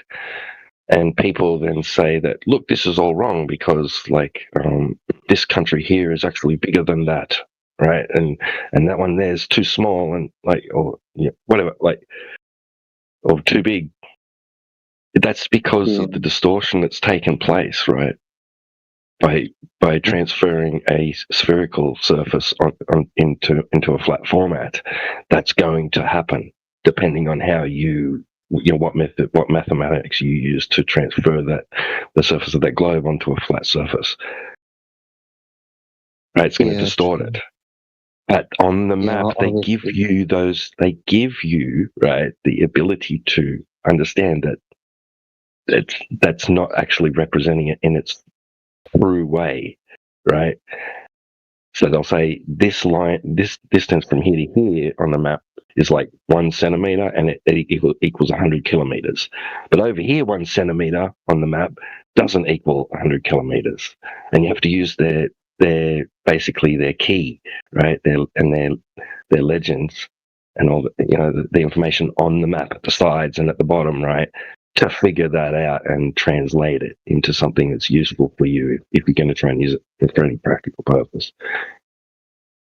Yeah, I believe, like the Google Map app, I think it has done a really good job helping people out with navigation and measurement.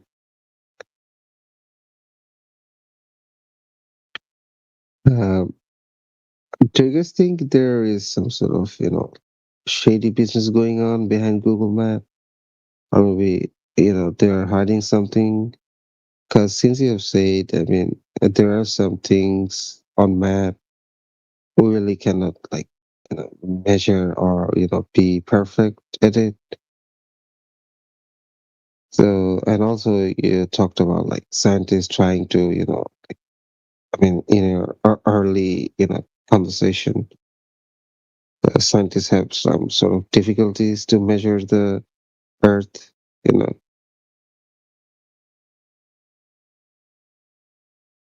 I mean, I'm still wondering, like, how did Google Map application, they like, that this reliable? I mean, they claim to be this reliable. And when measuring or like navigating, I mean, when you're on a flight, you can use the Google Map and it will tell you exactly how many like kilometers or miles you have traveled or you will be traveling. I mean, I still believe there are some errors, but there may be like a minor errors, I guess. So I think they have done pretty good job.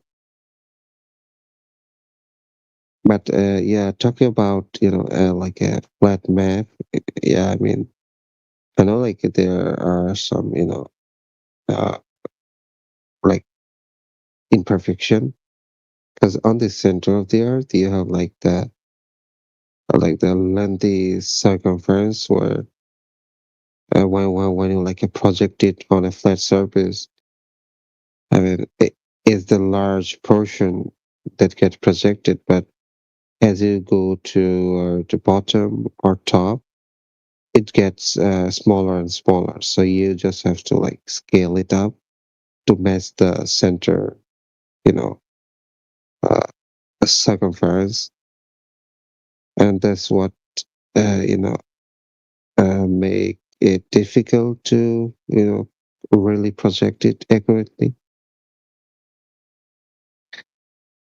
I mean, on paper, I Why do you need guess, a because projection at all? I mean, like we were talking about, like I mean, the map we use is on like a flat Yeah. surface, and it is not really, I mean, properly scaled. Because you look at the Well, country on equator, you why would see you need them to scale it? there. Because people, I mean, their views are like pretty distorted because of this issue. Because on the equator, you see all these countries, they look like very small, but actually they're pretty Mhm. big because But instead they of haven't scaling, you measure it. properly scaled the top portion and the bottom portion of the map when Hmm. they projected the sphere or the globe on this flat surface. Yeah. But Yeah. still, they use it for, I guess, sake of simplicity. Yeah, like if they take something that's already been projected spherical, as is the case with latitude and longitude, and then reproject it flat, it's still going to be distorted relative to flat reality. May as well just go and measure it and get a real distance. Yeah, I mean, the fact is, they are not even distorting it; they are projecting as it is. So they're like hiding the fact that the Earth doesn't look like it, or I mean, No, they're that's not how not it showing. works. That's not how it works. You'd have to be correct in your assumptions to begin with. Anyway, so what's so correct about the Earth being a ball? Sorry. What is correct about the Earth being a ball? I mean, like, you'd have to justify your axioms to begin with, right? Yeah. First, you'd have to establish that the surface you're on, right, is spherical. Oh, Before yeah. you even contemplate beginning to, like, draw its its surface features, like its topographic and geological features onto that surface. How did you establish that that's what sort of surface it is in the first place? That's where we want to true. I start. mean, Let's see if that part's true before we even move any further, right? Let's yeah, I get mean, that down. I was talking about all this stuff based on assumption that the Earth is, like a sphere, because people believe it that way, but still they haven't done a good job, projecting the map on a flat surface.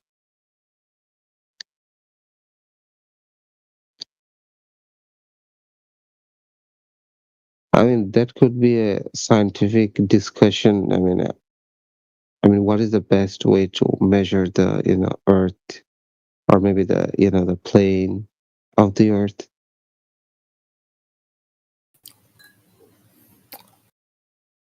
I mean, that could be like a good discussion.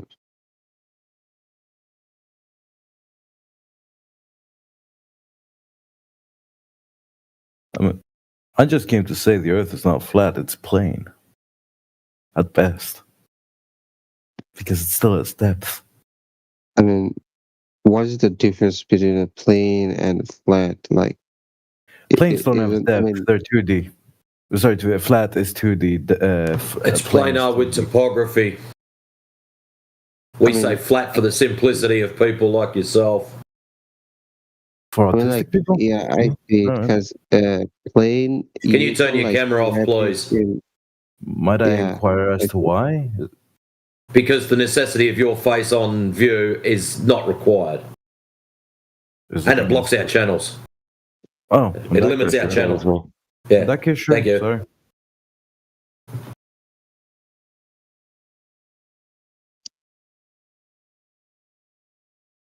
yeah. I mean,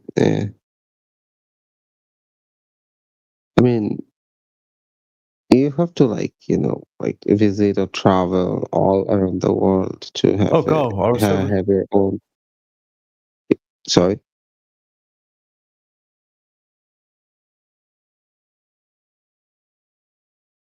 So I mean, who is here like traveled a lot, or maybe A lot of believe us have, travel but that's not like people? necessarily required, right? No, I mean that is not, but like still, like traveling is fun, and at the same time, I mean, you'll Okay. have I mean, yeah, in like generally speaking, I'm not saying you have to travel to, have an observation on Earth, because it doesn't really matter.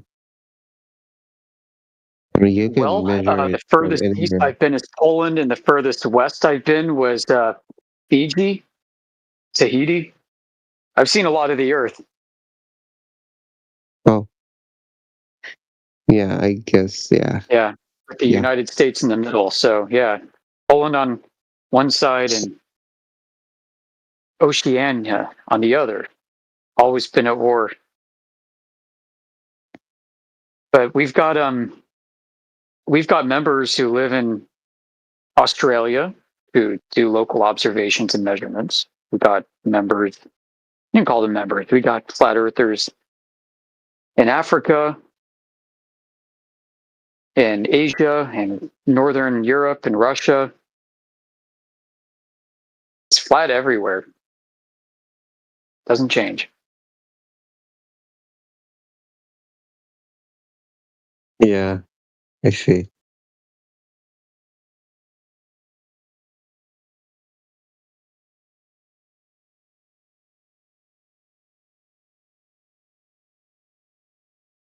Yeah. Yep. If you So- really want to, like, if you really want to do an examination of the surface, right, you find a large body of water that may be or may not be near you, right? Like we're talking like miles or kilometers worth, right? And then if you understand the claim, like if you understand the figures that they give us about the Earth's size and shape, right, then you can calculate how much curvature over a distance there should be, for example, right? And you could go to one end of a lake and say, well, based on the globe Earth math, I shouldn't be able to see the other side of the lake because the curvature should be blocking my view, right? And then if you can't see it with your eyes, you grab out a telescope or a high-powered camera, right? And you zoom across to the other side and see if you can see the other side. And if you see the other side, then that curvature's not there, right? That the curvature that they claim exists isn't there, right? Because it should have gotten in the way of your view, but it didn't, right? That's why a lot of people are flat earthers. That's a big reason why there's a lot of flat earthers. It's because we see more of the surface than we would be allowed to if the Earth was a sphere, the size they claimed it is. Yeah, I mean, sorry for the interruption. Is like 1 kilometer enough to measure a curvature? Because I mean, given the no, probably not. You know, over 1 kilometer, there's probably like a 5 centimeter drop of curvature, but that will increase with distance. So it's not going to be like 10 centimeters over 2 kilometers. It'll be the square root of the observer's height in meters. So it'll be please help me with the math.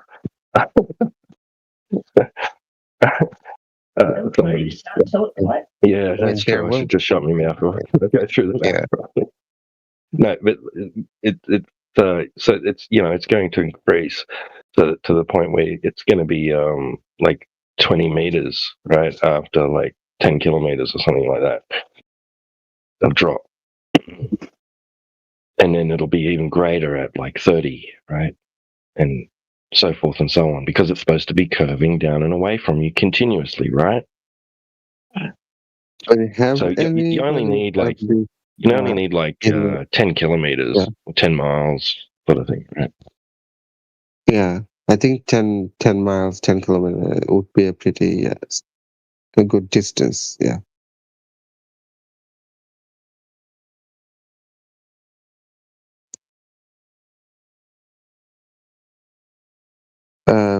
I don't remember how long is the Earth. Like, I mean, what we know of so far. I think 10 kilometer or maybe around that would be a good distance to measure the curvature.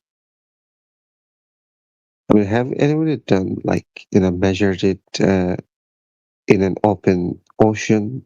I guess, or maybe from a ship to ship. I don't know.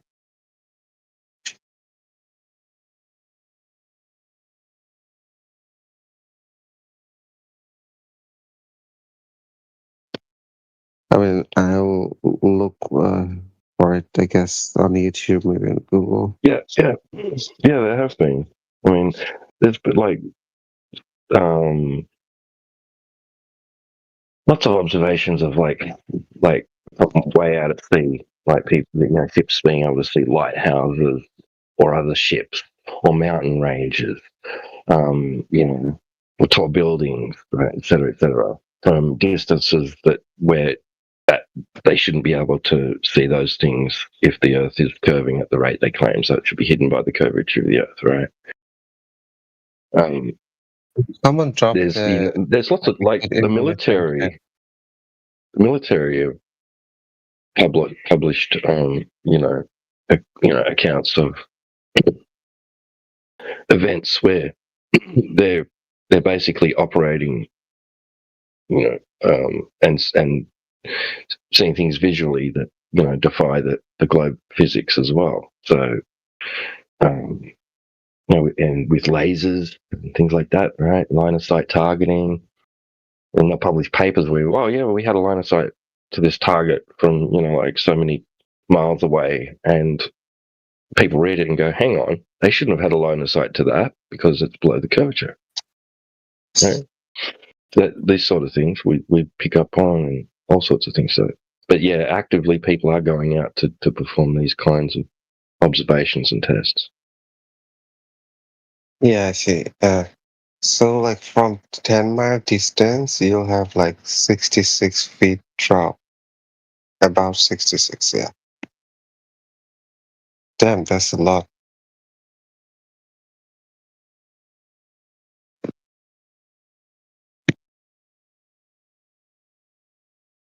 Yeah, the Suez Canal, 10 miles, so yeah.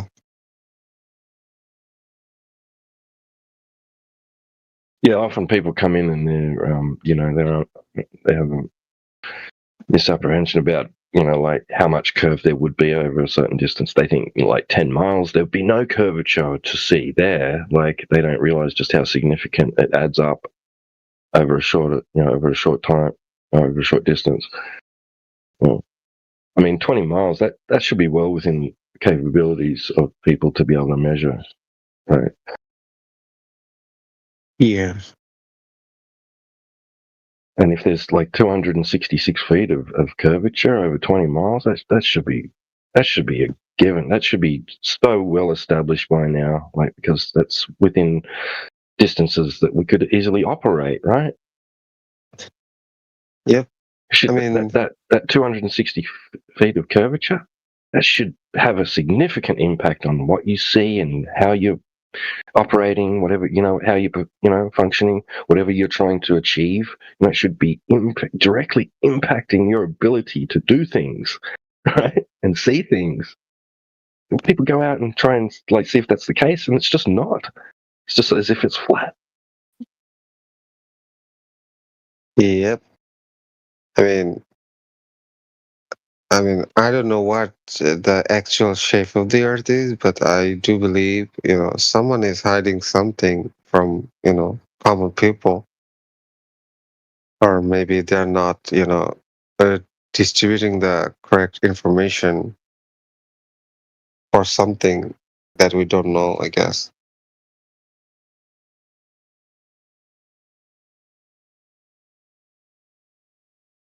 It may be hiding a lack of actual technological advancement to do things that people believe are happening, like orbiting space junk around the globe.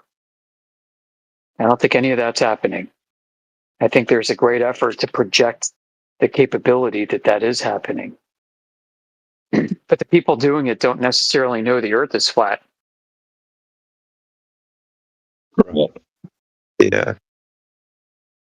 Right, that could be true, regardless of the surface geometry. Yeah. Like, hey guys, I'm going to read you into the super tippy top secret squirrel program, okay?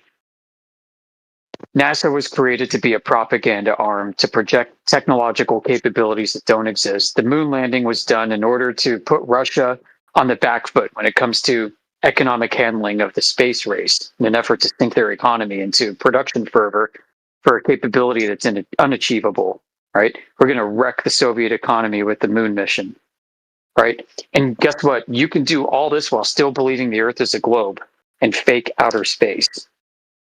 We'll figure out how to orbit a globe, a real one, later, guys. But for now, just help us fake outer space, be good Americans, be patriots, and let's kick some commie ass. That's what was happening. I think they also, like, after the Soviet fall, they had this space collaboration where they worked together.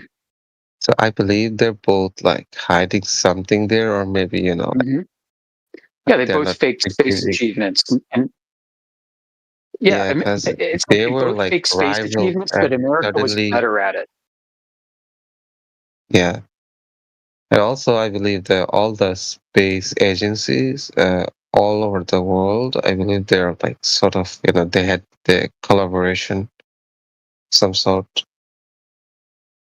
like secretive collaboration, I believe. Well, it is called the International Space Station, right? No, I'm not talking about the International Space Station. I'm talking about the space agency. Like many countries have their own space agency. I mean, they send rocket into space, I believe. You'll find it's all closely Definitely, tied they in have with some sort of NASA. collaboration or like deal where they don't Yep. share the information to public, that they share with Yeah. one another. Yeah, we're going to fake space together to kick communist ass in all its forms in any country that communism appears. That's what was going on. NASA's founding documents describe partnering with other nations to gang up on the Soviets with developing space programs for countries that don't have the resources to do it themselves. That's what NASA started doing in 1958, helping other countries develop outer space as a program, mainly as a propaganda effort. And I say this mainly as a propaganda effort because within the same document, you'll find language that reads like, we will judiciously select undertakings, even those with limited scientific value, to put forth Western progress in space in the most favorable light. Yeah. Yep. Sounds like they're more interested in faking space than hiding the nature of Earth. Yeah, and I also saw some documentaries on the like I mean there were some scientists who were trying to explain the moon landing video and how the physics were. I mean, it's a kind of weird to them. Yeah, the moon landing is hot garbage. Have you seen that shit? Like AF.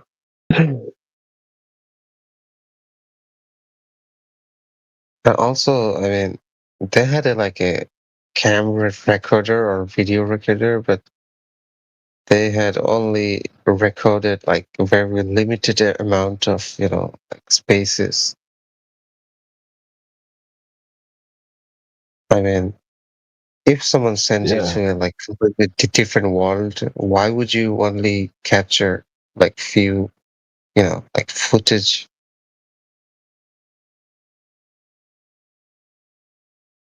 I mean, yeah, there is something off about the videos. Oh yeah, way off. I mean, they look comical. Look, it's 1960s era special effects, probably the best that they could do at the time. But it looks like 1960s special effects by today's standards. And it's goofy how everybody watching this janky video from NASA from that era believes this to be true. And people just make up excuses for how fake it looks. Elon Musk was even joking around when he supposedly put the Tesla in orbit, which ended up failing. Remember when he put his own Tesla on a rocket ship and launched it up? Elon Musk said, "Oh yeah, that footage of my Tesla, it's so real because it looks so fake." He's joking about the Apollo moon missions looking so fake. So, yeah, for someone like Elon Musk, I mean, there are two options really. Number one, he's read into the propaganda effort and is doing his best to secure contracts with SpaceX for that. Or number two, he's a complete dunce and doesn't know shit and just wants to secure contracts for SpaceX by any means possible. So that's really irrelevant too. By the way, there's like right? He's no engineer or scientist. He's just an entrepreneur. Yeah. And now he's a puppet. Now he's a world stage puppet. It's handed around like a And for a while, he barely had a clearance. He had what was called a secret collateral clearance because he couldn't obtain the full clearance he needed to run his own company. And so that's why the US government auditors had to step in and help SpaceX construct itself as a corporation, as an entity, such that the classified projects they'd be working on are excluded from Elon Musk even knowing the full extent of them. So they would set up what's called an excluded entity underneath the corporation, put all the classified contracts under that, and then put a CEO in charge of that cutout to manage the actual day-to-day affairs who does have the clearance. You know who that individual is? It's a name you've probably never heard of. It's a she. Her name is Gwynne Shotwell. She runs SpaceX. She's got all the clearances. She's from Jet Propulsion Laboratory. She has everything. She knows more about what's happening at SpaceX than Elon Musk. She has to, by law. Yeah. Also, like the U.S. government have space this. law. Yeah, the U.S. governments have this rule where if you're not a U.S. citizen or like born in the U.S., you cannot, found or like work in a, like a space That's company. right. But That's right. The Elon, highest he clearances are not wasn't given to born in U.S. foreign people. Yep. Even naturalized U.S. citizens cannot get the best, most deep access to the secrets. You got to be natural born, no entanglements, go through a significant vetting process of your family history and everything. Yeah. Was so it- even was it Clinton? today, huh? Was it Clinton when he became president? He wanted to get his hands on some of those Area 51 files and all this like UFO shit, Yeah. right? And he got knocked back, turned down. You don't have the clearance for this, sir. Imagine being Which the is president and amazing. told you don't have clearance to information. Yeah, and that Yeah, puzzles I me think, because the entire clearance apparatus, the National Security Act, exists at the behest of the president. It's a complete political tool, and he's the original classification authority, which means he should have carte blanche access to anything and everything because it's his program. But deep state's going to be deep state. He probably found some legal loophole through some kind of congressional channel to be able to assert I think that the president's not before he qualified. started SpaceX, I think he bribed or pursued. I mean, he got into politics, and he pursued, politician to like have him as an exception, for this company. Because as when Trump got elected, Trump like gave him some responsibilities on like I don't know what was the department called, Dodge, no, Department of Doge, uh Department yeah of Government Efficiency. yeah, and he screwed it up,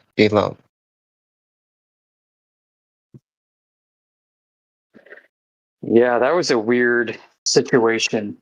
I think there might have been ulterior motives that Yeah, we maybe. aren't privy to. And that's that. And also Jeff Bezos, he also had his space rocket company. Yeah. Like, what was the name? Falcon? Oh no, wait. He's Yeah, behind. Blue Origin. Yeah, Blue Origin. Yeah. Yeah, they like Blue Origin was actually before Elon Musk, right? Before SpaceX, and it's still No, lagging I behind. He actually, I Elon think actually he laughs at bought. them because they haven't even achieved low Earth orbit. Where SpaceX claims to have achieved low Earth orbit, right? They ferry people to and from the ISS and that sort of thing, supplies and blah blah blah. So they have to be able to achieve low Earth orbit. Branson and Bezos are nowhere near that. Yeah. By the way, do you guys know Elon also worked with a Russian space agency? He like bought few, I think, boosters from Russia for his project. And yeah, I think he has some connection there. For sure. I mean, for a while, the Trump NASA was government using is pro Russian launches. Yeah. Yeah, NASA was sending packages to Russia to launch for them for quite some time right after the wall fell. It seemed almost like an embarrassment, but whatever. The Russian space shuttle supposedly had much more powerful boosters, much more efficient too, than Americans.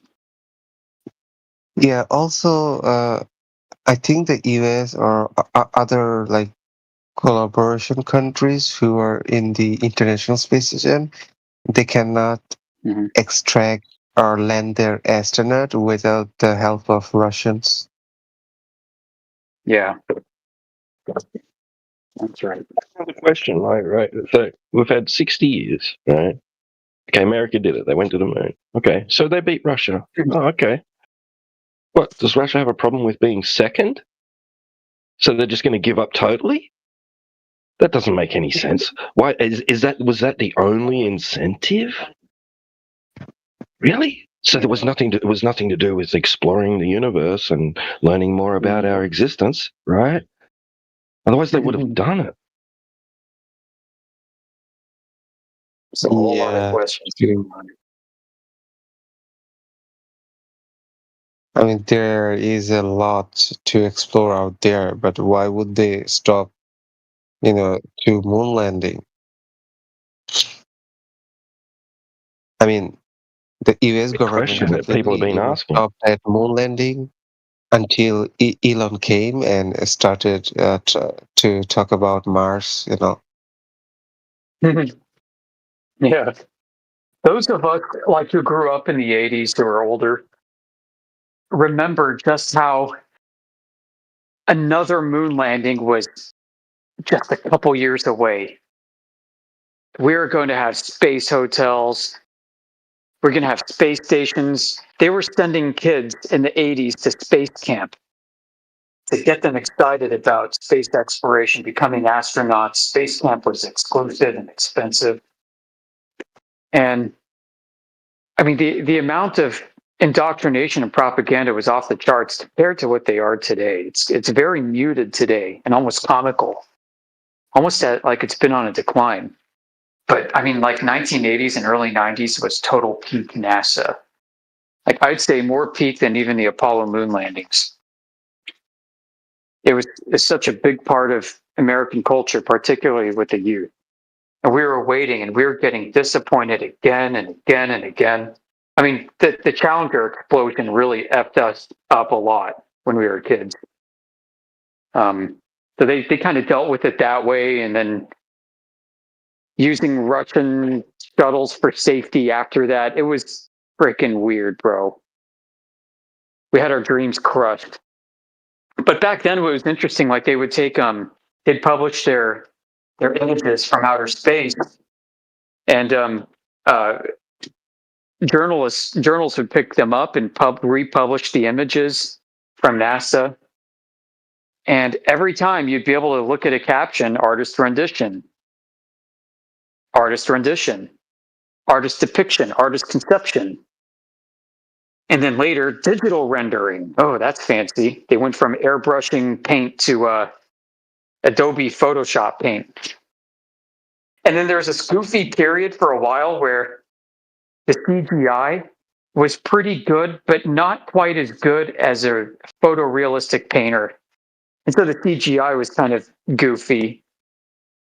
And then it started to improve. But they would still say, hey, digital renders, digital copy, digital this. And over time, they stopped doing the captions. And the captions became more ambiguous.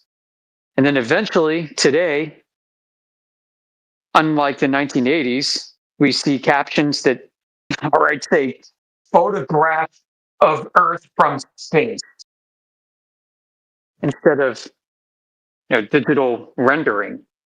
I grew up understanding that space technology would not take traditional photographs the way that you think cameras do, that they had all kinds of fancy sensors doing things that were so far removed from traditional photography that you probably couldn't even call it photography, call it imaging. Something else. But now, I mean, they're straight up showing freaking CGI and calling it photographs, man. It's kind of crazy, the transition. And they did it so gradually over the course of a generation that very few people noticed. And some of the space nerds who didn't care and thought the technology was getting better. Yeah, also like kind of that crazy. NASA been there for so long, and I mean since the explore segment to moon. I think it's been like more than 50, 60 years, I guess. They sent them on moon. 1958. Oh yeah, yeah. That's like 70 years. Yes. Yeah. So are you Yeah, it's a telling different me story, man. Now, they like, haven't done any progress, like in 70 years, or yeah, the like second half they of the are 70 years is intentionally, nothing. yeah. Yep. I think they are Yep, like they haven't been the intentionally, same. slowing down the progress, or like they have this, or maybe the government is not allowing them to, like explore or something like that. Things have just I gotten mean, different. I mean, the world became free yeah. after the wall fell, is the feeling everybody got. And it's like, now's the time to explore. We can do anything we want. The threat and fear of the Russian and Soviet and communist governments is over. And then nothing happened. no Yeah, no further exploration took place. I mean, after Elon Musk came, I mean, there have been like some excitement, among, explorers, like space explorer, but suddenly everything went blank. I mean, right now, I mean, he has been so many like achievement with SpaceX. I mean, he landed a couple of boosters and so on. But now we're seeing, I mean, there have been no like excitement or hype. I mean, it all has been killed. I mean, you still see like some news now and then about SpaceX, but the hype, it's completely been killed. So maybe it's the government who is like holding SpaceX back, or maybe like a delay, Yeah, something. I think there's some major difficulties and challenges ahead for the government, right? Because they doubled down on space lies. They have no way to easily walk these back, to walk the lies back, to retract the lies, not without destroying their reputation. So they're kind of stuck. I mean, they're stuck between a rock and a hard place. Do they reveal that the moon landing was a hoax for propaganda purposes, and would America take kindly to that? No. I mean, also the SpaceX is not a government agency; it's like a private company. So why would government stop a private company from space It might exploration? be kind of, well, it might be kind of like, when, okay, so, the brother and sister both believe in Santa Claus, right? And then the bigger brother learns that Santa Claus isn't real, but continues to just play along with the whole thing for the sake of not ruining it for his little sister until she's old enough to realize as well, right? Yeah. Right. And, I think foreign space programs are the same way. We're going to get this country's space program up to speed, and they're going to be totally beholden to us and our ways. So we will slowly reveal the truth that this is just one big giant propaganda machine over time, but not at first. We need the government to lie so much to their own people about space and the new space program that America's helping them with, such that when we can no longer keep up the lie with our partner government, they will never be able to reveal the truth to their own public because they lied so much about it themselves, so deeply, that they would risk destroying their economy. I mean, if you go after the information that the government is trying to, like hide from the public, then they will go after you.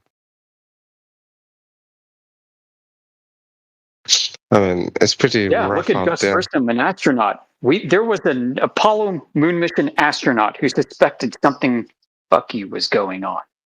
And he tried to warn everybody about it. You know what happened to him? He got barbecued inside a space capsule. Yeah.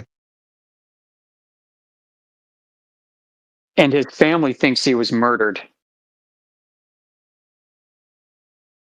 Yeah, I mean, there's the government. I mean, that's what the government told them.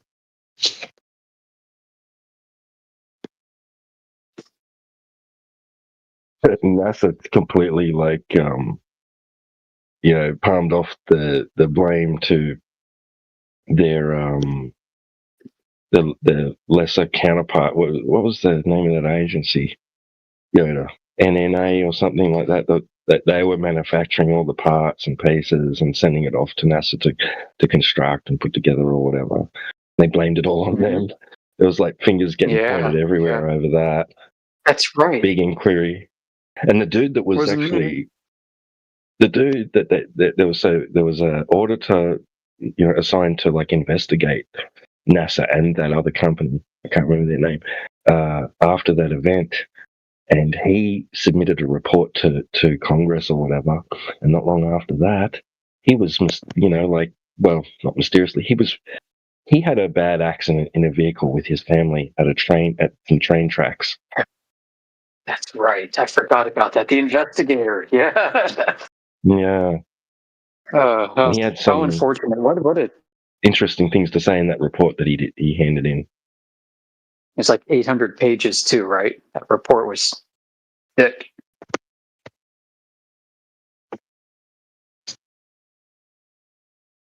Yeah.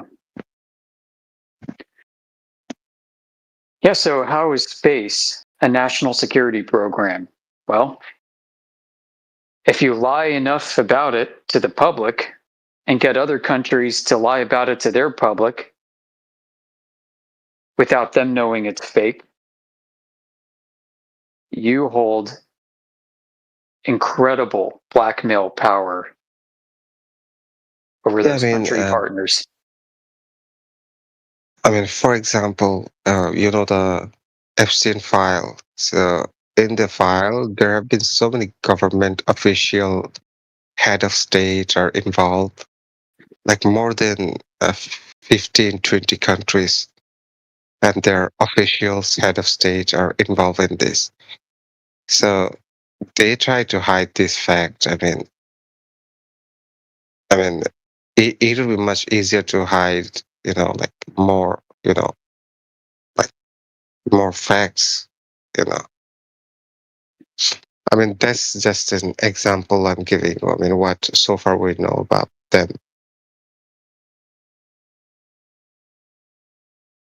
So under the public eye, they have this, I think, chain of communication with other countries, other nations. I mean, they collaborate to hide facts from public. I mean, it's not even facts. I mean, these are like terrible crimes they're hiding. I mean, yeah, like the French in the Tunisian war, and the exploration is Algerian not war. even a crime. It's just general information. So it will be much easier for them to hide from public.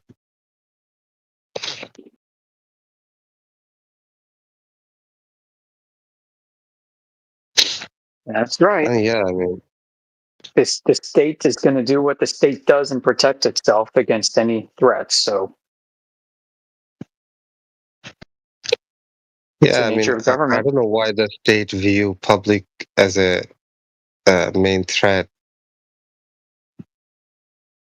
By people in the hiding state facts. don't want their livelihoods and criminality to be exposed.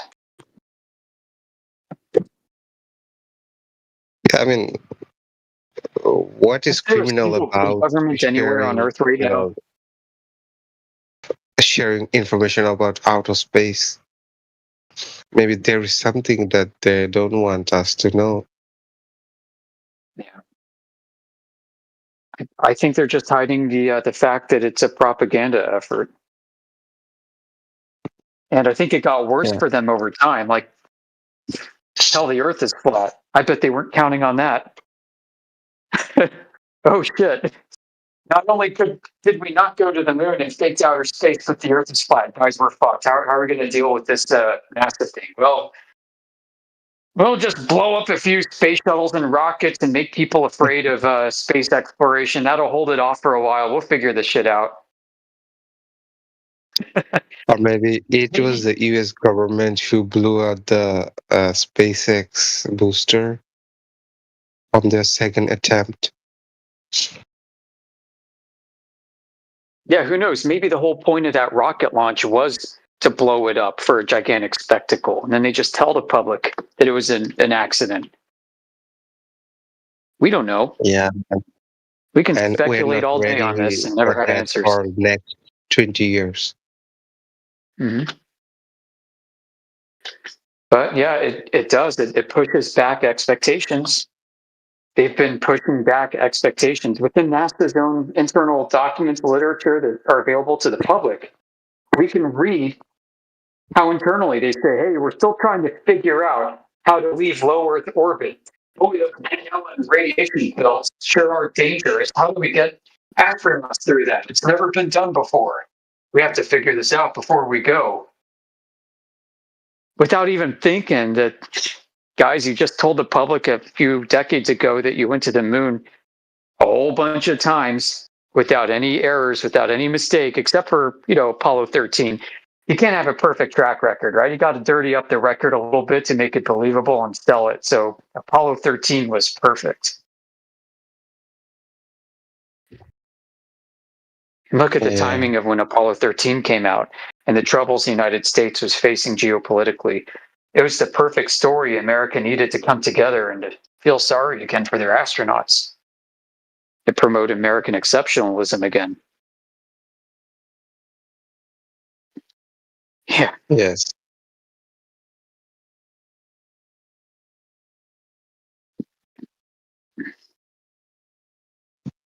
I mean, yeah. And there's a lot, like lots of stuff they're hiding. I mean, unless someone get into politics, and get on top and find them by themselves,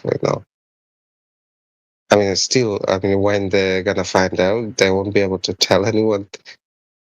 Because if they do, they're just gone.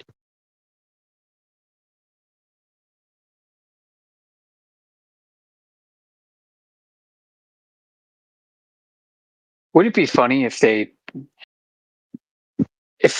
like the people there now think that the Earth might be flat, and they're like, oh shit, we just lied wholesale about all this shit. There's no way we can walk the dog back on this.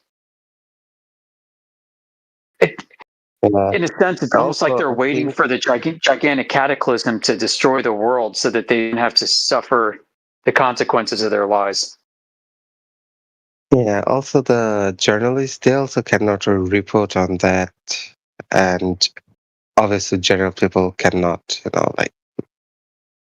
cannot look into it. If they do, then government go after them, label as a national security risk, and send them to Guantanamo Bay, I guess. And there's a prison, I think there.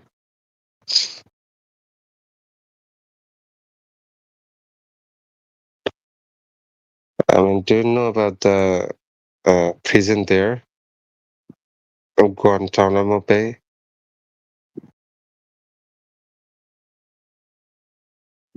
Hello? Sorry, what? There's a prison, Guantanamo Bay. Yeah, So, Guantanamo Bay, right?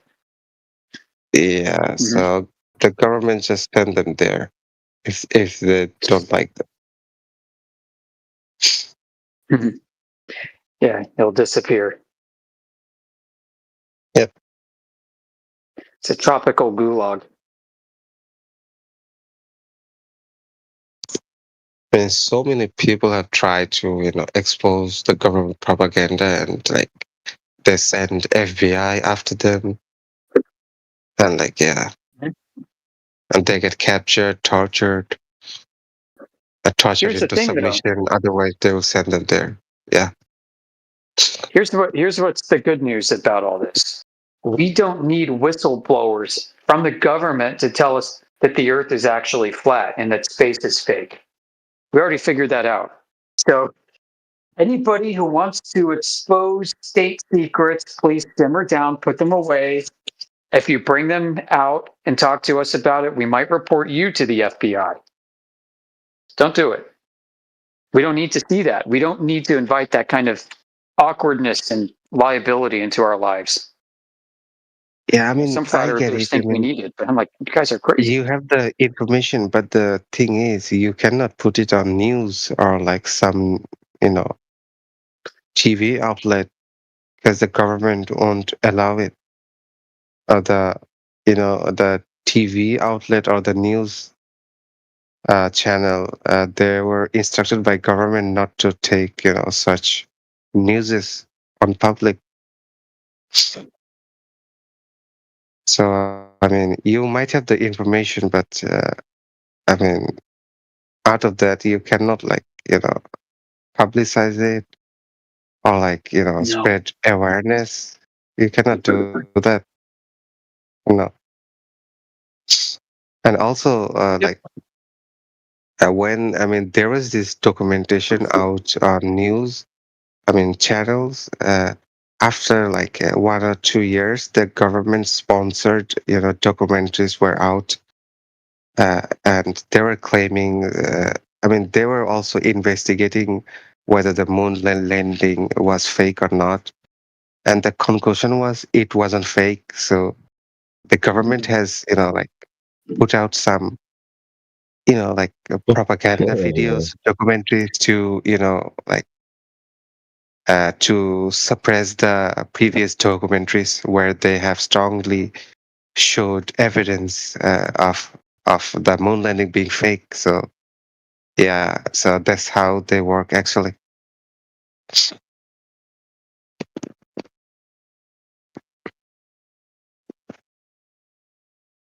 So if you still manage to get out some, documentaries or videos about it, the government is, they still can. They have funds, so they can just bring out, new videos, news, or documentaries to, blurt out your claim. It's pretty easy for them because they're pretty organized on propaganda, on handling or take on general public.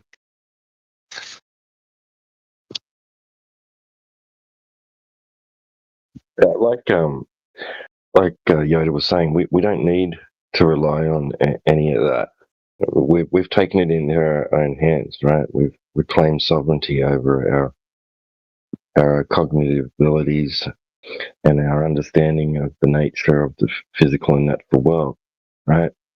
That this is an purely independent investigation, independent of anything an authority has said, as far as politically or academically goes, right? Like, you guys stand aside, we're going to do our thing. We're going to make our own determinations and draw our own conclusions based on the data that we get. So we don't really care what they're doing and what they're saying anymore. It's got to that point. If they're interested in learning what we what information we have, that's great. Come to us. Let's talk about it. If not, go your own way. Do your own thing. Yeah, what are you waiting for the government to tell you the truth now?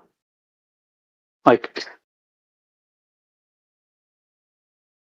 Right? yeah. We've had people come in here and say they don't care how much scientific evidence people claim and have for flat Earth. They're not going to believe it until the government or NASA makes the formal announcement that the Earth is flat. They'll never do that. You got more people than that are holding they'll out for try that. to suppress what do you guys have. You asking what evidence we have? Yeah, they will try to suppress it if you guys are, if you try to, publicize Oh yeah, it. they've already done that. 2019. Yeah, It was 2019 with YouTube.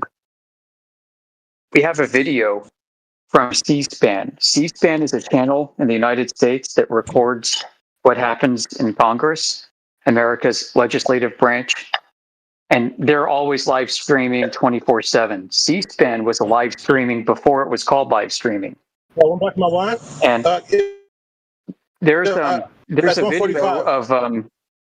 a video of the heads of social media companies in front of Congress. I don't know if it was like a deposition or what was going on, but they were asked in front of Congress to describe how they're dealing with certain problems with misinformation online. We have a clip where a congresswoman asked one of the social media heads, might have been a YouTube CFO or CIO or somebody, said, "Hey, what are you doing about this flat Earth problem?" Flat Earth's becoming popular on social media. At the time, flat Earth was the #1 trending topic on YouTube. It was more popular than Justin Bieber. And they said, "We got it. We are suppressing these videos and we're tweaking the algorithm and we're putting up a little warning statement on anyone searching for flat Earth that this could be dangerous misinformation." And that little warning still exists today on many flat Earth related YouTube videos. Flat Earth is an outdated and archaic cosmology. They put this little warning there and like a link to Wikipedia or something to learn more about flat Earth. I still remember the government has like suspended taken down so many YouTube videos.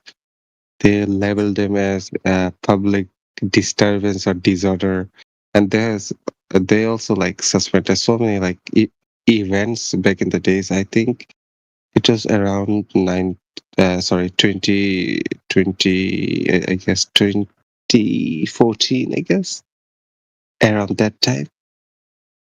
Yeah. I still remember like there were like flat Earth activists. They had this event, but the government shut it down.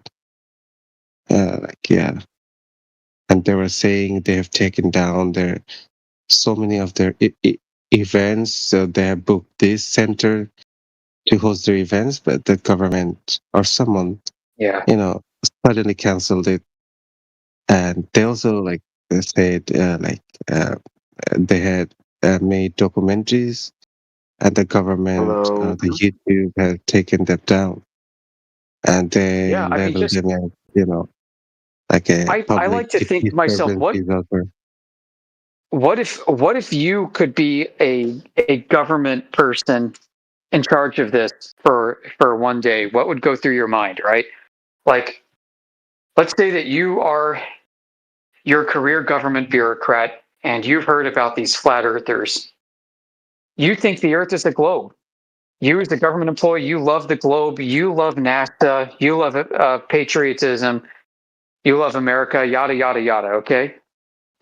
You're thinking about flat Earth, and you're like, "Wow, okay, these guys are crazy, but if they can manage to convince enough people, what do we stand to lose? We stand to lose trust in the government, trust in academia, trust in the scientific establishment, trust in this and trust in that." There are individuals by name who are going to be very much embarrassed, who are going to be perceived as liars. Famous people, politicians, scientists, influencers of all kinds. The potential for collapse is probably there. Like, there's probably a real potential for some kind of upheaval. Maybe not collapse, right? But certainly, if this were to catch on and in a big way, and suddenly, all at one time, it could cause major challenges for the West in general, not just America, folks. So I think how you, as they a government view the bureaucrat public. managing the threat, might still believe the Earth is a globe, and you're going to go out there busting up flat Earth conferences.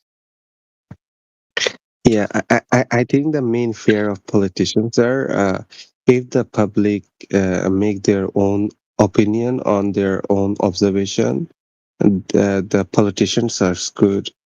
So that's why they try to stop public to have their own opinion from their own observation. Yeah. That I think that's the main reason. Because they always try to be manipulative. They try to, impose their own idea, own view on public, just to benefit them so that they can get elected. They're, That's they why have a choice, right? sorry. So they're facing potential societal and economic political upheaval as a consequence of flat Earth Yeah. gaining Yeah. popularity. So the question is how do they deal with that? And I'll tell you how not to deal with it. Suppose for a minute that the Earth is really a globe and all of us flat Earthers are wrong. Guess what? I bet for $1 million, Trump changed for the US government. They could get a surveying team to go out and like survey the globe and get the curvature measurement and be done, wrap it up, and make all the flat earthers look really stupid. But they haven't done that. For the past 10 years, they've avoided this. They've done everything they can. They've tried to censor us. They've spent more money, I bet, censoring us and coming after us than they have just measuring the damn Earth. And part of it is maybe they feel like they don't need to. I think it's so stupid because that's what everybody's heard. Flat Earth is so stupid. Why would I lower myself by stooping to their level and providing a measurement of the Earth? I mean, if the Earth is how they claim to be, then they would definitely send someone to debate it and have it proven very easily.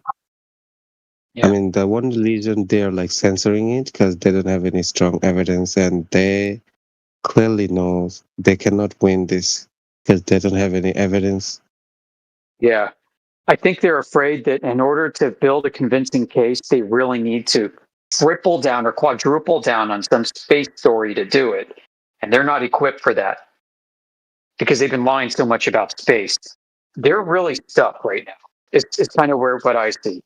The people in the government who don't know the Earth is flat are stuck for political purposes, economic and societal stability purposes. But the people who actually know that it's flat and they work for the government, I mean, yeah, they're probably the most frightened of them all. Also, and what are they going to go do? Are they going to tell the other people in government the Earth is flat themselves? Probably not, because it's a better deception if most of the people think the Earth is flat and they continue selling outer space. They're more convincing when they believe it themselves. Yeah. I think, I mean, they're also like funneling like trillions of dollars to NASA, and NASA is doing nothing for public. I mean, we see no to none like information or like news from NASA about outer space. I mean, it's pretty weird to see that like a government-backed company whose only job is to do space exploration and space research, and it's been more than I think 100 years NASA doing this job on space exploration. I mean, they haven't done any exploration. I mean, they're just not that they're being used as a tool for government, to spread their propaganda. Yeah. So I mean, I'm not sure if I'm 100% correct, but I believe they, founded NASA just to, like have this propaganda of space exploration, Yeah, and I think NASA does a lot of real research that doesn't involve space, that either they say it's a place in space or they'll simulate space and say, we did a simulation and here it is. I mean, there's a lot of simulations that they do by their own admission. So they're going to be pumping out real discoveries that actually don't involve the use of space. And this is going to pad their resume. It's going to help provide a buffer zone around their lies that they're trying to protect, because they got all this real contributions. Oh, you're saying NASA's fake? Well, guess what? They did real studies on cryogenics and powdered orange juice. How dare you go against NASA?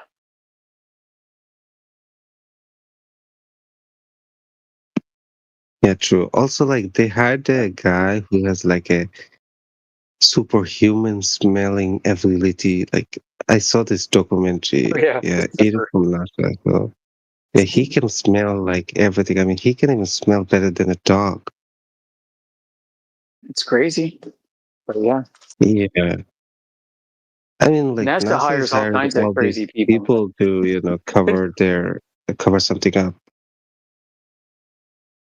You know what's funny is if you go to it's something called the NASA Technical Report Server, NTRS, you can find all kinds of amazing technical papers that are written by NASA engineers and their contractors and academic partners. And I've spent some time on this. I haven't been back in a while, but I'll tell you what I started to see. I started to see a story of two different technology trees. What do I mean by technology trees? Do you ever play a game like, I don't know, Age of Empires or was it Yeah, I have. Civilization?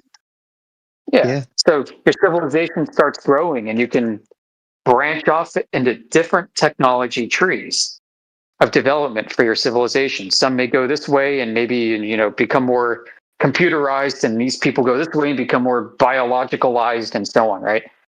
So NASA, to me, what started to come out of my reading of the content on the technical report server was a bifurcated technology development.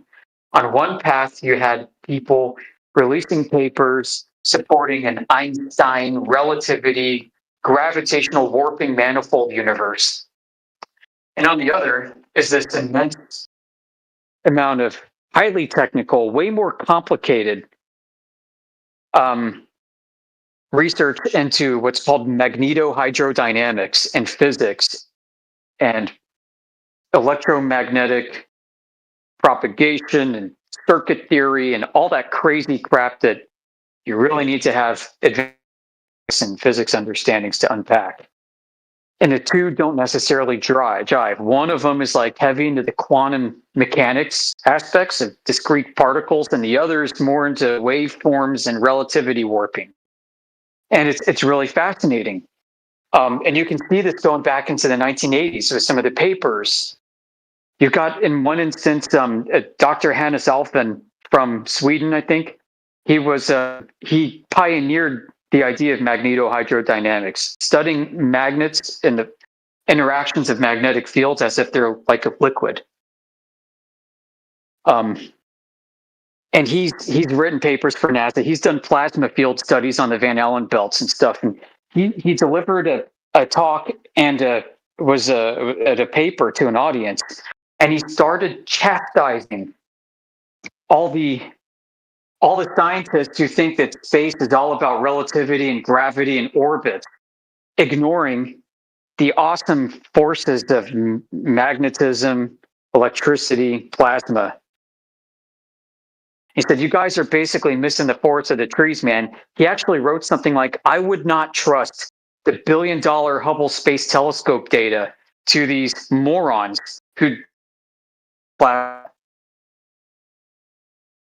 He's talking about other NASA engineers and scientists. Isn't that crazy? We got the quote, we've got the paper, we've got some of his works. And he's just one of many.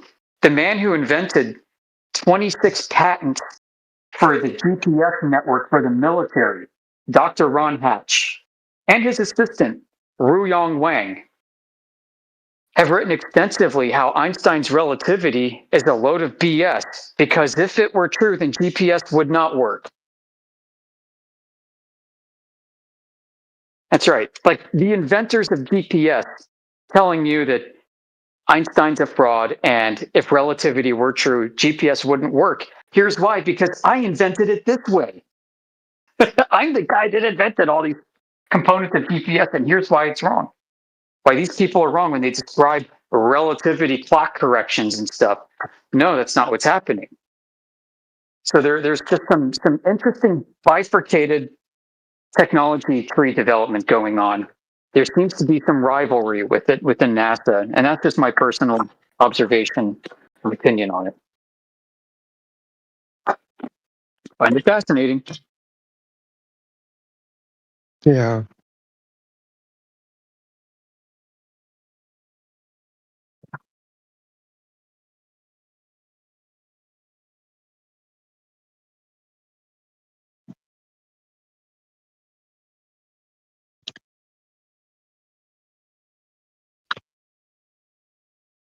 And also, like, I mean, after the moon exploration, NASA had 70 years to, do some progress.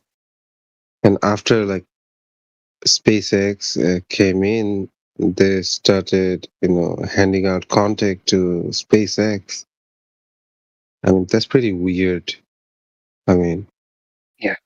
you were like $1 trillion Amazon story's company weird backed too. by government, and you have like a long history of, like space exploration, and you had like 80 to 100 years, to progress, and suddenly you did nothing for 70 years. And now there are some private company who have done, who started with innovative ideas and done a impressive progress. And now you suddenly are, giving out all of your contact to a private company. I mean, Yeah. that So, is so what does it look like? weird. Especially when you look at who's working at the new company and it's all the same people from before. What does that look like to you? It looks like they kept the building and put a new sign out front. Yeah, the NASA was founded Trying to get based on rizzle the space public. exploration, and they are pretty much doing nothing, but space exploration, or like, sorry, the other way around. They're doing everything but space exploration. No, you're right. Amazon's another company that I find suspicious. For 20 years, Amazon sold books on the internet and didn't make a profit. And suddenly they get into the newspaper business. They buy the Washington Post, the #1 newspaper for politicians and government workers in Washington, D.C. And then, oh boy, then they land the one single largest contract ever awarded in any government's history, including the United States, for all time. And it was for developing a cryptographic cloud network for top secret agencies. And they had no experience with it. It was very controversial. What was it called? I forgot what it was called. Freaking, I don't want to say the name. But the contract was very controversial. Why? Because Amazon had themselves zero past performance doing any similar work of any kind. Here they were awarded the single biggest contract in existence that happened to cover this very topic, modernizing America top secret agencies, cloud communications. How do you do that? How do you become a guy in charge of a company that can win the largest government contract for top secret cryptography and never have a single person in your entire company that's got good enough credentials on his own to be able to pull that off? You know what Amazon ended up doing? They ended up recruiting people who did have that experience to join their company for winning that contract. They ended up hiring competitors from big defense contractors that have been doing this for years, poaching them right out of places like Lockheed Martin, Northrop Grumman, MITRE Corporation, Raytheon, and all the others.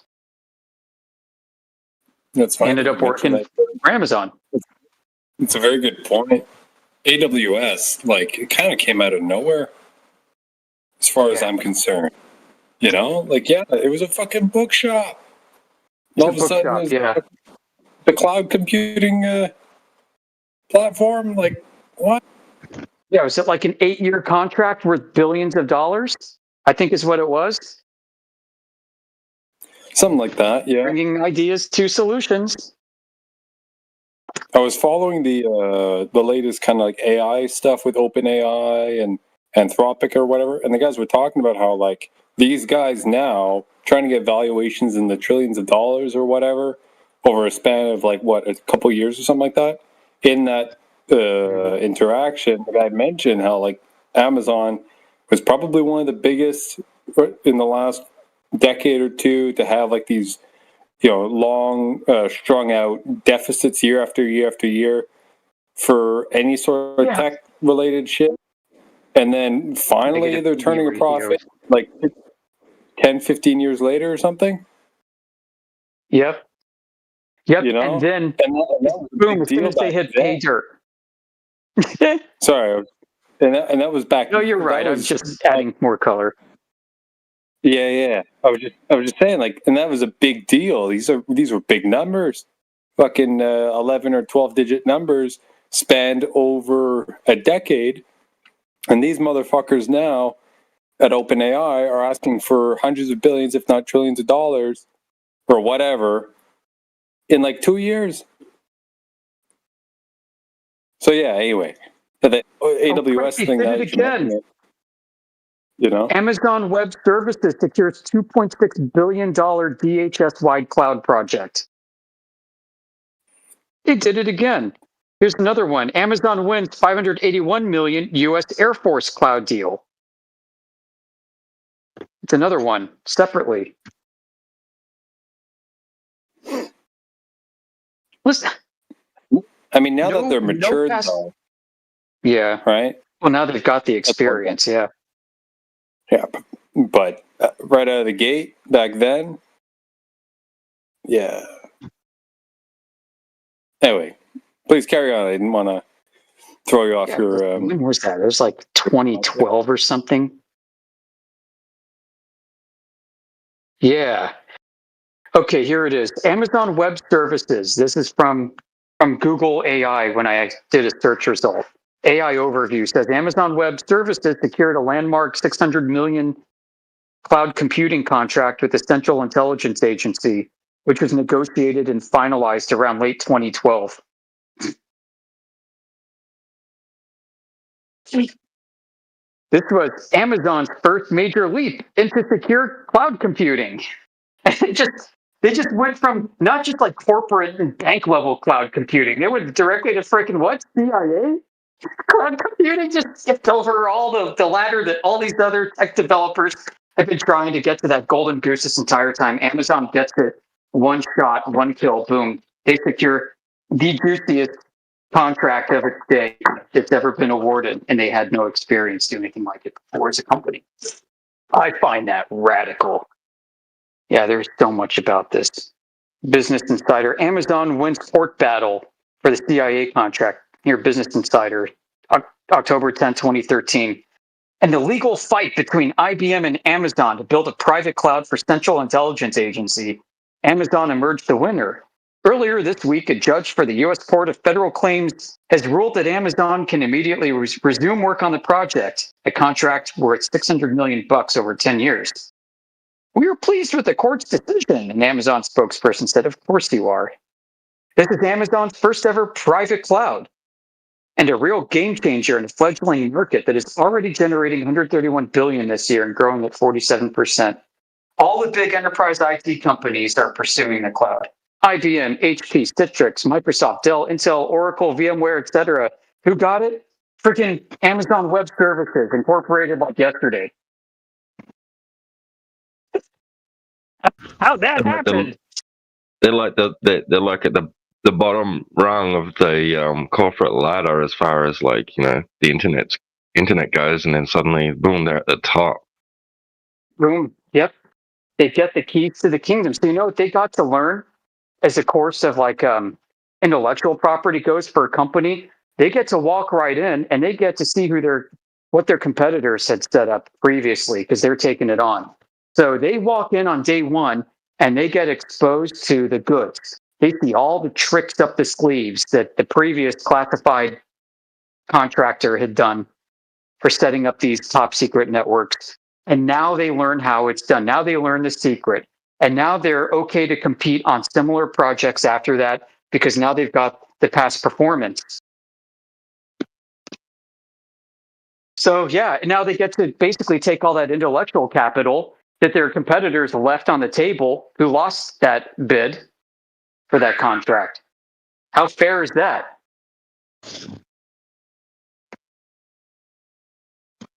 Isn't that crazy? Like, Well, that's the American system. That's contracting in the Beltway, folks. That is contracting in the DC Beltway. Makes me wish I'd spent some money a few years ago on bought some Amazon shares. Who would have guessed that they would have stayed alive for 20 years without making profit, and then suddenly hit pay dirt? You know, I mean, not that that doesn't happen without any extra help from federal agencies and stuff, but you know, this it's just kind of interesting. It kind of reminds me of like DARPA going to Facebook and making them instant billionaires with the LifeLog project.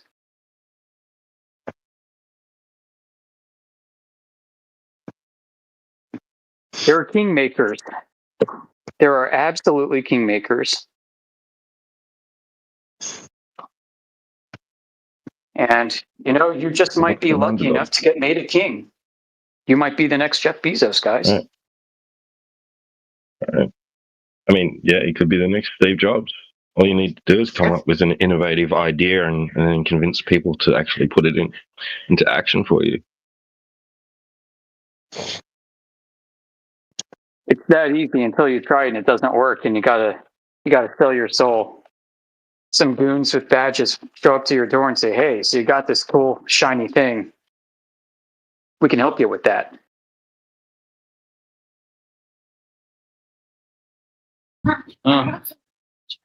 Yeah. All right. I'm gonna have to get going in a few minutes, starting on some dinner.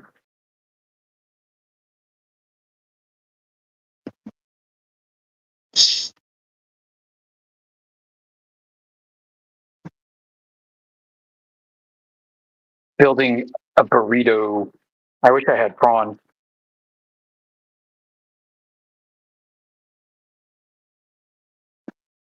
Definitely go for like some fish taco burrito.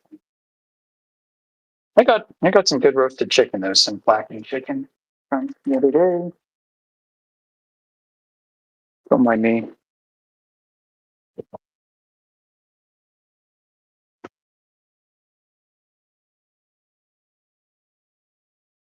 Put myself on mute soon.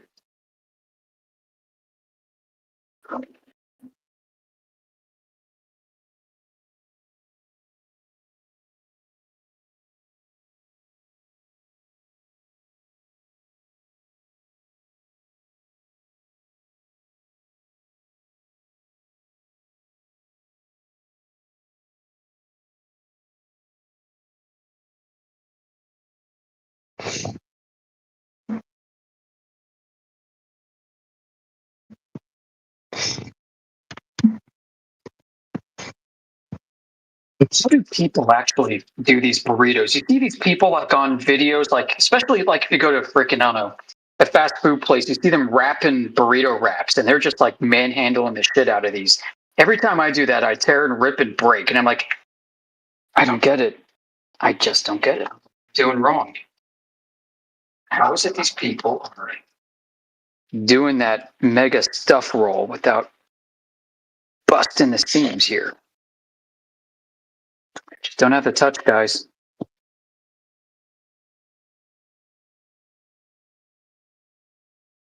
All right, well, maybe I'm in luck today. Here we go. Here we go. I'm going to fold it and then I'm going to like seal it on the skillet.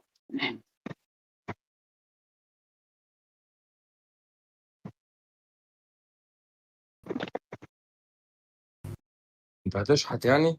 انت خلاص وصلت.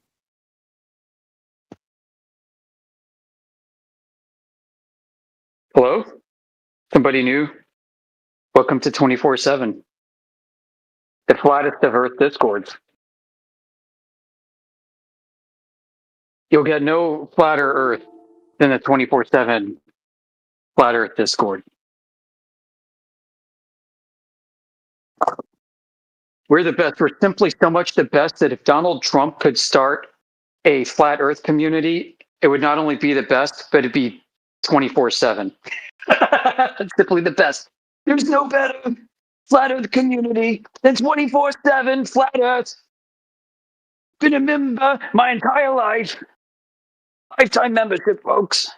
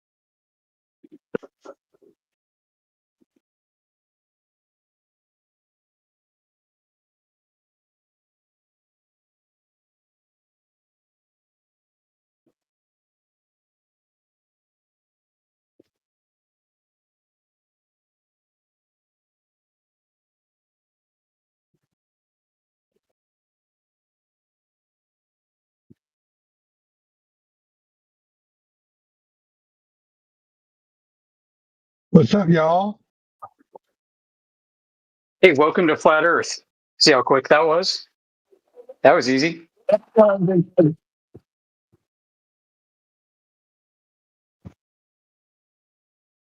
Maybe that's how this should go all the time.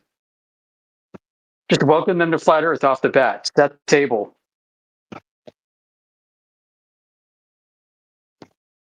Don't worry, we can show you around later. Just welcome to Flat Earth. Hope you enjoy your stay because you're here your entire life. My cog disc is tingling. Oh. Where'd you put your cog discs?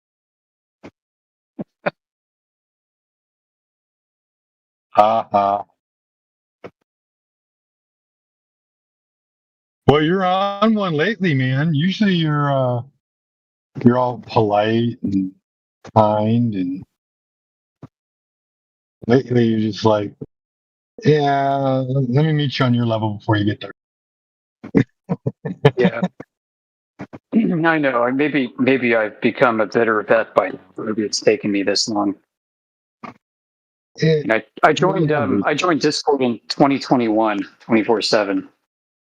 I was still kind of on the fence. February 2021.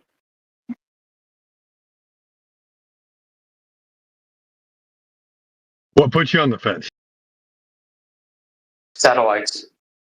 But the fact that there's no real images from space or from their geo positioning. I was so convinced there's something real about the technology of making Earth a globe that I figured people were just getting something right. That there's some misunderstanding or misinterpretation. But yeah, satellites was one of the hardest things for me. I'd also just gotten out of doing, call it logistical security in the aerospace industry.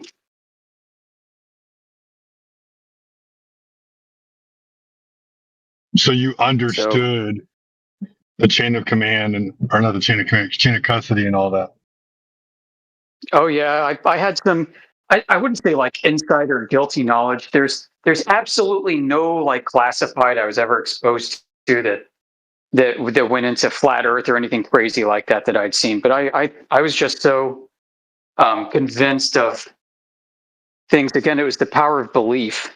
The belief tech of the globe was so strong that I had a hard time giving it up because satellites had convinced me that claims of satellites. Because you have a tendency to want to be a part of something great and special, and your psychological tendency might be to think that you're closer to the action than you really are. Some of that reflected glory kind of thing happening, right? You feel a sense of achievement, accomplishment for being a cog in a machine. But part of it was just me having to exercise humility and realize, no, Yoder, you did not have firsthand direct access or knowledge of any of this. You are an end user. You are just like a Windows 95 user, like your parents are Windows users, thinking the CD-ROM ejecting is a cup holder. That's you with satellites. And, oh, whoops, I gotta go. I'll see you later. Be safe.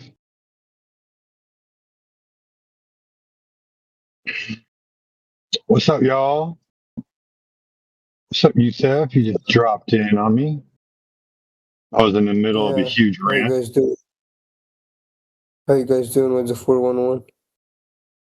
What's the 411? The 411 is that the Earth is flat. Mm-hmm. What is it? Where is it? What is it? Come on, like. Oh, what is it? Information. Well, as far as we know it's not a sphere because there's no curvature. So outside of that, your guess is as good as mine. But the top surface, the surface that we live on, that's flat. So sick, you mean. So where are you It's from? not 2D, it's 3D for sure. Yeah, I know. So where are you from? US? Yeah. Mm-hmm. Where actually? Where do you live? The US is good enough for now. We just met. Yeah, like I'm just saying. Yeah. Well, in the middle of the US. Florida, Texas, Chicago, New York. You know, Chicago is not really a state. Really? Yeah, it's just a city. What about Georgia? Georgia is a state. Yeah. You got it on your mind? Yeah. So Georgia's on my mind. So where do you live actually? Like I know friends from Texas, by the way. Like he's from Egypt, but live in America, actually in Texas. Cool, man. Yeah, I'm from all over. I've lived all over the United States. Where? I've lived all over the United States. He's been everywhere, man. I know. I really have. I've been to like 35 states. You're cutting it out. Like when you say the state, I Unstable didn't say network. the state. I said I'm from many states. From a state, yeah. Doesn't make any sense. He was actually born on the Five Corners. I've Yeah, lived in that's Georgia, Kentucky, North Carolina, New York, where you actually from? Pennsylvania, Where you naturally from? California, Nevada, Like Texas. the hospital that they actually put in it. Where is it? Where's what? The hospital. The hospital. Fuck it. The hospital? Mm-hmm. Oh, the hospital I was born in doesn't exist anymore. It destroyed, is it? It's an old hospital. I was born in the early 80s. Yeah, that's bad for you. So which one do you think would be less piss? Hospital or home? I'm not sure. Huh. But yeah. So have you ever been in here before, Yusuf? What? Have you ever been in here before? Nope.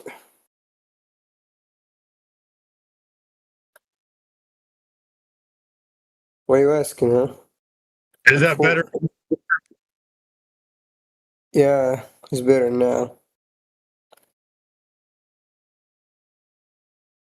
So in this Oh, room, we talk about the earth the and we earth. talk about why the You're from, water occurs over the earth. You're from Earth. And then we talk about a lot of math and science. Mm-hmm. So you talk about Earth too, right? Yeah, that's where we're all from. You're not from So somewhere else, are you? no, I'm not. I'm from Egypt. Right on. Yeah, that's on Earth. Why Yeah. Maybe one day I'll why go does it visit really you. matter? The shape of the earth. Oh, why What? does it matter? That's my Yeah, favorite question.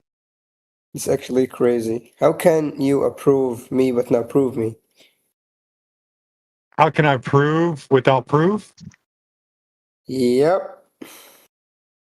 The surface of water is proof. Mm-hmm. So, you know the new film, like 2026 Mutiny for Jason Statham? I'm down. Do what?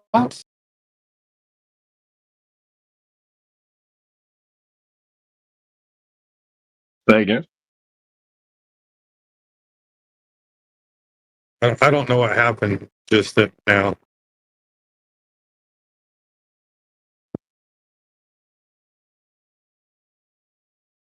Yeah.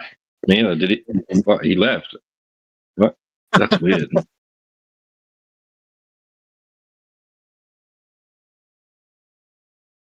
I could hear the spiraling.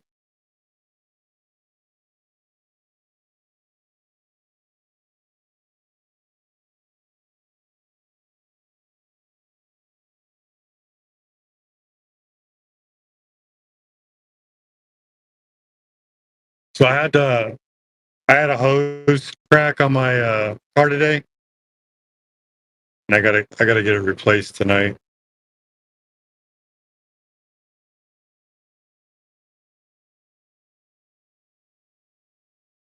But anyone here that lives, they thinks they live on a big spinning ball To with water the and air clinging to the sides radiator. while it whizzes through an ever expanding vacuum at over 1,000,000 miles per hour. Anybody want to support that claim? Who feels cold enough to be able to say, "Yep, that's all true. That's my reality."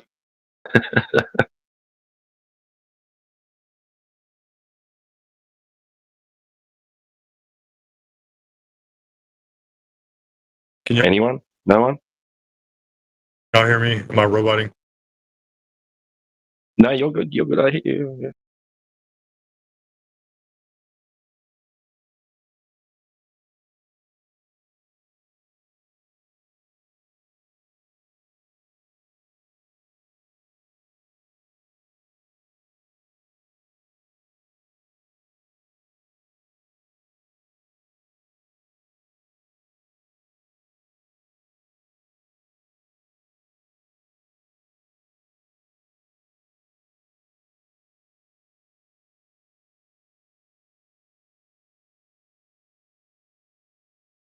Hold on.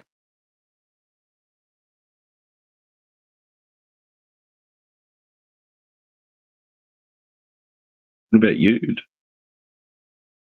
Yude from Brazil. Oh, Hamudi. Hamudi. Yeah, let's go.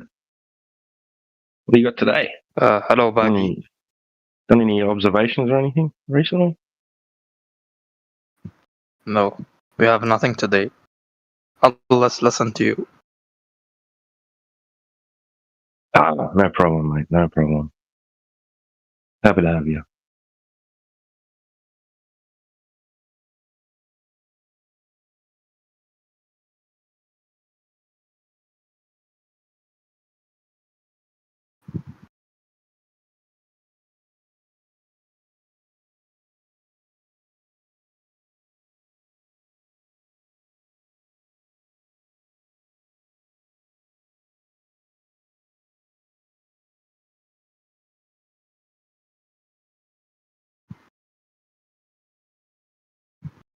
How about now? Can you hear me now?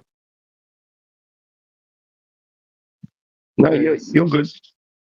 Can you hear us? It's craziness. Can you hear us, Legend? So that hose that connects your coolant reservoir to your radiator is like 4.5 inches long. That thing costs $34.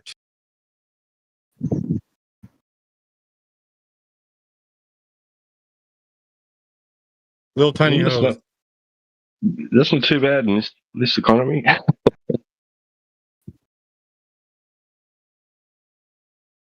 Damn, I could buy a Happy Meal with that. Well, hey, at least now I know what to charge.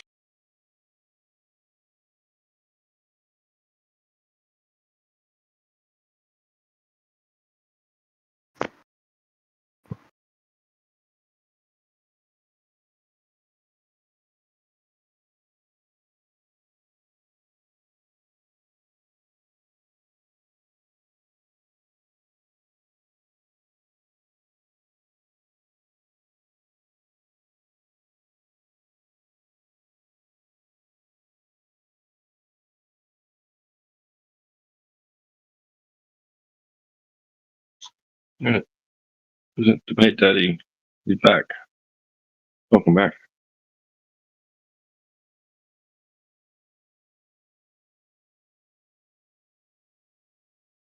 Might not be able to talk. That's alright. He'll pop up later. Mr. Damon. Welcome in. If you've got any questions for us, feel free to open up your mic, say hi. You can also type them in the side chat if you want. We can either respond in there or through voice chat, since you're in here and you can hear us, right?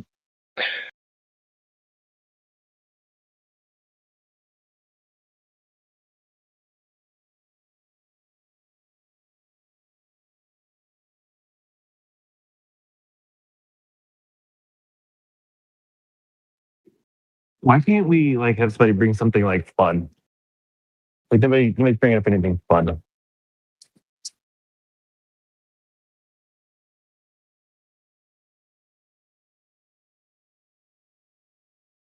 Sorry, what was that?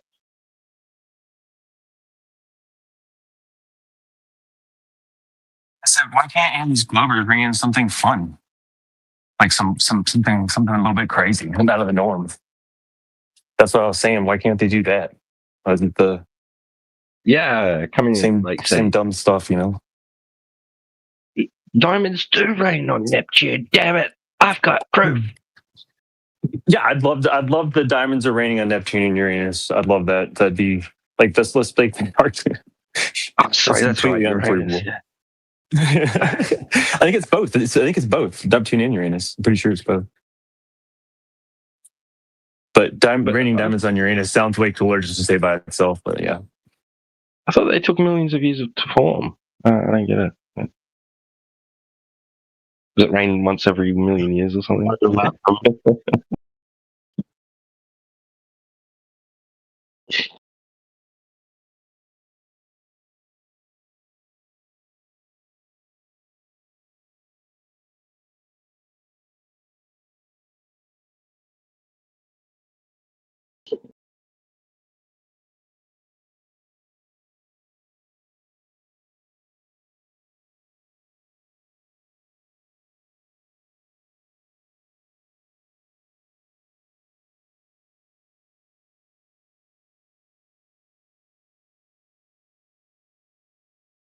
I can't wait till they, like, I'll probably be long gone, right? When they get this, some guy sitting at his computer and he gets this little bleep on the screen. And he's like, "Oh my god, that's from Voyager. That's near Alpha Centauri. Like, oh my god, we got a signal. Someone's contacted us. It's picked up live." I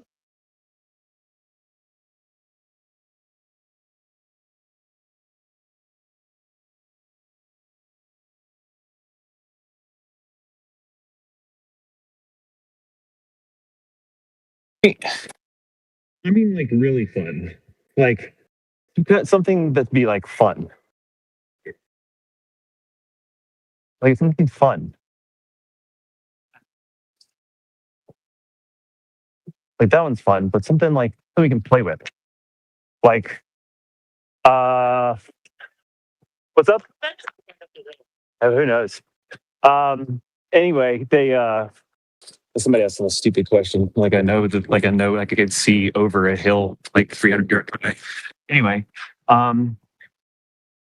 like rainbows are not a half circle. They're actually a spiral going away from you, prisming out the water vapor, and they're not going top to bottom. They're going back to front away from you. That's why you never reach rainbows. It's spiraling away from you out the water vapor. Something like that.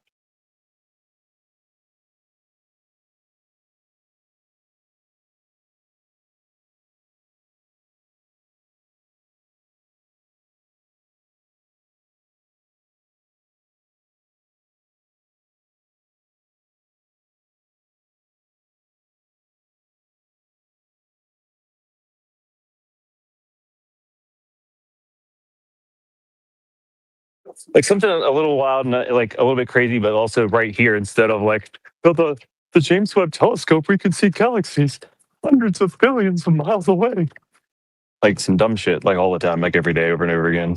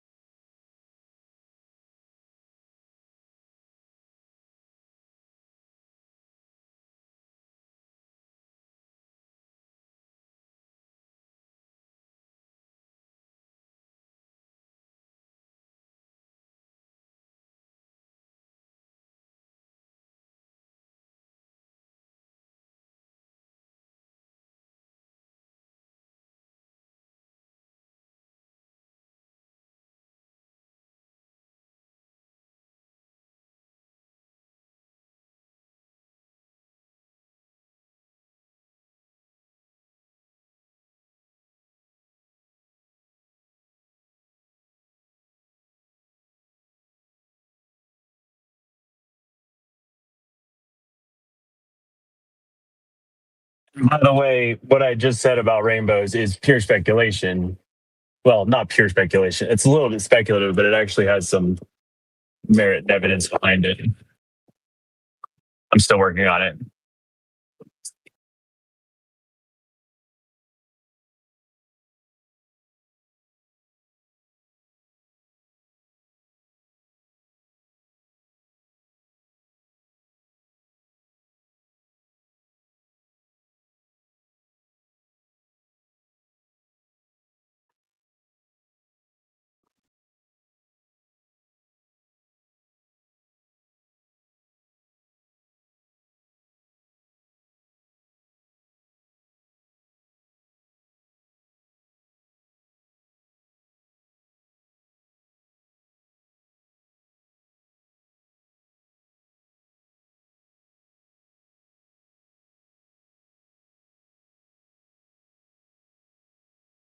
Do any of y'all have any input on that being logical?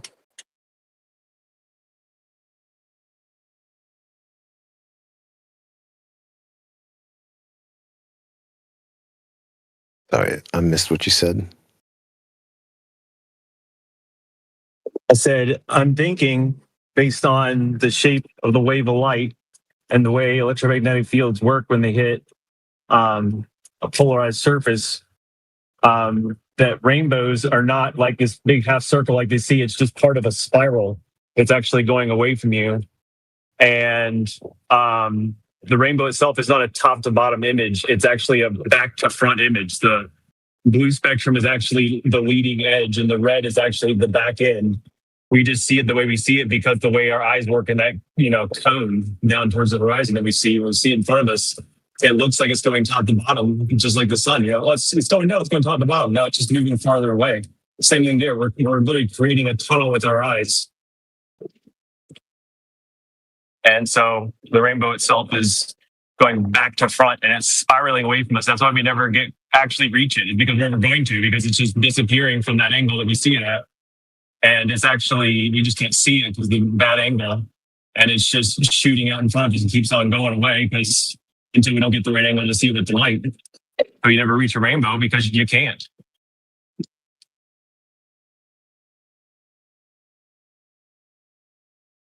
I don't know if I fully comprehend what you're trying to say, but yeah, I don't know. Well, I was listening to Indio, and he was talking about when they take a picture of like an actual light wave with particles. It's not like sideways like we look at. Like it's actually like looks like your hand tilted like towards your face. Like a wave traveling, but towards us or away from us. And the blue end is actually leading. They don't all hit at the same time. The blue edge is actually leading. It's like a ramp upwards. I'll post a picture here in a second that I've got. And so the blue and purple end is actually going first. It's ahead of the red, which is behind and more horizontal. And so I started looking into that and found like the image and stuff like that. And I started asking questions to figure stuff out. And how electromagnetic fields when they hit like a barrier like that, like a polarized barrier, like say the water vapor or the water droplets in the air, then they actually tend to like bounce off of it and like go in like a rotating direction of whatever the field is. And if you like say follow like the sun, for instance, how it goes right of that, apparent circle or the apparent, rotation. Well, think of the same kind of thing. Like if that field is traveling around like, kind of like an upwards angle, but also not east to west direction, when the light would hit it, it would go like, and reflect off of it, but it would also kind of shoot in that same spiral and it keeps spinning around like a corkscrew. And so if you see a rainbow, it's actually just traveling away from us and either narrowing it down to make it look like it's going up to down. But it's really a corkscrew that's going away from us, like in a tube. Also read a lot of that from like Antonio Subarat's book as well. Talks about a lot of that kind of stuff.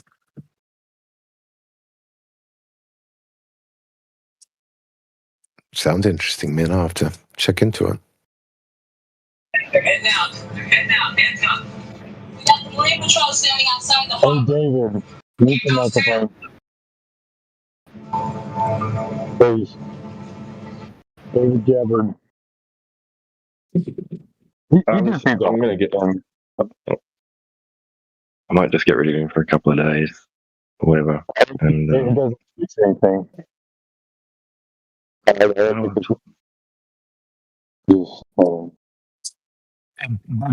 picture of the light wave and particle capture that they say they captured.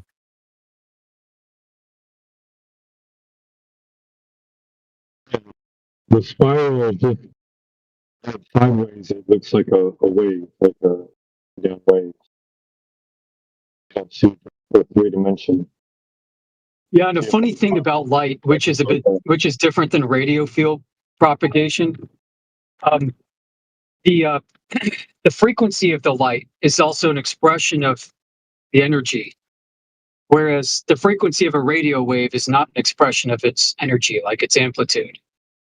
So if you were to do like a frequency modulation of light, you are like you do a frequency modulation of a radio wave, like on a radio program on an FM station.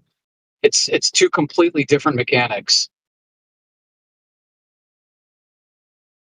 So the blue frequency there has the greatest magnitude because it's most energetic. But higher frequencies of radio aren't necessarily more energetic. Or aren't at all. Like, just not necessarily. They aren't at all.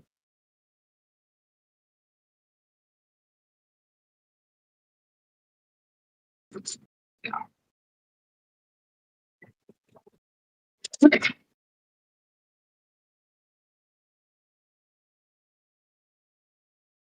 You know, because of that, it's the most excited. It's the most scatterable. And why it dominates the daytime sky. It's reflecting the most.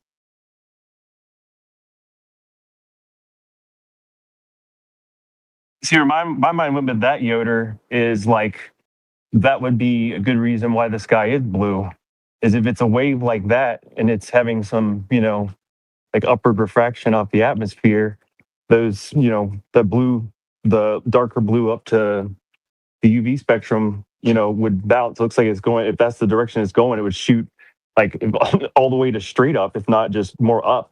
And what would actually come back down to us first would be like the lighter blue towards the green.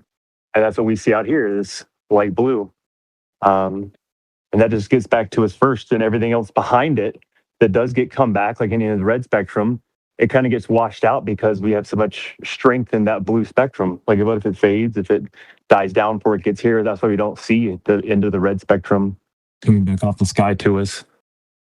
Yeah, the blue wavelength is scattering the most and basically drowning out the other colors. So you don't see them. Till the sun takes the blue with it, leaves you with the red.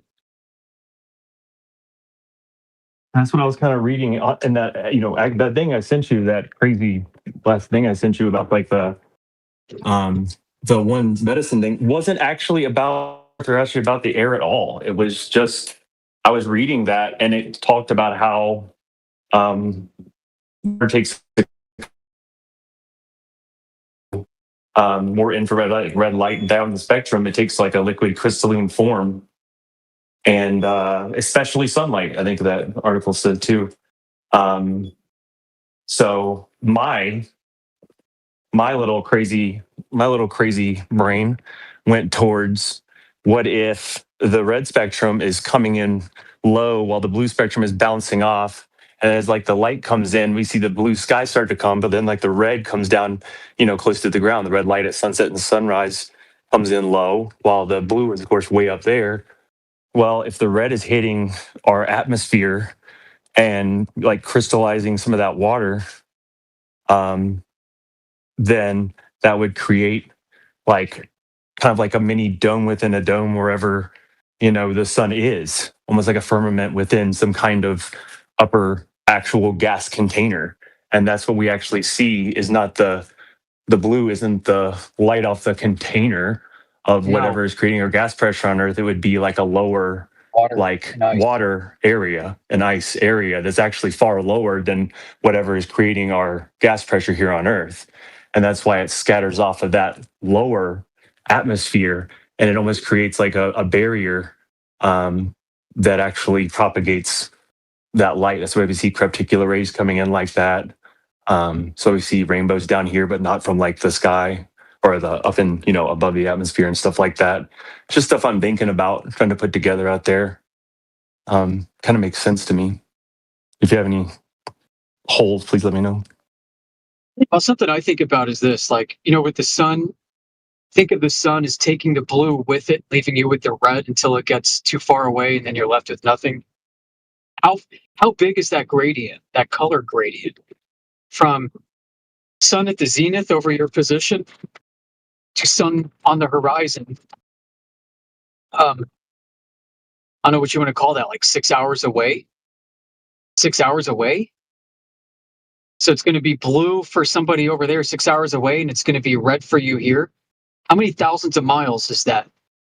And how come we don't see that gradient in NASA's outer space images being reflected off the water, reflected off of clouds and everything else? We see a normal color transition through gray to black at the terminator line. We don't see this beautiful rainbow array of colors on either side of the globe, where the light of the sun is reaching really far to the observer and leaving only the red scattered wavelength throughout the entire sky. You mean to tell me, like, suddenly you go to space and all the natural beauty of a sunset and all of its reflectance glory disappears? That's kind of depressing. How many thousands of miles should there showing a transition from blue to red to purple and black?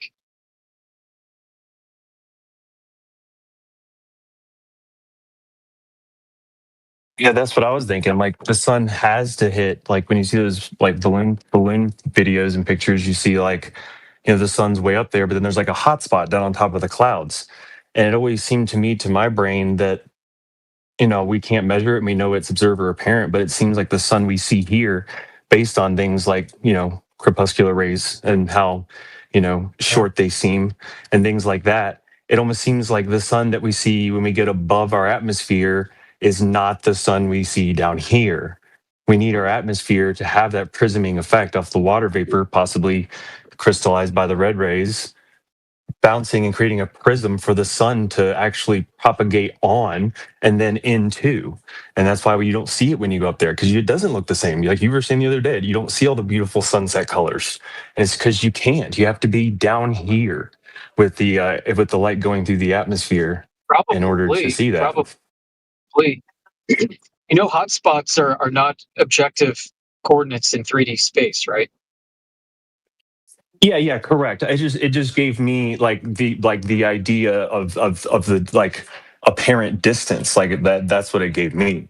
Is like if it's up there, it seems higher than what we actually see down here. Like seeing that it's coming down, like and hitting the top in a hot spot, it would make sense that it's just hitting the atmosphere and then going somewhere. Because I know it's not apparent to that. Yes, correct.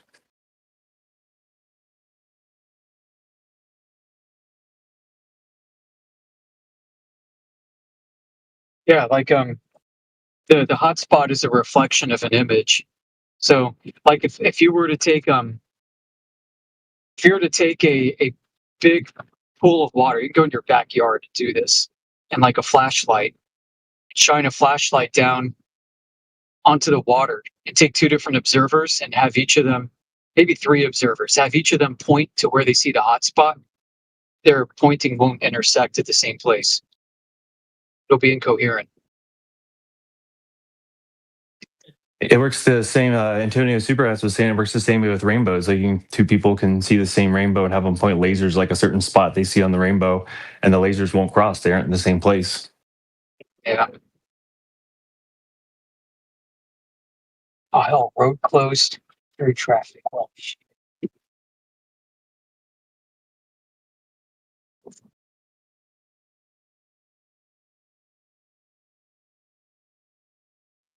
But that was like that discussion with the guy yesterday, that Fleur Fletcher guy. He was asking me to like draw out like